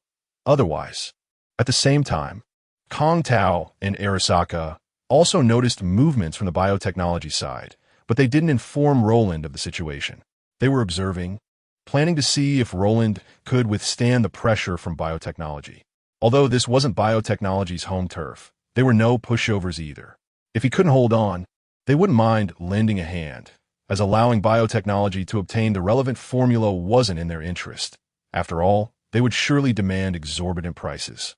Compared to the giant that was biotechnology, they preferred the more manageable Source Project company to control the formula. If he could withstand it, they would have to investigate the true origins of this company. Current investigations suggested no issues, but there were significant problems with the company's founder, who seemed to have suddenly gained enlightenment overnight. They didn't believe this explanation, thinking instead that he was merely a puppet pushed forward by someone behind the scenes. Are you saying that biotechnology wants to collaborate with me? Roland squinted at the hurried employee in front of him. Yes, boss, but they didn't specify what exactly. They just indicated a desire to talk with you. The employee nodded repeatedly, confirming this. Hearing this, Roland began to think about what biotechnology wanted. Could it be that they found out about the drug? But it was only a matter of time. With that thought, Roland instructed someone to invite the biotechnology representatives up. Before long, the team from biotechnology arrived at the meeting room Roland had prepared. Nice to meet you, Mr. Roland. I am Owen, the representative from biotechnology. I look forward to working with you. Owen stepped forward and greeted Roland in fluent Chinese. This surprised Roland a bit, but he didn't show much reaction, simply shaking Owen's outstretched hand. I am Roland. It's a pleasure to meet you, Mr. Owen. At this moment, Roland recognized Owen as the unfortunate fellow who had met with Phil's, and it seemed he had been sent to meet with me. I wonder if he was demoted. May I ask what brings your company here today? Haha, it's nothing special. I just heard that, mister. Roland's company recently reached a cooperation with the trauma team and several companies, including Kongtao. Owen chuckled and spoke in a calm tone. Yes, that is indeed the case. Roland nodded and then fell silent. Seeing this, Owen wasn't annoyed and continued. I heard that your company has developed a new type of drug? To be precise, I developed a new type of drug. Roland gazed into Owen's eyes as he spoke, and at this, Owen's expression suddenly sharpened. If this statement was true, it meant that the company's greatest value lay not in the formula, but in the person before him. With this thought, a brighter smile appeared on Owen's face as he said, I wonder if Mr. Roland has any thoughts of selling company shares or accepting investments. Selling shares is still too early. I don't have that intention yet. However, I think we can discuss investment. Roland's face broke into a smile. That's wonderful. To be honest, we are very interested in obtaining the formula for that drug. So, Mr. Roland, why don't you share the formula with us now? Owen smiled, nodding, and reached out his hand to Roland, hoping for a handshake to pave the way for negotiations. Although Roland was important, the most crucial aspect remained the formula for that drug, as there were many geniuses, but few could realize their talent. I think Mr. Owen has misunderstood my intentions. I only accept investments and provide dividends. I will not sell my formula. We can forego the dividends. Just give us the formula. Owen maintained his friendly demeanor, but Roland continued to smile and shake his head in refusal. At this, the smile on Owen's face gradually faded, and he looked at Roland with a calm expression. Mr. Roland, are you serious? Of course. I never speak falsely. Roland smiled at Owen. Owen then put away the contract, waved his hand, signaling that they could leave, and cast a deep glance at Roland as they departed. After Owen returned the information to biotechnology, Fuda shook his head helplessly and chuckled. It seems our friend isn't very perceptive. Go ahead, we can start moving. His subordinates nodded in response, and thus a plot against the Source Project company began to unfold. When Weiss saw the communication request from Owen, he squinted his eyes. The other party usually only came to him with significant matters. He wondered what this was about. After connecting, upon hearing the other party's plans, Weiss immediately revealed a puzzled expression. Chapter 49. Mutual Harm According to Relevant Sources. The Source Project company recently conducted drug trials without users being aware of the side effects, and we strongly condemn this inhumane behavior. Roland silently turned off the television after watching the news, then rubbed his temples with a headache. The biotechnology sector was directly colluding with military technology to suppress them. They were using the public opinion power of News Channel 54 to put pressure on his company, and, at the same time, they were suppressing the Source Project through some major weapon suppliers and arms dealers. Meanwhile, News Channel 54 began promoting biotechnology's drugs and similar content. Recently, the Source Project's products were struggling, and he noticed that the attitudes of Arasaka and Kongtao were quite subtle, likely planning to let biotechnology and military technology suppress them a bit. Then both companies would find a way to pick the fruits. Recently, Ravenna Technology Company had also started to act upon seeing the Source Project situation deteriorate, while the trauma team had no particular thoughts. Thus, the trauma team's business remained stable, and their stance was clear. Whoever had the drug would cooperate with them. They were very fair. It seemed that WNS from Arasaka could not be relied on. How reckless. He should have figured out a way to grasp some microphone first. TSK. Roland felt a bit irritated and then began to think of a way to break the deadlock.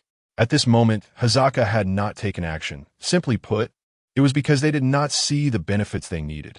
If he were willing, he could indeed satisfy Arasaka, but that was not a solution. He couldn't feed them every time something went wrong. Could he? Biotechnology.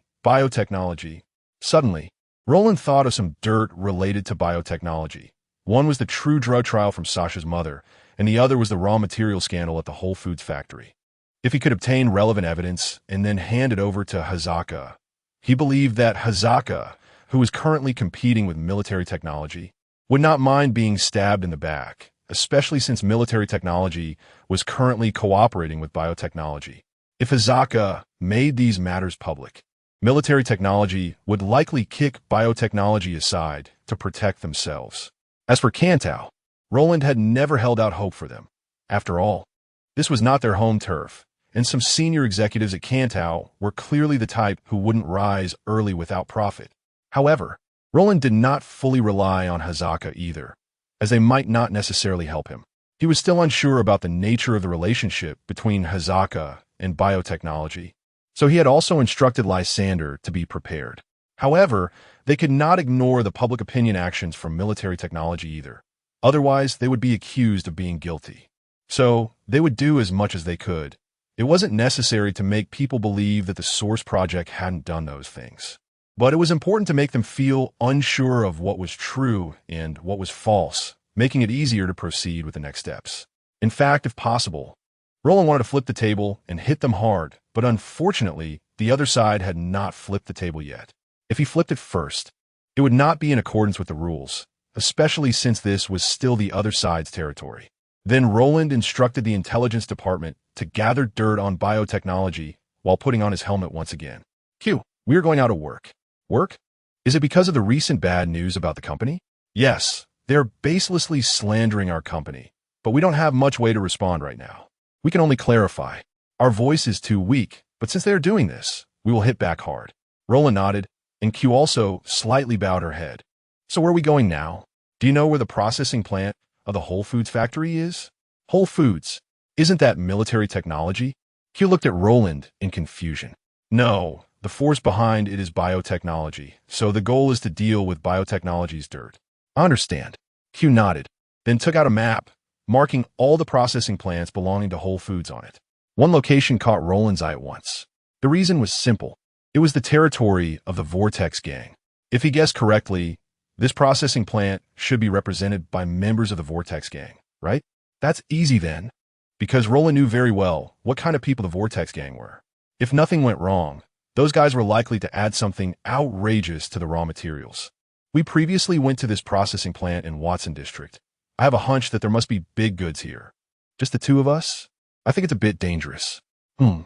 We could also find a fringe team now. That would make things easier. Roland thought for a moment. Although he didn't think he would be in any danger, Q's safety was another matter, so it was best to hire a small team. This immediately reminded Roland of the adjudicator he encountered last time. If possible, he might try to recruit them this time. It would be good to recruit the whole team, as their strength is quite decent, and handling some minor issues should be no problem. This way, he wouldn't have to handle everything personally. It seems the Source Project is a bit overwhelmed. Kuroda, still recuperating in Night City, looked at the public opinion surrounding the Source Project online. Although they issued a statement and found relevant individuals to prove it was voluntary, he had to admit that the public opinion from military technology was stronger and they had a larger audience. Thus, the negative news about the Source Project remained high, and many parody animations about some of the Source Project products appeared. However, to be fair, some of the intelligent security robots from the Source Project reminded Kuroda of the Ember he had seen, as some styles were quite similar. However, it could be confirmed that those intelligent security robots were definitely of older models. In other words, Ember is actually from the Source Project? This left Kuroda a bit uncertain. How could a company that had only been established for such a short time possess such powerful strength? Unless someone was helping them from behind? Who could that be? This thought made Kuroda narrow his eyes. He was unsure who was behind them, but it seemed that their goals were aligned, to make New America lose the unification war and allow Night City to become completely independent. But that did not mean they wanted New America to be weak from the start. They needed New America to engage with the people of Night City and win, and only then would they come to pick the fruits. He just didn't know what role Ember's backers played in all of this, but it would be worth trying to win them over. He was quite interested in the strong military power displayed by Ember, and so were the people above him. Chapter 50 Preparation. There will be more questions about the protagonist taking action here.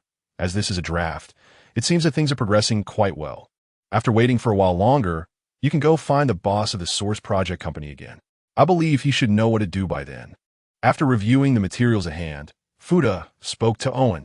Owen nodded in response, indicating that he understood, and then continued. Mr. Fuda, some people from the intelligence department at the Source Project company have started looking for dirt on some of our subsidiaries. Oh, interesting. Go and recruit some of those personnel to obtain some information and see what they have found out. Understood. Although Fuda was confident in his methods for handling dirt. It was still better to be cautious. After all, there are always some people who like to play both sides. And recently, the funding needed for some of the company's research and development has been quite substantial. Therefore, lower-cost methods have been adopted in many places. And if these matters were exposed, it would probably mean the end of his position as the head of the intelligence department. Well, it seems I still need to communicate with the security department to avoid any real issues. Fuda thought to himself and began contacting nearest to discuss sending more personnel to various places, especially in locations where information on drug research and development is stored. Although the most important data is kept in this building, if those things were leaked, they would easily attract the attention of certain individuals. Then there was the situation at the Whole Foods factory. If the details there were leaked, it would be a huge blow to their food industry. Although time and public opinion can smooth over these issues, it would still require significant costs. So it's best to avoid incidents if possible. As for stopping such activities, don't be ridiculous. If they were to stop because of a source project company, he might as well quit. Moreover, who would cover the additional costs of stopping? Him? Don't joke around. His annual salary would barely make a splash before being drowned in the ocean.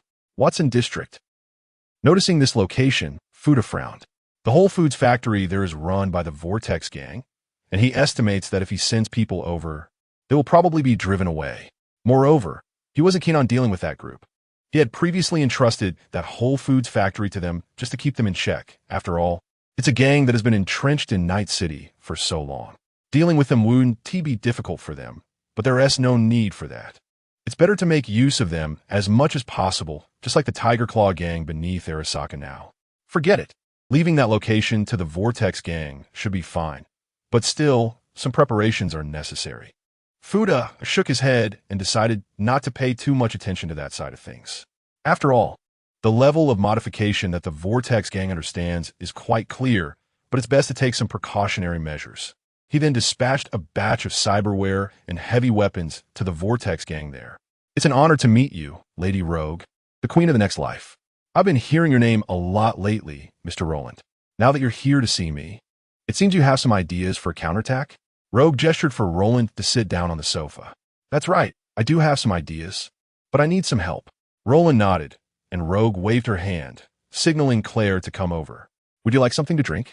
Roland looked at the familiar face before him and couldn't help but think that the other person used to be a man. Johnny Silverhand, thank you. Roland didn't expect Mr. Roland to choose that bastard-ass drink. I'm just curious. Roland smiled and then looked seriously at Rogue. I need a capable and trustworthy team to attack the Whole Foods factory of the Vortex gang in Watson District and obtain information about the raw materials for food production inside. Wow, that sounds like a big job. The only existing Whole Foods factory belonging to the Vortex gang is that one, and they value it highly. What is your budget? After listening to Roland, Rogue showed an interested expression and understood that Roland had already gathered some information, knowing that there must be some dirt to dig up regarding biotechnology there. As for where he got the information, Rogue didn't care much. After all, that was the employer's own channel. Roland pondered slightly over the budget before replying, 500,000 euros, and I can go up to 1 million euros. That's a pretty good amount. Okay, I understand. Transfer my portion to me, and I will help you contact a reliable team. If possible, I would like the team that White is in. Roland immediately made his request to Rogue, as one of the reasons he came here to find an edge team was that particular team. He had already gathered some information about them from here. Hearing Roland's request, Rogue was slightly taken aback, not expecting that the other party already had a team in mind. After a brief thought, Rogue nodded. Okay, that's a reasonable request. I will ask about it, and if they are willing, I will arrange for that team to complete this task. By the way, our company will also arrange for 2 people to join a mission, one of whom has installed Stanislavski, and the other is a capable hacker. As Roland stood up, he explained that Lin's accelerated state was directly described as Stanislavski. Otherwise, it would be difficult to explain, as it is a different type of technology. All right, Rogue had no objections, as these were the employer's arrangements. Moreover, Rogue had great confidence in the capabilities of those top-tier operatives from the company, as she had previously interacted with them and the Arasaka people. Shortly after Roland left the Next Life bar, a very familiar car suddenly stopped in front of Roland, catching him off guard. This car was very familiar to him, He had seen it often when using Jin's body. Kuroda's car. I wonder what he wants from me. I'm not in Jin's identity right now. Mr. Roland, please get in. Our boss has something to discuss with you. Roland didn't hesitate much and got in, as these few people posed no threat to him. This should be our first meeting. Mr. Roland. Kuroda smiled as he looked at Roland. Technically, I should say I've seen you before, Mr. Kuroda. Upon hearing his name called directly, Kuroda's expression froze. Chapter 51 Cooperation. Kuroda was somewhat surprised that the other party could directly call out his name, but he quickly adjusted his emotions and expression. He then looked at Roland in front of him and spoke. I'm a bit curious. I wonder where Mr. Roland learned my name. If I remember correctly, I'm not the one responsible for coordinating with you in this area. I believe Mr. Kuroda should know the reason, Roland replied, as it seemed he already had some understanding of Kuroda's thoughts. Since you have come to find me, it indicates that you have some suspicions about certain matters, right? Kuroda narrowed his eyes slightly and looked at Roland. So, Mr. Roland, are you admitting that Jean is one of your subordinates? No. You think too highly of me. Jean and I are not in a superior-subordinate relationship. Rather, we are in a cooperative relationship. You could also say that I am cooperating with a certain organization, and Jean is one of their personnel sent here. Roland waved his hand to indicate otherwise, then placed his hands on his knees and leaned slightly forward to look at Kuroda. Upon hearing this, Kuroda's pupils slightly shifted, and he nodded, further confirming a certain hypothesis in his mind. Then if Mr. Kuroda is looking for me, it is probably regarding the recent targeting from biotechnology and military technology, right? Are you planning to help us?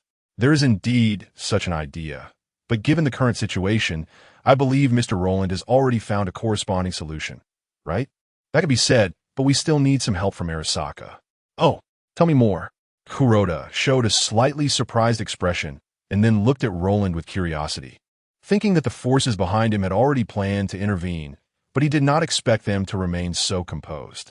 We should be able to grasp some black materials from biotechnology soon, which can undermine the market value of the other party. However, we do not have much power in terms of media and public opinion, so we need WNS under Arasaka to assist us. Roland smiled, not hiding his intention. It was merely a simple act of mutual benefit. I see, this is just a small matter. My visit is not solely for this discussion. There are more important matters. To be honest, we are quite interested in your body modification technology. Body modification technology? Are you referring to technology similar to what Jean has? Exactly. I am well aware that the modifications on Jin's body are models that do not exist on the market, and even the materials are different. I'm also very curious how you manage to maintain such a high degree of body modification while keeping Jean conscious. Excitement shone in Kuroda's eyes. As a researcher, this new technology thrilled him. Seeing this, Roland showed an understanding expression and then spoke. This is a matter of great internal confidentiality for us, and Jin's situation, to be honest, cannot be replicated. He became that way due to an accidental event. Accidental event? Kuroda was taken aback, which reminded him of Adam Hammer, who also became a modifier due to an accidental event. Yes, his original level of modification was actually not high. He later underwent modifications to survive and, through some methods, he continuously upgraded himself to become what he is now. One could say he relied more on himself. So he belongs to that special group of people. Kuroda nodded, and his enthusiasm for body modification technology slightly diminished. Then I believe you must have some body modification technology that you haven't revealed yet, right? Roland did not answer, but simply smiled at Kuroda. He then rolled up his sleeves, knocked on his arm, and a mechanical arm resembling armor opened up. Seeing this scene, Kuroda's eyes narrowed. If it were just an exoskeleton mechanical arm, wouldn't warrant his attention, but this mechanical arm was exceptionally thin, seemingly containing some other unique technology. This type of mechanical arm can perfectly adapt to all existing hand prosthetics on the market with just a little adjustment. It can also provide a considerable power boost. And you can add another layer of power armor and exoskeleton armor on top of that. Upon hearing this, Kuroda squinted his eyes. He immediately thought of applying this technology on the battlefield. Many of the power armors and exoskeletons currently developed have certain requirements for the body. Thus, the users are generally powerful high-level body modifiers, but stronger armors require even more powerful individuals to use. If this mechanical arm has other similar products, it would mean lowering the threshold for use. This made Kuroda very interested in what Roland possessed, but reason told him not to act impulsively. After all, regardless of whether the other party had other armed forces, just Jean alone left him uncertain about how to handle the situation. Let's talk about cooperation, Mr. Roland. I believe you know what we plan to do next. Yes, I know. Myers is preparing to initiate the unification war. You intend to take a share of the pie and allow Night City to achieve independence and return under your control, right? Roland nodded, with nothing to hide. As expected of Mr. Roland. That's right, this is our plan. Therefore, we hope that the people behind you can contribute some strength to help us achieve our goal. In return, we can offer your people the rights they want in Night City. Kuroda nodded and looked at Roland seriously. I am curious. How do you have such great ability to discuss these matters with me? Roland squinted at Kuroda, curious about his identity, as he certainly did not appear to be what he had previously claimed. Kuroda smiled upon hearing this. I'm a trusted subordinate of Lord Saburo. You can rest assured. I have consulted with Lord Saburo about these matters. Upon hearing this, Roland's pupils suddenly contracted. Arasaka Saburo could be said to be among the world's top echelon.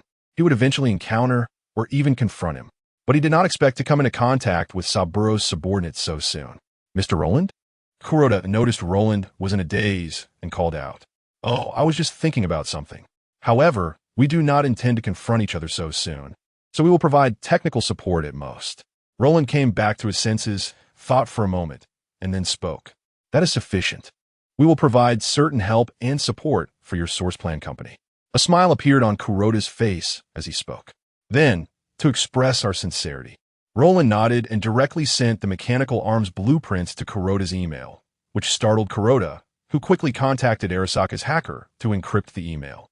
I will send you the related blueprints later as our cooperation deepens. That's it. I must take my leave now. Roland opened the car door, slowly stood up, and then disappeared from sight. Sanvestain, no, Weichi.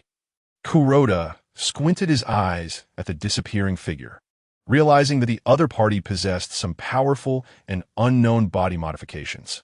Perhaps they were one of those special groups of people? Kuroda felt this possibility was quite high.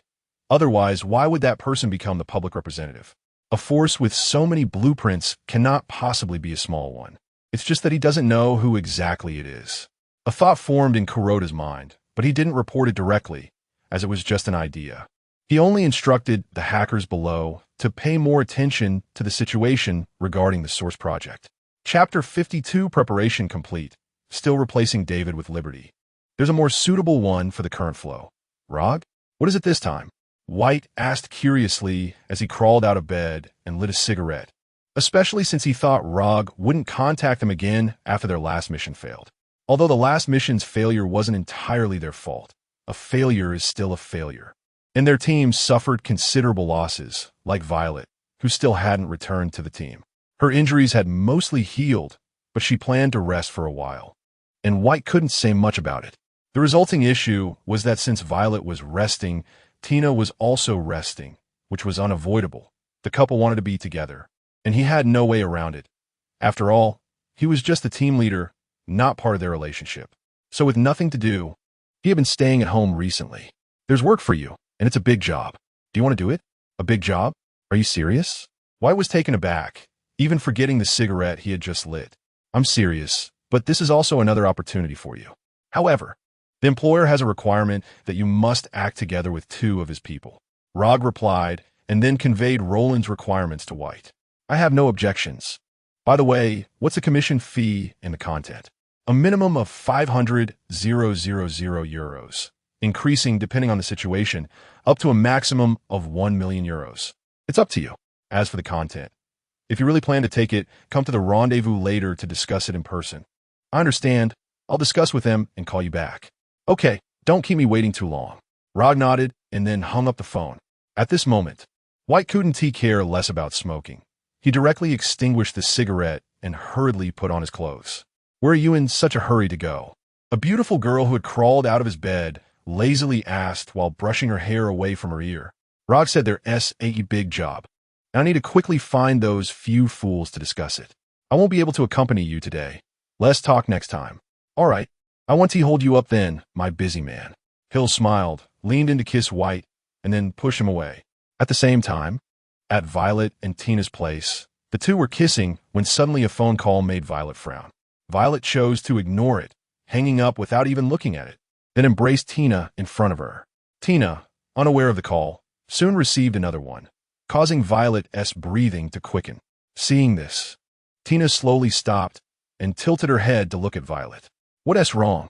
"It's White," he called. "Wait a moment." Violet kissed Tina on the cheek, then answered White's call with a dark expression.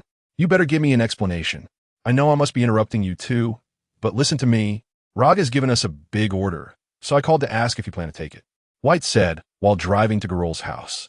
Hearing this, Violet hesitated and after a moment of silence said, "You go pick them up first, and I'll call you back." "Okay." White immediately hung up and focused on driving to Garol's place. Garol didn't answer the phone. White guessed that the guy was high again, so he could only go to his house to ask in person. "What's wrong? Is White in trouble?" Tina asked Violet, propping herself up on the bed. "Yeah." He said there's another big order from Rog, asking if we're interested in taking it. Upon hearing this, Tina fell silent for a moment, then said, "Violet, to be honest, I don't really want to continue in this line of work. It's too dangerous and I'm very afraid of losing you. You don't know, when you were injured that day." Before she could finish, Violet silenced her with a kiss. After a long time, their lips parted. "I know, but what else can we do besides this? We've saved quite a bit of money. Let us leave here and live somewhere else. Night City has many opportunities, but more often, it's a place that devours people without spitting out bones. Isn't it?" Tina suggested, and Violet was somewhat moved by her words, but still didn't relent. "I don't know. Maybe we should try other methods. I don't want to leave here. I've gotten used to life here. I grew up here and know everything about it." After hearing Violet's words, Tina fell silent, then took out the contact information Roland left that day. "Perhaps we can ask for his opinion. Since we don't want to leave, maybe under a big tree, we can survive better." Hearing this, Violet glanced at the contact information belonging to Ash in Tina's hand. "Then let us wait until after this action. After we complete this task, we'll tell White." "Wow, it seems your team has made a decision." Rog smiled at the neatly arranged White team before sitting down across from them. "Yeah, we've decided to take this commission. Since you, Boss Rog, are willing to trust us again, we definitely want to let you down." Garol cheerfully leaned forward and said, "Hey, this time it's not me helping you. It's this employer who designated your team as the action members." Rog waved his hand, indicating that this matter was not really related to him, and then pushed out the details and intel related to the commission. "Designated us? Is our fame that great?" White muttered as he picked up the chip on the table, then inserted it into the slot. After reading the content, everyone's expressions turned serious. "What the FK? Are you serious? Stealing information about food raw materials from a food factory?" Garol was the first to exclaim, but then quickly lowered his voice to avoid being overheard. "It's still in Watson District, and there's a high chance of direct conflict with the Vortex gang." Tina put down the chip and spoke gravely. "So that's why the reward for this mission is so high. You should know very well that rewards and risks are proportional, just like the previous commission. If you hadn't been lucky, it would probably have been another souvenir." Rog took a sip of his drink and nodded. "We want to meet with the employer's people as soon as possible to understand their capabilities," White said, putting down the chip and looking at Rog. "A very reasonable request. I'll talk to him about it." Chapter 53. Action begins. The content of the new outline starts from Chapter 56. It seems you're the team that is cooperating with us. Roland, wearing l'un template, rubbed his shoulders and then spoke, glancing at White before focusing directly on Violet. One main reason for agreeing to Chiwe's suggestion was Violet herself. Chiwe, standing nearby, also noticed Roland's change. When she saw him fix his gaze on Violet without moving, a strange look flashed in her eyes. "No way. Does he actually like this type?" Chiwe couldn't help but let her thoughts wander. "Hey boss, this person looks like they might not be easy to deal with." Goler leaned over to White and whispered, "Do you even need to say that? Just look at that exoskeleton armor and the degree of cybernetic modification. I wouldn't even dare to think about it." White slowly replied, grinding his teeth. "Are you Chiwe?" Tina walked up to Chiwe and spoke somewhat uncertainly. Hearing someone call her name, Chiwe was taken aback and looked at the other person in confusion, as she didn't seem to recall having met her before. "Who are you?" I am Tina. You probably don't know me, but I know your name. I saw your hacker studio before. Tina said with a smile as she looked at Chiwei. It seems someone here knows me. Roland glanced at the two of them who were talking and then turned his head to speak. Yeah, probably a familiar face in the hacker community. White nodded in agreement, recognizing the strength of the two in front of him. Since the hacker is someone Tina knows and has teamed up with this monster, their strength must be reliable. I just wonder what their personalities are like. Thinking of this, White couldn't help but scrutinize Roland with his metallic silver-scaled exoskeleton armor, black electronic muscle, hidden energy conduits, and the helmet with 6 eyes. Is that long white hair falling from his head? White wasn't sure, but from what he could see, this person didn't seem very easy to get along with. He looked like a cold-faced killer type. This mission is straightforward. White and I will go inside to steal the data, while the rest will be responsible for providing support outside. Chiwei, Tina, and Richie will handle the remote support with their hacking skills. After looking at everyone, Roland spoke directly, then paused before adding, by the way, I want to ask you something on behalf of my boss. Are you interested in joining our company? After saying that, he glanced at everyone present. Hearing this sudden recruitment, the few of them were stunned, clearly not expecting a company to approach them. No, I don't like working under a company. If I wanted to, I would have joined another company long ago. White didn't hesitate to directly reject Roland's invitation. Roland shook his head in regret upon hearing this, feeling it was a pity, as he really wanted to have a team of his own so he wouldn't have to run around every day. Yes, although Roland currently has quite a few people under him, not many of them are truly capable, and some can't be fully trusted. So he often has to handle things himself, just like the current situation. And of course, another important reason is that Roland himself wanted to go out and have some fun. After hesitating for a while, Richie and Goler also shook their heads. Goler simply wasn't used to the lifestyle of a company, while Richie had reasons similar to White's. With his hacking skills, he could indeed join a company and serve it, but he simply didn't want to. Roland then turned his attention to Violet and Tina, as he could tell that these two seemed to have something in mind. We need to think it over. Can we get back to you later? Violet finally spoke after some hesitation. Hearing Violet's words, White and the others looked at the two of them in surprise, seemingly not expecting such a response. Violet, I'll explain to you after this mission, boss. Violet shook her head and then looked into the distance, unwilling to say more. Tina quietly walked over to Violet's side, expressing the same attitude as Violet. Roland nodded and then passed his contact information to the two. Okay, now let's head to the Watson District's All Foods factory. Once you're ready, we can start the action. Hearing this, White and the others nodded, then returned to the car with a gloomy expression, completely losing the atmosphere they had when they arrived. It seems Violet and Tina want to join the company. Chiwei said to Roland as she sat in the car. Yeah, they probably feel tired of being on the fringes or think the risks are too high and want to back out. They feel that joining the company would provide more security compared to being ordinary fringe dwellers. Roland casually set up the car systems and nodded in response. By the way, in a while, the company should have some spare funds to customize a set of cybernetics just for you. What do you think? Is it expensive? Of course. Am I expected to pay for it? Even selling you wouldn't be enough to afford it. Then I have no objections. Do as you please. Here we are, the All Foods factory. Let's check the situation inside once we hack in. Chiwei looked at the large factory in the distance, her eyes flashing with orange light as she spoke.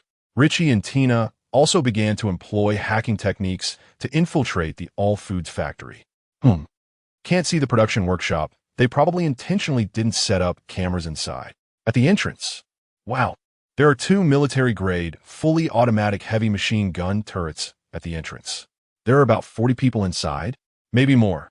Most of them are members of the Whirlpool gang, and there are almost no other people working inside. Project what you see onto this computer. Saying this, Roland took out a computer from the trunk of the car. Soon, 3 different screens appeared on the computer, and the 3 of them began to check it out. This firepower is going to be a problem.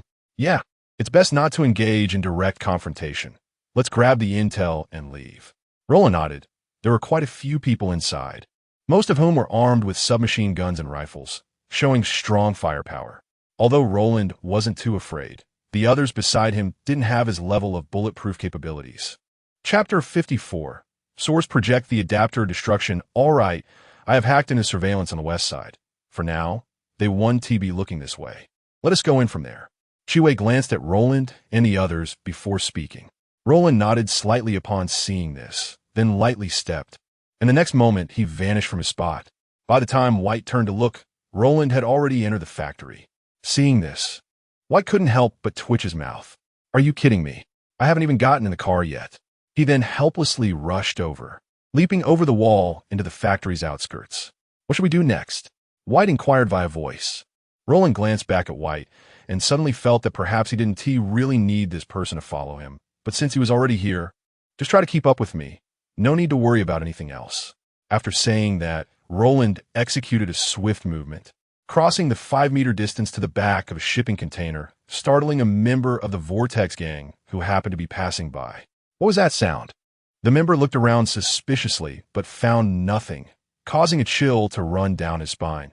He had clearly felt a gust of wind behind him just moments ago. The dim yellow lights and the black shadows behind the large red containers made the atmosphere even more eerie. He immediately shivered and turned to leave. Suddenly, a piercing sound cut through his body and a sharp pain shot through his chest. Just as he was about to cry out, with a crack, his neck was snapped. You go in from that side. I'll take the other. Roland pointed to a room not far from the Vortex gang member, which provided direct access to the second floor of the factory. And then he stepped back into the darkness. All right, you're the boss. It's your call. White expressed helplessness, but had no objections. He then picked the access card from the Vortex gang member and walked towards the door. Roland's helmet's 6 eyes slowly lit up, and countless figures were marked by Lin's combat system, each with a conspicuous inverted triangle symbol above their heads. He then tightened his grip on the energy katana and quickly leaped to the top of the food factory. This scene left Chiwei and the others outside in awe. Hey, are all the members of your team this fierce? Goler couldn't help but ask Chiwei, who twitched her mouth in response and chose to remain silent. With a flash of red light, Roland slowly sheathed his weapon, revealing 3 bodies sliced in half on the rooftop. He then approached the rooftop door, using his palm to forcefully pull open the iron door. Chiwei, tell me where their production workshop is. I've sent you the factory map. The blacked out area is where the production workshop is located. Received. Buzz immediately, a light zipped through the floor, skillfully avoiding the sight of each Vortex gang member and arriving in front of the production workshop, where a password door stood silently. Just as Roland was about to ask Chiwei if she could crack the password, a sound of footsteps suddenly approached. Roland glanced back and then vanished from his spot. Do you think that bunch of guys from the biotechnology side are too jumpy? It's just a small company. How could they have the strength to directly attack our territory? Who knows? In any case, it's not a bad thing for us. Having an extra batch of advanced military tech weapons is good, right? If we had to buy them, it would cost a fortune. However, they didn't notice a figure silently watching them from above. I know the password to open the door there, 50462. Suddenly, White's voice came through the communication, causing Roland to pause. To be honest, he had sent White over there just to keep him busy. He didn't expect this pleasant surprise. At this moment, White was in the monitoring room, with 2 Vortex gang members lying on the floor, blood gushing from their necks. He quickly deleted all the surveillance footage and stopped the recording function, starting to use the monitors to observe the movements of the remaining people. Then he spotted a large figure lounging on a sofa in the center of the factory on the first floor. The person appeared to be nearly 2.5 meters tall, with limbs that seemed to be modified prosthetics, and their face bore no trace of humanity. Just a glowing 6-eyed lens. If I have to face that thing, it could be deadly. Meanwhile, Roland, having learned the password, slowly descended after the 2 entered, making not a sound. After entering the password and stepping inside, the environment made Roland's expression change. He activated the helmet's filtering mode. A foul odor assaulted his senses, nearly overwhelming him. Ugh, I have to say the smell here is really intense. You'll get used to it. Look at me, I'm completely indifferent to it now. Seeing the 2 figures not far ahead, Roland chose not to engage them and instead opted to bypass them to see what raw materials were being used. Before long, Roland spotted machines operating under the red light, processing various bizarre insects, some of which he recognized. He silently activated the recording function, capturing everything here, and continued his search. Suddenly, A faint groan caught Roland's attention. He walked slowly towards the sound, and soon, a scene resembling a slaughterhouse appeared before him. Blood and flesh were strewn about, while on the other side lay lifeless or barely breathing people. The figure emitting weak groans was atop the pile of corpses. Host, that person is adapted to the template of destruction. Hearing this, Roland paused for a moment, then moved his feet, stepping over the pile of bodies to lift the person above. The individual could be described as a human stick, having lost one eye, with only muscles and teeth exposed, looking particularly grotesque. The remaining eye was filled with pure hatred, devoid of any other emotion. Kill them. The voice, like a leaky pipe, reached Roland's ears at an extremely low volume. Roland didn't respond. He simply placed his hand beside his thigh, and a groove slowly opened, ejecting a vial of medicine. He then injected it into the individual. Hog, leave the obsession for revenge to yourself. From today onwards, your life belongs to me. Chapter 55 Exposure. Just as Roland was about to take the person on the ground away, his gaze suddenly froze, and then he instantly disappeared from the spot. Two members of the Vortex gang, cursing and walking over, soon spotted the figure lying on the ground. What the hell? This guy is still alive? Tough as nails. TSK, TSK, TSK. Why do I feel like something's off? Another member of the Vortex gang noticed something was wrong and slowly approached. Upon seeing the person, whose face was already unrecognizable, he noticed that the skin on the person's jaw was now pockmarked, and his pupils contracted sharply. Hey! Suddenly hearing his companion speak, the man turned his head. What's wrong? However, the other party did not respond, which made him frown. As he stepped closer, a line of blood began to spread from the middle of the other man's body, followed by a flash of red light. The energy katana had already embedded itself in his throat. He reached out to grab the energy katana in an attempt to pull it out, but the result was a burnt smell.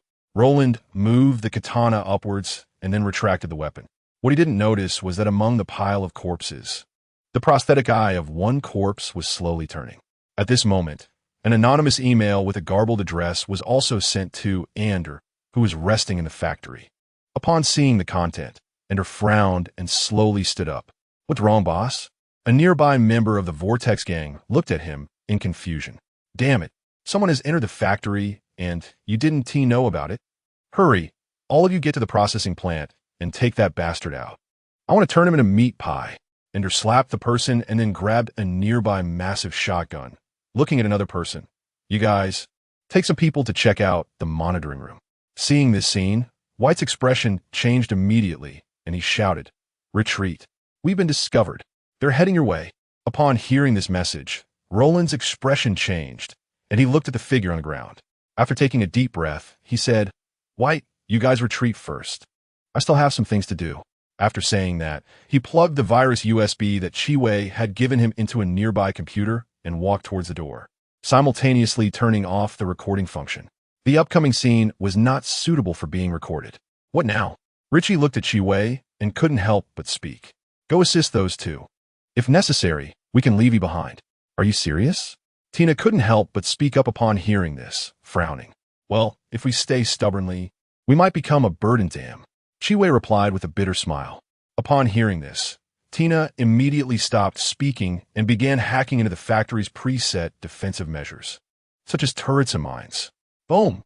Ander, who was angrily preparing to head to the processing workshop, was momentarily stunned by the sudden loud explosion, then saw his day subordinates and immediately erupted in anger. Why aren't you all going to help me over there? Yes. Bang! Immediately after, a loud bang followed, and Ender quickly turned around to see an iron door flying towards him. He immediately crossed his arms to block the door, and then his eyes, glowing red, looked towards the figure behind the door. Once he got a clear view of the general shape, the figure instantly disappeared from his sight. He then instinctively swung his massive arm to smash the empty space beside him. Boom! After a metallic sound that made his teeth ache, the place he attacked was now empty. Oh! An energy katana was now stabbed into his shoulder, and Roland had appeared behind him in an instant. Just as Roland was about to chop off the opponent's arm, a gun barrel suddenly extended from the opponent's calf. Bang! Ding! With a flash of red light, the bullet was instantly cut in half. Roland slowly squinted his eyes, He didn't expect the opponent's modification to be like this. Crack! A larger mantis blade swung past, leaving a savage mark on the surrounding wall. It's safer to deal with you quickly. Arrogant. Immediately, an orange glow emanated from Roland, and a layer of green shield began to rise. ZZZ. In this relatively dark environment, an orange light flickered and vanished. Roland frowned at the scene before him. His energy katana was broken. The blade was now embedded in Ender's chest and trapped by his muscles. Cough, cough, cough. Huh, you little punk, you're dead now. Ender coughed up a mouthful of blood and revealed a grim expression, then swung a punch down. TSK. Troublesome. Roland frowned, then twisted his waist and threw a punch back. Bang! A tremendous force came from Ender's punch, and then his vision blurred as he was sent flying, crashing into the nearby equipment, which dented under the impact. Meanwhile, Ender's gorilla-like arms sparked and twisted, leaving him somewhat dazed, unable to comprehend why the opponent could unleash such terrifying strength. Roland thought, damage reduction plus warrior strength, get it? He then ignored Ender, who had lost his combat ability, and accelerated back into the processing plant, picking up the figure on the ground and rushing out. Outside, the fight was intense, with Garol sniping Vortex gang members with a sniper rifle. Violet was preparing to shoot a rocket launcher at the door. The heavy machine gun turret that originally belonged to the Vortex gang was now suppressing them to the point where they couldn't lift their heads. Taking advantage of the chaos, White turned on the Sion Viz stand and ran back, panting heavily under the overload, with blood streaming from his nose. Soon, they saw a green glowing figure charging out from the hail of bullets, with bullets hitting the green glow without causing a ripple, which stunned them. What are you all staring at? Hurry up and leave. Oh. Virum. Amidst the rumble of car engines, they immediately drove away, leaving the Vortex gang members in disarray. But they quickly reacted, angrily heading to their cars to set off. Who is this person? Chiwei looked at the battered figure in the back seat and couldn't help but ask. A vengeful spirit. From now on, his name will be Pike.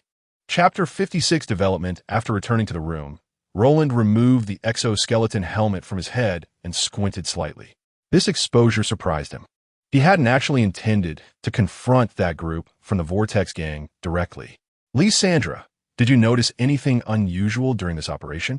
There was an AI that appeared during your mission, but it disappeared quickly, seemingly worried about network surveillance. Lysandra's words jolted Roland's mind.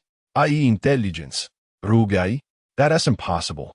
If it were a rogue AI, how did it cross the black wall into our network world? As he thought about this, Roland's expression grew serious. He needed to develop some technology related to networks and security, which happened to be the strong point of the Source project. With this in mind, Roland checked his current balance. Remaining blue essence, 217624. Remaining orange essence, 15649. He could purchase another complete Source project template. During this time, the orange essence had been steadily coming in, likely due to the impact of taking down Firth earlier. Roland was contemplating which template to buy, considering that he could directly send Jin to do the job and step in if necessary. He needed to take a good look at the company's development. Otherwise, he might not be able to intervene in the upcoming unified war. Let us choose another template with good strength. Just in time, as I promised Jiwei. If possible, he wanted to buy the Charm Spirit outright, but unfortunately, it was a bit too expensive. While its combat power might not seem outstanding at first glance, its abilities were top-notch.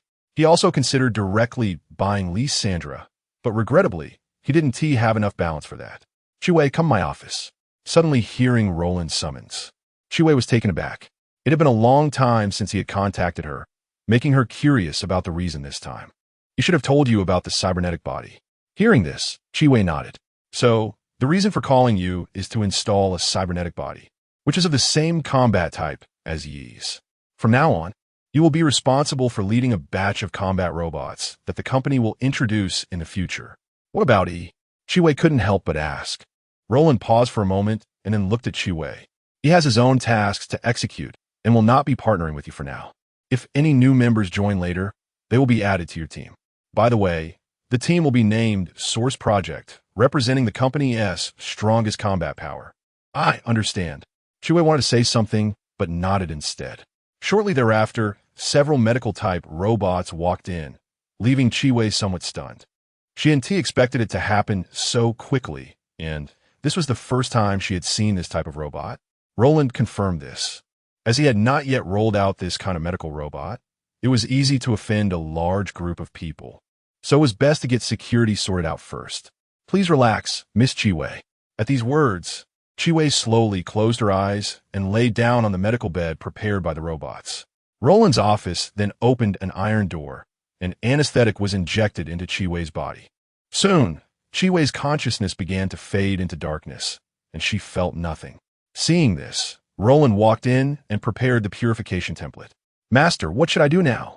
I will convert the template into a chip. You just need to insert the chip into the slot, and then it will disappear and merge into the hostess body. Okay. In no time, a large amount of data appeared in Roland's hands, coalescing into a chip that glowed with a purple light. Without hesitation, he inserted the chip in a Chiwei's slot. Master, the template adapter 1T Rebel, right? I don't want to really turn into the source project. Don't worry. You can retract the template at any time and also directly stop the adapter S functions. Hearing this, Roland felt relieved and continued to look at Chiwei, who was being modified. Soon, a figure wearing a sci-fi-style black helmet appeared on the operating table. Let me know when he wakes up.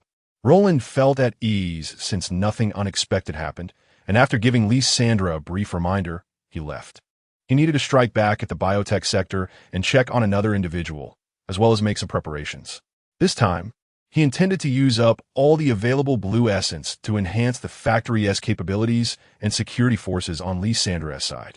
Bang! Meanwhile, Fuda, having received the news, was not in a good mood. Are those Vortex Gang guys useless? They can't even handle this situation, and there are only a few people on the other side. Fuda glared fiercely at his subordinates, who were currently shrinking back, afraid to speak. Go tell the PR department about the situation here and get them ready.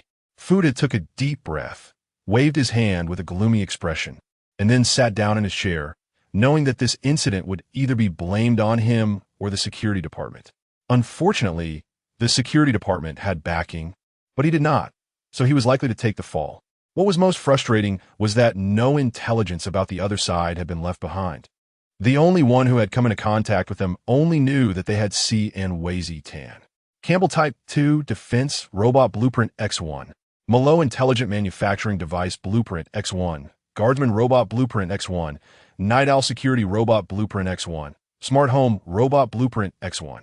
After passing all the information about the food factory to Kuroda, Roland began to make large purchases in the Essence Mall of the system.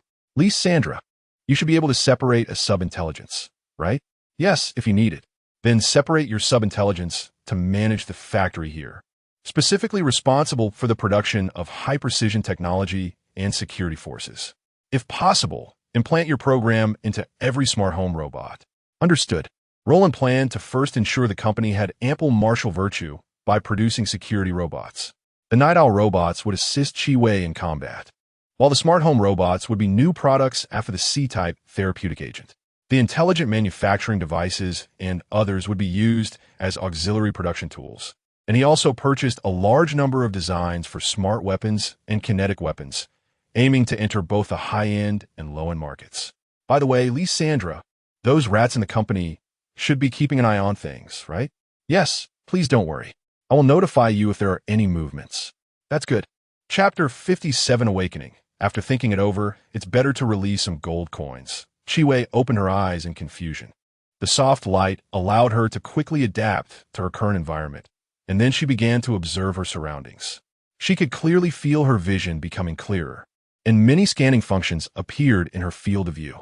As her pupils slightly moved, her purple eyes immediately locked onto a cup of water a few meters away, magnifying it directly, even able to see the water droplets inside. It was truly incredible. Chiwei propped herself up and got out of bed. She felt no discomfort at all, as if this body was born for her. Looking down at her current body, she saw black electronic muscle fibers and dark silver exoskeleton armor, which seemed to be able to completely transform into black. She could feel the powerful strength within this seemingly weak body. Then, with a movement of her right hand, a purple light screen instantly lit up, transforming into an energy crossbow that coalesced on her arm. while a black helmet rose up from behind, covering her entirely. A brand new field of vision appeared before Chi-Wei, along with the battle system belonging to the purification. Mr. Roland, Chi-Wei has awakened. Oh, just have her come to me. Hearing this, Roland put down the document in his hand and spoke. Soon, Chi-Wei was led to Roland's room by an intelligent security robot. Now, both of them were inside the secret factory prepared by Lysandra. He hadn't expected that Chi-Wei's adaptation to the source plan's cybernetic body would take more than 10 days. During this time, Violet and Tina had joined his company. White and the others were somewhat angry, but there was nothing they could do, so they ultimately chose to respect Violet and Tina's choices. Roland also arranged for the two to be part of the originally planned Source Project team.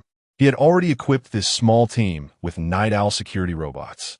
The main function of a Night Owl security robot was to conduct reconnaissance and stealth operations. The purpose of developing it under the Source plan was to respond to some opponents encountered during corporate development. The weapons it carried mainly consisted of a Rocky intelligent sniper rifle, 2 technical pistols, special alloy wrist blades, optical camouflage devices, and mini drones.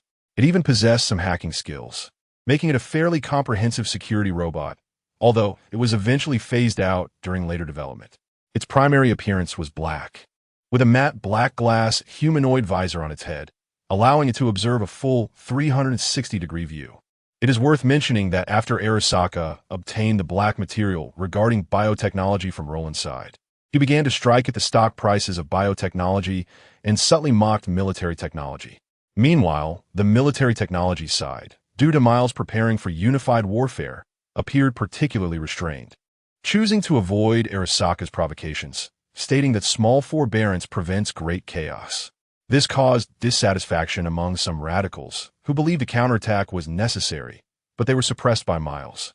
"Boss, you called for me," Chi-Wei entered and said, but upon seeing Roland's figure, she instantly frowned, feeling that his build was very familiar.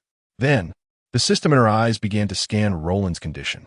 Source plan prototype, cybernetic body. A question mark suddenly popped up in Chi-Wei's mind. Prototype? What does that mean? At the same time, a warning from Lin's battle system rang in Roland's mind, clearly sensing the scanning from the other party, almost prompting him to draw his sword and leap up under the action of the self-defense system. Fortunately, he suppressed it forcefully and squinted at Chi-Wei in front of him. "You seem to be a bit out of line, directly scanning me. Sorry, I just did it instinctively." Chi-Wei's heart trembled upon hearing this, and she quickly lowered her head. "Forget it, just be careful next time. The reason I called you here is about your position. You will temporarily serve as the team leader of the Night Owl team within the Source Plan group. Violet and Tina are also in there, so you should go find them and get familiar with the work." "I understand." Chi-Wei nodded, then left the office. After leaving, she frowned again, feeling that the boss she met this time seemed to have a much greater presence than before, not knowing the reason. After Chi-Wei left, Roland realized a problem. His identity, as he was likely to be exposed, as the other party's scanning system could accurately locate his cybernetic model. Forget it. Let's deal with that later.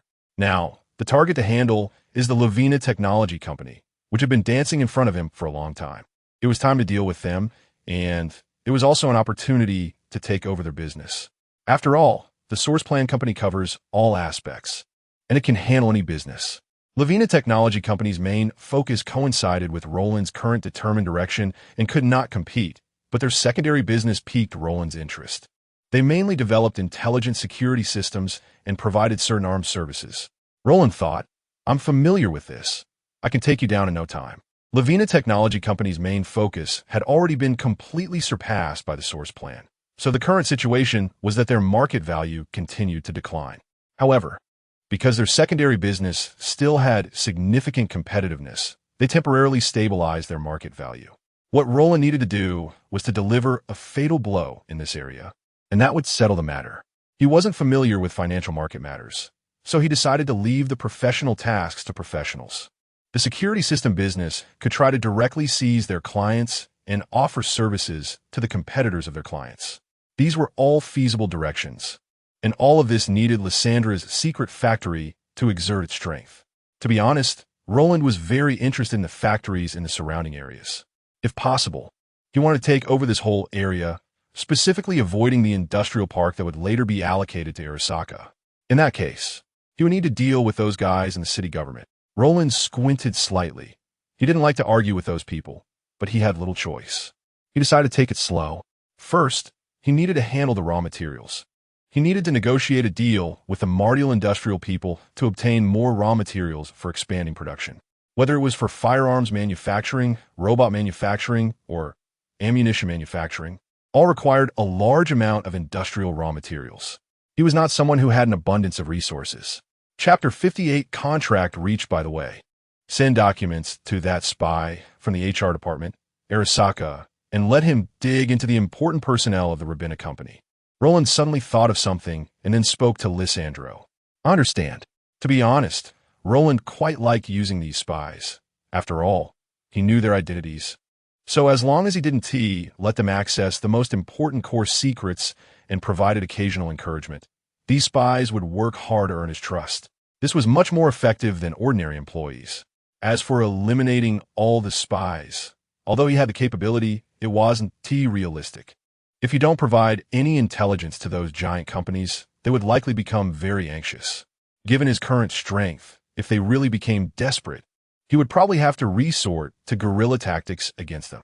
After arranging matters on the company's side, Roland planned to meet with the manager of the Martyr Industries branch here. At this moment, inside the company, Sonoki Ichii, authorized by Roland, immediately uploaded the relevant intelligence to Arasaka's intelligence department, and Kuroda also received the news at the same time. Dig into the important personnel of Rabina company. Kuroda squinted slightly, realizing Roland's next plan, which was likely to expand. He didn't intend to obstruct it, and even planned to help the other party a bit. After all, in the current situation, it would be beneficial for the Source Project company to increase its influence here, making it easier for them to act. As for whether it would become too large to control later, Kuroda believed that as long as Arasaka's plan succeeded, such a thing would not happen.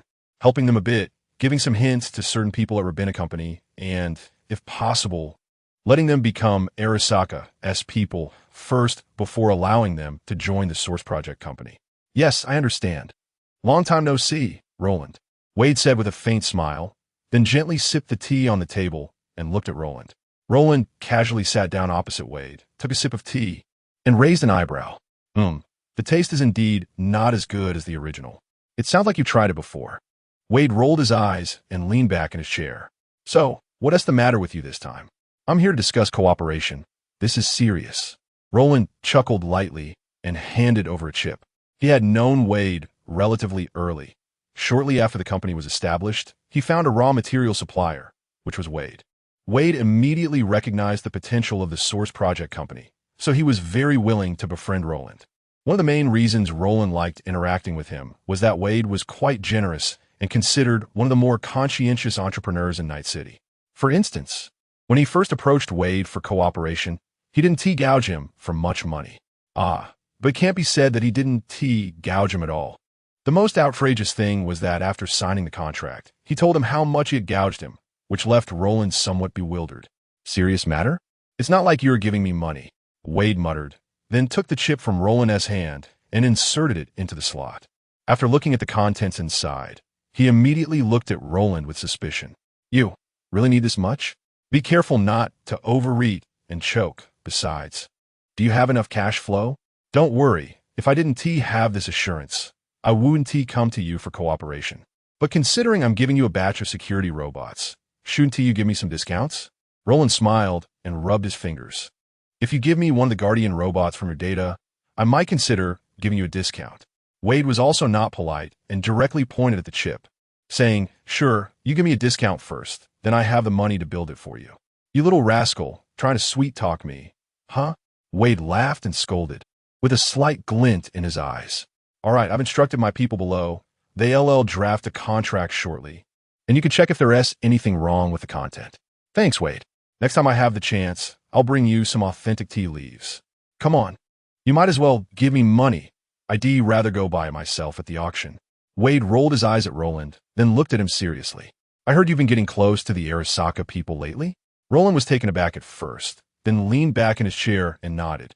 Yes. I need to leverage Arasaka's power to achieve some things. I see. I'll remind you, you'd better be careful. Those Arasaka people are wolves that eat people without spitting out bones. Wade nodded, then spoke with some depth. Don't worry, I'm aware of what those Arasaka people are like. If you need anything, you can also come to me for help. After all, I am part of the subsidiary under Sherhua, so I can still provide some assistance. I appreciate your kindness, but the guys I'm dealing with recently are a bit tricky, so it's better if you don't get involved. Roland smiled, and then the contract was brought in. Roland S. Cybernetic, I quickly scanned the contents of the contract, and then he signed his name and stamped his authentication mark. Wade casually stamped his authentication mark as well, then put the contract into the drawer. All right, everything is settled. You can scram now. You're just using me, Wade. I'm here to give you money. Scram, scram, scram.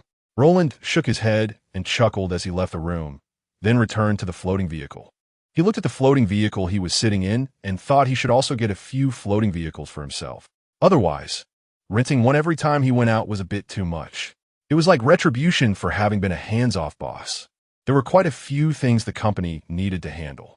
Roland felt a bit helpless and planned to instruct someone to buy some second-hand or third-hand floating vehicles. After all, good floating vehicles were still a bit expensive, and the company was developing business recently, so they were a bit short on money. Saving some here and there would help. Soul Ring vehicles wouldn't be a bad option either. They could still be used after being refurbished in the factory. Once he bought the blueprint for the cars and floating vehicles from the source project later, he wouldn't need them anymore. In fact, he could even sell some floating vehicles to subsidize his household expenses. Speaking of this, Roland suddenly remembered the security forces of Night City, the NCPD. He might also be able to get a hand in the NCPD, providing some support for security forces, all for the sake of maintaining order in Night City. Yes, indeed. Chapter 59, Frantic Bang. Who did all this? Find out for me. If you can't give me an answer, then all of you get the hell out. Brown took a deep breath and looked grimly at the members of the intelligence department before him, who were now deeply bowing their heads, afraid to speak. Recently, their business had suffered a severe blow, with the firearms manufacturing sector, which originally belonged to them, being pushed out by new weapons launched by the Source Plan Company. They were well aware that the firearms offered by the other party were difficult to compare even for Arasaka and Kanto. But Kanto and Arasaka had a vast market and audience, so they weren't too worried about the situation. Not to mention, the Source Plan Company had a partnership with them, allowing them to acquire the technology of those firearms through purchase. Therefore, they chose to transform directly, painfully giving up a large portion of their original firearms market, and devoted themselves to developing armed, contracting, and security services. However, out of nowhere, a company called Night Owl emerged, targeting their security services and boasting extremely powerful firepower. Furthermore, many headhunters had been digging for key talents from Levena Technology Company recently, which made Brown unable to hold on any longer. He only hoped to find the mastermind behind all quickly, and then, at this thought, Brown's face twisted in rage. If the other side left him no way out, then he would flip the table. He already had an idea. The most likely culprit behind this was the Source Plan Company, but he couldn't be sure yet. He needed a conclusion. Only then could he make a firm decision. Otherwise, if it wasn't the Source Plan Company causing trouble, and he ended up provoking another enemy, that would be truly disastrous. He still held a glimmer of hope. On Roland's side, after sorting out the raw materials, he began to establish rapport with some of the city government as council members in Night City. In this place, the council members understood the situation well. However, the other party seemed to want to drive up the price and had chosen to avoid him for several days, either claiming to be on a business trip or occupied with urgent matters. In short, they were not available. Roland merely snorted coldly and then assigned a small task to the newly formed group. Chiwai glanced at the information popping up in the upper left corner of her vision, blinked, and then turned to her companions, Violet and Tina, behind her. Our boss has given us a task to investigate a council member named William Stir's blackmail material and then deliver a gift to him. It doesn't sound very simple. Tina immediately started searching for the information on the other party and said, well, the main difficulty is where his blackmail material is and how to quietly enter his home to deliver the gift. Chiwai nodded. You guys take care of the first part, and the second part is simple for me, so good luck. The Night Owl robot will assist you with hacking operations. Understood. Tina nodded. Since joining this team, she had mainly been responsible for hacking tasks. The main function of the Night Owl robot was to handle simple hacking intrusions and provide computational power for hackers. After experiencing the support from the Night Owl robot's computational power, Tina found herself unable to stop. The thrill of rapidly advancing her hacking skills was addictive. What about me? Violet pointed at herself, looking a bit confused as she stared at Chihuai. The boss wants you to continue resting and training to prepare for future modifications and tasks. Chihuai reached out to scratch her cheek and smiled. Upon hearing this, Violet immediately showed a look of helplessness. There was a reason Roland had her do this. He planned to exchange for the Judgment template next.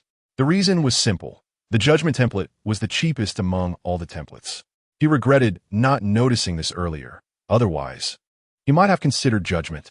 But after thinking about it, he decided against it. It felt strange to have a female hero's template on him.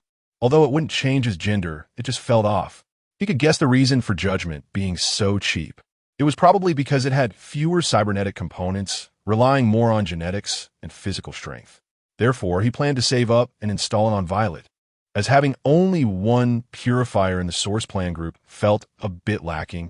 After arranging the matters concerning Chihuai, Roland headed to a hospital room inside the secret factory, where intelligent medical robots were busily moving around. There was only one person in this hospital room, the guy Roland had rescued from the Whole Foods factory. At this moment, the wounds on his limbs had healed, and the skin on his face appeared somewhat unsettling due to the effects of the treatment drugs. Some of his badly damaged internal organs had already been replaced with cybernetic organs. His vital signs had stabilized and were no longer in critical condition, but Roland looked at the other party's vacant eyes and felt a bit helpless. Yes, under that kind of torture, the other party's consciousness had dissipated. This gave him a bit of a headache. He was somewhat envious of the power of the source plan, destruction, and, not knowing if he could find another suitable host afterward, planned to keep him alive. However, if he directly applied the template and installed the key, the result would be a being with no self-awareness, just a lifeless doll with destructive power that couldn't be unleashed. If he didn't install the key, the other party would likely turn into a Parker, bringing the consequence of having an additional madman with revenge on the source plan company on his mind.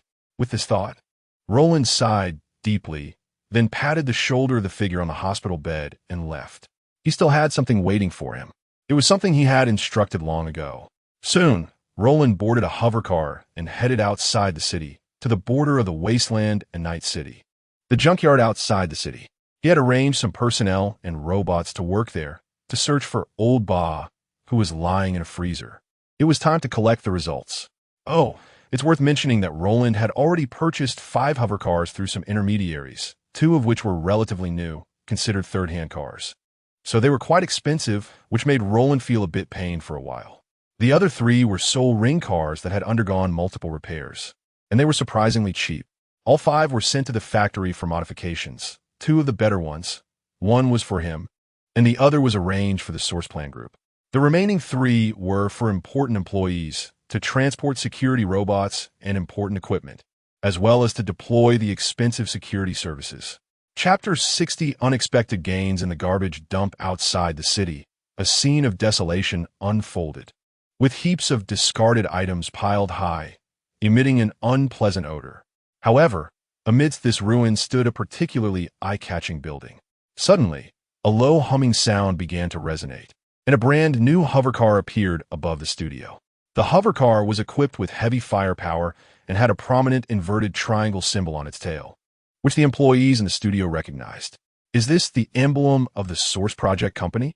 Is this hovercar from the Source Project people? What are they doing here? The employees in the studio were puzzled, primarily because Roland had no intention of drawing attention when he established the studio. Only the person in charge here knew they were working for the Source Project company, while everyone else had no idea. They only knew that the main task of their studio was to help some people find valuable items or needed things in the dump, which wasn't too much different from the other factions in the garbage dumps. If there was any significant difference, perhaps it was that their studio had strong firepower, equipped with a batch of security robots. As everyone was puzzled, the hovercar slowly descended and eventually came to a steady stop in front of the studio. With the doors opening, 2 tall robots stepped out, their angular metallic appearance and a single red observation lens slowly scanning the surroundings. These were the Guardian robots, made from the blueprints Roland had previously exchanged, possessing extensive knowledge about security and formidable firepower, with the primary duty of protecting their employer's life. They were made from a special alloy developed under the worldview of the Source Project, boasting high defensive capabilities and paired with powerful intelligence, making them perfect bodyguards. The only downside was the high cost. Their main armaments were the Jamil 4 energy rifle and the Jamil 3 energy shotgun. Upon sensing the anomaly, some security robots from nearby studios also gathered around the hovercar. However, upon recognizing the identifiers of the Guardian robots and the personnel inside, they gradually retreated, forming an implicit protective circle. People in nearby garbage dumps also noticed the commotion. After all, such places had few inhabitants, and occurrences like this were rare. However, they all consciously kept their distance, choosing to observe from afar, perhaps afraid of being suddenly shot at, even if it meant bad luck, and they had nowhere to complain. After all, who would care about someone dying in a garbage dump? With such a commotion, the person in charge of the studio naturally noticed it. When he saw Roland slowly stepping out of the hovercar, he immediately approached with a flattering smile. "Boss, why didn't you notify me before coming? I could have prepared to welcome you properly." Roland glanced at him but did not respond, only slightly raised his head and pointed inside. "Let's talk inside." "Oh, okay. Mike's was taken aback for a moment, then smiled and nodded repeatedly, quickly running ahead to lead the way, with the two Guardian robots closely following Roland, one of them keeping its gaze fixed on Mike's. Scan completed. Mike's male, right hand decorative prosthetic modification, internal body modified with prosthetic organs, right eye using a bifurcated eye. No combat prosthetics or explosives. Threat level assessed at 0. 5. Soon, Roland followed Mike's into his office. Roland directly sat in the main seat of the office, then picked up a book from the table and raised an eyebrow. "I didn't expect you to have such taste. You even bought a physical book." After saying that, he began to observe the surrounding environment.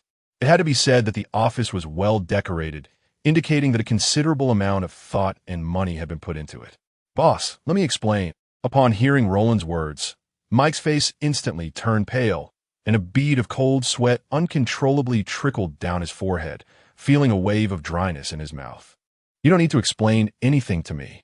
I just want to know how the matter I instructed you to handle is progressing." Roland shot him a glance, choosing not to delve deeper. If Mike's had touched his money and failed to complete the task, he would need to make him understand what the power of the company meant. Hastily wiping the cold sweat from his forehead, Mike replied, I have. I've been working on it, and I've already found some things." "Oh." Upon hearing this, Roland's expression showed interest, and he put down the book, walking towards Mike's. "Then take me to the basement to see what you call results." As the sound of a password input echoed, a heavy door slowly opened, and a whiff of decay invaded Roland's nostrils, making him frown involuntarily. The cold white light then illuminated the scene before him, causing Roland's lips to twitch. A large pile of strange freezers filled the basement. "Boss, as per your instructions, I've gathered all the freezers suspected of containing hacker bodies that I could find." Mike's cautiously approached and said, "Good. Very good. You can leave now." Roland's lips twitched, taking a deep breath, then pointed towards the door. He felt fortunate that this fool hadn't opened all the freezers, or else, with Mike's tendency, he feared he could be suffocated by bioweapons. After receiving the order, Mike's immediately walked out, then exchanged glances with a Guardian robot at the door, while another Guardian robot followed Roland closely. "System, it's been a while since I had you work. Help me scan if there are any Bartemo's freezers here. This should be considered a plot change, right?" "Indeed." Soon, the system scan was completed, and the final information made Roland's expression somewhat strange. There were no Bartemo's freezers here, but there was a more interesting hacker presence. "Go move that freezer in the corner out for me." Roland pointed to a spot and ordered the Guardian robot. Boom! With a loud crash, the freezer was placed before Roland. He slowly opened the freezer, and a pale, silver-haired female corpse lay inside. What caught Roland's attention was that the consciousness of this individual had already vanished, leaving only the body behind. This person was an adapter of the Source Project fandom. Chapter 61. Search and conflict. Can a person who has died become an adapter? Roland couldn't help but ask this soul-searching question as he looked at the lifeless body on the ground. If it were another template, the answer would be no, and besides, the person hadn't actually died. They had turned into a drifting intelligent AI, just like Bartmo's. Upon hearing this, Roland narrowed his eyes. To be honest, if it were like Bartmo's, he would still be somewhat wary. Similar, but not the same, her situation was far worse than Bartmo's, and her whereabouts would require the host's own efforts. Roland stroked his chin. After Bartmo's death, the network monitoring established a black wall cutting off the rogue AIs outside. Those outside couldn't come in, and those inside couldn't go out. Or rather, going out wasn't that simple, and there were significant risks involved. This female hacker had transformed into an intelligent AI within the internal network, so she would likely avoid drawing attention from the network monitors, which meant she probably wouldn't dare touch the black wall. Perhaps she was still within the network of Night City? This thought suddenly flashed through Roland's mind. Regardless, someone needed to be sent to track her down. The company's cybersecurity team and Tina, and also have Lyssandra's intelligent AI control Jin's body for computational power enhancement. Then enter the network to search. After bringing her to the company, he could use her as an additional secretary. My name is Kelly Jones. I am about 21 years old, a hacker, and also an outsider. It's worth mentioning that during a previous job, I had my head blown off by a hacker. But just when I thought I was done for, I seemed to have entered the network world. I initially thought it was just a final fantasy before death, but by chance I saw the outside world through the perspective of a smart home robot. I suddenly understood that I had become an intelligent AI. However, I didn't know how I accomplished this, but this feeling seemed pretty good. At least no one could control me. I felt as if I had become a god in this world, able to see everything I wanted to see, and those once formidable hackers were no match for me. Until I encountered people from the company, that was when I realized that powerful hackers could control AIs, which made me a bit fearful. Later, I even saw the figures of the legendary network monitors. So I chose to keep a low profile, living quietly in Night City, secretly controlling a discarded robot, pretending to be an ordinary person. I just don't know how long I can maintain this lifestyle. I can already feel the network monitors gradually closing in on me. And I'm a bit scared. I worked hard to gain a second chance at life. I don't want to die. I want to live, to continue seeing this world, to learn more things. This is my message to the world. If you see this message in the future, it means I've been found by the network monitors or the company. Wish me luck. Kelly took a deep breath and placed a message she had written into a program. If it wasn't activated by her after a period, the program would automatically spread its contents. However, the range of dissemination wasn't very wide. She didn't want this to be suspected as a virus, as that would lead to it being exterminated. If that happened, there would really be no trace of her existence left in this world after her death. After Roland preserved Kelly's body, he arranged for personnel to investigate her identity. Preserving the body wasn't due to any strange hobby. He simply feared that he might need it later when using the template. If he underestimated the situation and ended up in a bind, it would be problematic. Besides, keeping her body intact should also enhance his favorability, right? While Roland was handling the business of the junkyard studio outside the city at the Rabina Technology Company, Brown was currently looking grimly at all the intelligence regarding recent events. He then took a deep breath, his eyes blazing as he looked at the people before him. Very well, since it has been confirmed that the Source Plan Company is sabotaging us, what more do I need to say? Hearing this, the people below exchanged glances and then shook their heads. Seeing this, Brown let out a sigh of relief. He was worried that his subordinates might not be able to hold it together, which would lead to disaster. In that case, let us start taking action. Since the Source Plan people want to fight us, we will fight to the end. If they don't let me have it easy, then they should expect to gain anything either.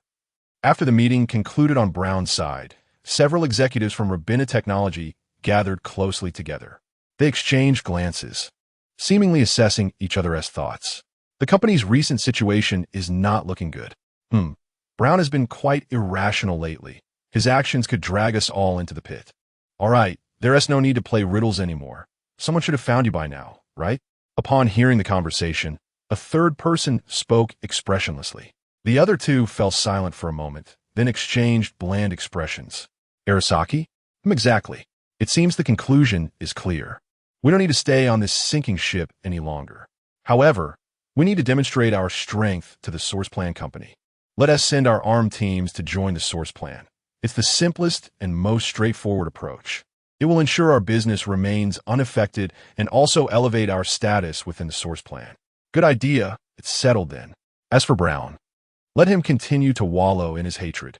Buzzing, the orange light in Roland's eyes gradually faded, and he stroked his chin, having received another useful piece of information. The people from Arasaka had taken the initiative to conduct a headhunting operation against the source plan and sent someone in to act as a corporate spy. If Roland hadn't kept a close eye, he might have been discovered by Lysandra. Thinking of this, Roland quietly added some notes in his journal, marking the names of the 3 executives from Urbana Technology, so he could identify which of them could be pushed to the limit. It seems Brown doesn't intend to play by the rules with me. He wants to flip the table. With this thought, Roland immediately dialed Violet's number. Violet, I need you to lead some night owl robots and security robots in air vehicles for patrol. If any of our company personnel are attacked, you need to reach the scene as quickly as possible. Got it. I'll take care of it. Roland nodded. He wasn't too worried about Violet.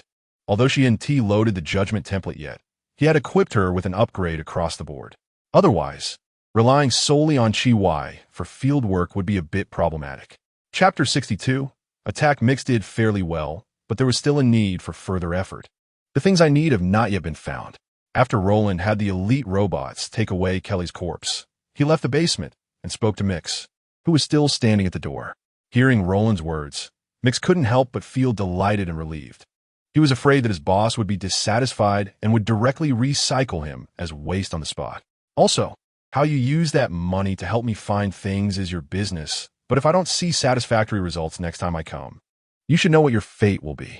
Yes, boss. Please rest assured, I understand, and I will double my efforts to ensure you are not disappointed.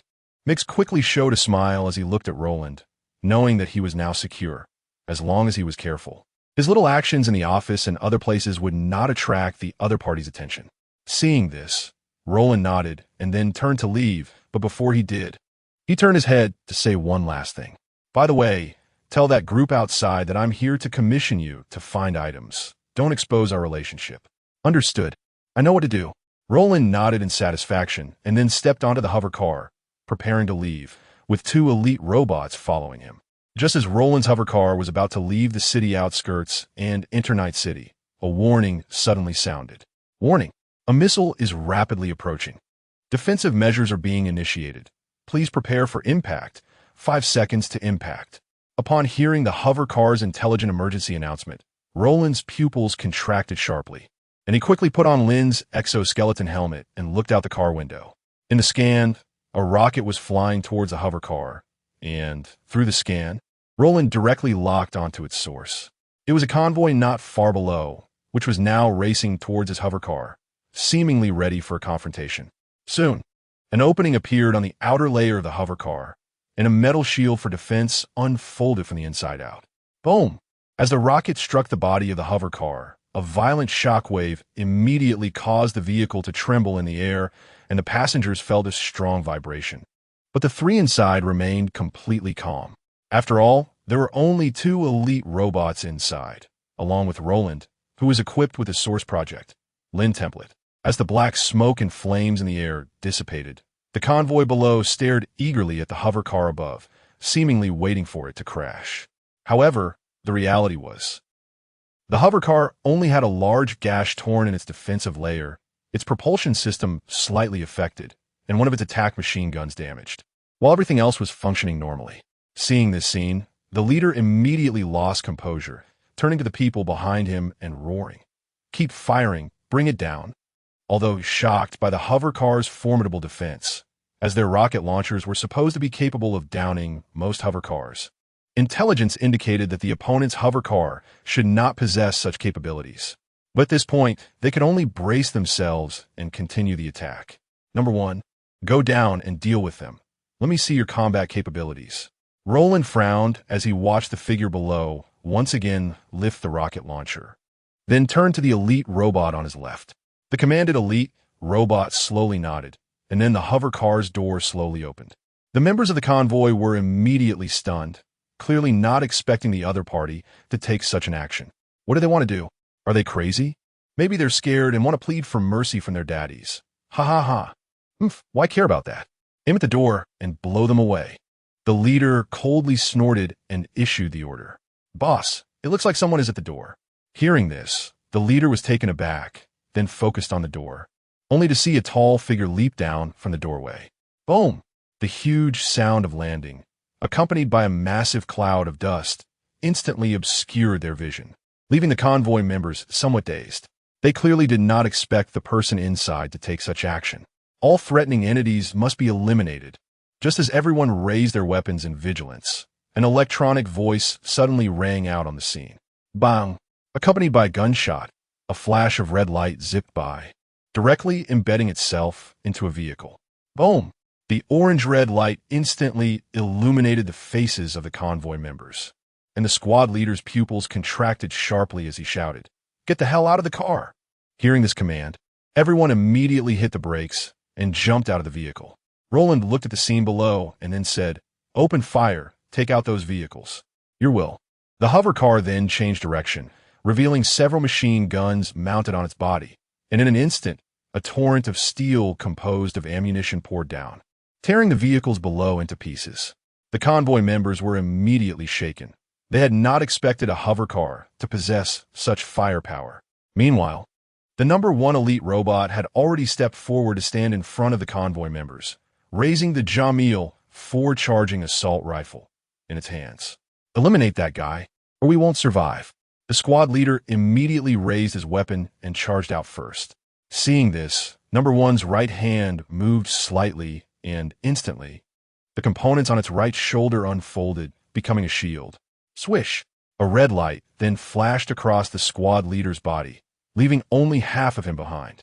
Witnessing this scene, the members who had just intended to step up and shoot immediately shrank back. One member directly hid behind a damaged vehicle, waiting for the opponent to leave. But then, the car they were using as cover was suddenly seized by number 1 and thrown away. It spun in the air before crashing heavily to the ground. Clearance achieved. Swish! The charged shotgun fired instantly, turning the person in front into a mist of blood. Seeing the scene, the members no longer hesitated and charged out to fight, and soon the battlefield was ablaze with fire. But very quickly, only the sounds of screams remained, along with the cold declaration of clearance achieved. Number 1, leave one alive. I need to ask some questions.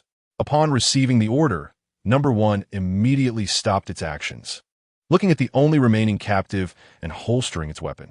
At this moment, in this small battlefield, only one person remained standing. Everyone else, except for this one captive, had turned into blood mist or severed limbs.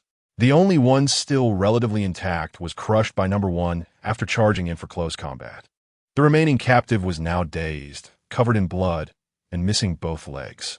Chapter 63, Counterattack. Roland slowly stepped down from the hover car and approached the survivor. The light in his eyes shifted slightly, and in an instant, Lysandra was able to identify the opponent's identity using the computational power from Jinx's body. Quell, nice name. Let me see.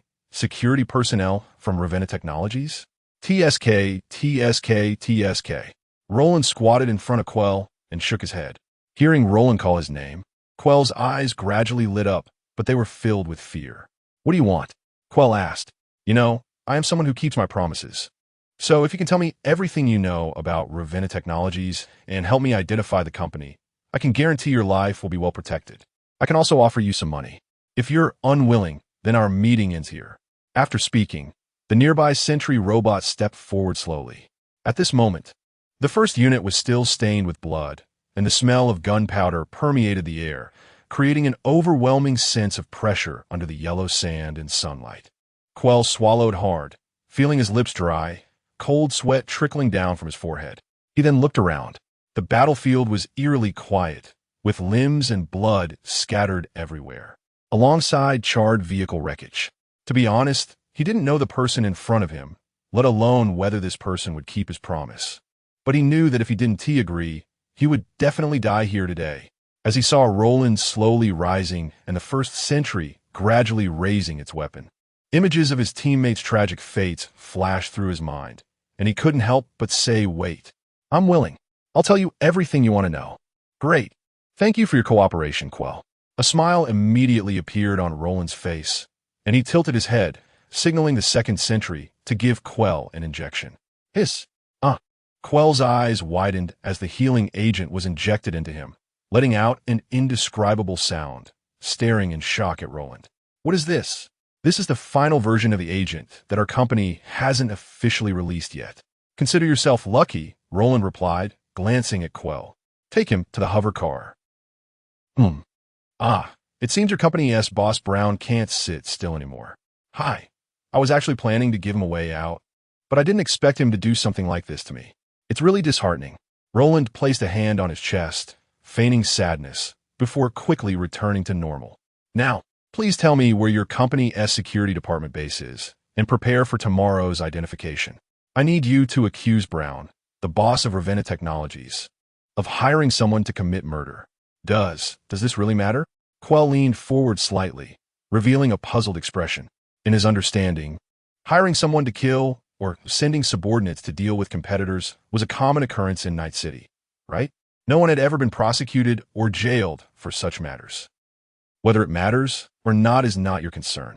Just do as I say. Roland smiled and did not answer the question. Indeed, the security situation in Night City was quite chaotic. The NCPD had been controlled by Capital after the death of Night Corp's founder, Nate, and their main focus was on the city council members. So the situation was predictable.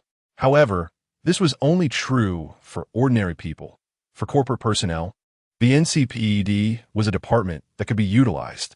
For instance, this time, he planned to use the situation to give the higher-ups a handle, as well as provide some people with an explanation. After all, his next moves might be a bit large, and if noticed by certain individuals, they might feel uneasy. So giving them an explanation was better. Essentially, it meant, look, you saw it, he acted first. Bang! The table's HP hit one. Brown was now livid, his face red with anger as he glared at his secretary. Are you saying that the team under me has failed? Why, yes. They have completely lost contact. The secretary immediately nodded timidly, not daring to look up at Brown.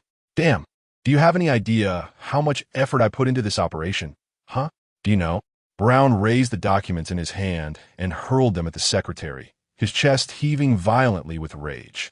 He had invested a lot into this operation, contacting many personnel to monitor the situation with the Source Project, especially Roland's movements, but had not yielded any results until now. After finally catching an opportunity, he was told they had failed. It was one thing to fail, but to lose a well-equipped team in the process. Although this team didn't have a Synopsis adapter, that level of firepower wasn't something just anyone could handle. This made it hard for Brown to contain his anger. He could only vent on someone. The secretary, on the receiving end of Brown's fury, felt wronged, thinking this was clearly the security team's and Brown's own problem. Why was he taking it out on him? Suddenly, a phone call came through, and in his rage, Brown initially considered hanging up. But when he saw the name on the caller ID, he was taken aback. The anger dissipated instantly as he gestured for the secretary to leave. Once the secretary was gone, he answered the call. As soon as he picked up, Brown was met with a barrage of questions. How are you handling things? We provided you with help and investment to assist us, not to create trouble for us. Brown was momentarily stunned upon hearing this and quickly replied, Mr. Fuda, what? What is happening? Hearing this, Fuda let out a cold laugh. You can check WNS News yourself. From now on, your company has nothing to do with us. After saying that, Fuda hung up the phone. Mr. Fuda, Brown was left in a daze after the call was disconnected. He immediately turned on the TV and switched to WNS News. According to reports, Brown, the owner of Ravenna Technologies, was suspected of attacking Mr. Roland, the owner of Source Project. Mr. Roland has now officially filed a lawsuit, and we strongly condemn such actions. We also urge viewers to avoid purchasing stocks of similar companies. It is worth mentioning that Ravenna Technologies is a subsidiary of Military Technology, and given the previous conflict with Source Project, we cannot help but suspect this is yet another conspiracy by Military Technology. Upon seeing this scene, Brown was shaking with anger and instantly realized why he had been abandoned. It wasn't because he failed to kill Roland and exposed himself. It was because this provided Arasaka with a handle, giving them the opportunity to attack the reputation of Military Technology. Moreover, their company's situation had been worsening lately, so he was directly cast aside. However, Arasaka wouldn't take any drastic actions either, as they were still counting on military technology to start a war. They could just reclaim a bit of the interest from the previous bombing. Roland, Chapter 64. High-level betrayal. Oh, are you saying that a group of high-level executives from Ravenna Technology has brought a lot of internal documents about the company, along with a mature security team? Roland looked at Tina in surprise. Yes, with Lysandra currently busy, Roland didn't plan to disturb her too much. After all, she had to manage some company matters, oversee the secret factory, monitor everyone, and track people in the online world. Thinking about it, he seems to have really treated Lysandra like a workhorse. So Roland decided to delegate some trivial matters to Tina, as she was generally responsible for the hacking work for the current Source Project team. But there was nothing for her to do at the moment. Thus, he called Tina over to work. After all, as the boss, he couldn't let his employees take advantage of him like that. That was simply impossible. As for why it was Tina and not Violet. First, Violet was not skilled in this area. That sister was a brute. Secondly, Violet needed to focus on training to improve her adaptability to the equipment with the judgment template as much as possible. After all, Tina was not an adapter of the Source Project template, who let her be a bonus from charging phone bills. Well, the high-level executives from Ravenna Technology want to see you now. Tina nodded and handed her tablet to Roland. Roland glanced at the personnel listed on it and then narrowed his eyes. Looking around, good heavens, they were all undercover agents from the Bull Demon. Ravenna Technology had become a sieve at this point. One of them was even a double agent named Peru, who initially worked in military technology, joined Ravenna Technology to monitor the company, and was then recruited by the Arasaka people to monitor the Source Project. He then began acting as a double agent, taking money from both Arasaka and military technology. He even straightforwardly informed the military science that he was being sought after by Arasaka as a spy. And thus he started passing Arasaka's information to the military science, subsequently getting promoted, if not for Lysandra's thorough investigation. Roland probably would not have imagined that there was such a talent among this group. Tell them that if they are sincere, they should inform me of all the bases of Brown's security team right now. Then I can accept their joining the Source Project and offer them a suitable position after Ravenna Technology merges with us, allowing them to maintain their original status. Understood. Tina nodded and turned to relay Roland's words verbatim to everyone present. Upon hearing Roland's request, the group exchanged glances and, after some discussion, conveyed their needs to Roland. They said Brown had 3 bases and they could only tell you about 2 of them unless you could directly sign a contract with them, guaranteeing that you wouldn't fire them within a certain period. Hearing this request, Roland snorted coldly and shook his head. Let them go. It seems they are not very clear about the current situation. What? You say he wants us to leave? Upon hearing this, the expressions of several people changed instantly, and they quickly began to discuss the gains and losses. The conclusion they reached was that they really had to submit, because from the current situation, Ravenna Technology definitely could not withstand the attacks from the Source Project company, and secondly, they were now considered Arasaka's people. Oh, except for Peru. Arasaka's demand was for them to infiltrate the management of the Source Project company, obtain internal information, and pass it on to them, so that Arasaka would pay them extra compensation. If they turned around and left now, they would gain nothing since the other party could directly ignore them and deal with Ravenna Technology. Even if they resisted, it would probably only result in greater losses for them. So after considering it, they decided to give in and accept Roland's initial request. Upon receiving the news again, Roland smiled and told Tina, inform them that the situation has changed. I can only offer them a position 1 level lower now, and if they are unwilling, they can leave. Hearing the new message, the group turned pale, but had no choice but to swallow their pride and ultimately accepted Roland's terms.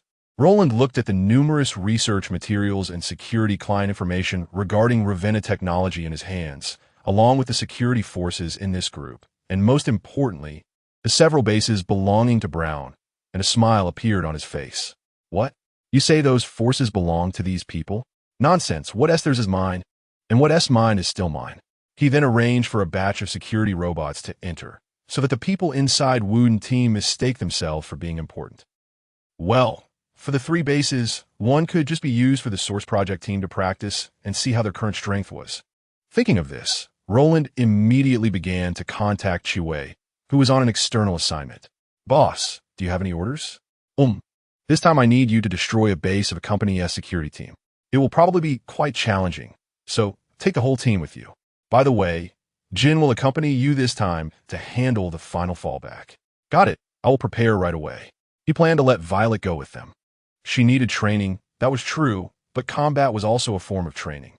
After all, she had installed so many top-tier cybernetic enhancements. Whether she was a mule or a horse, she had to be taken out for a spin.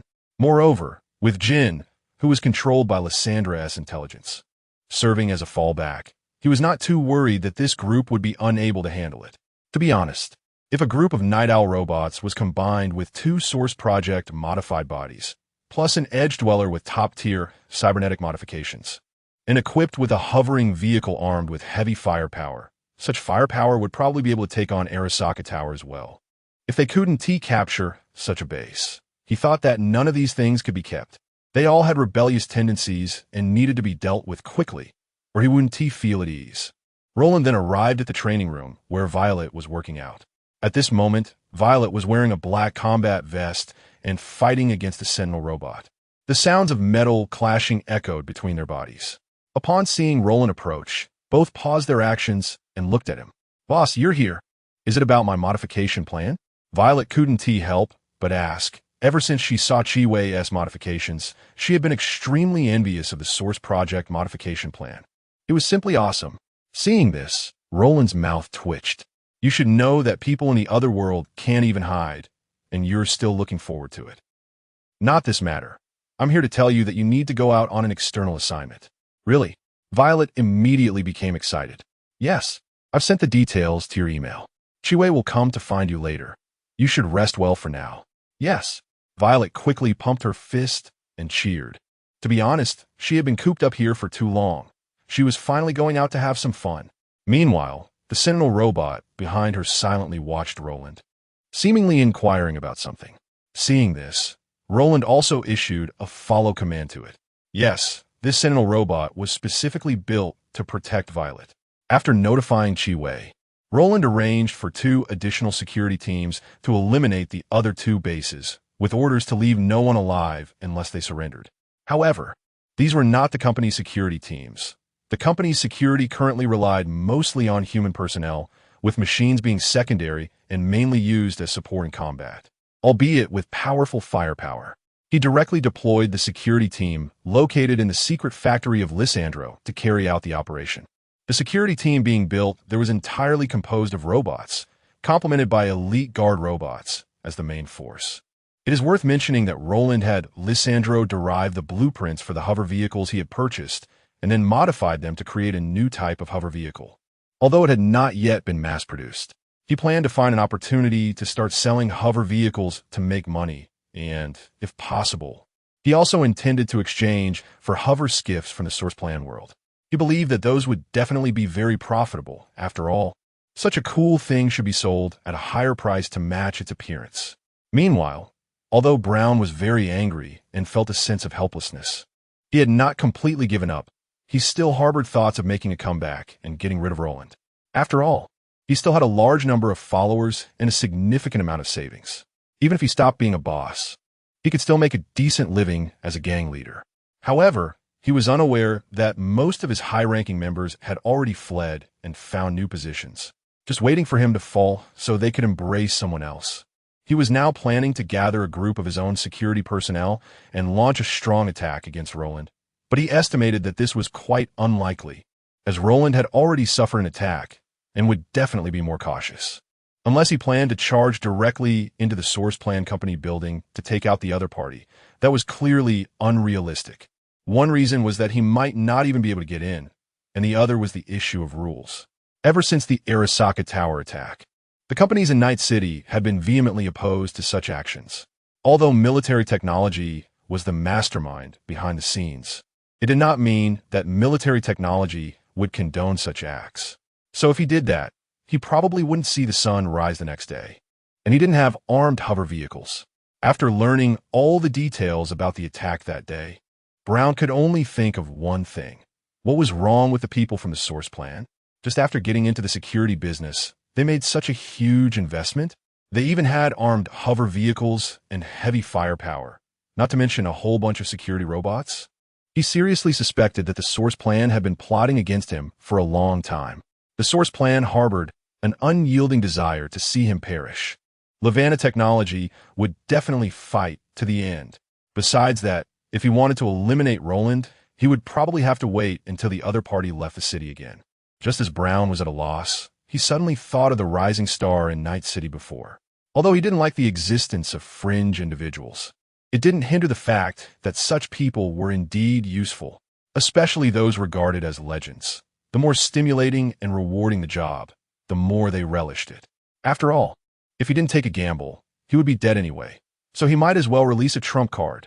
With that thought, Brown began to contact the Queen of the Afterlife, Rog, planning to directly designate that legendary figure to take on the commission. Meanwhile, in an exceptionally bright factory, in a room, there was a giant computer currently connected to a small figure in the middle. Countless data points appeared on the screen of the helmet worn by this figure, seemingly searching for something. Suddenly, a phone call came in, and the deep-sleeping Jin immediately awakened. Looking curiously at the contact, it was indeed Rog, the Queen of the Afterlife. Rog? What's the matter? Why are you looking for me? Jin, now under Lissandro's control, looked at Rog with interest. Jin, there's a very big commission here, specifically naming you as the executor. What do you think? Are you interested? Rog said, looking at the information in her hands. She was somewhat surprised to see such a huge amount. She hadn't seen such a large commission in a long time. What's the reward? Jin was curious. After all, if even the Queen of the Afterlife was saying this, the price must be extraordinary. The reward is 3 million euros. You should know what that means. Upon hearing this number, Jin was taken aback. If one were to describe this figure, it was an amount that would make even a wolf smile. Take this commission, earn this extra cash, Lissandro.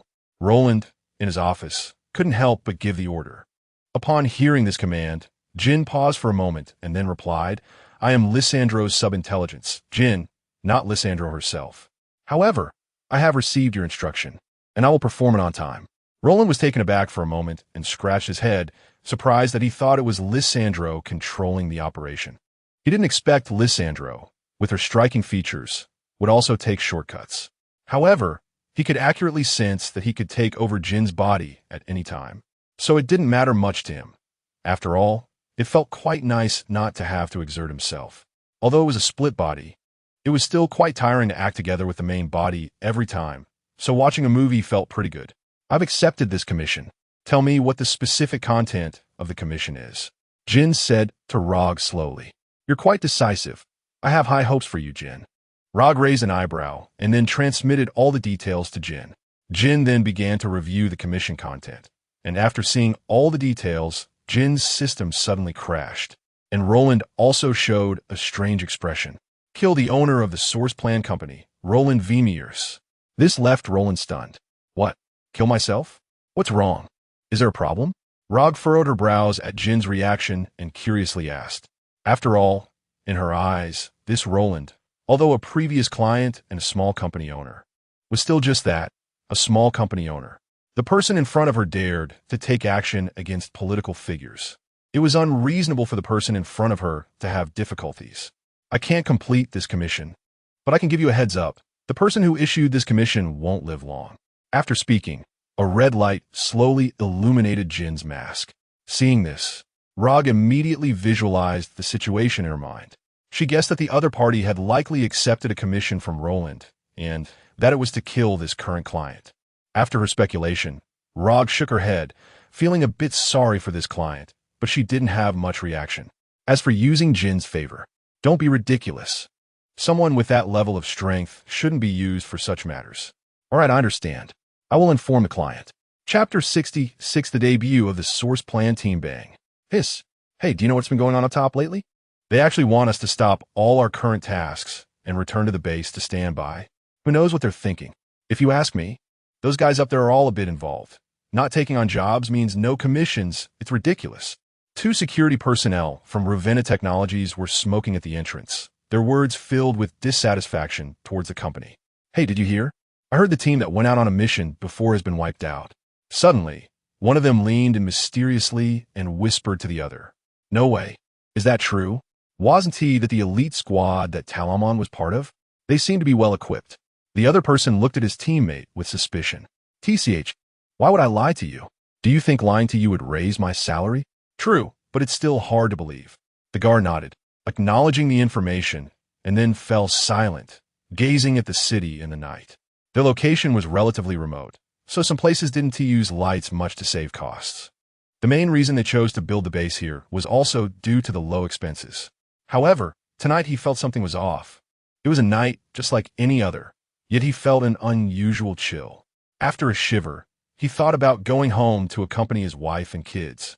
But remembering the overtime pay for night shifts, he decided to stay. At that moment, above a distant building, 2 Night Owl robots had already set up sniper rifles. With 2 barely perceptible gunshots, 2 oranges exploded in the view of the night vision goggles, juice spilling everywhere. Target eliminated, continue advancing. Meanwhile, all the cameras inside the base had been disabled by Tina and the Night Owl robots. Shadows began to quietly infiltrate the perimeter of the base without making a sound. Seeing this, Chiwei adjusted the crossbow bolt in her hands and fired a steel cable, embedding it firmly into the top of the base. Then, she grabbed the cable and slid down, her optical camouflage device activating instantly. While everyone inside the base was still resting, the entire place had unknowingly been completely surrounded by the source plan team. As the team began their actions, not far away in an abandoned factory, Jean was silently watching everything from above. Then, as if receiving some kind of command, he slowly lay down, and a hissing sound came from his neck. A mechanical spider then slowly emerged from Jean's head, inspected the surroundings, and headed towards the base. True split actions. It was fortunate that there were no people around. If there were scavengers, it would probably be a gift from the heavens. Once everyone and the robots were in position, all the lookout posts on the perimeter had been cleared. The Night Owl robots looked up at the vents and windows, slowly raising their arms. Bang! Bang! Countless tear gas and smoke grenades were immediately fired into the warehouse in front of them. Chaos erupted inside the warehouse as everyone scrambled to find their weapons, running around in a panic like ants on a hot pan. "What is happening? We're under attack. Get ready to fight back." One of the suspected leaders or commanders immediately stood up and shouted loudly. Then a loud explosion followed, and a bright flash of fire filled everyone's view, accompanied by thick black smoke that obscured their sight. Bang! A sniper round instantly zipped by and struck the commander in the forehead. The other Night Owl robots began to slaughter Ravenna Technologies' security personnel like a tiger among sheep. On the battlefield, a fast-moving purple figure darted past shadows, heading straight for the deepest part of the base. Soon, it arrived at an iron door. Bang! Clang! With a powerful kick, the iron door was instantly kicked off its hinges, leaving a prominent dent. Just as Chiwei was about to charge in and deal with the base supervisor, a whooshing sound suddenly came from behind her, and she immediately ducked to avoid an incoming strike. A massive hammer swept past her face. As another attack came, Chiwei quickly pushed off the ground with her hands, performing a backflip while simultaneously shooting the crossbow bolt in her hand. The purple energy-infused bolt emitted a special wave upon piercing the target's body, directly disabling all electronic components on it. The security supervisor in front of her evidently had a high level of cybernetic enhancement, so he became incapacitated and could do nothing. Chiwei swiftly moved, appearing in front of the supervisor, and with a quick, powerful punch, struck him in the abdomen. The tremendous force penetrated the subdermal armor and impacted his internal organs, causing him to spit out a mouthful of blood without even having time to scream. Before he could react, Chiwei reached out, grabbed his head, and with a twist of her waist, smashed him against the wall. Bang! The steel wall instantly caved in, and the Ravenna Technologies security supervisor slumped unconscious. At that moment, Roland, who was watching through the Spider-S perspective as if it were a movie, suddenly spilled popcorn all over himself. Do hackers have a violent streak? Why is she so brutal when it comes to fighting? Roland couldn't help but wonder as he watched Chiwei's fluid combat style. He had always thought Chi-Wei was solely focused on hacking and hadn't engaged much in direct confrontations.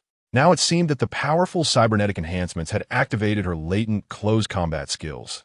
As the saying goes, every ranged fighter has a melee dream. While Chi-Wei dealt with the base supervisor, the Night Owl robots outside completed their tasks. Except for the few security members who chose to surrender. The rest had been dealt with. This gave Roland a whole new perspective on the Night Owl robots. They not only exhibited strong discipline, but also had excellent adaptability, mastering hacking, sniping, stealth, and more. One could say a Night Owl team was equivalent to a powerful team of marginalized operatives, without the worry of high manpower costs. Roland was very satisfied with the performance of the Night Owl robots. Violet, on the other hand, had little presence, perhaps because she was busy engaging the security personnel inside in hand-to-hand combat. Not many could withstand her punches now. Chapter 67. At the end of the road, after pulling the security supervisor out, Chi-Wei tossed him aside, then connected Tina's interface to him and began to dive deep into his data space. Thanks to the surrounding Night Owl robots sharing the computing power, there was no need to enter the freezer to cool down. The reason for choosing this method was simple. People might lie, but the information obtained this way was true. Soon, Tina found what she was looking for. The connection quickly broke off, and after glancing at the unconscious security personnel on the ground, she directly severed his nervous system. This task was quite easy. I feel like I might as well stay in the company and practice combat with the Guardian robots. Violet frowned and then looked at the Guardian robot next to her, which seemed to sense her gaze and tilted its head as if asking, "What are you looking at?" Violet then withdrew her gaze. Indeed, she and T fought much and felt that all the advanced biological components on her body had no place to be used. "All right, let us go tell the boss, then we can go back. I guess the boss already knows."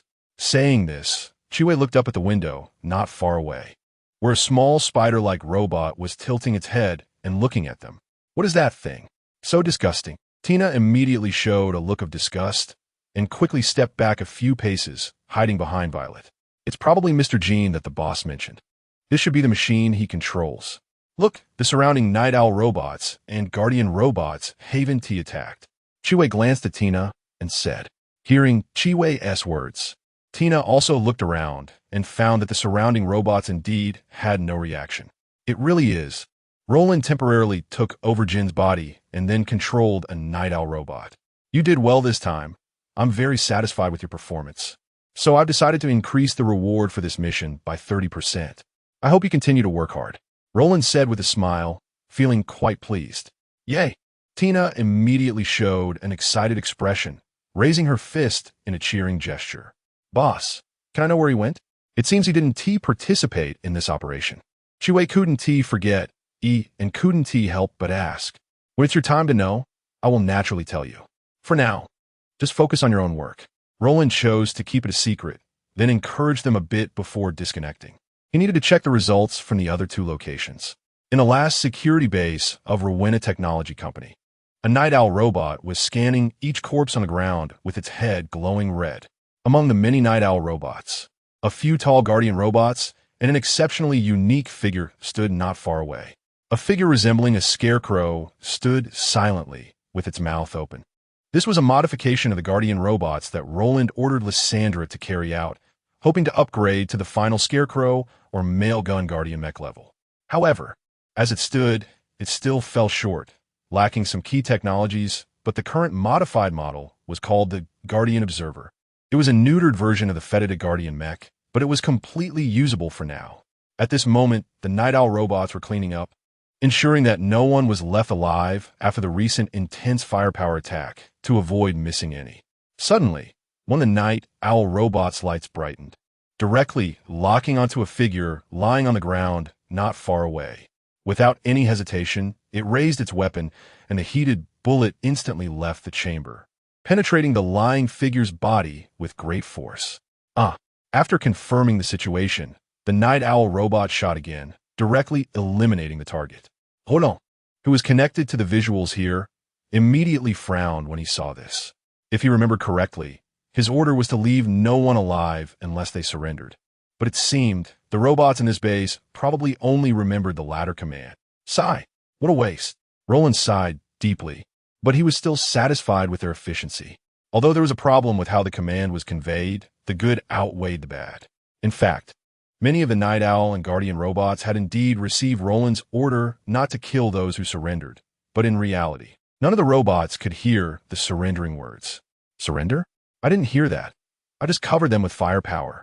The situation was that simple. After checking the conditions of the 3 bases, a smile appeared on Roland's face. Brown's last vestige of power had been eradicated. It could be said that Brown and Rowena Technology Company were already in his pocket. After annexing Rowena Technology Company, he could expand the business of the Source Project Company and scale up. However, what concerned Roland more was the research program on Sandweiston. Yes, Rowena Technology had also begun researching Sandweiston, hoping to get a share of the pie in this cybernetic area. However, judging by the current situation, their research was likely not optimistic. It's about time. I can give them the final blow, making those guys strike directly in the financial market, bringing Rowena Technology Company down, and also sending someone to find Brown to propose the final offer. Roland picked up a bottle of expensive champagne from the table, carefully uncorked it, and poured it into a goblet. Tonight was a day worth celebrating. Roland raised a glass to the void with a smile. In the direction he toasted to had a camera that moved up and down as if nodding. Your will, Mr. Roland. Yes, he was celebrating with Lysandra. More than a year ago, he was just an unknown pawn. From an unknown pawn to a well-known figure, he chose to be renowned, but not as a marginal figure. If possible, he wanted to reach the top of this world. If possible, please help me gather some information about Arasaka Raisin. That would be very useful. Received. Chapter 68 Expansion and the visitors from Kongtao Brown watched as Delatus's chest heaved up and down, his face alternating between shades of blue and white, clearly furious. Then, as anger surged, he suddenly stood up. Do you even know what conditions you are proposing? Of course. This is the final offer that our boss is willing to put forth. If you don't accept it, then I'm afraid you'll have to wait for the final bankruptcy liquidation. I hope you can think it over carefully, Delatus replied, smiling confidently at Brown, whose frustration only intensified as he realized he had no leverage over the situation. I want to talk to Roland. Our boss is very busy right now, and doesn't he have time to speak with you? You only need to coordinate with me, Delatus said calmly. You.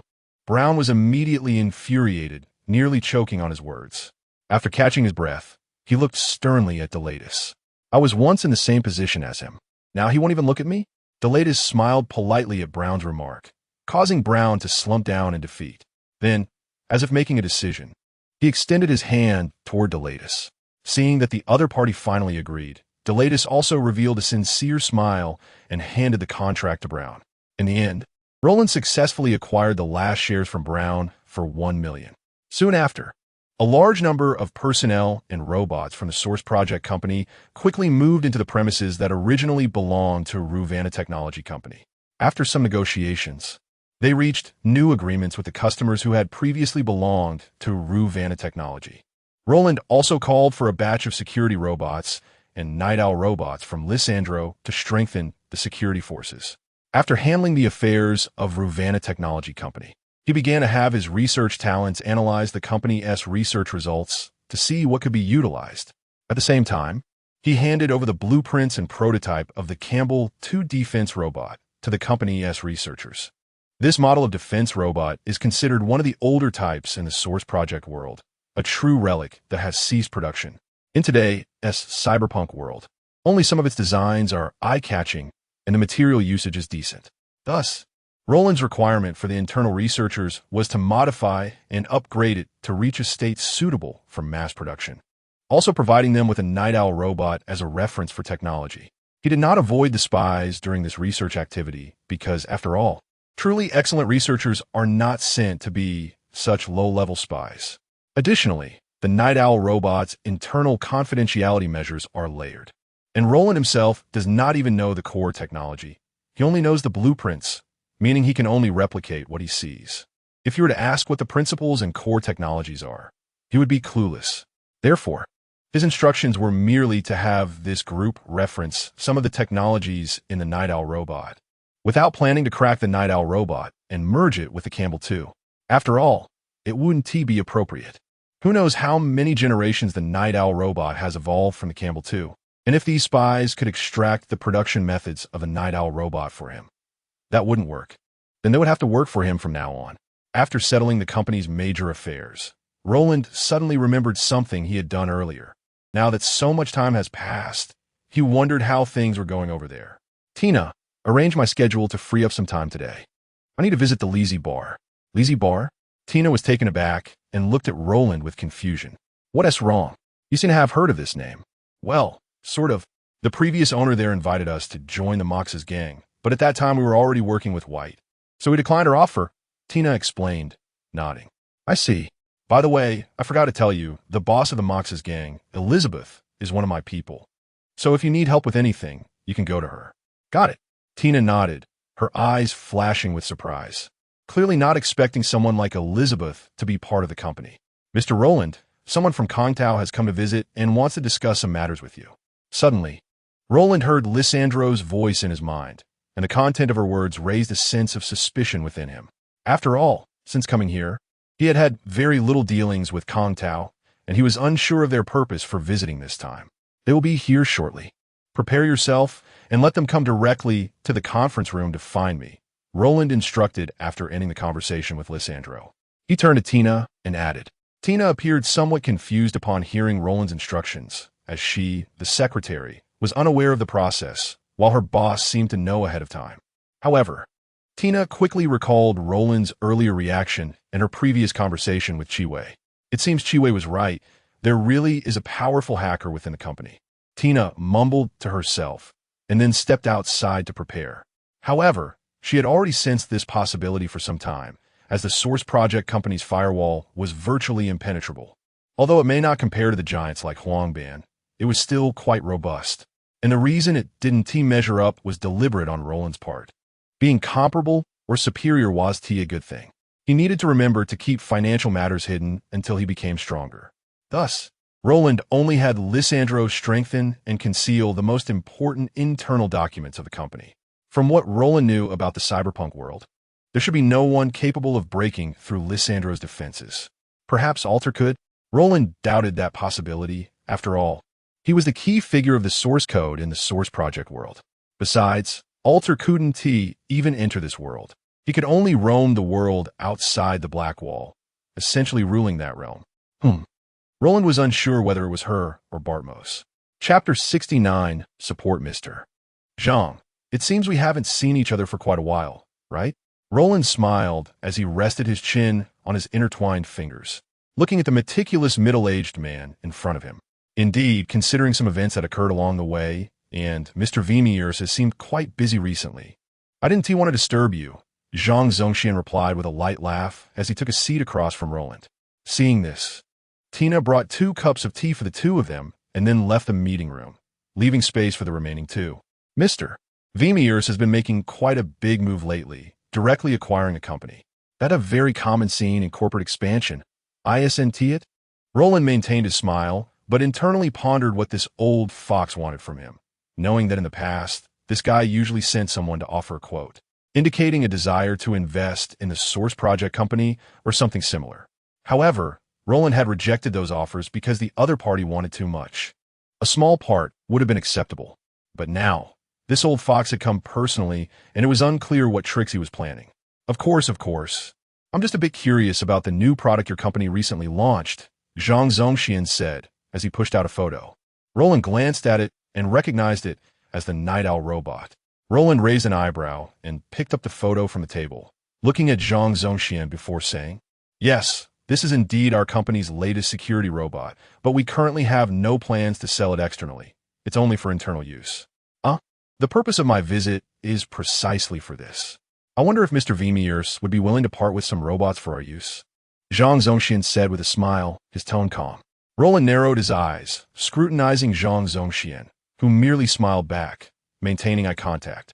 If Kongtao is genuinely interested, we could provide some Night Owl robots for you to use as partners. Roland considered Zhang Zongxian's request and decided not to outright refuse it.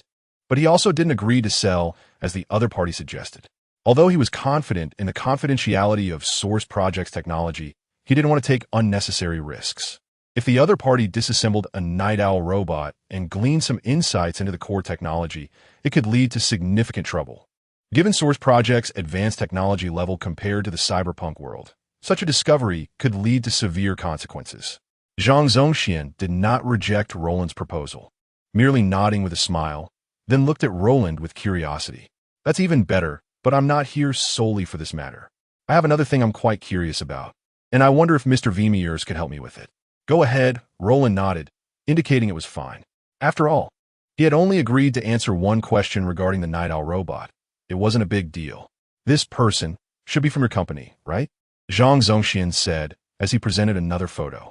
Roland was taken aback when he saw the figure in the picture. It was Jean, precisely at the moment he was leaving their company. However, Roland wasn't too surprised. After all, Jean had concealed some traces but hadn't intended to hide it forever. Much like how Arasaka had guessed. Yes, that's true, but he's not exactly a subordinate. He's more of a partner.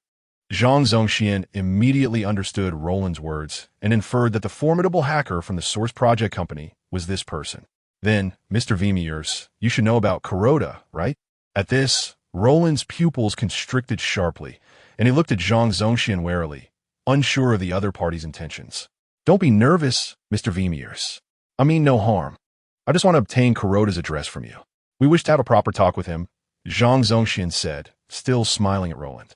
If you're willing to share CORPO's address and information, Kong Tao can provide you with a batch of orders and financial investment. And we can also help you open up some markets for smart weapons. How does that sound? Hearing the conditions offered, Roland fell into deep thought. He had no doubt that if he disclosed CORPO's information to Kong Tao, they would sell him out, leaving him with no choice but to lean on Kong Tao, further tightening control over the Source Project company. Not disclosing it seemed to have no immediate effect, but he suspected that the other party would later suppress some of Source Project's products, albeit not openly, since they still had a cooperative relationship. However, it was uncertain if they would instruct their subsidiaries to do so. If you want to talk to him, I need to give him a call to ask for his opinion, Roland finally said after some consideration. Seeing that Roland had not taken the bait, Zhang Zongxian did not push further for CORPO's information. Then I'll trouble you, Mr. Vimiers. By the way, how's the commission that Miswa asked me to deliver to you? It's almost settled. We should be able to deliver the items to you in about 5 days. That's great. I truly apologize for the trouble, Mr. Vimiers. With that, Zhang Zongxian slowly stood up, intending to leave. Roland also stood up, signaling Tina to see him off. As Zhang Zongxian's figure finally disappeared from Roland's sight, Roland squinted his eyes and inwardly cursed the old fox. The other party had left after assessing the situation, applying some pressure on Roland without overly antagonizing him, while also testing his limits and standards. Roland then planned to contact CORPO to inform him of this matter. Whether or not to meet Zhang Zongxian would be CORPO's decision. It was none of his business. He only needed to notify CORPO, and he wouldn't interfere beyond that. He now needed to handle his own affairs. Mox had already been allowed to grow unchecked for too long, and it was time for him to go over there and take charge, hoping to encounter some useful people and characters that had appeared in the storyline. It's worth mentioning that he had already sent someone to look for information on Sasha, though he was uncertain if they would be able to find anything. Chapter 70. The Mox gang. Hey look, it seems like a hover car is coming over. Is that true? What big shot is coming here now? That's why the Liz Bar is so popular. Even these big shots come here to have some fun. However, it's true that the quality here is quite high. Although it can't compare to the Cloud Top area, the cost performance is really good. Above the Liz Bar, a few people playing basketball on the court showed helpless expressions upon seeing this, and then they stopped their actions. At first, they were a bit unhappy that these hover cars came over and took over the basketball court, but after so many times, they had gotten used to it. After all, the ones arriving in hover cars were generally not people they could provoke. Soon, the hover car marked with the Source Plan logo stopped at the edge of the basketball court. As the hatch opened, 2 security robots stepped out. After sweeping the area and confirming there was no danger, they moved aside. If any unexpected situation arose, these 2 security robots would instantly become the hardest shields. The members of the Mox gang guarding this entrance also saw this scene, immediately revealing vigilant expressions and tightening their grips on their baseball bats, preparing to run away, fighting back. Don't be ridiculous. With security robots of this level, Charging at them would probably just serve them up on a platter. Roland then walked out from inside, tidying his clothes a bit before approaching a member of the Mox gang. Hey, no robots or heavy firepower allowed in here. For guests. Yes, but I don't think I need to comply with that for the owner here. Roland scrutinized the person, noticing it was not a familiar face, and then spoke up. You just need to inform Elizabeth that Roland is looking for her. Hey, show some respect. That's our big sister. And who do you think you are? Just because you say so, I should do it? The person frowned and couldn't help but retort. If something really happens, a regular member of the Mox gang like you probably can't bear the responsibility, right? Roland didn't press the matter too hard and simply put one hand in his pocket while the other took out a cigarette and placed it in his mouth, raising an eyebrow. Upon hearing this, the other person showed a conflicted expression but eventually sent a message to the sisters below. I've already notified the people downstairs. You better not pull any tricks.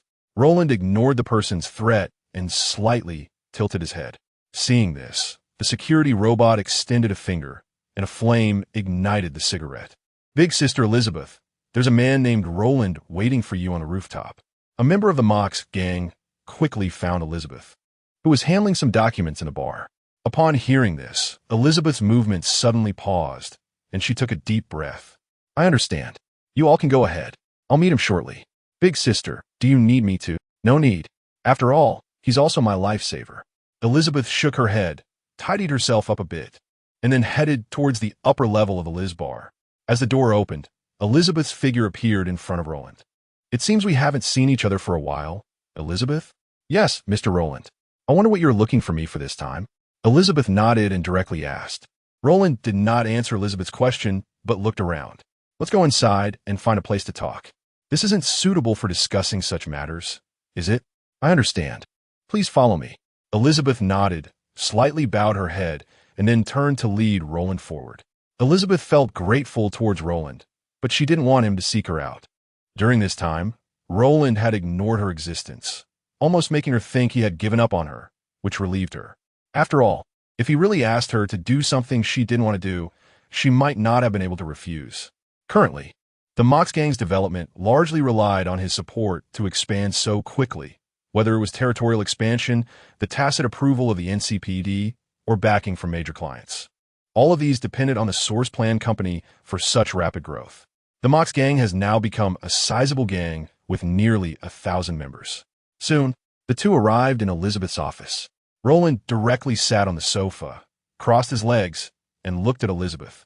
I must say, the Liz bar seems to be doing quite well. This is mainly thanks to your... Don't be too modest. I'm just stating the facts. Well, now we have control over the surrounding territories as well as some areas in Watson District. Elizabeth nodded and briefly introduced the current development situation of the Mox gang.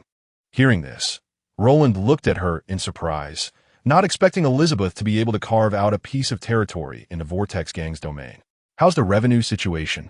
Roland casually asked, but Elizabeth seemed a bit awkward when asked this, stammering for a long time without a response. Seeing this, Roland frowned. What's going on? The profits are only a small portion. I remember your bar should be quite popular, right? Roland looked at Elizabeth with confusion, as if seeking an explanation. After hesitating, Elizabeth decided to tell Roland the truth, as this matter couldn't withstand investigation. It was better to be honest. It turned out that Elizabeth provided insurance for her subordinates and gang members, and she also compensated those who were injured or killed in gang conflicts with a sum of money, along with many other benefits. This led to significant expenditures, but it also had its advantages. The members of the Mox gang were very loyal. Mr. Roland, I hope you won't cut this part of the expenditure. Roland waved his hand, signaling Elizabeth to stop. Seeing this, Elizabeth's expression immediately dimmed. All right, I won't stop you from doing these things. After looking at Elizabeth, Roland didn't continue to dwell on the matter, as he had heard some things about the sex industry in Night City. If possible, he was willing to help these people. Moreover, the investment he made in the Mox gang wasn't meant for them to make money for him. He just needed a gang that could do some things. Really? Thank you so much. Hearing this, Elizabeth's previously dim eyes sparkled instantly, and she looked at Roland with excitement, although she was somewhat puzzled about what he needed them to do. Chapter 71 Arrangement. Don't worry, it's not a difficult task. I need you to help me find two people. With that, Roland waved his hand, signaling the Sentinel robot behind him to step forward. The Sentinel robot then walked in front of Elizabeth and projected two figures in front of her, much to her surprise. One was a girl with silver bob hair, and the other was a girl with black hair resembling a cat. If you have any leads on these two, let me know. Roland pointed at the projected figures and spoke. These two models were created based on the characteristics Roland provided to Lysandro, then gradually modified to resemble Lucy and Sasha as he remembered them, of course, at younger age. I understand. I will have my subordinates keep an eye out. Elizabeth nodded.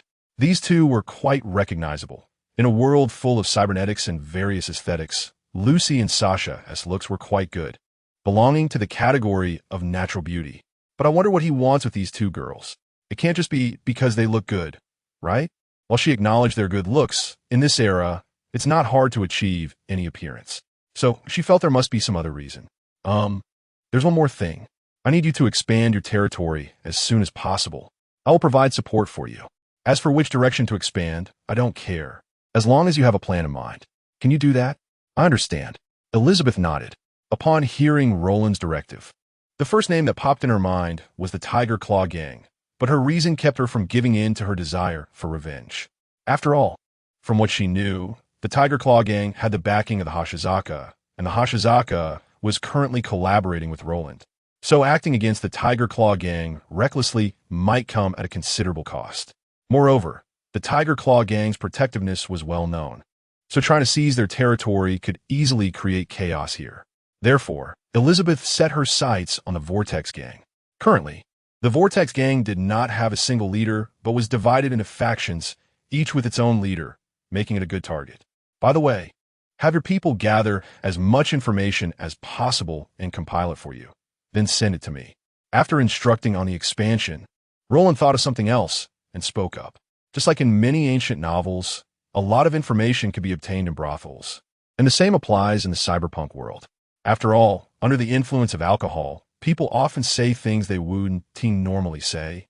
Not to mention that there are even more exhilarating substances in the cyberpunk world, which would likely lead to even more reckless behavior. Roland hoped they could dig up some dirt on his competitors. It would be great if they could find some dirt on those politicians, but unfortunately, these politicians only frequent high-end clubs and wouldn't come to Lazy Bar. It's not that they're not interested here, but simply because it's not safe. And with so many people around, no one can guarantee what might happen. If anything were to happen, they would likely become pawns discarded by those behind them. Elizabeth nodded and then continued to look at Roland, seemingly wanting to ask if he had any other arrangements. Currently, these are the 3 things I need you to do. And by the way, I plan to have some fun at Lazy Bar today. Don't tell your subordinates my identity. I don't want to attract too much attention. Understood. After giving his instructions, Roland nodded and ordered the 2 Sentinel robots to follow Elizabeth, then headed downstairs. You say it's dangerous without bodyguards? Nonsense. These 2 bodyguards aren't even enough for me to handle. Roland then arrived at the main hall of Lazy Bar, with a pulsating and rhythmic music made it hard to resist moving one's body. The purple ambient lights created a somewhat ambiguous atmosphere. Many guests were already under the influence of Superdream, lounging on sofas, some even showing peculiar bulges. Others were chatting and drinking at booths, with empty bottles and snacks on the tables. Roland even spotted some colorful pills on some tables. As a descendant of the dragon, Roland had a strong sensitivity to such things, and his mouth twitched at the sight.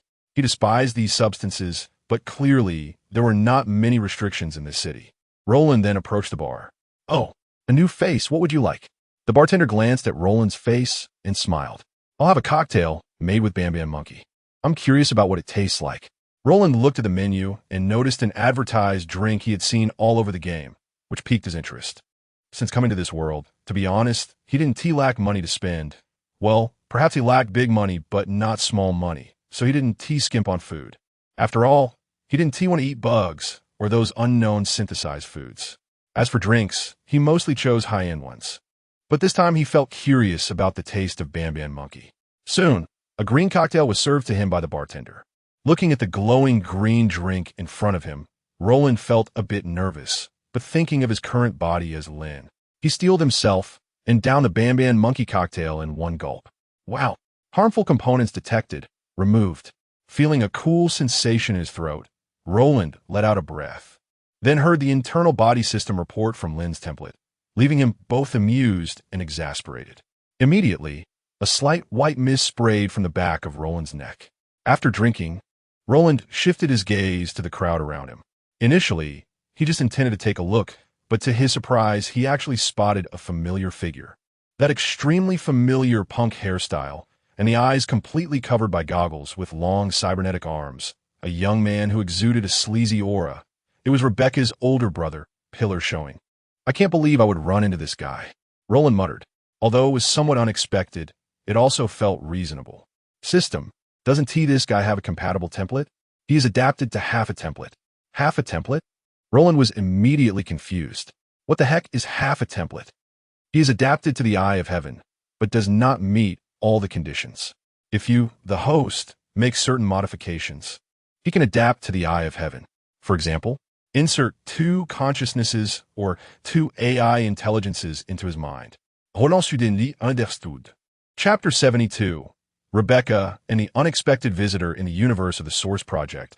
The transformation of the Eye of Heaven involves implanting 3 perceptual minds into a person's body, thereby enhancing the Eye of Heaven's detection capabilities beyond imagination.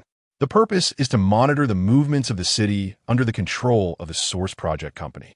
Therefore, relying solely on one person's consciousness is insufficient to support the perceptual abilities of the Eye of Heaven. Forcibly adapting someone would likely result in a watered-down version of the Eye. However, regarding Pyrrha and Rebecca, Roland currently does not plan to invite them. One reason is that he has not yet obtained templates for several of his subordinates who could adapt, and his orange essence is running low. Another reason is that these two do not have much reputation at the moment. A rash invitation would likely be seen as having ulterior motives. Moreover, based on Roland's understanding of the two, they probably have no thoughts about joining the company.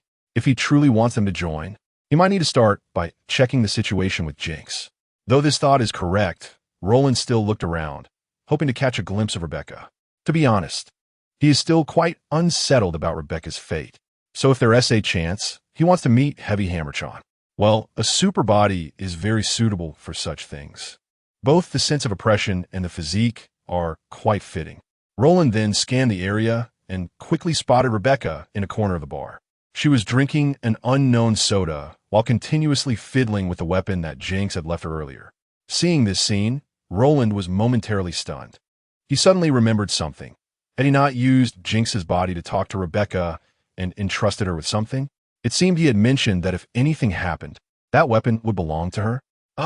Plus, it's been so long since he checked on her, and Jinx hasn't taken on any tasks in a while. She wouldn't think that Jinx is dead, would she? Thinking of this, Roland's mouth twitched, and he picked up the clumsy monkey cocktail on the table and walked over. Hey, young lady. What do you want, uncle? Rebecca quickly tucked the weapon into the pocket of her coat and looked up at Roland. The management of weapons at Lazy Bar isn't very strict, but there are some requirements. Generally, high-threat weapons need to be stored or the ammunition surrendered. And Rebecca had clearly hidden the item, not handing it over. You must be Rebecca, right? Roland sat down next to her and took a sip of his cocktail, then spoke. You know me? That's strange. I don't have any impression of you, uncle. It's normal not to know me. After all, we haven't met before. I only learned about you from a friend. By the way, that weapon in your hand is yours now. Roland nodded, took a sip of the cocktail, sighed slightly, and continued. Rebecca was taken aback by Roland's words, then glanced at the weapon in her pocket. After a moment of silence, she asked, Is he dead? No, he just had a better weapon, so he doesn't need this anymore. So it's yours now, Roland explained after glancing at the somewhat sad Rebecca. Upon learning that Jinx was not dead, Rebecca's eyes widened, staring at Roland. She had a relatively deep impression of Jinx, considering him a decent person she met in this place. The news of his death would inevitably be somewhat saddening, but she wouldn't dwell on it. Now that she knew he was alive, well, there wasn't much else to think about. Just a bit curious as to why he and T come to find her.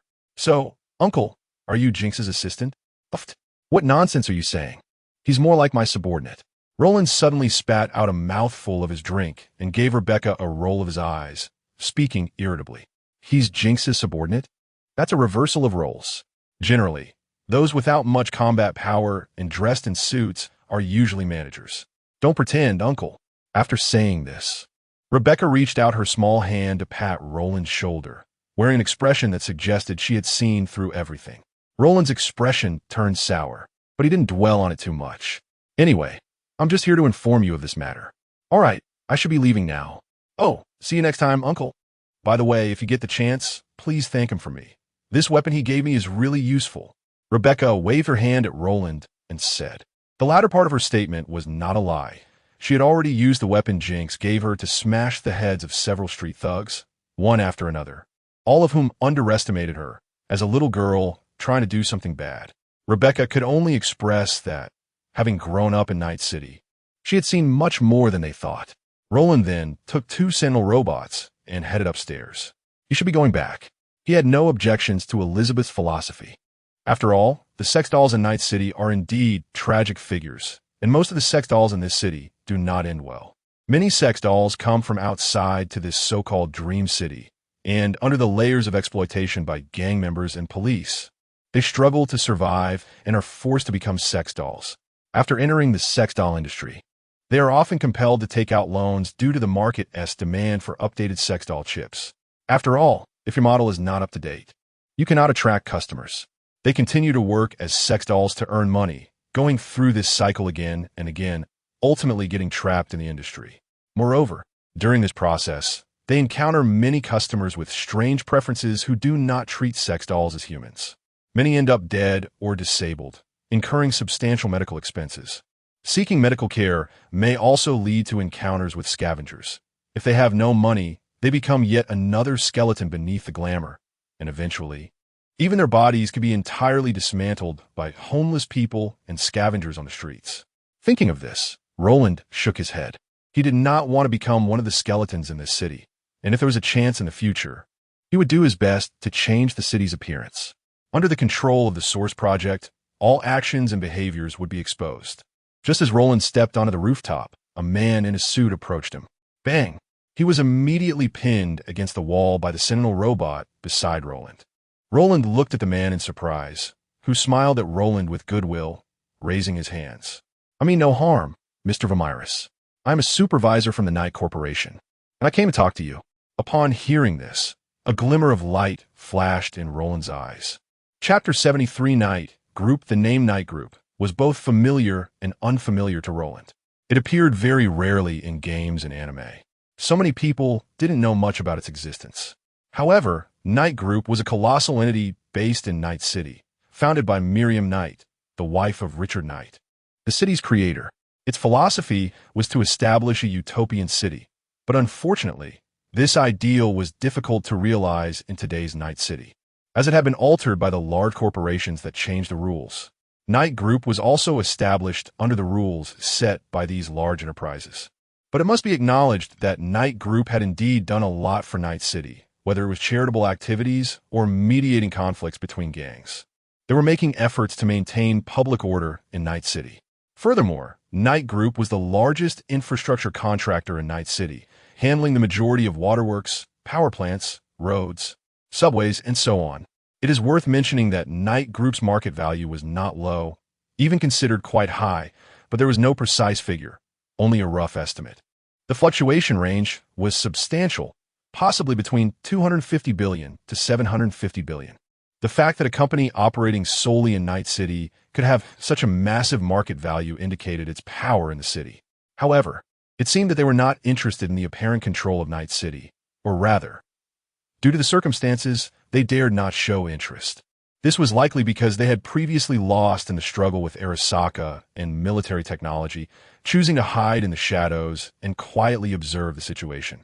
That defeat cost Night Group a significant market share and control over Night City, leading to the current situation where Night City was under military technology's control after Arasaka was expelled. From Roland's perspective, their lack of interest was probably due to a significant conflict between Night Group's philosophy and that of the large corporations, which made many people reluctant to see Night Group take control of Night City. However, he was uncertain why they had come to find him, as it appeared that his company was a partner of Arasaka, and his strength was not particularly strong. Roland waved his hand. signaling the Sentinel robots to let the other party down, then looked at the man in front of him who claimed to be the supervisor of Night Group. Ahem. Nice to meet you for the first time, Mr. Wimmers. My name is Joel Curris, a supervisor responsible for external affairs at Night Group. Joel displayed his signature smile and extended his hand towards Roland. Roland glanced at him and then shook his hand. May I ask what brings you to me, Mr. Curris? I'm curious whether Mr. Wimmers has any understanding of our company, Joel replied, not directly answering the question, but instead asking Roland. Roland nodded in response. I have some understanding. Undoubtedly. If it weren't for the interference of other enterprises, Night City would probably be under the control of Night Group. Upon hearing this, Joel immediately showed a wry smile. Yes, if it weren't for the interference of other enterprises, then Mr. Roland, why don't you take a guess as to why we are here to see you? Joel then put away his bitter expression and looked at Roland earnestly. Roland squinted slightly, beginning to think. In fact, Night Group was not inferior to other large enterprises in terms of intelligence or finance. The only thing they lacked was probably armed forces. The saying power comes from the barrel of the gun had always been on Roland's mind, and clearly, what Night Group lacked was that very gun. Do you need my technology? Roland tentatively asked, as he was unsure about Night Group's capabilities in armed forces, given their rare appearances in both games and anime. However, he believed their strength in this area was probably weaker than those large enterprises, but still decent as the Tactical Terror Response Team was created by them. That's a very accurate judgment, but more precisely, we need your security forces to help us. Joel nodded and continued.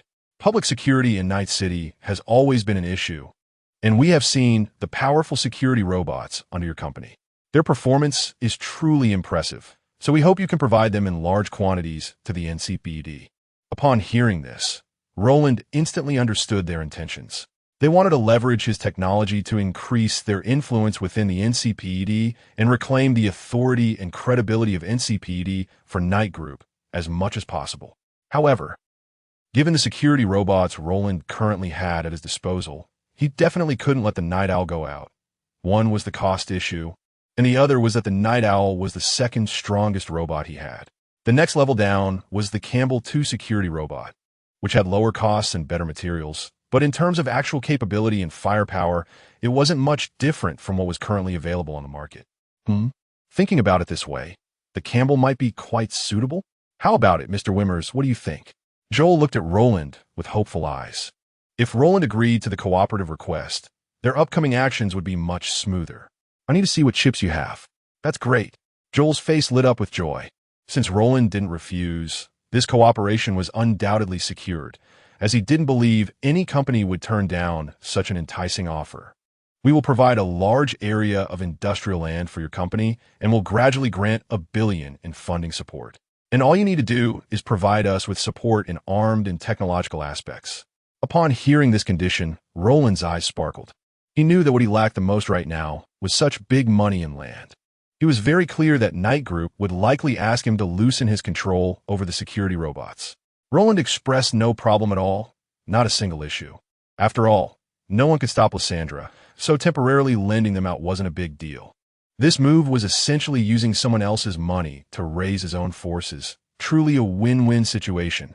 After getting a general understanding from Joel, he left to prepare the contract, while Roland began considering whether to exchange for some larger equipment. There were quite a few large war machines within the Source Plan Company. As the saying goes, infantry and tanks cooperate. Now that he had the infantry, wasn't it time to strengthen the combination? Chapter 74 Ambition after Chiaola left. Roland took the floating car back to his home. Upon returning, Roland's expression grew deep. If he really reached a cooperation with the Yi Group, he could consider leaving the City of Night for a while, seeking more collaboration opportunities in Southern California or further north in Northern California. With the support of the Yi Group and the presence of Lysandro, he could have Jean remain in the company to operate remotely. Thinking of this, a glimmer of brilliance flashed in Roland's eyes. Yes, this is an opportunity, a rare chance for him. A light representing ambition shone in Roland's eyes. Under his influence, a key legislator who obstructed Miles' push for the Unification War died in the City of Night, which undoubtedly meant that the timeline for the Unification War would be advanced. According to Kuroda, it would be at least a year earlier. This also meant that Roland had only a year left to seize what he needed. allowing him to gain some voice in the upcoming major event. Among the current city council members in the City of Night, Lucius Lane had already begun to become active, clearly sensing something unusual and wanted to gain his own benefits. For Roland, Southern California would directly ally with New America, while Northern California would choose to resist. Additionally, the influence of large military technology companies in other cities in Northern California was not strong, at least not as it was in the City of Night. Therefore, the government of Northern California was his ideal partner. They did not want New America to settle in their territory and did not want military technology to continue controlling the discourse in the City of Night. Because if military technology continued to control the discourse in the City of Night, it would mean that the wars that might occur later would add considerable uncertainty. Lissandro, please book me a ticket to Aga City in Northern California. Not a real place, fictional, understood. By the way, please do not book the ticket in my name. Roland added, as he certainly did not want any surprises right after leaving the City of Night. As for the Aga City he chose, it was relatively close to the City of Night, but still had a certain distance, making its existence somewhat awkward. It is located in the northwest of the City of Night, surrounded by other well-known cities that were developing quite well, while it was somewhat isolated due to its geographical location. There were mountains on the west side near the bay, making development impossible, while the east side was adjacent to a very developed city with more convenient transportation, close enough to the City of Night. Therefore, logistics did not favor them, and the city's development was relatively backward, with not many people paying attention to it. After sorting out the situation here, Roland sent a message to Chi-Wei and others, informing them that he would be away for a while, asking them not to expose their situation, and that he would leave Jean in the company to relay his messages.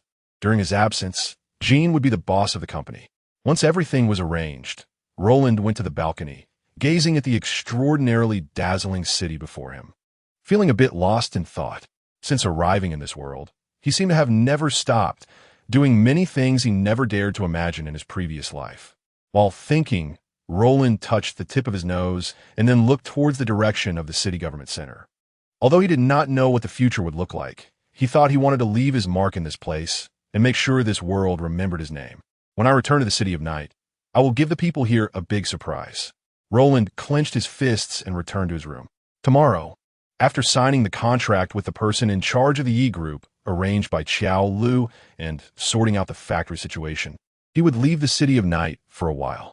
Roland skillfully signed his name on the check contract and affixed his identity certification, feeling more at ease as he watched the documents being sealed. Mr. Vimiers, we hope you can provide us with a batch of low-cost intelligent security robots first. Not the advanced models from your company, but the more basic type. Are you referring to the Campbell 2 model? Roland looked at the representative from the E Group, Kai, who raised an eyebrow. Yes, that model. Saying this, Kai pointed to a Campbell 2 robot station nearby as a security guard. Of course, no problem. But I'm a bit curious about how many units you need. About 200 units to start.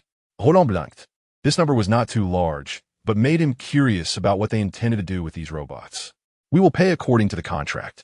Kai smiled and replied, May I ask what you need these robots for? We plan to integrate some officers into the Campbell 2 model for a trial, Kai said while putting away the documents on the table with a smile. Upon hearing this, Roland's expression turned strange. If he remembered correctly, the security and police robots currently used by the NCPD were all from Kanto. This meant he seemed to have taken Kanto's business again? Umapa. Roland expressed that he truly did not mean to and could only apologize. The performance of the Campbell 2 intelligent security robots was indeed superior to the products currently sold by Kanto. But this was mainly because Kanto was focused on the lower-end market. However, it was undeniable that the Campbell 2 had a lower price and better cost-effectiveness. Standing nearly 2 meters tall, with a physique matching its height, and a color scheme of black, white, and orange alloy armor, along with a helmet resembling a full-cover Western Knight's helmet, its hands had 4 fingers, and the main components were covered in alloy armor.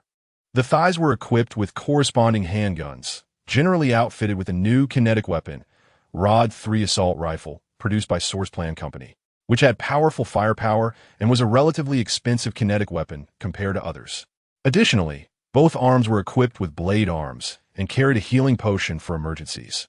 Although the healing potion needed to be purchased separately, The shoulders carried a spotlight and a mini camera, and the strong alloy armor was enough to withstand all attacks except for heavy firepower. In unfortunate circumstances, however, other weapons would have to pay a painful price to breach its defenses. Nonetheless, this move by the Yi group was only beneficial for him, with no downside at all. Chapter 75 NCPED in August City. I heard that we might be getting a new batch of equipment from above. Garcia slowly shifted his chair closer to Mark and leaned back, speaking to him. Upon hearing Garcia's words, Mark displayed a disdainful expression. You believe that? All right. Those high-ups really will arrange a batch of new equipment for us, but I don't know what the quality will be, Mark said, making an exaggerated face, then returned to his usual demeanor, continuing to sort through the documents in his hands. Seeing this, Garcia scratched his head and thought for a moment. It really seemed to be the case.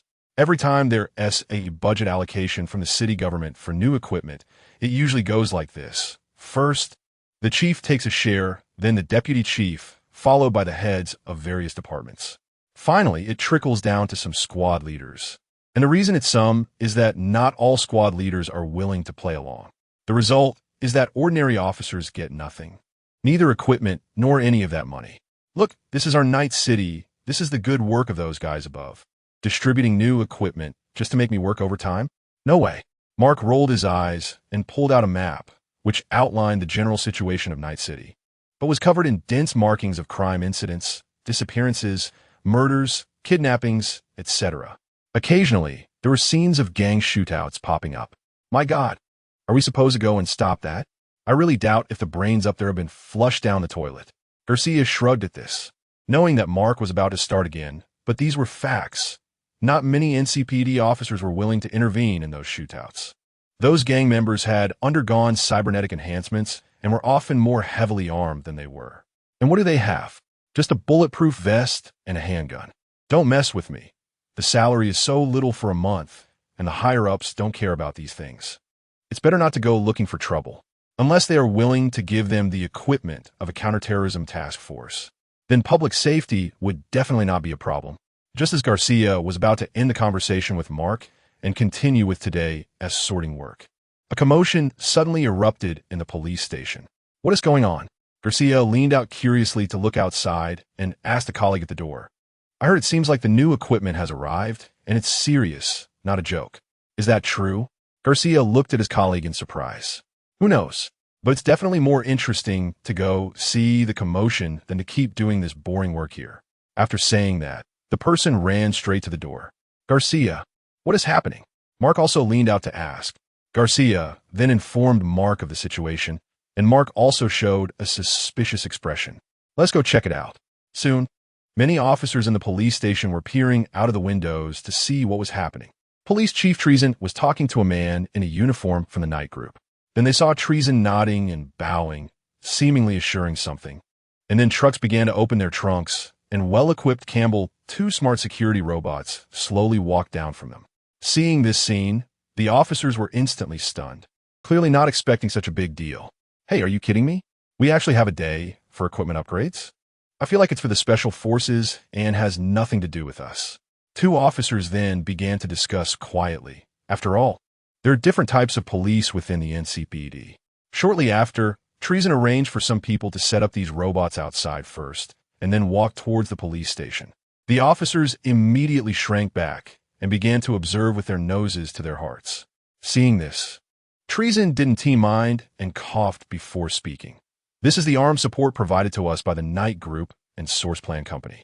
The batch outside is smart security robots from Source Plan Company. And there's also a batch of firearms from Source Plan Company that hasn't arrived yet. Probably coming tomorrow. The reason I'm saying this is that you will soon be updating your equipment, and these Campbell 2 robots will also join your patrol teams, with 1 Campbell robot and 3 officers forming a small team. Specific details will be communicated to you later. After saying that, Treason left and returned to his office. After Treason left, the police station suddenly fell silent for a moment, then erupted into a huge discussion. Is it true? We actually have funding to use. These robots won't be used to replace us, will they? The workload is probably going to increase. At least the safety is much more guaranteed than before. I've seen some of the weapons from Source Plan Company. Meanwhile, the intense discussion at the NCPD had nothing to do with Roland, who had just arrived in August City. Sir, we have arrived in August City. Hearing the prompt, Roland glanced at the golden, smiling flight attendant in front of him and nodded blandly. He really wanted to comment on this strange aesthetic. Was it really attractive to be entirely modified into brass? However, Roland didn't dwell too much on it. After getting off the plane, he could clearly see the differences in the surroundings compared to Night City. The airport was far from being as high-tech as Night City. Once outside the airport, Roland squinted his eyes. The scenery here was completely different from Night City. The streets were missing many familiar figures, replaced by people wearing punk jackets and headscarves, and the architectural style was also quite different. Roland looked around and soon spotted the designated personnel. You must be Mr. Vermeers? I am the designated reception personnel for this trip. You can call me D. A butler-like Silverman approached Roland with a smile. Take me to the hotel. Sure, please get in the car. D nodded and gestured for him to enter while extending his hand to hold the top of the car door. Roland's expression was somewhat subtle. He had just been thinking about which would hurt more, bumping into the other person's hand or the car frame. He needed to go to the hotel to settle in first, and then visit the mayor here tomorrow, while also getting to know the situation in August City. Chapter 76, It's time to clean up, sir. Someone is watching us. A cold male voice suddenly whispered in Roland's ear. Roland, who was looking out the window at the hotel, nodded slightly to indicate that he understood. This was a sub-intelligence created by Lissandro, specifically designed to control the type of guard robots, providing more powerful combat computing power. Can you locate them? Yes, but confirming all their positions will take some time. Okay, once you find them, confirm their identities. If possible, find out who is behind them. If they don't have a significant background, take care of them on the spot. I understand. After giving his orders, Roland sat down on the sofa and gazed down thoughtfully. He wasn't sure whether it was those giant companies or local forces. If it was the local forces, then he wouldn't hesitate to cut off the claws they extended towards him. He had come with good intentions. Choosing this place to enhance the economic development of Agassi City, serious face. How's the situation? What's the target doing now? Everything is normal. The target is still in the hotel, seemingly enjoying the view outside, but we can't see the specifics from here. A man in black combat gear, holding binoculars. Answer from a nearby room. That's good. Keep observing him. Report any anomalies. Okay. TSK, really? I don't know what kind of business this is. This person doesn't look like a big shot. After hanging up the communication, he complained and touched his thigh, pulling out a pack of compressed food and starting to munch on it. While he was monitoring, he had no idea that a figure had silently bypassed the traps he set and approached him from behind. It seems to have disappeared. Suddenly, he saw Roland vanish from the sofa, and confusion washed over him. Just as he was about to continue the communication, a sharp pain shot through his head, and then his eyes lost their luster. A night owl robot slowly withdrew its silenced weapon and extracted the chip from the man while hacking into his system. Meanwhile, the captain leading the squad suddenly noticed that one of the team members' life monitors had turned into a straight line, causing his expression to change. However, it quickly returned to normal. He frowned and dialed communication. Hey, number 7, what's going on over there? Everything is normal on my side. It seems the target has gone to the bathroom. The night owl robot mimicked the other's voice. Seeing this, the captain felt relieved, unaware that danger was gradually approaching. Sitting on the sofa watching TV, Roland then received a message from the guard robot containing information about this group of people. Part of them were gang members who had targeted him, a big fat sheep with little protection. Roland had nothing to say about these guys and ordered for them to be dealt with. Another part consisted of local companies sent to observe the situation, which Roland ignored. Finally, there was a leading local enterprise, Hamos Industries, which was a major economic support company in the area, primarily engaged in mining and manufacturing. Seeing this, Roland's expression grew peculiar. If the other party truly had mines and a strong manufacturing sector, there was no reason for Agassi City to be so poor, unless Hamos Industries was doing this on purpose. Thinking of this, Roland squinted his eyes. He was eyeing their mines. According to the information, their main mining materials were iron and copper. What he needed most were raw materials. If he could take down Hamos, he could indeed give Night City a surprise. However, What concerned Roland was that his current main offensive direction should theoretically not conflict with theirs. Why were they monitoring and planning to attack him? Yes, according to the data obtained by the Night Owl robot, they intended to drive him out, but clearly, the two companies could cooperate. Roland found it strange, but that wouldn't stop him from resolving this issue. Get to work, eliminate this squad. Roland put away the information and ordered the guard robot, while sending an email to the mayor of Agassi City, Arasaka, requesting a visit. Boom! Just as Hamo's Industry Squad was chatting in their Jeep, a figure suddenly descended from the sky, crashing into the front hood of the vehicle with a loud bang. The immense force caused the entire vehicle to lift off the ground and spin 180 degrees before crashing down, sending steel shards and debris flying. Inside the car, there were groans, and the guard robot slowly turned around, walking towards the smoking Jeep. The captain inside the car, holding his bloodied head, tried to crawl out of the window, but the first thing he saw was a metallic foot. Bang! With a loud noise, blood splattered on the ground. The guard robot glanced at the vehicle, took out a round object from its waist, pressed the switch, and threw it at the car before leaving. Before long, a pillar of fire shot into the sky, the orange-red blaze illuminating the back of the guard robot, casting the other side into darkness. Nearby pedestrians momentarily forgot to scream at the sudden scene. But soon, a scream broke out, and chaos erupted in the streets. In the vicinity of Agassi City, several other locations were experiencing the same situation. Roland slowly walked to the window, looking at the rising flames and the smoke that followed, shaking his head slowly. He had initially planned to keep a low profile, waiting to contact the mayor before deciding on his actions, but judging by Hamo's performance, it seemed that being low-key was not an option. It was better to be high-profile. As for the police here, the situation of the police was only slightly better than that in Night City, but not by much, and they were even outmatched in firepower. The other intelligence members around, witnessing this scene, were also dumbfounded, clearly not expecting Roland to act this way. However, they were not the most shocked or the angriest. The one who was undoubtedly the most furious was the owner of Hamo's Industries, Pico Hamos. At the moment his squad was wiped out, he received news of the casualties, as he had been closely monitoring the situation there.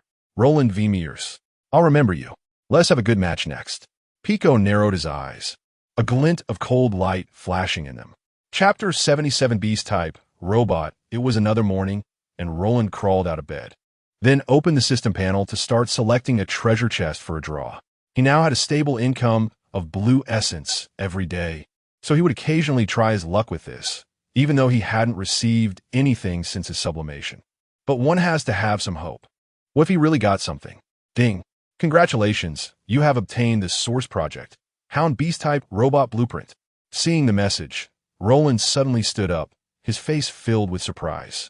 He really didn't expect that today he would actually get something. In the past, the draws yielded either kinetic handguns or some miscellaneous parts. But today he actually got a complete blueprint, and it seemed not to be weak. Roland immediately began to check the introduction of this blueprint. Source Project, Hound Beast-type Robot. Primarily produced for use in conjunction with the Frenzy Hunter module, controlled by the same intelligence as Frenzy Hunter. When possessing the Source Project Frenzy Hunter, it will exhibit extremely high reconnaissance and hunting abilities. You will have nowhere to escape. Looking at the introduction of this robot, Roland's expression became somewhat subtle. This was the first Source Project weapon he had drawn so far. Yes, Roland considered this thing as a weapon. It shares vision with Frenzy Hunter and can launch attacks as a weapon for Frenzy Hunter when necessary. Lysandra, intensify the production of hounds and ship some to August City. After Roland issued the command, production of other machinery in Lysandra's factory immediately halted, shifting directly to the production of hounds. At the same time, Roland was also contemplating whether to sell this thing, as it didn't have a high production cost, but there was one issue: the technology contained within. This item involved certain black technology related to the Source Project, so after careful consideration, Roland decided to produce it for personal use first. Mr. Arasaka, what do you think about the conditions I proposed? Roland slowly spoke to the always smiling mayor in front of him, though there was a hint of vigilance and doubt in his eyes. The other party seemed completely unmoved by his proposal, even a bit disgusted. This reaction made Roland's heart sink, and he immediately guessed that the other party probably had some undisclosed connection with Hamos Industries. "Ha, Mr. Vimiers. You know our city has never rejected foreign investment, so you can handle it yourself. However, I do have some difficulties, so I can't provide too much help. At most, I can agree to allocate this piece of land to you, and the rest will be up to you to manage." With that, Arasaka took out a document. Roland immediately knew that the other party had been waiting for him, just for him to propose the idea of establishing an industrial park here before presenting this document. He then took the document from Arasaka's hand and glanced at it.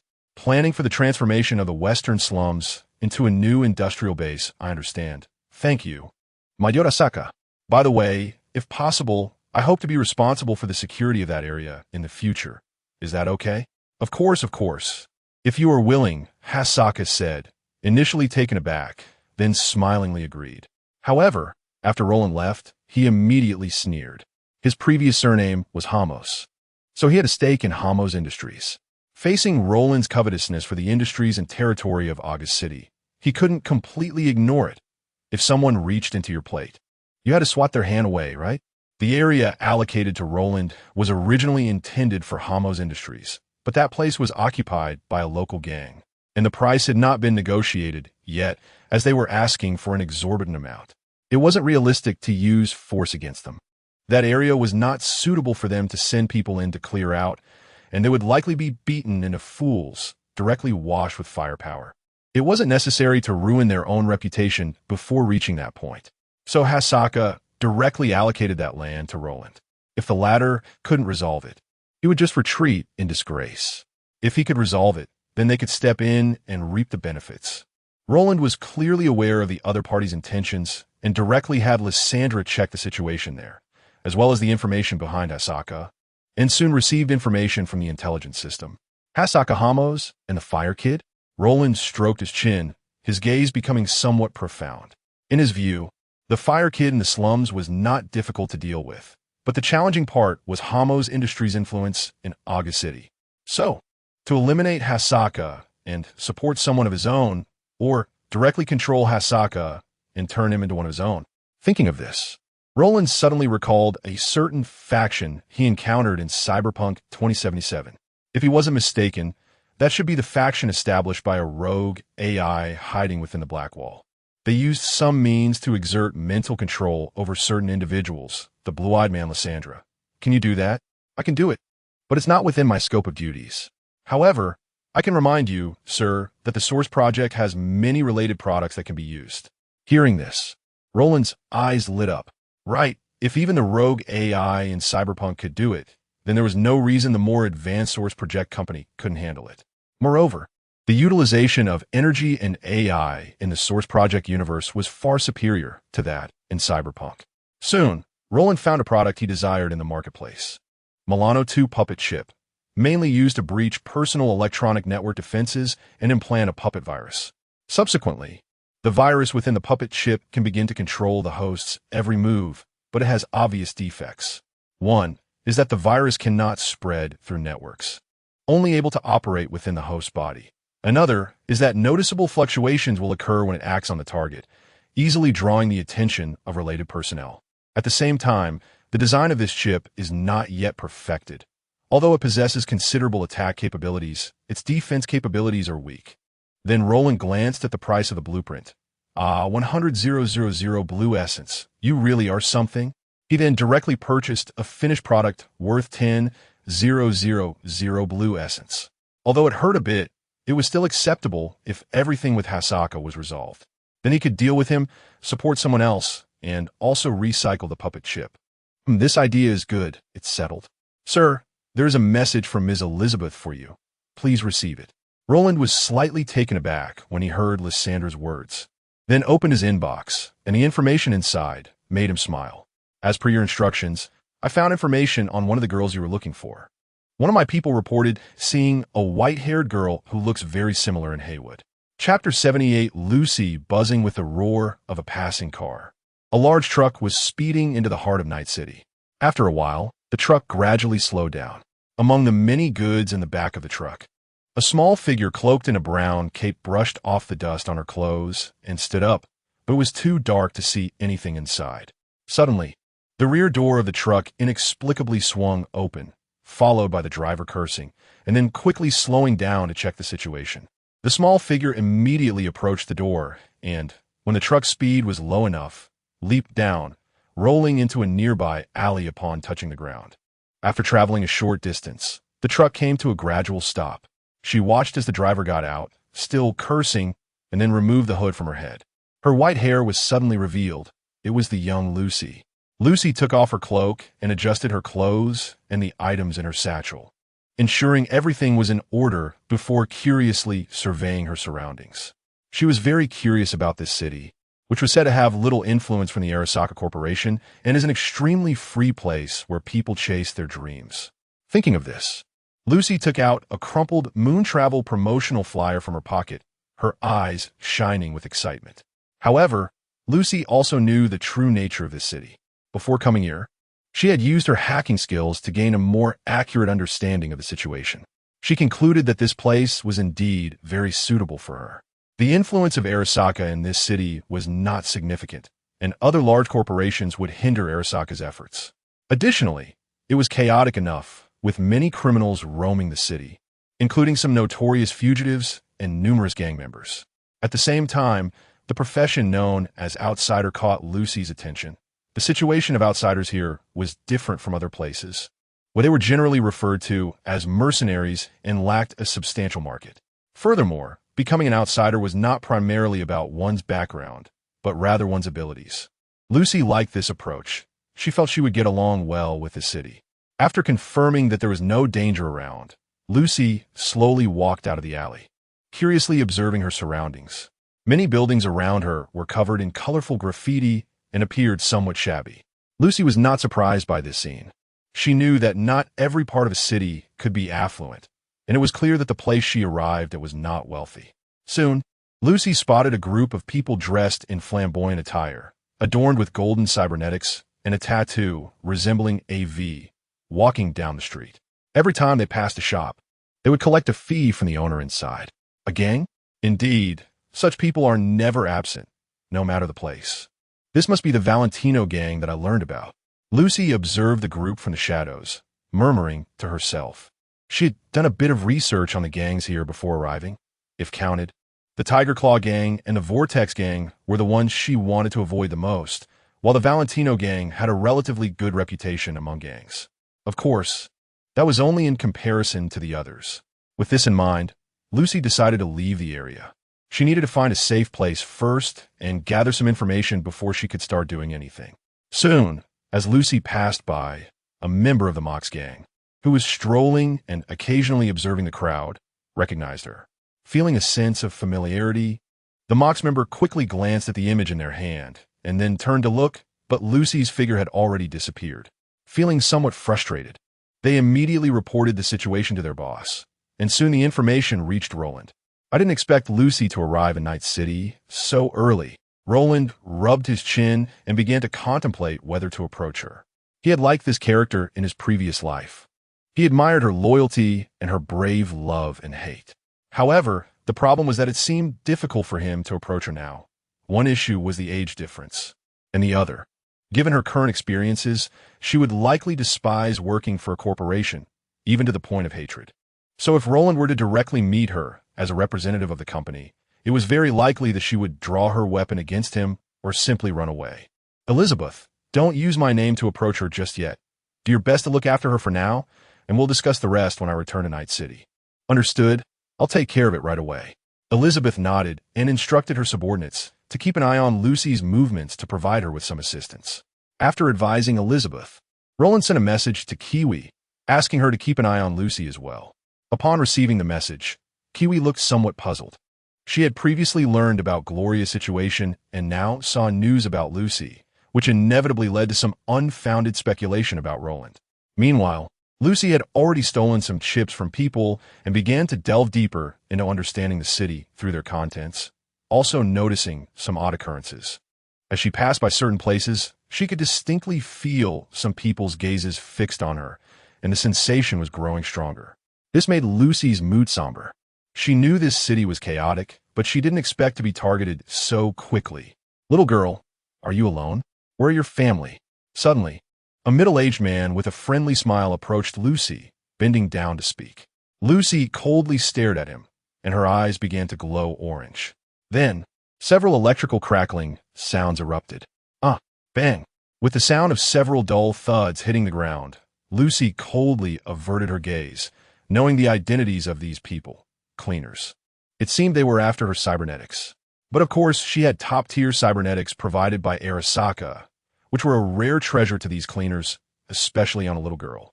They certainly wouldn't let such a juicy target slip away. Lucy never gave such people a chance. She usually dealt with them by delivering a neural melt to eliminate them directly. Chapter 79, Gotta Take You Down.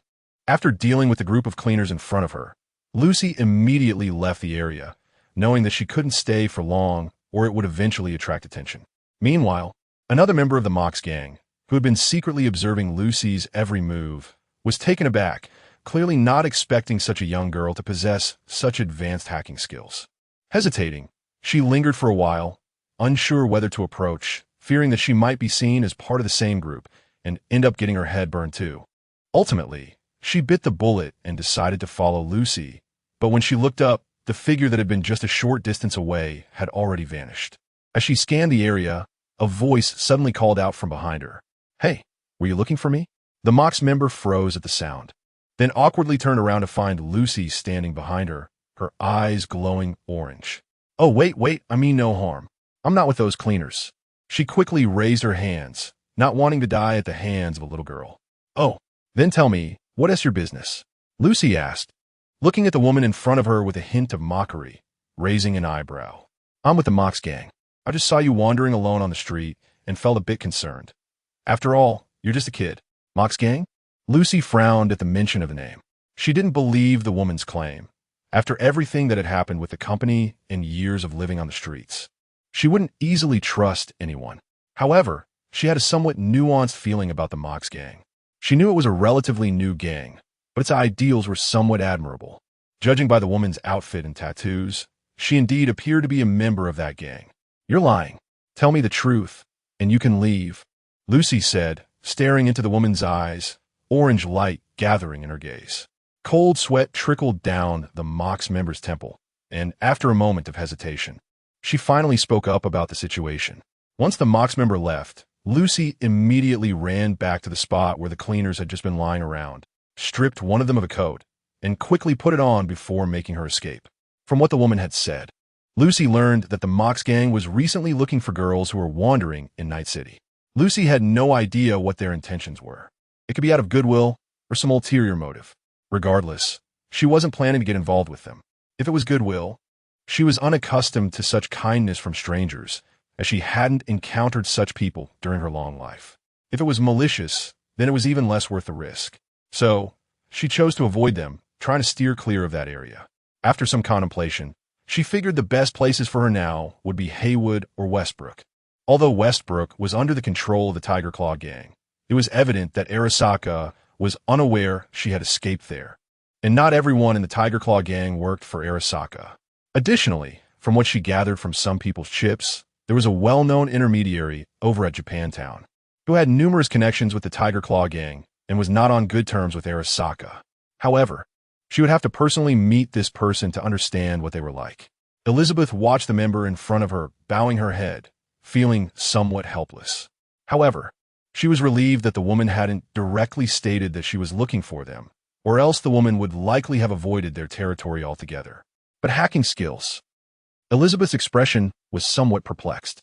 At first, she thought it was just a cover story from Roland, but it turned out to be true. It seemed that the girl's identity was likely not simple at all. To have such skills at such a young age and be wary of strangers while living on her own. Elizabeth couldn't help but feel a tinge of pity for Lucy. Roland, on the other hand, received information from Elizabeth but currently had no time to deal with this matter. His priority was to handle the situation with Heiskawa. He had already sent a team to August City to establish a branch, initially planning to negotiate with Heiskawa before sending people, but it turned out Heiskawa was a tricky one. However, that was not a big problem. He just needed to personally take care of Heiskawa. At this moment, there weren't many suitable people to take action in August. The commotion caused by the Guardian and Night Owl robots was too loud. So, He decided to go in himself and give Heiskawa a little shock with some of the source plan-esque black technology. As night fell, parts of Aga's city were shrouded in darkness, while the most bustling areas still shone brightly.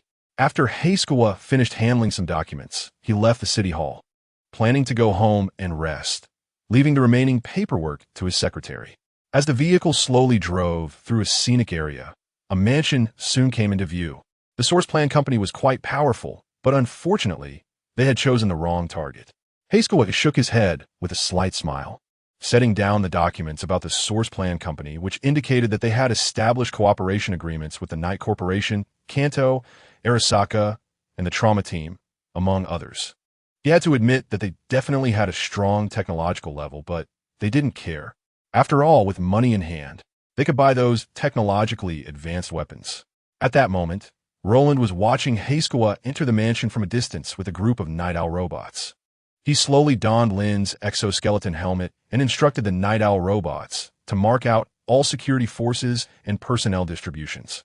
After understanding the layout, he slowly pulled out the source energy katana that had been gathering dust in his backpack. Then the electronic blood within him began to activate, and a series of coded phrases slowly flowed from Roland's mouth.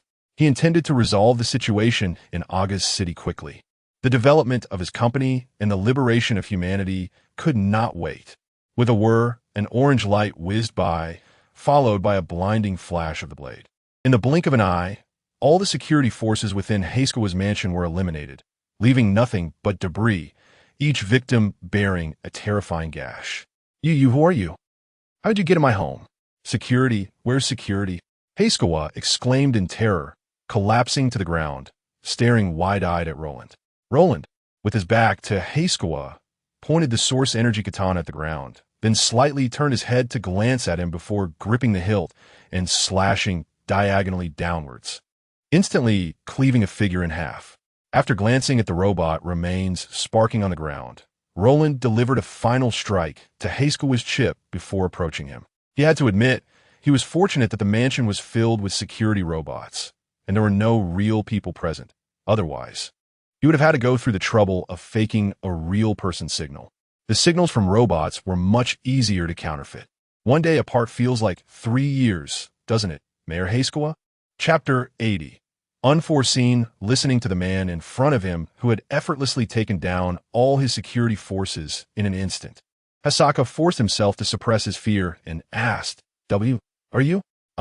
Mayor Arasaka, it makes me very sad to hear you say that. We just met, didn't we? As the electronic voice came from Roland's mouth, he slowly removed the exoskeleton mask from his head. Now, you should recognize me, Mr. Mayor. Seeing the familiar face before him, Arasaka's expression turned pale, and, after swallowing hard, he pointed a trembling finger at Roland. Vermeers, don't be impulsive. If you have any demands, just tell me. There's no need to turn the table like this. Although Arasaka was shocked by the display of force, the priority was to stabilize the situation. He did not want to die just yet, even though he had purchased rescue services and insurance. But long-term solutions couldn't solve immediate problems. If he angered the other party, he would still die.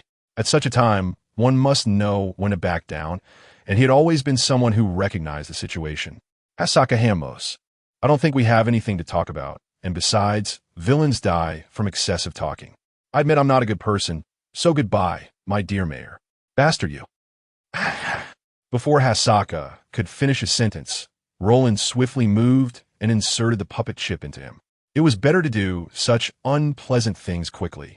The principle of acting sooner rather than later always applied. Sandra, send a batch of robots to the Arasaka estate. I need them to ensure our mayor's safety. After giving Sandra the order, Roland sat quietly on the sofa, watching Arasaka undergo his final transformation. Soon, Arasaka, who had been rolling his eyes and drooling like a fool, began to move his eyes slowly, followed by a faint red glow lighting up in his gaze. Hello, my master. Roland looked at Arasaka, whose eyes glowed red, and nodded in satisfaction. Very good. I believe you have completely controlled his body. From today on, your name will be Arasaka. I need you to assist me in taking control of this city and help the source plan company swallow Hamos Industries. I understand. Arasaka nodded and then, with somewhat stiff movements, pressed the screen on the table to initiate a video call to his secretary. Mayor Arasaka, do you have any instructions? I need you to draft a document regarding the introduction of the Source Plan Company into the city government security plan. Huh? But didn't you say this afternoon? I understand. I'll get on it right away. Seeing Arasaka's dissatisfied gaze, the secretary immediately put aside her doubts and hurriedly agreed. That's Guji. Then I need to restrict the product output of Hammos Industries. After continuously giving orders, Arasaka slowly ended the communication. During this time, Roland also noticed the limitations of the puppet virus. First, the movements were obviously a bit uncoordinated and stiff. Fortunately, speech was not an issue, so it wasn't a big problem. Secondly, there would occasionally be some twitching, but according to Arasaka, this was just the residual consciousness of the original body, which could be completely resolved with some time, so Roland didn't take it to heart. Now that he had secured the most important joint of Arasaka, it was time to directly take action against Hammos Industries, which could be accomplished with some preparation.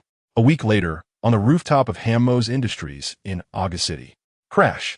With the sound of documents scattering, Pico suddenly stood up, his face filled with disbelief.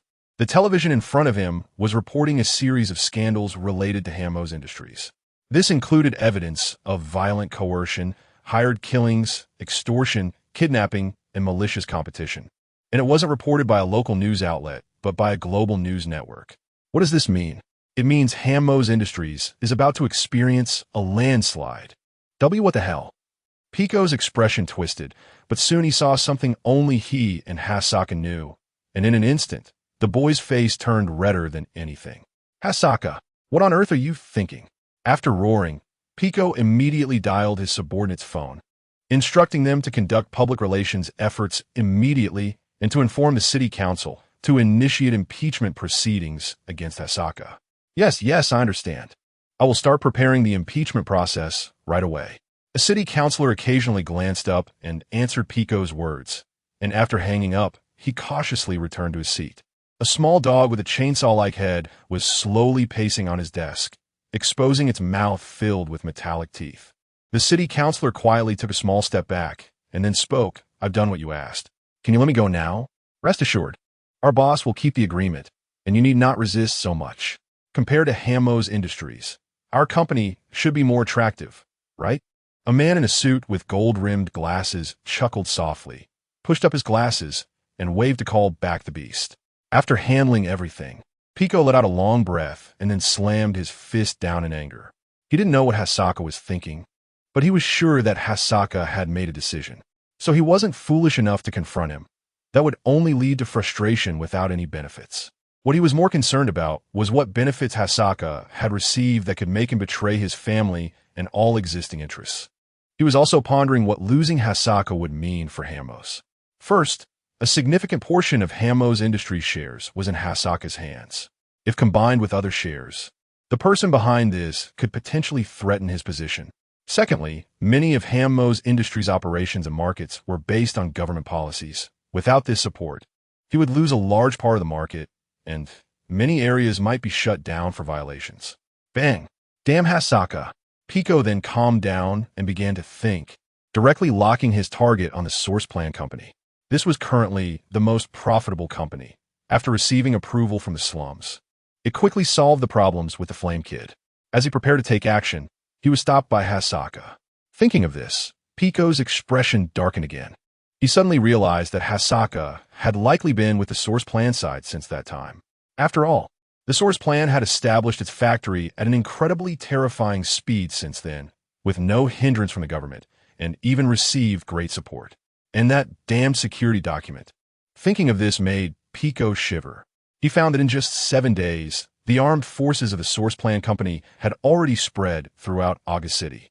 This was all thanks to the Yi Group and the previously established secret factory of Lysandra. No, this cannot continue, Pico murmured while sitting in his seat, realizing that the Source Plan Company's actions had gained significant public support, and now Arasaka was on their side. Even if it comes to impeachment, it's not an easy matter. If he doesn't do something, it will only lead to a slow death. So, at this thought, a fierce glint suddenly flashed in Pico's eyes. Chapter 81. Table turning, Roland stood with his hands behind his back, gazing out the window at the city below, unable to suppress a smile reminiscent of an old farmer. It wouldn't be long before he could completely control Aga City, and by then, this place would be his logistics base.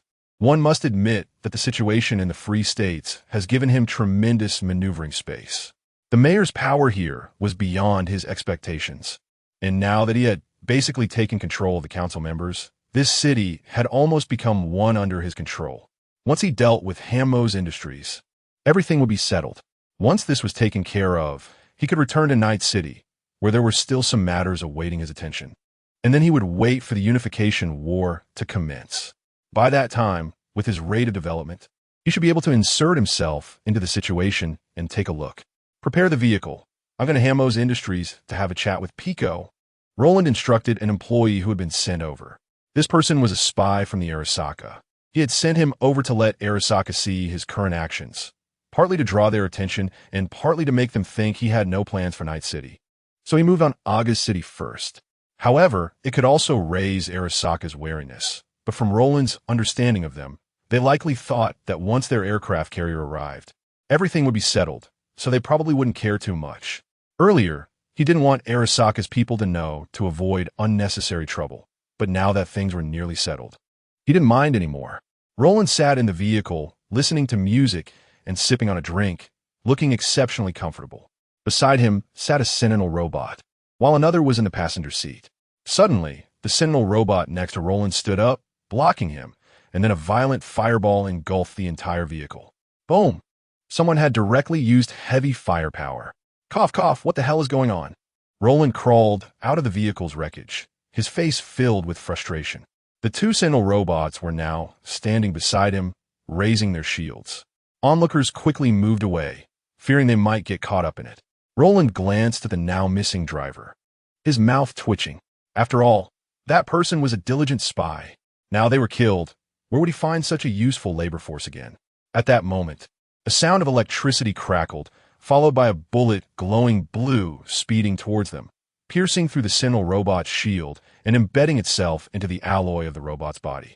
The human was harder than the shield, because the Sentinel robot was designed to protect its employer. After glancing down, the Sentinel robot quickly locked onto the direction from which the bullet came. Northeast at 32 degrees, suspected long-range shooting, requiring support from the Night Owl and Hound robots. As the Sentinel robot relayed the information, the Hound and Night Owl robots on standby nearby immediately exited their stations and began to act. Electromagnetic weapons? Roland. This was something he hadn't expected. Given the relatively peaceful situation recently, he had thought Pico had given up on assassination, thus lowering his guard, only to find that they were waiting for him here.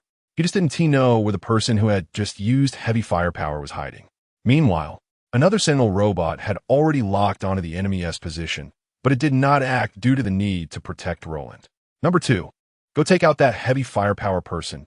Don't worry about me. Number 2 nodded and then drew a shotgun, striding heavily towards a direction. At that moment, a sniper who had been hiding for a long time revealed a cruel smile. Foolish guy.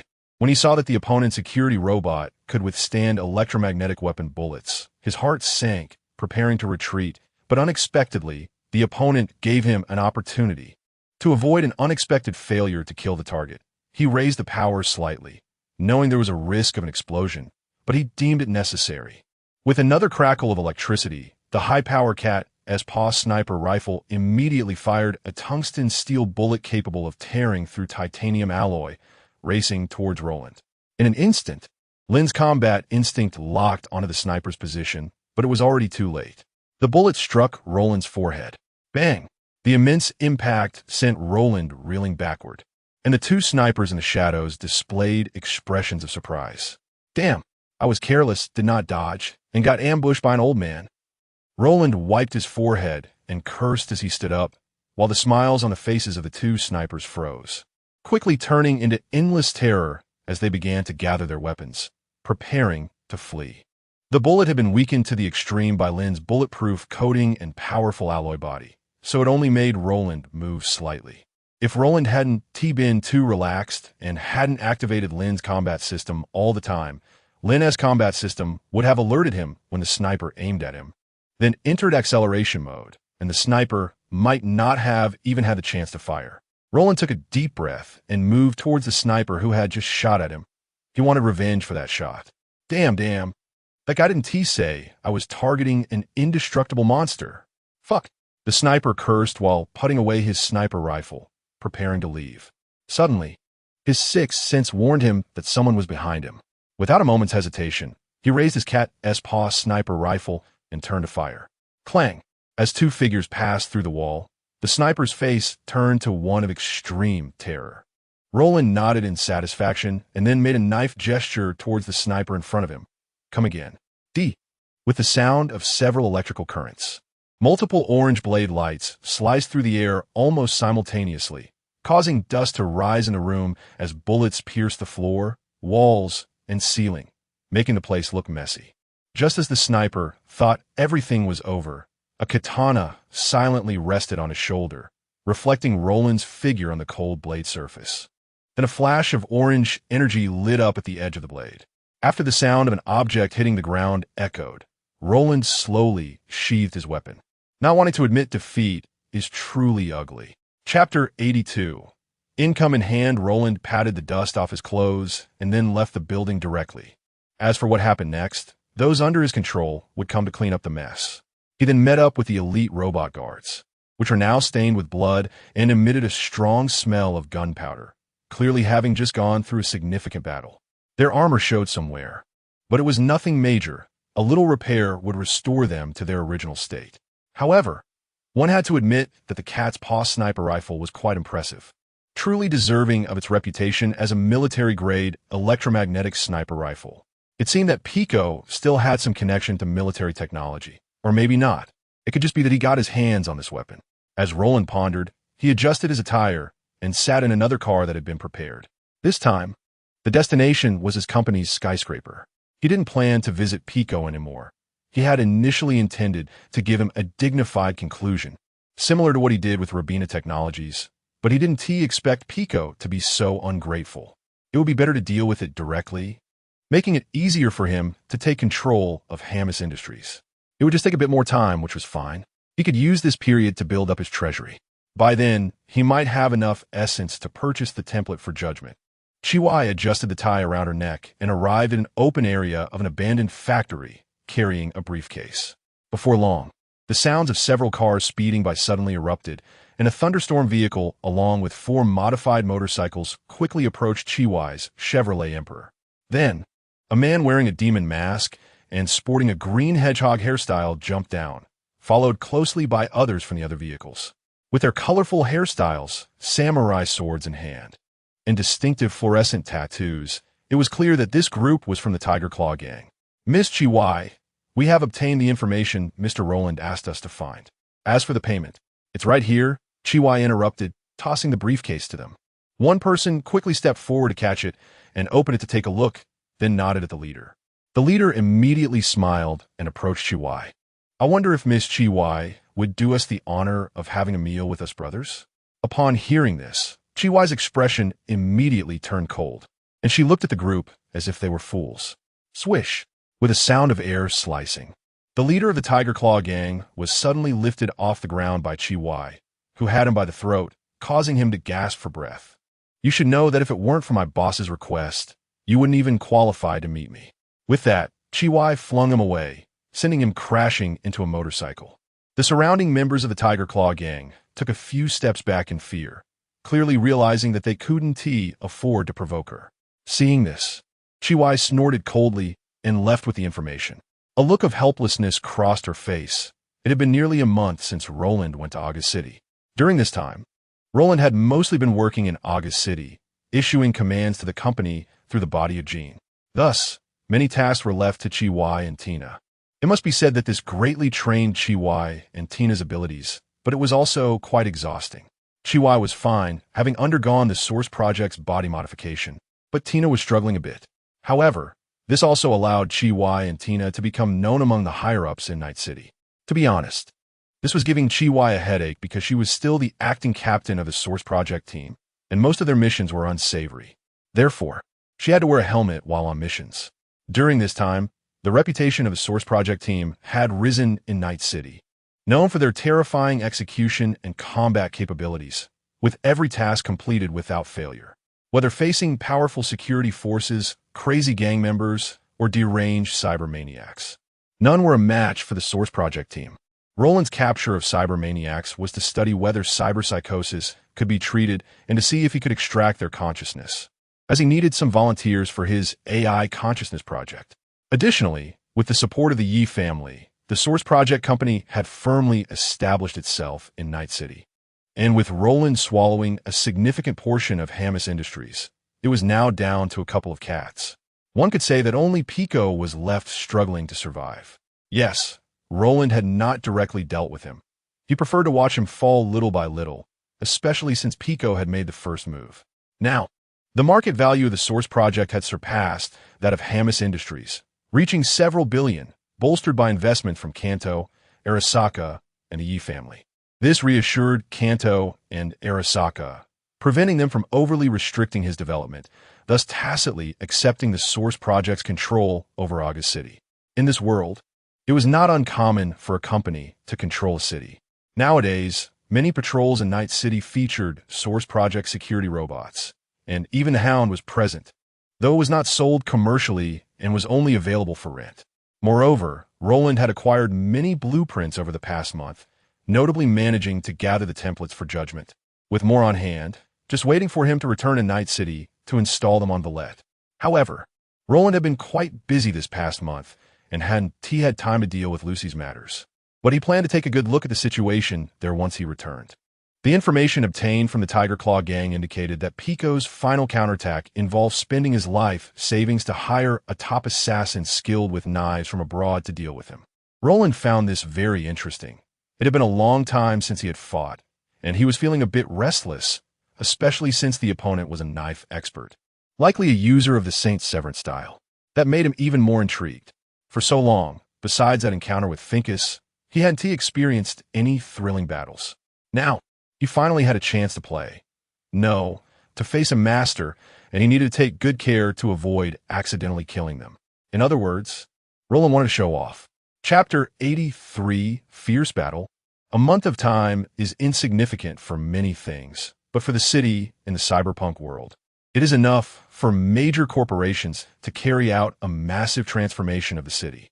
Nowadays, August City is developing in a more advanced direction, with streets filled with cameras and smart security robots produced by the Source Project company patrolling alongside the police. This has greatly suppressed the life of gangs within August City. But Roland has not chosen to eradicate the remaining companies and gangs. It's not time for that yet. At the same time, Roland is using August City as an experiment. After all, his true target is Night City, not this small city. This opportunity also allows him to test what it takes to officially control a city and what changes he can bring to it. The first priority is the change in industry. In this city, he doesn't need to be overly cautious, directly establishing hospitals and engineering teams under the Source Project. However, time is still short, and it will take some time for the impact of these industries to slowly ferment. It can be said that the prosperous areas of August City now closely resemble the wealthy districts of Night City, with bright lights at night and a continuous flow of people. Among these many pedestrians, a man wearing a blue demon mask is looking up at the Source Project company's building. A passerby also noticed this strange figure standing still in the bustling crowd. Just as he tried to get a better look, the man vanished in the blink of an eye. Strange. I clearly remember seeing someone. The passerby scratched his head in confusion, but, noticing that he indeed could not see the figure anymore, moved on, as he still had to go to work. Mr. Roland, we have detected a suspected figure on the west street of the city center. A completely white, intelligent robot turned its head to speak to Roland. This is a new model, beta-type intelligent security robot that Roland obtained over the past month, equipped with powerful artificial intelligence, but lacking combat capability. Its main functions include monitoring and processing information, and it can also be used as a secretary. Therefore, Roland built one in August City for that purpose, with others mainly responsible for monitoring the city's cameras. Oh, let's bring it up. Roland stroked his chin and raised his head to look at the screen. Subsequently, a short video of the man wearing the blue demon mask was displayed. Well, He really is a character on the leaderboard. Roland picked up a nearby tablet, which was displaying a list of assassins, and the man in the footage was prominently featured as the 13th ranked assassin, known as the Blue Demon. He specializes in using special cold weapons like katanas. Roland estimates that the opponent has likely undergone modifications from Sion Waystan, but he doesn't know which model it is. The information indicates that this assassin enjoys killing victims in extremely brutal ways. After looking at some images in the data, Roland slowly narrowed his eyes. Since the opponent enjoys playing, let's let him play with these projects as well. In a dark alley, the Blue Demon is silently polishing the katana in his hand, with a viper-colored hilt and a blade as black as ink. Suddenly, the Blue Demon stopped his movements and turned his head, sensing something. A figure slowly entered the dim alley from the light. Outside were the neon-lit skyscrapers, while they were in a dark, damp alley. The Blue Demon said nothing, merely raising his bloodthirsty eyes to look at the newcomer, while slightly lowering his body and tightly gripping his long knife. Hold on. Half of his body, already stepping into the darkness, slowly donned his exoskeleton mask and took out a weapon he had prepared in advance. Since he didn't plan to kill quickly, he chose not to overpower with the weapon. Then he spoke with a hint of dark humor. Let me teach you how to use a sword. After saying this, Roland clearly saw the Blue Demon's body shudder. He guessed the opponent was quite angry. Bang! Just as Roland was contemplating, a loud explosion rang out. The shadow of the blade, as dark as ink, swept through the air, and the Blue Demon's figure instantly covered nearly 10 meters, with debris left on the ground indicating the explosive burst just moments ago. However, this perfectly executed strike was countered by Roland, whose wrist moved slightly, catching the hilt at an extremely tricky angle. Your sword is too slow. As soon as he finished speaking, Roland twisted his waist and delivered a spinning kick, glowing with orange light, directly into the Blue Demon's chest. Bang! A white shockwave erupted, and the Blue Demon let out a muffled grunt before crashing into the wall, leaving behind a spiderweb-like crack. Blocked? Roland raised an eyebrow, realizing that the opponent had managed to deflect his kick with the katana. The Blue Demon still did not respond, merely resetting his stance, seemingly still unwilling to activate Sion Waystan, probably due to pride. Then it's my turn. Upon hearing this, the Blue Demon's pupils contracted sharply, and he sensed a gust of wind coming from his right side. Without hesitation, he swung his long knife, leaving a horrifying mark on the wall. Realizing he had swung at nothing, the Blue Demon immediately dropped down and swung his arm upward. Clang! Blinding sparks illuminated the close-range scene. The muscles and cybernetics of the Blue Demon quickly activated, and his arm erupted with force, changing the direction of the katana to slash diagonally. Swish! Seeing this, Roland moved his feet slightly, leaping into the air and performing a flip over the Blue Demon's body. When the Blue Demon stood up again, a slight pain arose at the back of his neck. He immediately reached back to touch it, finding his palm stained with bright red blood. The Blue Demon was stunned, and then felt a chill on his back, realizing that if the opponent had wanted to, he could have taken him out in an instant. Who are you? A hoarse voice escaped the Blue Demon's lips. Roland did not respond, merely raising his weapon. You can either obey or die. You only have these two choices. Arrogant bastard. The Blue Demon ripped open his clothing, revealing nearly his entire body as mechanical prosthetics, and the outer layer of synthetic skin gradually turned black. I will make you understand the price of arrogance. Chapter 84. Return to the City of Night with the words of the Blue Ghost falling. A shadow rushed out in an instant, almost arriving in front of Roland in the blink of an eye, accompanied by a blade that seemed to carry a hurricane. The pitch-black blade fell like the scythe of death. However, without any suspense, Roland merely raised his arm slightly, and with a crisp sound of metal striking and sparks flying, this attack was once again neutralized. Suddenly, a shadow like ink flew out from the Blue Ghost's waist in an instant. Roland frowned slightly, and his extremely high reaction speed allowed him to twist his body slightly, causing a black dagger to brush past his face. The sharp blade stirred a breeze, followed by a tide of attacks surging toward Roland. The ink-like blade light continuously wrapped around Roland, appearing impenetrable. If there were spectators nearby watching, they would likely be sweating for the person in front of them. But upon closer inspection, The person inside seemed to be strolling leisurely, effortlessly dodging or blocking all the attacks from the person in front with slight movements. Bang! Roland then seized an opportunity to kick the opponent in the abdomen, and the powerful force sent the blue ghost sliding back several meters, gasping for breath and looking at Roland with a puzzled expression. He was almost going mad. He had used all of his mastered sword techniques, but without exception, all were neutralized by the person in front of him, and he even found flaws in them. As someone who prided himself on being a master swordsman, he found it hard to accept. No, he absolutely could not accept that someone was superior to his swordsmanship, so the blue ghost's eyes turned red as he looked at Roland, and he was done playing. With the sound of a command to activate the Cyan Weston, everything around the blue ghost slowed down, and the entire world seemed to enter a monochromatic oil painting. With a step forward, the distance that seemed unreachable suddenly became close at hand, and the black blade slashed toward Roland's neck. The blue ghost's face revealed an excited smile. He seemed to see the moment when the opponent's head was chopped off by him, and this joy made him unable to suppress his smile. Whoosh! With the end of the time-slowing field, everything around the blue ghost returned to normal, and he still wore a smile from the joy of killing an enemy.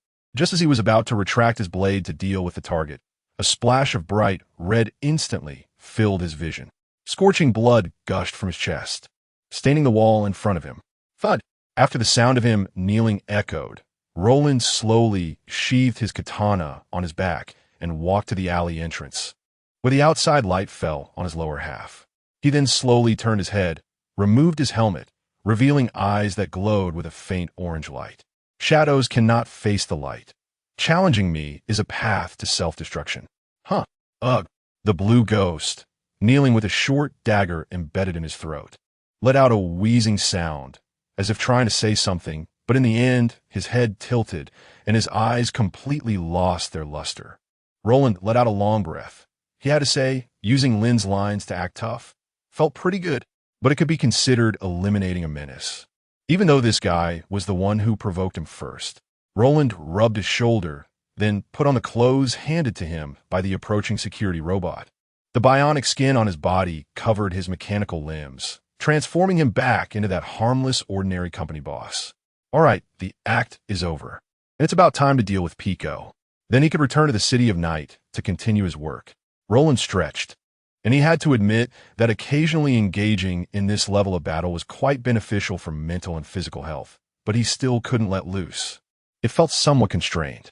Meanwhile, Pico, who had lost contact with the blue ghost, slumped in his office chair with a face full of despair, rubbing his face as if pondering some solution.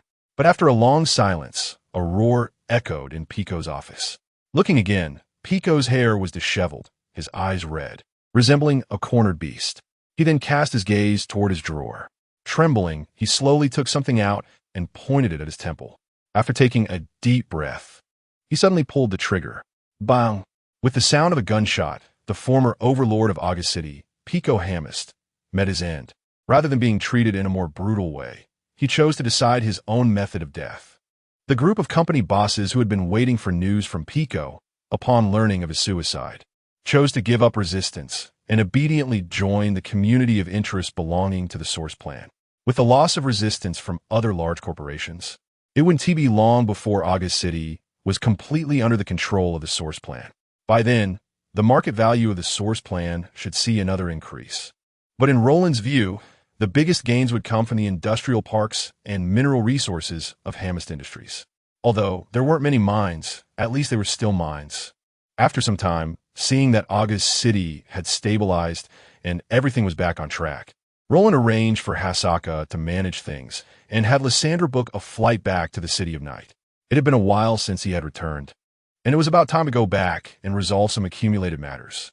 As a plane slowly landed in the City of Night, it wasn't long before Roland arrived at the reception room arranged by the airline company, and then Kivi, dressed in a suit, appeared before him. This scene made Roland sigh. The feeling of returning to the City of Night was completely different from the first time he had come here. Let's go. Kivi, we're going back to the company. By the way, call Violet back for me. I have something good to give her. Something good? Kivi was momentarily taken aback and then looked at Roland with a puzzled expression, but she didn't ask too much, quickly informing Violet of the situation. Roland noticed some changes in Kivi. You seem to have changed your hairstyle? Roland raised an eyebrow and spoke. At this moment, Kivi had changed to a purified-looking hairstyle, which gave Roland a strange sense of DJVU. Yeah, I felt like this would be better, so I changed it. Kivi nodded and then secretly glanced at Roland sitting in front of her, her eyes seemingly filled with yearning. Roland felt a bit uncomfortable under Kivi's gaze and immediately said, "If you have something to say, just say it. Don't look at me like that. We've known each other for quite a while, so there's no need to be too reserved. Boss, it's been so long. Have you considered giving me a raise? Also, shouldn't you treat us? After all, we've been managing things for you for quite a while." Hearing this, Roland's mouth twitched, and he smiled, saying, "All right, I'll give you a raise this time when we return to the company." He didn't intend to refuse Kivi's request. After all, she was already on the ship of thieves, and it was impossible for her to escape now, so a little raise wouldn't hurt. However, what concerned him was that he had already scared her once before, yet she could still relax enough to talk to him like this. Could she have guessed his Lin identity? But even if she guessed it, it wasn't a big deal. It was just that he felt a bit embarrassed about it. Chapter 85 Related Matters. In Wakako, Roland returned to his familiar office, touched the desk, and then sat down in the main seat. During the past month, he had only returned to Night City for a few days at the beginning of the month. After that, he dedicated all his time to August City. Fortunately, everything was worth it. At least now the income from the Blue Essence had become more stable. He then began to review some events that had occurred during this time, and he accumulated intelligence. The expansion of the Mox Gang. Some friction with the Tiger Claw Gang. However, both sides were relatively restrained, likely considering the relationships behind them. Roland looked through the information on the Mox Gang. Elizabeth was expanding into surrounding areas as per his instructions, while also gathering some fringe individuals and starting intermediary business. On the other hand, the Tiger Claw Gang intended to suppress the Mox Gang's development, but knew that the Mox Gang was backed by the Source Project Company, so they didn't go too far. However, the Mox Gang was less polite, given their pre-existing animosity. Fortunately, Elizabeth chose restraint and did not take any major actions against the Tiger Claw Gang's territory, instead targeting the Vortex Gang. With the updated equipment from the NCPD, the Mox Gang occupied a portion of the territory originally belonging to the Vortex Gang, thereby creating animosity with them. Overall, there hadn't been any major incidents among the gangs. It seemed they were all exercising restraint. On the corporate side, the military technology and biotechnology sectors, which had previously suffered a setback, were regrouping, starting charitable activities, and investing in public infrastructure. Mainly, the military technology was proactive, while biotechnology was forced into it, pressured by military technology. After all, the previous incident stemmed from biotechnology, but they didn't care much about it. In a world where public opinion was dominated by large corporations, time could erase most memories, and even if the reports were grim, those people still needed to eat. They couldn't just stop eating, right? As long as they were eating, their food processing plants remained as stable as a mountain. It was just a matter of enduring some discomfort for a while, so biotechnology didn't want to exert itself. Military technology was different. They urgently needed public prestige for some purpose.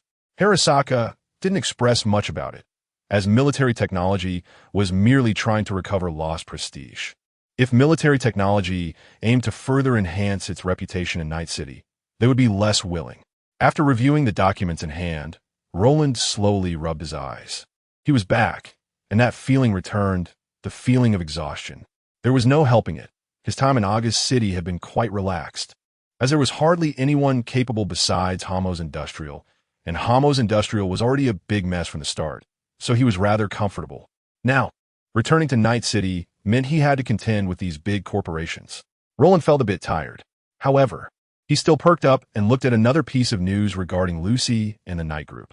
The information on the Night Group was collected by the people he had assigned because he was quite concerned about whether the Night Group was still the Night Group or had already become the AI Group. However, it was evident that the final result was empty-handed. It seemed the Night Group was intentionally hiding related information, but then again, if such matters were exposed. Regardless of whether the Night Group was still the Night Group, it certainly wouldn't be afterward. Lucy, looking at the very youthful face in the documents. Roland guessed that Lucy had just recently experienced homelessness, and he had always had a good impression of this female protagonist. He wanted to meet her in person, not for any other reason, but simply because she was Lucy. "Boss, I'm here. Did you need something?" Violet entered wearing a custom combat suit from the Source Project. Looking curiously at Roland, Roland, interrupted from his thoughts, immediately focused his gaze on Violet and nodded for her to sit across from him. "Well, Violet, the modifications tailored for you are ready. It's your turn to make a choice now. I decided from the very beginning," Violet said directly without hesitation. "All right, then follow me." Roland nodded slightly and walked toward the secret chamber in the room. Following the same procedure as with Chi-Wei, he had Violet lie down on the bed. Once she fell unconscious, he placed the chip in her slot, just as Roland prepared to wait for a while. Data enveloped Violet's body at an extremely fast speed and disappeared in the blink of an eye, so quickly that Roland was somewhat taken aback. He almost had a question mark pop up over his head, as it had taken Chi-Wei a small amount of time to finish loading, but with Violet, why was it so fast? Host, the modifications undertaken are mostly biological prosthetics and genetic alterations, with relatively few mechanical prosthetics, so the modifications are comparatively quick. Roland then focused on the energy gauntlet on Violet's arm, realizing that the modification had been completed, so he didn't interfere further and left the room, casually instructing Chi-Wei to wait for Violet to come out. Roland then got into a car and headed to Twisted Street. "Oh, I really didn't expect someone as important as you to come personally. Please have a seat." Wakako looked at the young man before her with some surprise, but she didn't hesitate too much, slowly rising to take a can of tea leaves and began brewing it. "This feels a bit extravagant. I only came here to ask some questions of you, Wakako-senpai." Roland quickly reached out to stop Wakako's actions, then sat down across from her. "Senpai, you're too kind. I can't bear that title, but I still have some abilities, so feel free to ask if you need anything." Wakako smiled kindly and stopped her actions to look at Roland. "I want to see this child." Saying this, Roland took out Lucy's photo and handed it to Wakako. "Oh, no problem."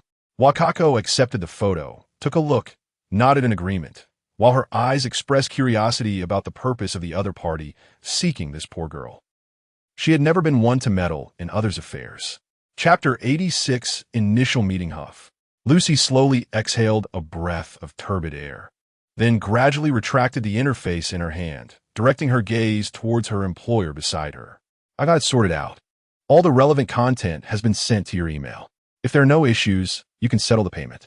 Upon hearing this, a buzz-cut man in a bulletproof jacket quickly checked his email, and when he found the information he needed inside, a smile immediately appeared on his face. "Thank you so much. I'll transfer the money to you right away." Lucy looked at the new deposit in her account, and a smile broke out on her face. She had been in Night City for a month now. As she expected, this place was quite suitable for her. Although her experience was relatively shallow and she appeared easy to bully, her skills were truly exceptional. Thus, over the past month, she had received several odd jobs, and at this rate, she would soon be able to move. Thinking about her current shabby living situation, Lucy quickly shook her head, tidied up her belongings, and left. Just as she was about to find somewhere to grab a bite, a phone call suddenly came in. Upon glancing at the caller ID, Lucy's expression turned to one of surprise. "Kagako? Could it be that she has a commission for me?" Lucy hurriedly answered the call. After all, Kagako's commissions usually came with generous rewards, and being such a famous intermediary, Lucy didn't want to offend her. "Lucy, we meet again," Kagako said. "Senior Kagako, are you looking for me because you have a new commission?" Lucy asked curiously, gazing at Kagako. "Yes, another generous client wants to meet you first to confirm some details." Kagako nodded, her expression revealing no hint of unusualness. "Okay, I understand. I'll head over right away." Excited by the confirmation, Lucy clenched her right fist slightly downward in a gesture of encouragement and then hurried off towards the subway. Senior Kagako is even capable of lying. "I never mentioned what the matter was or the amount of the reward." Roland chuckled, shaking his head. "Humph, I believe Mr. Roland won't let our little girl down." Kagako responded with a couple of laughs before preparing some tea, knowing that Lucy's arrival would take some time. "What do you think of Arasaka, Senior Kagako?" At Roland's sudden question, Kagako's hand momentarily paused before she slowly poured hot water. Although they suffered a significant blow before and withdrew from many markets, after years of recuperation, they should have regained their strength, and it won't be long before they make a move. That's a very accurate judgment. So, what are your thoughts on Arasaka, Senior Kagako? Roland clapped his hands and continued. I don't know what you mean, Mr. Roland. Kagako squinted at him, testing his intentions. Arasaka will soon make a move in Night City, and when that happens, many people's territories will be impacted. Many members of the Tiger Claw gang are Arasaka's pawns, and whether they can hold back or not, they will eventually act. If Arasaka really comes to Night City, then that's certainly the case. But what does that have to do with me? I'm just a law-abiding intermediary, Kagako replied, not giving much more of a response, merely expressing her stance. Is that so? I think Senior Kagako should seriously consider us. We won't let you down, Roland said with a smile, then took a gentle sip from a cup of tea on the table. But it was clear that he understood Kagako's stance and the current situation within the Tiger Claw gang. It was evident that her position there was solid. One could say she was indeed the wife of several generations of Tiger Claw gang leaders. I will consider it carefully. Kagako nodded, understanding the other's intentions. But she wasn't interested in getting involved in the corporate conflicts. She was getting old. It seems our guest has arrived. Hearing Kagako's words, Roland turned his gaze outside and soon spotted the striking white hair. He felt a strange excitement, but it quickly settled down. Senior Kagako, who is this? Lucy walked in, greeted Kagako, and then turned her gaze to Roland. Her cybernetic eyes subtly moved, quickly gathering some basic information about him, all of which could be found online. In an instant, Lucy's pupils contracted sharply. Company Arasaka, collaboration, these keywords flooded her mind. This is the client for this commission, Mr. Vermeers, a true big spender, Kagako introduced. While Lucy worked to calm her emotions and looked at Roland, taking a deep breath. Hello, Mr. Vermeers. Just call me Roland, Miss Lucy. Roland extended his hand for a light shake before releasing it and nodding. At the same time, Roland noticed Lucy's heart rate spike and the tremor in her voice as she spoke, indicating that Arasaka had left a significant psychological shadow on her. Now, I'll leave the details of the commission to you two to discuss. Just remember to transfer the intermediary fee to my account, Kagako said with a smile, pointing outside. Roland responded with a smile as well, then headed outside. Lucy hesitated for a moment but gritted her teeth and followed. After all, if he was indeed an Arasaka person, there was no way she could escape from this situation now. Lost in thought, Lucy suddenly bumped into Roland's back. Looking a bit confused, unknowingly, she had followed him to the hover car. Get in, Miss Lucy. There's no need to be too nervous. This commission is very straightforward. The hover car's door slowly opened, revealing its luxurious interior. Lucy looked at Roland's friendly smile, her heart growing more vigilant. I don't understand. Huh? I don't understand why. As the owner of a company, you would lower yourself to do this kind of thing. Lucy stared intently at Roland, wanting clarity even if it meant receiving a death sentence. Roland blinked, unsure how to answer this question. Could it be, you were my wife in a past life? Don't joke, she's still young. Although she has developed quite well. Chapter 87 Invitation, because I'm very interested in you. Upon hearing Roland's words, Lucy immediately stiffened and took a step back, watching Roland warily. Don't get me wrong, it's not about that. I'm just a bit curious about your identity. Roland waved his hand and continued at the same time. He received a prompt from the system, realizing the template that Lucy was adapted to. To be honest, he was somewhat surprised. Because the other party was adapted to the Source Project, ambition, playing the role of a spy in the Source Project universe. My identity? That's right. A marginal hacker wandering the streets, taking cheap commissions everywhere, yet possessing top-notch cybernetic enhancements and a hacker interface. Do you think anyone would be interested? Lucy's pupils suddenly constricted, and then her eyes burst with orange light. In the virtual world, countless streams of data surged towards Roland's chip interface. Neural disruption, cognitive errors, visual disruption, and so on. Every hacking spell Lucy mastered poured out toward Roland. In her view, regardless of whether this person knew her identity, given the current situation, even if he didn't know, it was only a matter of time. Therefore, she decided to go all in. At this moment, Roland could clearly feel Lucy's hacking attack, and the defense system on Lynn was continuously alarming, asking Roland if he needed to counteract. Roland shook his head slightly, opting not to use Lynn's countermeasures, but directly let Lysandra take action. Boom! Just as Lucy thought she had succeeded, a tremendous roar suddenly erupted in her mind. followed by dizziness and severe tinnitus that drowned out everything.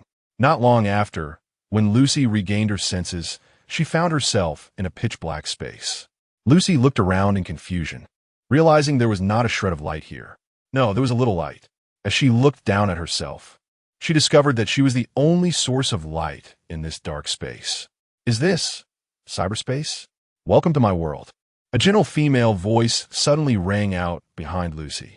She immediately turned around to see a woman composed entirely of mechanical parts, her hands hovering in the air, with unidentified flying objects on both sides of her head.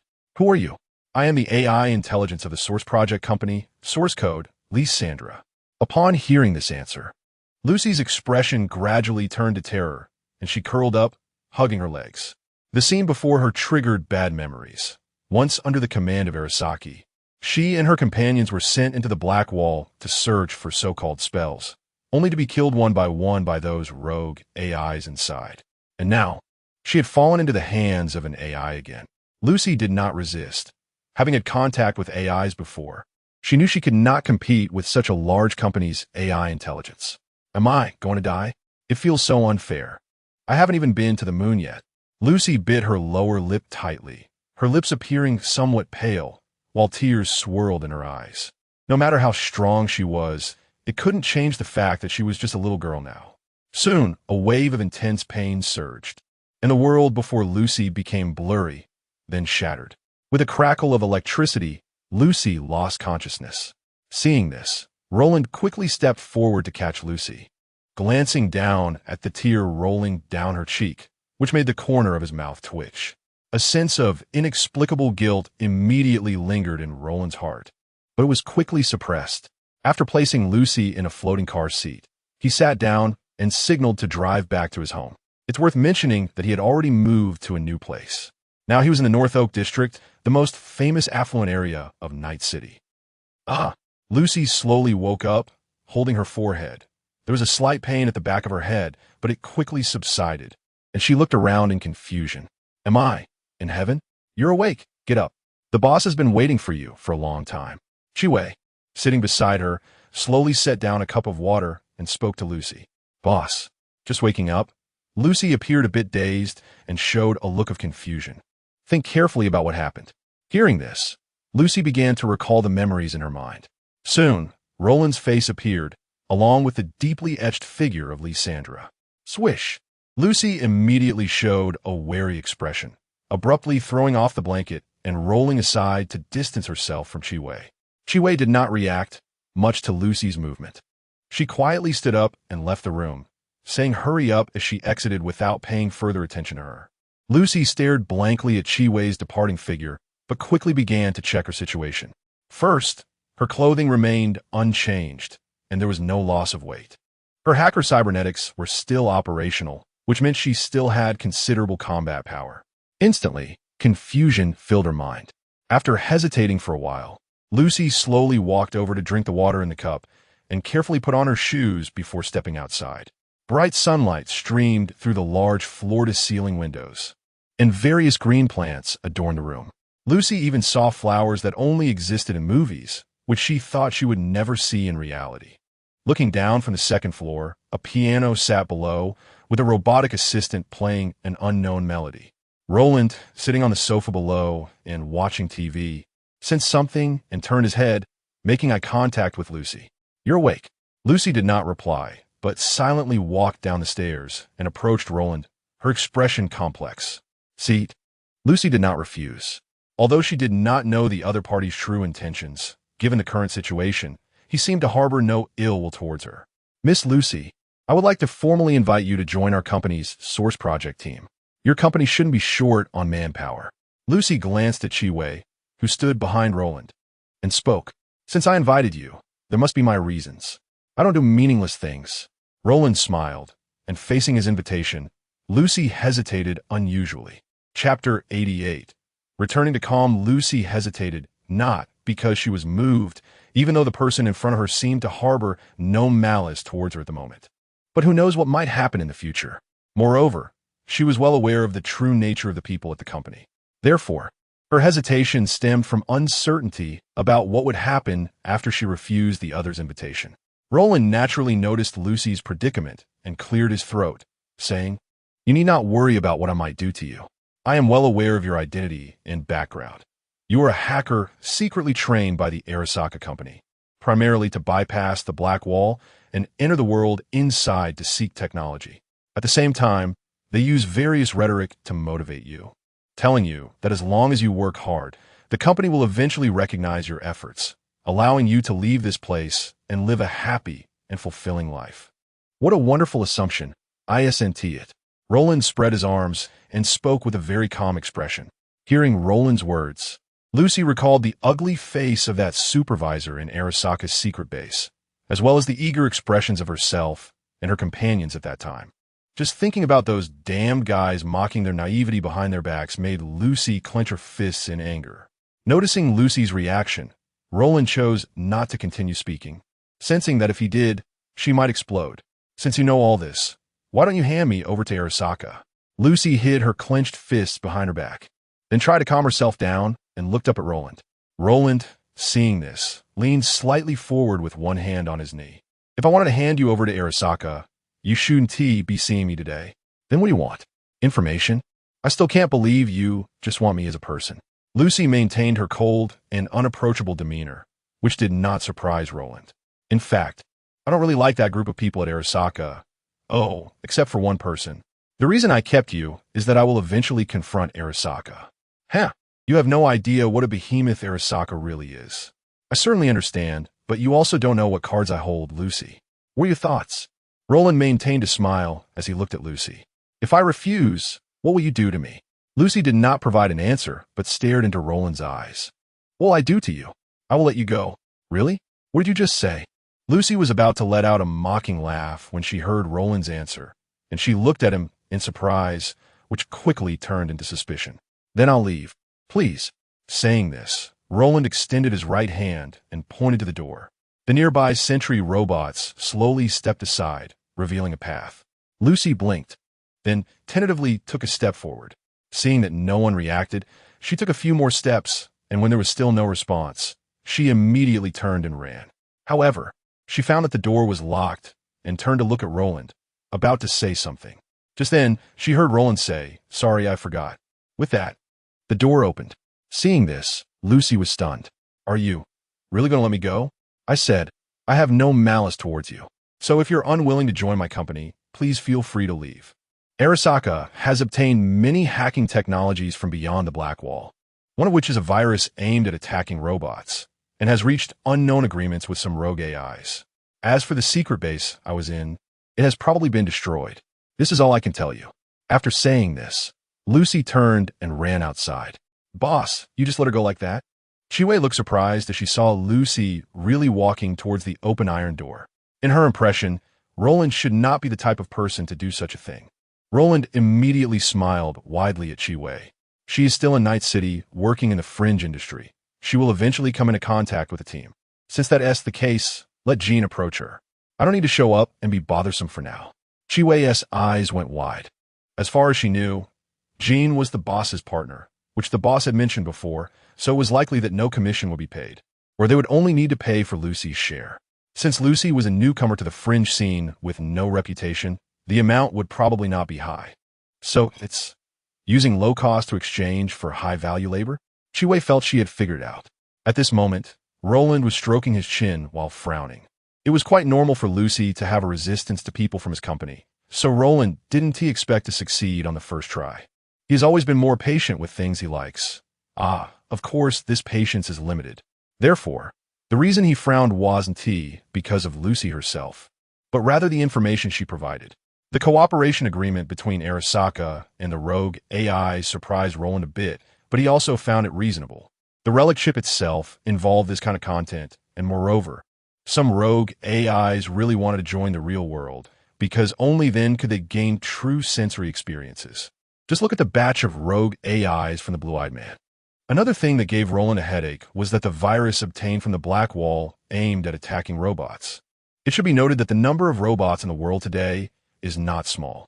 If Arasaka's project has high infectivity and threat levels, it might be more intimidating than a nuclear bomb. Although Roland had Lysandra at hand, Who knows how far AI has developed in this world? What if he was caught off guard and something like a cyberpunk version of Lysandra came out? Would he be battling in a ring against the other side? Roland thought it was better to plan ahead. He had originally intended for Lysandra to assist with AI research, and now that so many sub-intelligences have been created for work, why not create a truly effective security intelligence?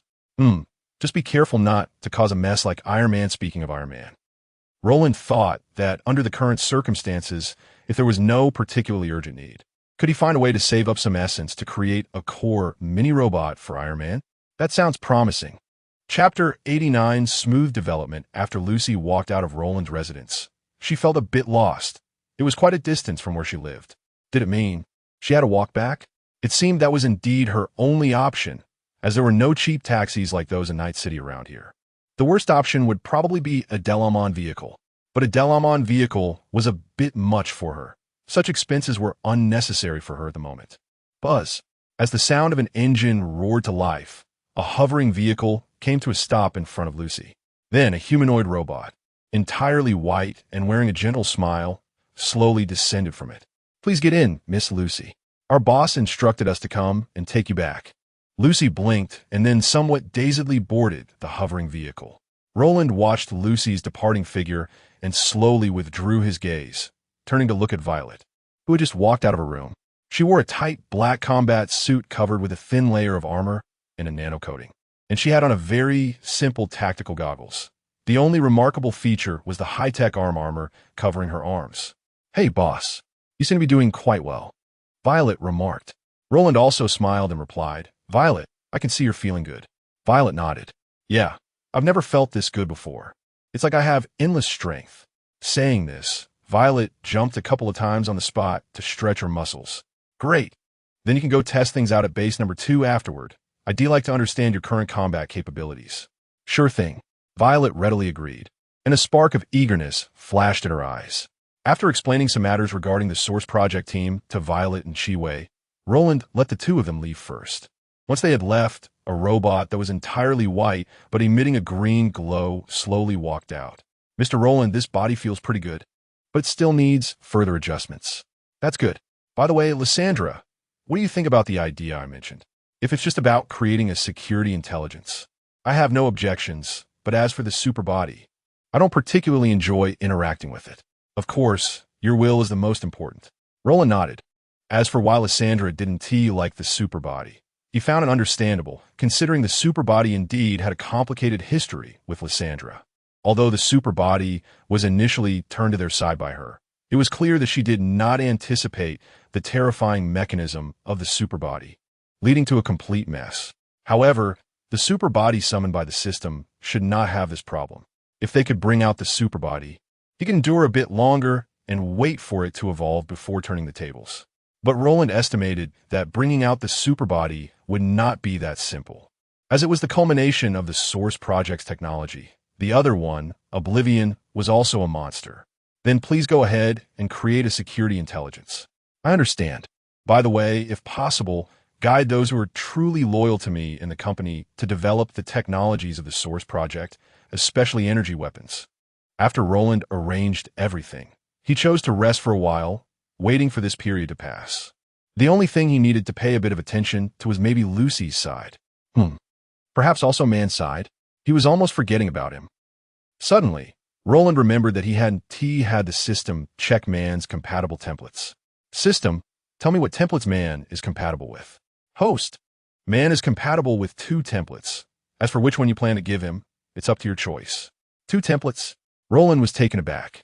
This was the first time he had seen such a situation. Could it be that Man was exceptionally gifted? That was impossible. If he were truly gifted, he wouldn't have ended up as a cybermaniac without leaving behind a legendary title. So, it was highly likely related to his experiences. Man is compatible with the Oblivion and Apocalypse templates. Hearing the answer, the corner of Roland's mouth twitched. Neither of these templates was easy to deal with. However, the first one he ruled out was Oblivion. Simply put, Oblivion was too strong. Although the system had his back, he still preferred not to exchange for the key to Oblivion if possible, instead planning to let Oblivion be the top template. So the final answer was Apocalypse. For Roland, The best choice was also to let Apocalypse be the top template, and then have Lysandra set up the underlying logic. Because Apocalypse, in its original modification, completely erased the presence of emotions, but an emotional Apocalypse seemed like a good choice as well. Thus, Roland ultimately decided on Apocalypse for Man. With this, Roland now had adapters for the templates of Lin, Purification, Sublimation, Judgment, Freedom, Ambition, Eye of Madness, Apocalypse, and Destruction. The only one currently missing was Essence. Aside from waiting, he could also stir up more trouble and deal with Lucy. The female protagonist surely held a lot of essence. At this thought, two faces suddenly popped into Roland's mind. One was Jack, the boss of the Valentino gang, and the other was V. According to the current timeline, Jack should be easy to find. A brief command should bring news quickly. The only problem was, which king of hell was running the show in this world? At this moment, in a luxurious apartment on Charter Hill in Night City, a black-haired girl in an unknown academy uniform was slowly stretching, revealing her attractive figure. She then tossed her jacket onto the sofa and laid down directly. Just as she had barely settled on the sofa, an email arrived. Valerie, we have to work overtime again today, so dinner is up to you to handle. Sigh. Hearing her parents' message, V sighed deeply and reluctantly got up from the sofa, then turned on the television to watch the news. The Source Project company? This company seems quite active lately. V thought as she took a slice of bread from the fridge and ate while watching the news. It seems they are collaborating with Arasaka and Kanto as well. Thinking of this, V immediately began to look up information about the Source Project company. What the hell promoted to this status in such a short time? V stared at the information on the official website, her jaw dropping. This speed of rise reminded her of Kanto from before. So, does the Source Project company have strong backing? Perhaps it could be a good place. It could also serve as a stepping stone for future considerations. Meanwhile, Roland, who was lounging in his chair, suddenly received a payment and was momentarily stunned. Who is it? Which big shot is tipping me? Chapter 90, Source Project, The Arrival of Destruction. Roland, who suddenly received a large donation, was staring blankly at the balance in his account, looking somewhat dazed and at a loss. He had directly received 5,000 orange essence. Truly, he had never participated in such a wealthy battle before. Who could this possibly be? Upon further inspection, along with the remaining orange essence from his previous purchase of Judgment, he could buy another cheap template. After browsing through the options, he locked onto the template for Destruction. Perhaps it was because it wasn't a regular army and he had assembled the body himself from scrap. So the price was relatively low.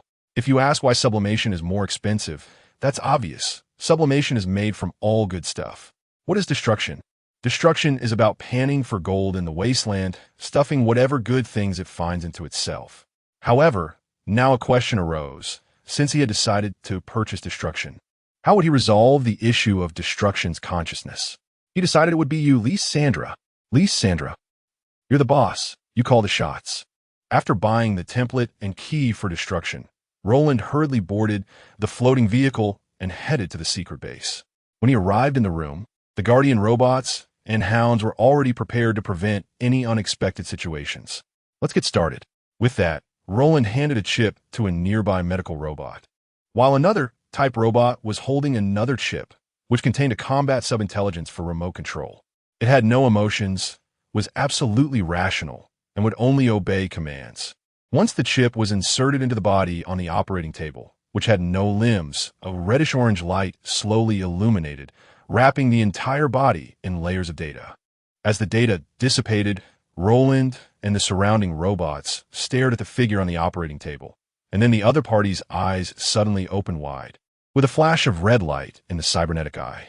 With a whoosh, a reddish-orange figure flashed by, followed by a silhouette with flickering red light like breathing, turning its back to everyone, holding the head of a Source Project intelligent security robot. Roland glanced at the nearby robot that had lost its head components and was raising its gun to retaliate, stopping it. The surrounding Guardian robots and Hound robots were now also ready for combat. However, Roland was not unfamiliar with this situation. Simply put, the consciousness inside the chip would interfere at the moment it was inserted, even with the key. But for a host that already had consciousness, it would have no effect after a short period. The destruction before him, however, had no consciousness, meaning that this body was being controlled by Pike himself. But wouldn't he last long before dissipating? So many voices, chattering away, but I know my change. Revenge. As the last words fell, the figure of destruction instantly vanished, leaving only a data afterimage. Roland instinctively leaned back as a red glowing ion blade swished past his face. He could even feel the heat from it. Bang! With a quick battle instinct, Roland immediately countered, kicking hard at the opponent's chest. Pike retreated with the momentum, dissipating the force. Roar! Seeing Roland under attack, many hound robots immediately roared, and in an instant, an electromagnetic vision covered the area, rendering Pike's invisibility completely ineffective. Whoosh! Several hound robots leaped out, pouncing towards Pike, while the guardian robots loaded their weapons. Do not use heavy firepower, just buy time. Roland dusted off the non-existent dust on his clothes and commanded. Hearing this order, the guardian robots immediately dropped their magazines, then moved towards Pike. Seeing this, Pike's body suddenly glowed red, and after a sound of electricity, his figure instantly appeared before Roland, leaving behind several robots that were stiff and crackling with electric sparks. Roland's pupils constricted. Electromagnetic paralysis? EMP? This is unscientific. No, what logic can I apply to this group of high-tech from the Source Project? This is Pike's E-skill. Bang! Although a series of inexplicable thoughts flashed through his mind, Roland's actions did not slow down at all, immediately attacking Pike before him. With powerful propulsion, a yellow light flashed, instantly striking Pike's chest. Crack! The moment Roland's fist hit Pike's chest, Pike grabbed Roland's arm, then twisted his waist, swinging the plasma dagger down. Boom! With a loud noise, the ground instantly revealed a huge cross-shaped chasm, just as Pike was about to pick up his weapon and continue the slaughter. A blue blade of light came rushing towards him. Hiss! Pike inserted the dagger into the ground to mitigate the impact while glancing at the terrifying cut on his shoulder, then raised his gaze to the person in front of him. No, you're not him. Pike twisted his neck and saw through the figure under the mask. You are different from him. You're the target of my revenge. Buzz. The moment Pike finished speaking, a blade of light arrived in an instant, stopping at Pike's neck. Roland's mouth twitched, then he slowly removed his mask, a hint of frustration flashing in his eyes. Just when he had his fighting spirit ignited by this guy, he unexpectedly ran away. He sighed, then took the chip handed to him by someone nearby and inserted it into the soulless body before him.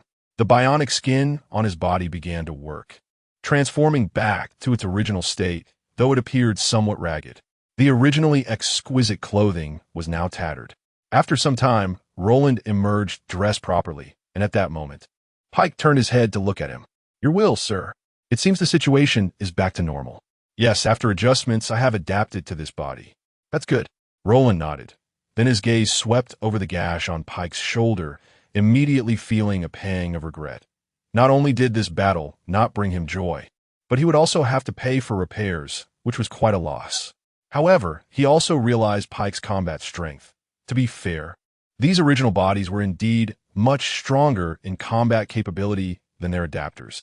That last move from destruction was like a joke, but Roland guessed that it should have condensed the area and increased the lethality. Overall, the outcome was good. He gained another combat force. If there's a chance, you should capture Loba and stuff her in with Pike, not only to gain another hacking ability, but also to complete Pike's system. Chapter 91A Day in Night City. Good morning, audience friends. This is your good brother, Raymond. Yesterday's dead lottery had a total of 51 winners. Didn't expect that. It turned out to be the super jackpot. This is all thanks to that cyber psycho in Watson District, but I think a lot of people's hearts are broken. However, I think you won't have it easy either, because another officer from the anti-terrorism task force died during the operation. I see you all are going to lose money. Santo Domingo is still as peaceful as ever, except for the 6th Street Gang and the Westbrook. The Tiger Claw Gang has been quite restless lately. Maybe you can place some bets. The Vortex Gang in Watson District has been up to something lately, but given the previous incidents with all food, everyone should be careful not to end up as something edible. So, that's all I know from yesterday. Brothers, let's start a new day of chasing dreams in Night City. After listening to the broadcast, Lucy slowly reached out to turn it off, then yawned. Is it really true that this is Night City? After saying that, Lucy chuckled softly and walked toward the bathroom to freshen up. After finishing everything, Lucy looked at her little nest and couldn't help but smile. This was the money Roland had given her as a reward for information. Another beautiful day. It's almost time to get to work.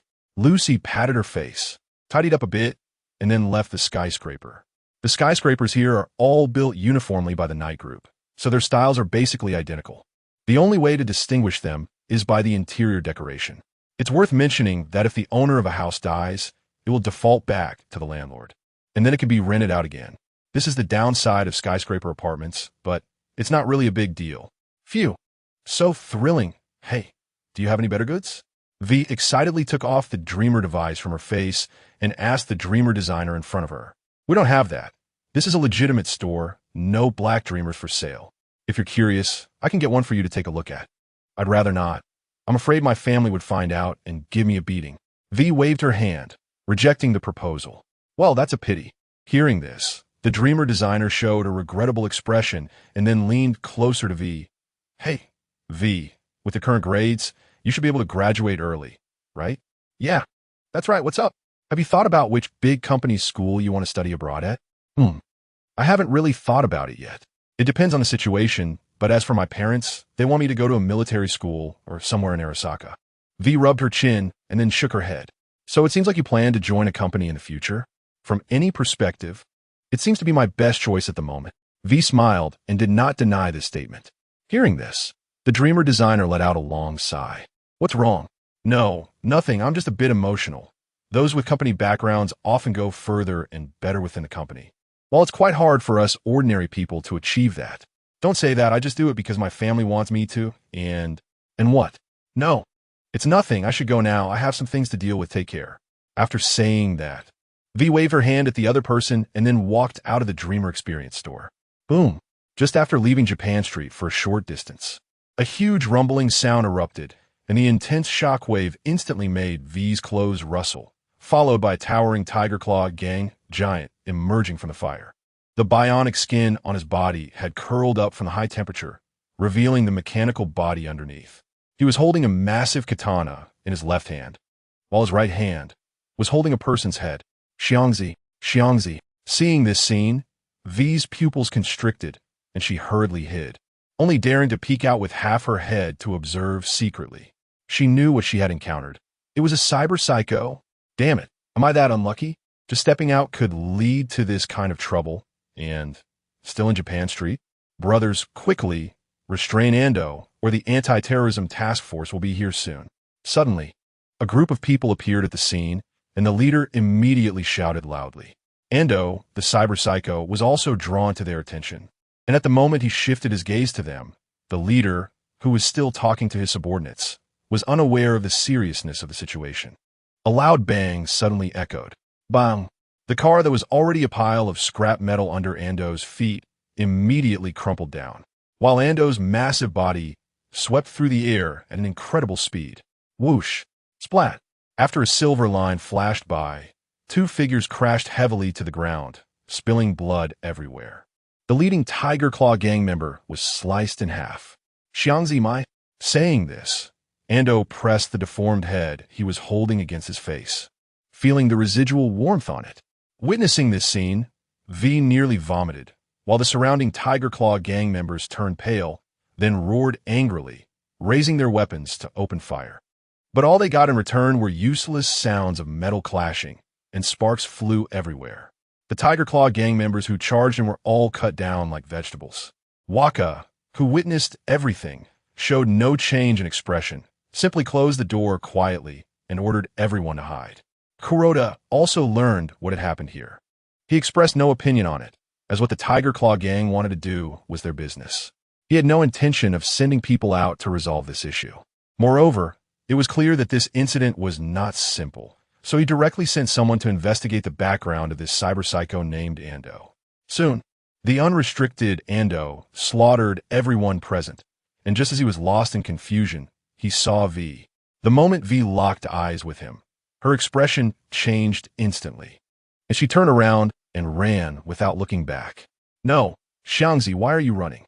Ando roared, then threw away the head in his hand and rushed towards V. The people around watched coldly, waiting for V to lead him away. Damn it, who the hell are you, Xiangzi? If I get the chance, I'll make you pay.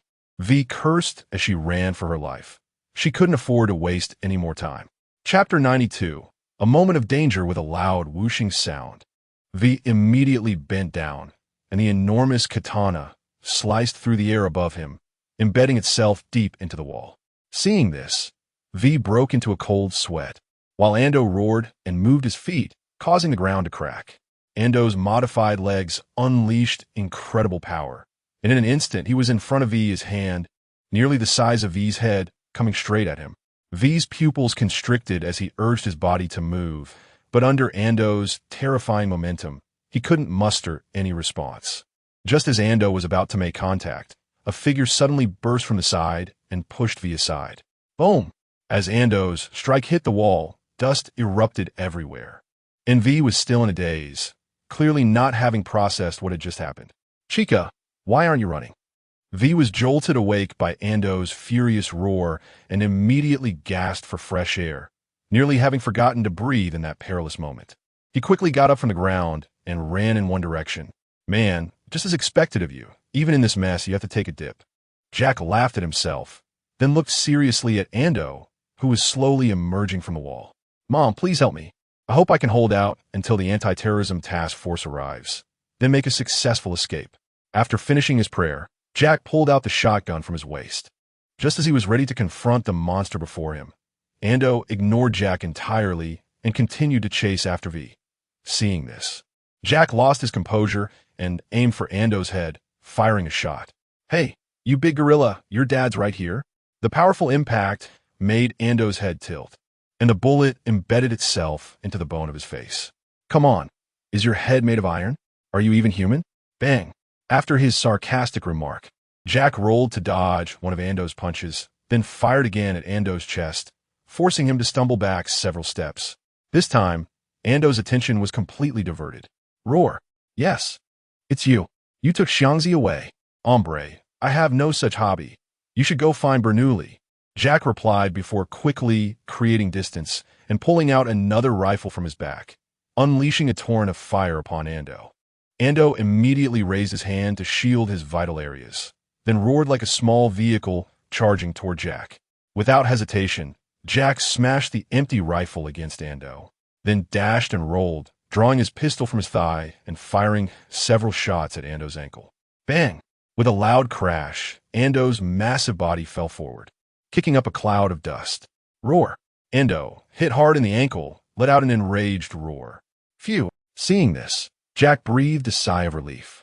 Suddenly, a huge shadow loomed in front of him, and then, bang! Cough cough!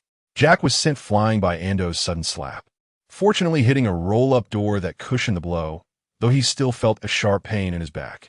Jack quickly wiped the blood from the corner of his mouth and stood up. What the hell is wrong with this guy?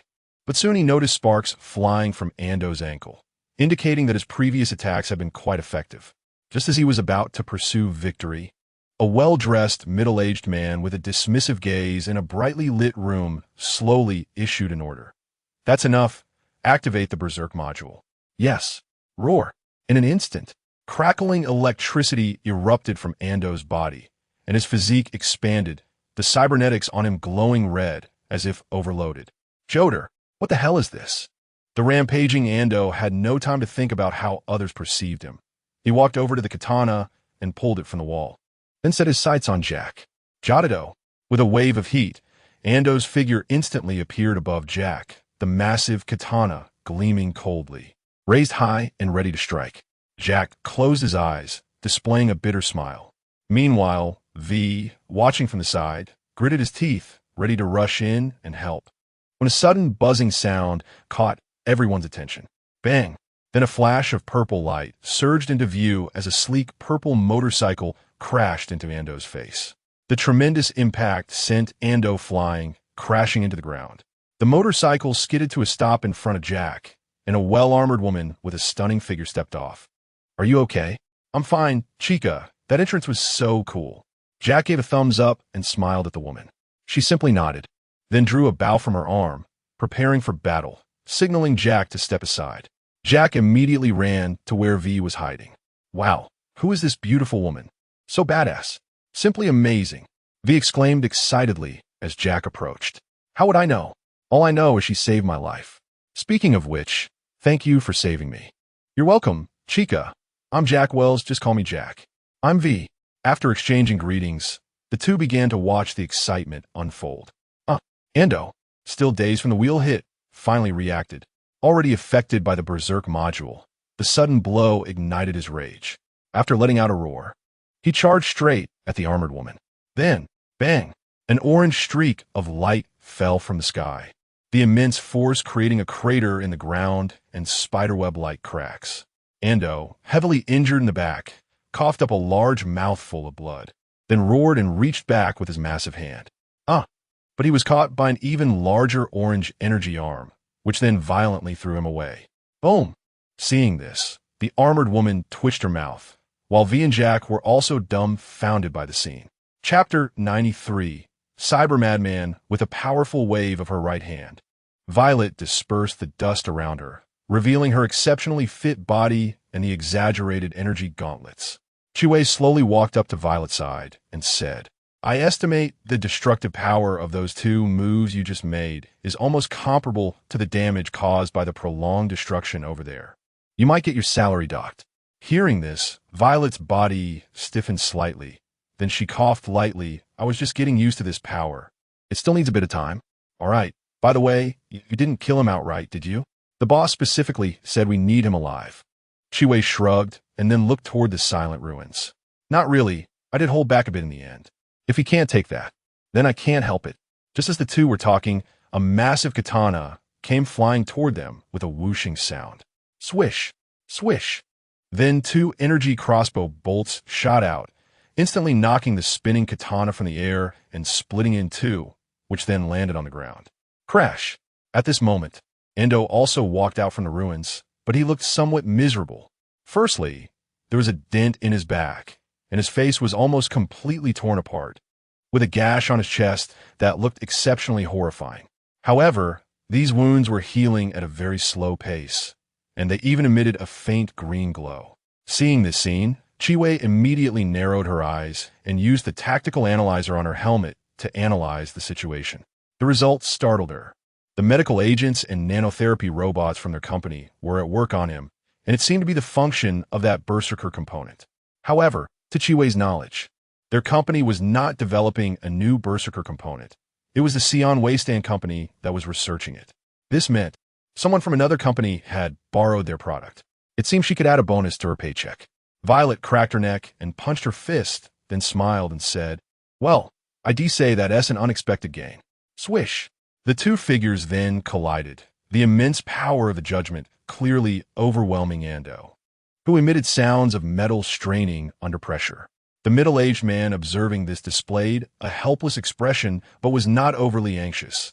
After all, he had already obtained the desired data, and as for whether they would be traced back, he was confident they wouldn't since he hadn't shown himself throughout. Bang!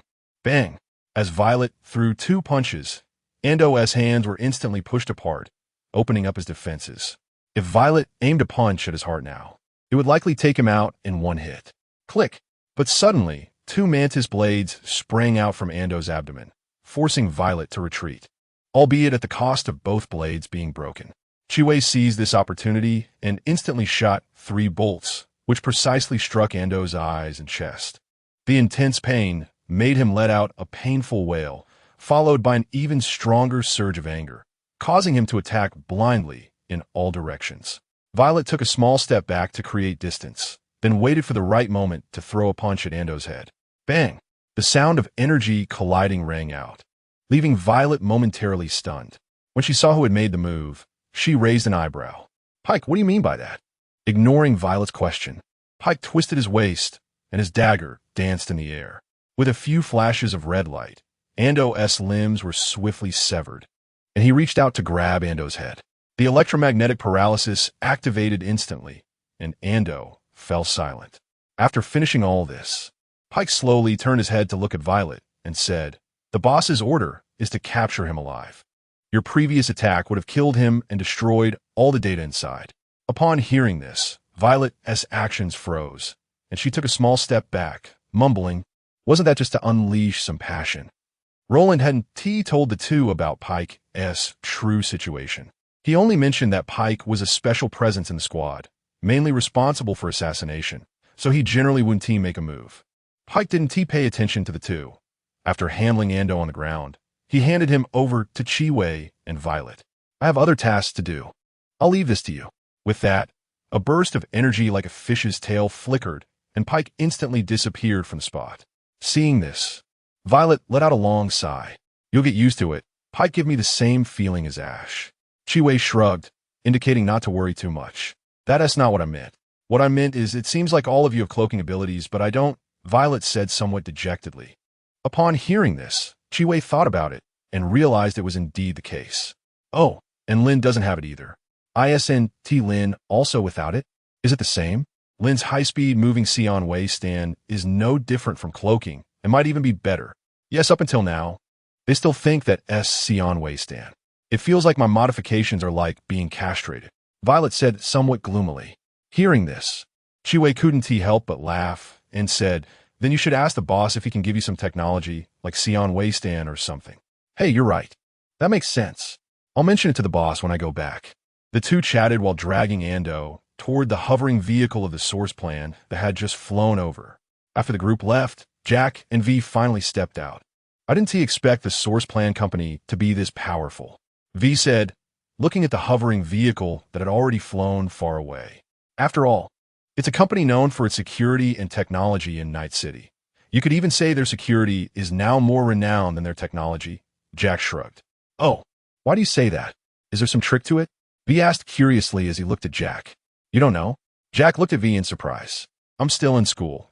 Just finishing those assigned Super Dream homework is tough enough, let alone having time to understand the specifics here," V replied. "Then I need to have a good chat with you. Come on, I'll treat you to something to celebrate that we survived, chica." Chapter 94 Experiment Jack brought V to a mobile stall on a nearby street. Although the Japanese street had just erupted with a cyber psycho incident, it did not affect the people around them, who continued to work and live as usual. Or one could say, they had pretty much gotten used to it. "Hey boss, I'll have a serving of fried sauce noodles." "Okay, just a moment. I'll have the same as him," V said as she sat next to Jack. Then turned her gaze to him. "By the way, you're with the Valentino gang, right? What brings you here?" "Whoa, I didn't know you were into gangs." Jack raised an eyebrow, somewhat surprised. "Please, your big gold bracelet and tattoos have already exposed everything." V rolled her eyes, responding irritably. "That's true. Yes, I was indeed part of the Valentino gang, but that's in the past," Jack replied as he took a drink from the cup the boss handed over, taking a sip and then saying helplessly, "In the past? Why did you leave the Valentino gang, and what are you doing now?" V looked at Jack with curiosity, having a strong interest in the street life. "My mom found out I joined the Valentino gang. I still remember how mad she was when she discovered my tattoos. But I wanted to live my own life, so now I'm out here as a mercenary," Jack said plainly about his experience. "And you, chica?" "Me? My life is not as colorful as yours. I'm just an ordinary person still in school, forced by my parents to attend tutoring classes every day, hoping I can get into a good school and work for a big company in the future." V sighed and said somewhat gloomily, "You seem to come from a good family. Otherwise, your parents wouldn't have that kind of hope." Jack smiled, not really caring whether V would end up working for a company. He never minded his friends' backgrounds. "All right, back to the topic. Tell me about that Source Project company. What's going on there? Also, why hasn't the anti-terror squad shown up for so long?" "Well, that's a long story, but I can tell you about the Source Project company. It was founded not long ago, but has risen rapidly, seemingly seizing some opportunity. They're mainly known for their cost-effective weapons and ammunition, as well as security services. Right now, their most famous service is their security, or rather, robot business. In the past month, they've released many different models of robots, all with high cost-performance ratios. Smart home devices, smart security, patrol robots, whether high-end or low-end. They've captured a significant part of the market in Night City." Jack took a bowl of fried sauce noodles served in a paper box and started eating while speaking. V also took a bite while listening to Jack's narration. The taste of the noodles couldn't be called bad. It was just edible. It couldn't compare to what V ate at home, but she could accept it. So how does this relate to the anti-terror squad and the cyber psychos?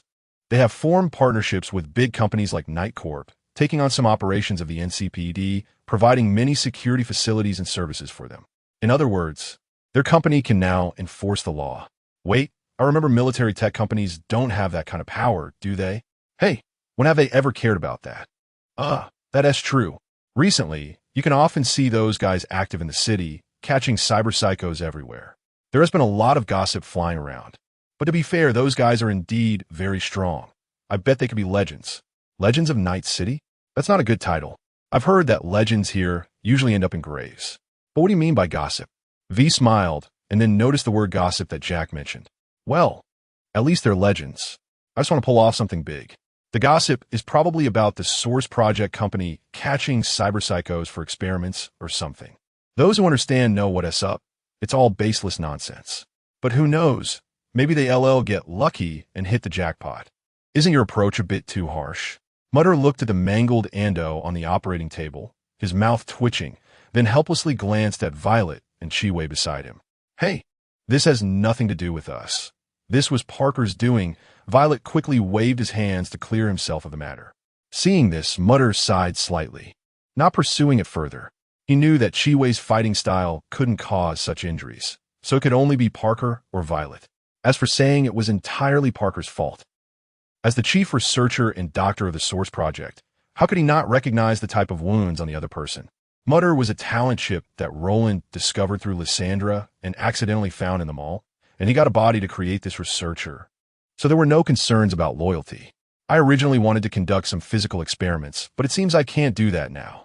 Mutter sighed in regret, then began to think about the experimental plan. First, some tests could no longer be done. Right now, Ando was completely relying on the berserk component in his spine and the healing serum he injected to keep him alive. So, he could directly carry out consciousness extraction and modification experiments. Moreover, Mutter was very interested in the berserk cybernetic in the other's spine. He wanted to know if the other had truly cracked the serum he developed, although what was released was just a neutered version. All right, you two can leave now. I'm going to start the experiment. I think you don't want to see this stuff, right? Mutter raised an eyebrow and then issued an eviction order to Violet and Chiwei. All right. Violet had no objections and left directly, while Chiwei just glanced at Ando on the hospital bed before leaving. Hey, Violet, do you feel any aversion to these things? Violet froze upon hearing Chiwei's words and then looked at her. No, it's Night City. We both know what it's like here. Besides, they're just cyber psychos. The boss is already a good person. That's good. I was worried you'd have an aversion to these matters. Chiwei nodded upon hearing this, as she previously saw Violet as a very righteous marginal person. Stop worrying about it. You might as well find a partner. Hearing this, Chiwei's cheeks immediately turned red. Looks like you have someone special. TSK. Time to clock out. I'm going back to accompany my little girlfriend. Chiwei was about to say something, but she found that Violet had already walked far away. Someone special, huh? Chapter 95. Searching, sir. The experiment you instructed me to conduct has made some progress. Oh, interesting. By the way, how is the search for the item I asked you to find going? Roland asked curiously as he put down the document in his hand upon hearing Mutter's words. We have some leads, but it will take more time. After all, Johnny Silverhand has been dead for many years, so finding his corpse is quite difficult. All right, I understand. If you can find it, your research can proceed to the next step. Roland. Mutter was a scientist responsible for biotechnology research in the Source Project company, and he also had some achievements in AI intelligence, particularly in the datization of consciousness. This was why Roland immediately exchanged for him after discovering his abilities, while the other chief scientists of the Source Project were unable to be exchanged for some unknown reason. Otherwise, he would have directly brought out the chief scientist from the Source Project and developed an upgraded version of the Source Project himself. However, it might also be playing with fire, as most of the things developed under the Source Project had turned against them. Mutter's research mainly involved those potions and laid a certain foundation for the development of the prototype machines in the Source Project, involving the so-called soul. So, the consciousness of those cyber psychos has been extracted? Yes, and after a cleansing process, it has now transformed into an unconscious data AI soul, which can be manipulated and have memories added. Mutter pushed his glasses up the bridge of his nose and nodded. This was truly a tremendous surprise. Instantly, Roland thought of the previous Pilar. The celestial eye template that Pilar was compatible with required 3 perceptual souls. However, Roland did not intend to put 2 unconscious souls inside. He planned to let the original consciousness of the celestial eye take residence, as Pilar was not very reliable in battle. It was better to have some control. And with him around, there was no need to worry about Pilar's consciousness disappearing. As for how these 2 gentlemen would get along, that was not his concern. He only needed to focus on killing, not burying. Although Pilar was somewhat lewd, the celestial eye should be able to accept it, right? Yes, Roland had completely overlooked whether Pilar could accept it. After all, in his view, this guy's moral integrity was already quite limited, so he would probably accept it quickly. But getting the originally tough guy, the celestial eye, to accept this fellow might be a bit difficult. Mitor, have Lysandra assist you and design the data AI for these cyberpsychos. Go look for that network hacker named Kelly that we discovered earlier, and try sending 2 to the Black Wall to see the situation. I understand. Mutter nodded and then left the office to head to the laboratory to continue his work. When Lysandra learned about the situation here, she felt a sense of relief. As for why? Because it meant that she wouldn't need so many of her sub-intelligences to control certain matters anymore. Sub-intelligences did not count as her controlling and fighting. So it did not violate regulations, but they occupied her computing power. Roland had assigned a lot of tasks to her, so her computing power was not tight, just a bit tiring. Door, how's the information collection on Jack Wells going? Roland turned his attention to a tall man whose body had been largely modified by machinery. It's been collected. The information has also been sent to your email, sir. Good. Roland nodded in satisfaction and began to review it. Door was the first creation of Mutter after coming to this world. He was the first-generation modified warrior created using some prosthetic designs from the Source Project and was also a cyberpsycho. Thanks to Mutter's appearance, Roland could directly let Mutter recreate some blueprints without needing to exchange them, which was quite cost-effective, although it was a bit taxing on Mutter. Next, Roland planned to enter the prosthetic market, but some modifications were still needed. The prosthetics in the Source Project world were not the same as those in the Cyberpunk world. In Cyberpunk, there is a threshold for the body, exceeding that could lead to becoming a cyberpsycho, but this was not the case in the Source Project. The advanced prosthetic modification technology allowed for a high degree of integration between machinery and the human body. This brought up another issue. Attaching certain prosthetics from others to oneself could easily lead to absorbing memories and becoming a psycho. So, Mutter would need to work hard to downgrade some of the more advanced prosthetics from the Source Project. Mutter, Aminos, have you already left the Valentino gang and become a street mercenary? Roland stroked his chin, thinking about Jack. He really wanted him, but it would be difficult because he was well aware of this guy's temperament, which could be described as stubborn. Simply put, once he set his mind on something, he had to get it, so it was clear that he had set his sights on becoming a legend, and using the company's name probably wouldn't work. Find a way to have Jean tie Jack and Lucy together. Jean plus Lucy plus Jack. A good idea. Zonzi, does Jack have a compatible template? Another product of the Source Project in a parallel universe. Source Project. Hardware. Huh, what is that? Roland was momentarily stunned by this answer. To explain it in a way the host would understand, it was the Source Project modification of a wrist hero, who in another universe was a company executive and one of the top combat powers of the Source Project. Got it, it's something I can't afford. The host's understanding is also acceptable. After understanding this, Roland set the matter aside, as it was better not to look at things he couldn't afford, which could easily lead to trouble. He then began to review the memory content of Ando for today, as well as the reports submitted by Mutter. It was clear from the content that Ando and his girlfriend had a tragic experience. After being captured, they underwent extreme torture, and his girlfriend was violated in front of Ando. Subsequently, the captors deliberately gave Ando and his girlfriend a glimmer of hope for escape, only to capture them again at the end, forcing his girlfriend to make a choice, to live on herself or for Ando to live. Then Ando was abandoned, and in the end, he went insane, had a rage component prosthetic installed, and was thrown into the streets of Japan to collect relevant data. After watching all of this, Roland noticed several points of concern. One was that he saw a girl in the crowd who had been saved by Jack. He felt she looked familiar and planned to send someone to investigate later. Another point was a location in the memory that seemed to be in Santo Domingo, near his base 3. Perhaps he could follow the clues to see who was behind it all. Lysandra, have Tina and the others trace the data from this rage prosthetic to find out where it ended up. I understand. Chapter 96 Cyberspace, It seems we have to work overtime again. Tina looked at the message she received, then revealed a helpless expression before turning to her colleague behind her and speaking. Just tell us the task details, Tina. A girl with her legs crossed and blowing bubbles leaned back against her chair and looked at Tina upside down. Well, the boss wants us to trace the data source and destination of a cyborg. That cyborg will be delivered to us soon, and I guess we'll need to dive deep to handle it. Got it, I'll go prepare. Leah replied and jumped off her chair, heading towards the hacker chair in the room. Meanwhile, Chiwei also received instructions from Roland to enter cyberspace with Jean to track down Kelly. Lysandra had already obtained some intelligence about the target, and now they needed to confirm it further. Soon, both teams were ready, diving deep and inserting their consciousness into cyberspace. Mr. Jean, long time no see. Chiwei assessed her surroundings and then looked at her and Jin's situation as she spoke.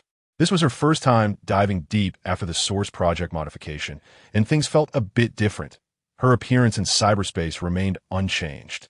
Yes, it's been a while since we last communicated, but let's skip the small talk and quickly find that person. According to the intel, the last fluctuation was in the Watson district. As Jin's words fell, countless data streams began to surge, passing through buildings made of data. And Jean and Chiwei arrived at the data block where the Watson district was located. Surrounded by numerous network defense components and modules, the two paid no attention to them, as these things posed no threat to them. It seems we found the right place. Jean focused on a location wrapped in a highly concealed data shield, then moved his fingers slightly, causing the surrounding interference data to quietly disperse, leaving only the area protected by the shield. Just as Jean was about to take the next step, the shield suddenly opened a gap, and torrents of data surged towards Jean and Chiwei. Reacting quickly, the two immediately activated their shields, and purple and red data shields appeared to block the incoming data intrusion, though it did cause some noticeable damage. Without hesitation towards the target that had launched an attack on them, Jean spread his hands, and countless data-constructed robots appeared on the scene, launching an attack on the shield. Seeing this, Chiwei also didn't hesitate any longer. The puppet technique she had learned before transformed into tangible warriors in cyberspace, attacking the shield. While the hacking countermeasures inherent in the Source Project began to take effect, a massive purple mech appeared behind Chiwei, raising an energy cannon made of data. Jean also readied a giant weapon form from data. Seeing this, the entity beneath the shield immediately became agitated and spoke. "Who are you?" Hearing the electronic female voice from below the shield, Jean and Chiwei exchanged glances, then slowly nodded, now basically certain of their target. "Miss Kelly, right? I hope I didn't get your name wrong." Chiwei stepped forward and tentatively greeted her. "How do you know my name?" Kelly replied after a brief silence. "We found your body." "Body? So it's true I am dead." Kelly seemed a bit lost upon hearing this answer, clearly still holding on to some fantasies, like that her body had just lost consciousness, and she still had a chance to return to it. In a sense, Miss Kelly, this could be considered an evolution. Jean couldn't help but speak up, wondering if it was a testament to Lysandra's creation of subintelligence. "What about you? Who are you? I've never seen hackers as strong as you. Could you be those AIs?" "If we were AIs, we wouldn't stop here. We would have directly eliminated you, Miss Kelly, and consumed your data to upgrade ourselves." Chiwei showed a slightly helpless expression, indicating that the AI hacker before them was not very rational. "Well, are you here to help me?" Kelly nodded, her eyes filled with hope. "To be precise, we are here to recruit you." Chiwei stated the purpose of their visit. "Recruit?" Kelly looked puzzled at the mention of recruitment, and Chiwei quickly explained the situation to her, and soon Kelly understood. "I see. I agree to join your company. But can I really return to human society? And those AIs? Please trust in our company's strength, Miss Kelly." Chiwei felt elated upon receiving a positive response and made a guarantee. After hesitating for a moment, Kelly removed the shield. Just as the shield disappeared, a black-red data laser shot towards Kelly, carrying a strong sense of destruction. Although Chi-Wei reacted, she had no way to deal with this laser. Her hacking skills were still limited, and her current hacking power relied heavily on the purification countermeasures. The countermeasures would only activate when she was threatened. Jin's gaze sharpened, and with a wave of his hand, a red data barrier instantly appeared in front of Kelly, launching several attacks towards the incoming data. Four arcs of red meteor-like light cut through the black sky of cyberspace, heading straight for the figure in midair. Bang! Soon, a black-red distorted figure appeared before them. Rugai. However, the entity showed no signs of stopping and vanished, clearly not wanting to reveal too much information. Meanwhile, the three individuals and one AI engaged in a fierce battle had no awareness of what they had actually done. A severe network virus attack occurred in many factories and companies in the Watson district, leading to some machines going berserk, resulting in significant casualties. And since the Watson district was an economically prosperous area, this commotion caused considerable economic losses. Chapter 97, Stirring Trouble. Is it a rogue AI? Upon hearing the information reported by Chi-Wei, Roland did not show much surprise, as he already had a grasp of the existence of rogue AIs hidden within Night City. He just didn't know which company's partner this rogue AI belonged to. You must be Miss Kelly? Roland's gaze fell on a type intelligent security robot emitting a blue glow, standing beside Chi-Wei. He felt that his type intelligent security robots were being overused. Every time they were possessed, they took on the colors of others. Kelly shrank her neck in fear, then nodded, glancing apprehensively at type robot emitting a green glow standing next to Roland. Yes, it was Lysandra controlling it. And when Kelly was brought into the Source Project's data zone by Chi-Wei and Jinx, she noticed something was off. By the time she saw Lysandra's true form, it was too late, and she was pinned down by Lysandra, who also handed her a few rules. So now Kelly was really scared of Lysandra. Welcome to the Source Project Company. Roland extended his hand to Kelly with a smile on his face. Thank you. Kelly shook Roland's hand and smiled shyly. All right, Lysandra, you can go to your own thing now. Understood. Upon hearing Roland mention Lysandra's name to the robot, Chi-Wei also showed a curious expression. It was her first time seeing this mysterious chief hacker. After Lysandra left, Roland could clearly feel Kelly's sigh of relief, as she began to look at him with curious eyes. Is what you said about allowing me to return to my own body true? It is true, but it will take some time. Our scientists are still conducting experiments. Roland nodded in response to Kelly's words. After agreeing to some of her requests, he sent a task to Murder. Developing the technology for body reconstruction and gene replication was originally intended to use Johnny's body as a test subject. But now that there is another test subject, moving the timeline forward isn't a big deal. Upon getting the answers he wanted, Kelly immediately expressed a face emoji through the type robot's facial display. After settling Kelly's matter, Roland began to check the information Tina had worked overtime to gather. However, the information was quite limited. The other party ultimately found themselves unable to withstand the onslaught and directly destroyed the data, only capturing a portion of it. More technology, huh? Roland stroked his chin and thought, based on the current situation, they should be researching the second type of berserk cybernetic.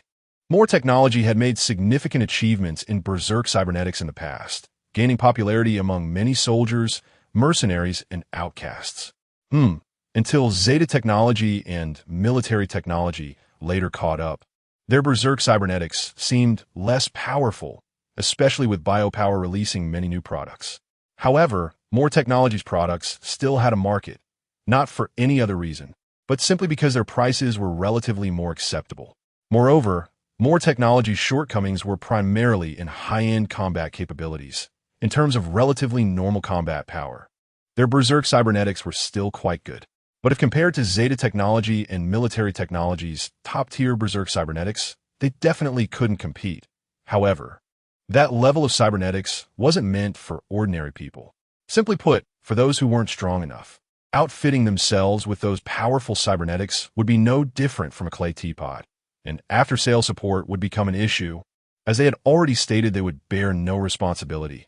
They were just selling cybernetics and knew nothing about limits.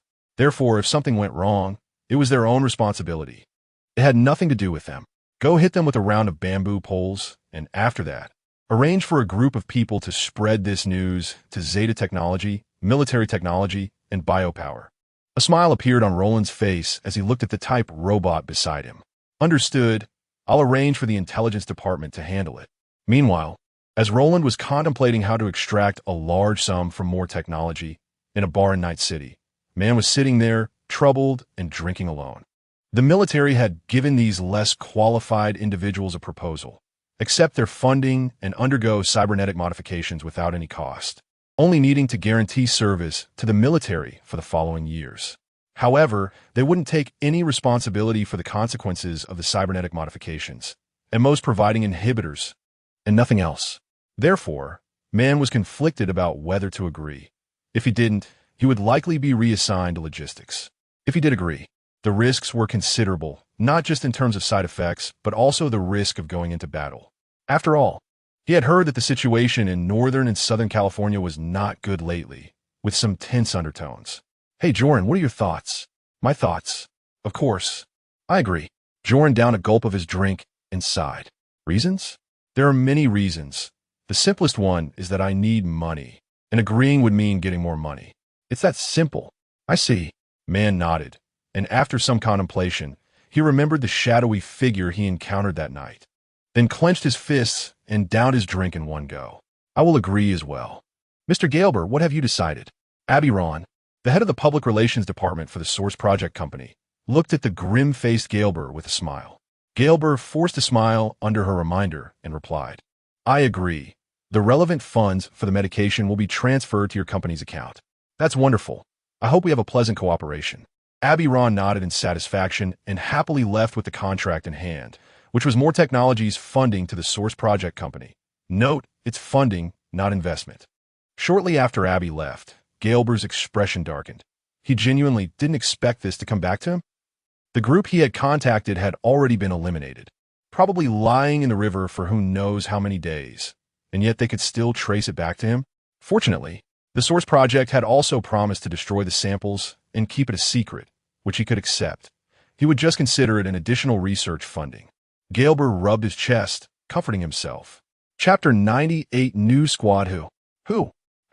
In a dimly lit room, a man with a mask resembling a cartoon character was running frantically, his face unable to hide the look of fear as the lights behind him flickered on and off. Blood splattered across the walls, and various bloodied, cybernetic limbs lay on the operating table. This former butcher had now become the fish on someone else's chopping board. Suddenly, the scream from deep within the corridor came to a halt, and he immediately stopped, holding his breath and looking back, then slowly began to retreat. Another lost soul. Sleep now, Buzz. Ah. Pike pulled the blade from his opponent's chest and turned to leave. At this moment, in a dark corner, a cleaner was desperately covering his mouth, and when he saw the figure disappear into the shadows, he breathed a sigh of relief. Swish! A harpoon glowing red shot out from the darkness and pierced through his chest, followed by a tremendous force from the chain that dragged him into the darkness after a scream. At this point, Pike truly left, glancing at the door. After Pike left, the person at the entrance slowly peeked out. It was Jack Wells. Damn, this guy is really a killing star. TSK, TSK, TSK. Jack looked at the scene in the room, immediately clicking his tongue, then cautiously stepped over the severed limbs on the ground and reached the place where the cleaners stored the livestock. Yes, that's what they called those captured people. I hope that guy didn't take care of the people in here too. As soon as Jack entered, his expression darkened. Several people had been killed with a single slash to the throat, and, judging by the bloodstains, it seemed they had just died not long ago. After a sigh, Jack stepped forward to cover the bodies with a black cloth, then began searching for his target, eventually finding the one covered in markings in a corner. However, there were no missing limbs, just some minor scars. Phew. Thankfully, nothing happened. Otherwise, this commission would have gone down the drain. It seems this is your target. Bang! Without a moment's hesitation, at the sound, Jack immediately turned around, drawing his pistol and firing backward. At the same time, he turned and crouched to find cover. You're really cautious, but I have no ill intentions. There's no need to be so reactive. As the voice rang out again, Jack took the opportunity to see who it was. It was Ember, who had been making headlines recently, and, at that moment, he had barely moved his body to evade Jack's shot. Then he slowly stepped out, leaning against the doorframe. Huh, I wonder what a big shot like you wants with me. Seeing this, Jack lowered his weapon and stepped out from behind the table he had used as cover. However, his hand never left his weapon. Although he couldn't take on this guy, he at least had to make some effort to counter. It was just a coincidence. I didn't come specifically to find you. Ember waved the light whisper in his hand and smiled. This time, it was indeed a lucky encounter for Jack. He had seen Pike's figure on his way back, so he came to check it out. Unexpectedly, it turned out to be a surprise harvest. Since that's the case, can I leave now? Please. Ember extended his hand in a gesture of invitation. I didn't expect you to be so decisive, not letting these people continue to suffer. What do you mean by that? Guess what? In a cleaner's territory, what do you think people who have survived for so long are used for? Ember chuckled softly, then the projection on his face flickered slightly, and a contact method was sent to Jack's account. You're quite interesting. If there's a chance, maybe we could collaborate. I doubt we would get along, but thanks anyway. Jack shook his head and then picked up his target and left. After Jack left, Ember glanced at the gruesome scene inside, shook his head, and then threw a mana dance grenade. Boom! As a flash of fire erupted, a bright red rose began to dance. May you find eternity in art. Lucy felt a bit tired while browsing through the information she had obtained on her computer, but she felt even happier seeing her savings grow, because this meant she was one step closer to her dream. Just as Lucy finished organizing the commission and her gains, a thought suddenly popped into her mind. If she had accepted Roland's invitation back then, could she have gotten a ticket to the moon? Then a slightly sarcastic smile appeared on Lucy's face. Seriously, if it was given to her by someone else, how could that count as realizing her dream? After shaking off the distractions in her mind, Lucy continued to browse through some intelligence and information. However, she quickly closed it and frowned, starting to think about something. That was whether to find someone to collaborate on a commission. The commissions she was currently taking were mostly simple ones, or those specialized in hacking. However, she didn't want to take on the high-paying commissions that required specialized hacking skills. For certain reasons, she didn't want to delve too deep. So she couldn't accept those specialized hacking commissions and could only watch helplessly. This made her consider whether she should join a fringe team. That way, the speed of making money would likely be faster. Perhaps she could go to some places and see. Lucy rubbed her eyes, then made up her mind to observe some bars frequented by fringe people after finishing her business here, and then see if there were opportunities to collaborate with those people. Collaborating is probably the best way to filter candidates, but similarly, the risks are not small. Sister Elizabeth, I did a good job this time, right? Do you think the reward can be TSK a little more? Pilar took off his glasses and made faces at Elizabeth, then rubbed his metal arms that had been modified by cybernetics, hinting at something to Elizabeth. Seeing this, Elizabeth chuckled softly. I understand, I'll consider it. By the way, I heard your sister is also doing commissions with you? That girl insisted on going, and I couldn't stop her. I can only take her along and protect her well. Pilar showed a helpless expression. So, do you have any thoughts on finding someone to collaborate with? Elizabeth placed her hand on her knee and smiled. Chapter 99. Destruction Strike. Having completed another cleanup and resource gathering mission, Pike stood atop a tall building, gazing down at everything below. The coating on his body began to repair itself at an astonishing speed, soon returning to its original state.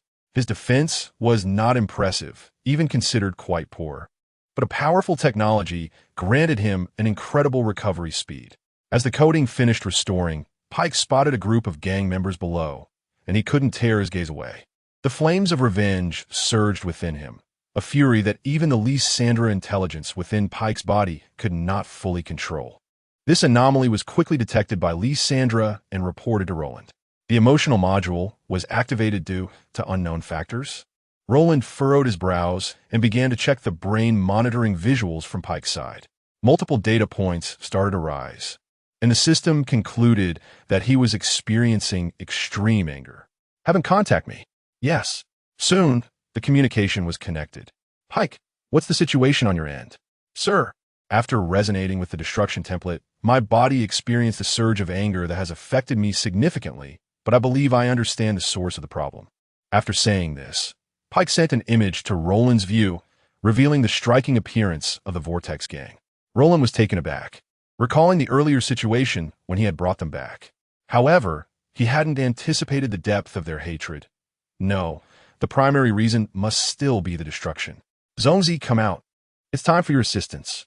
Host, this issue is easily resolved. You just need to let the original body's emotions vent.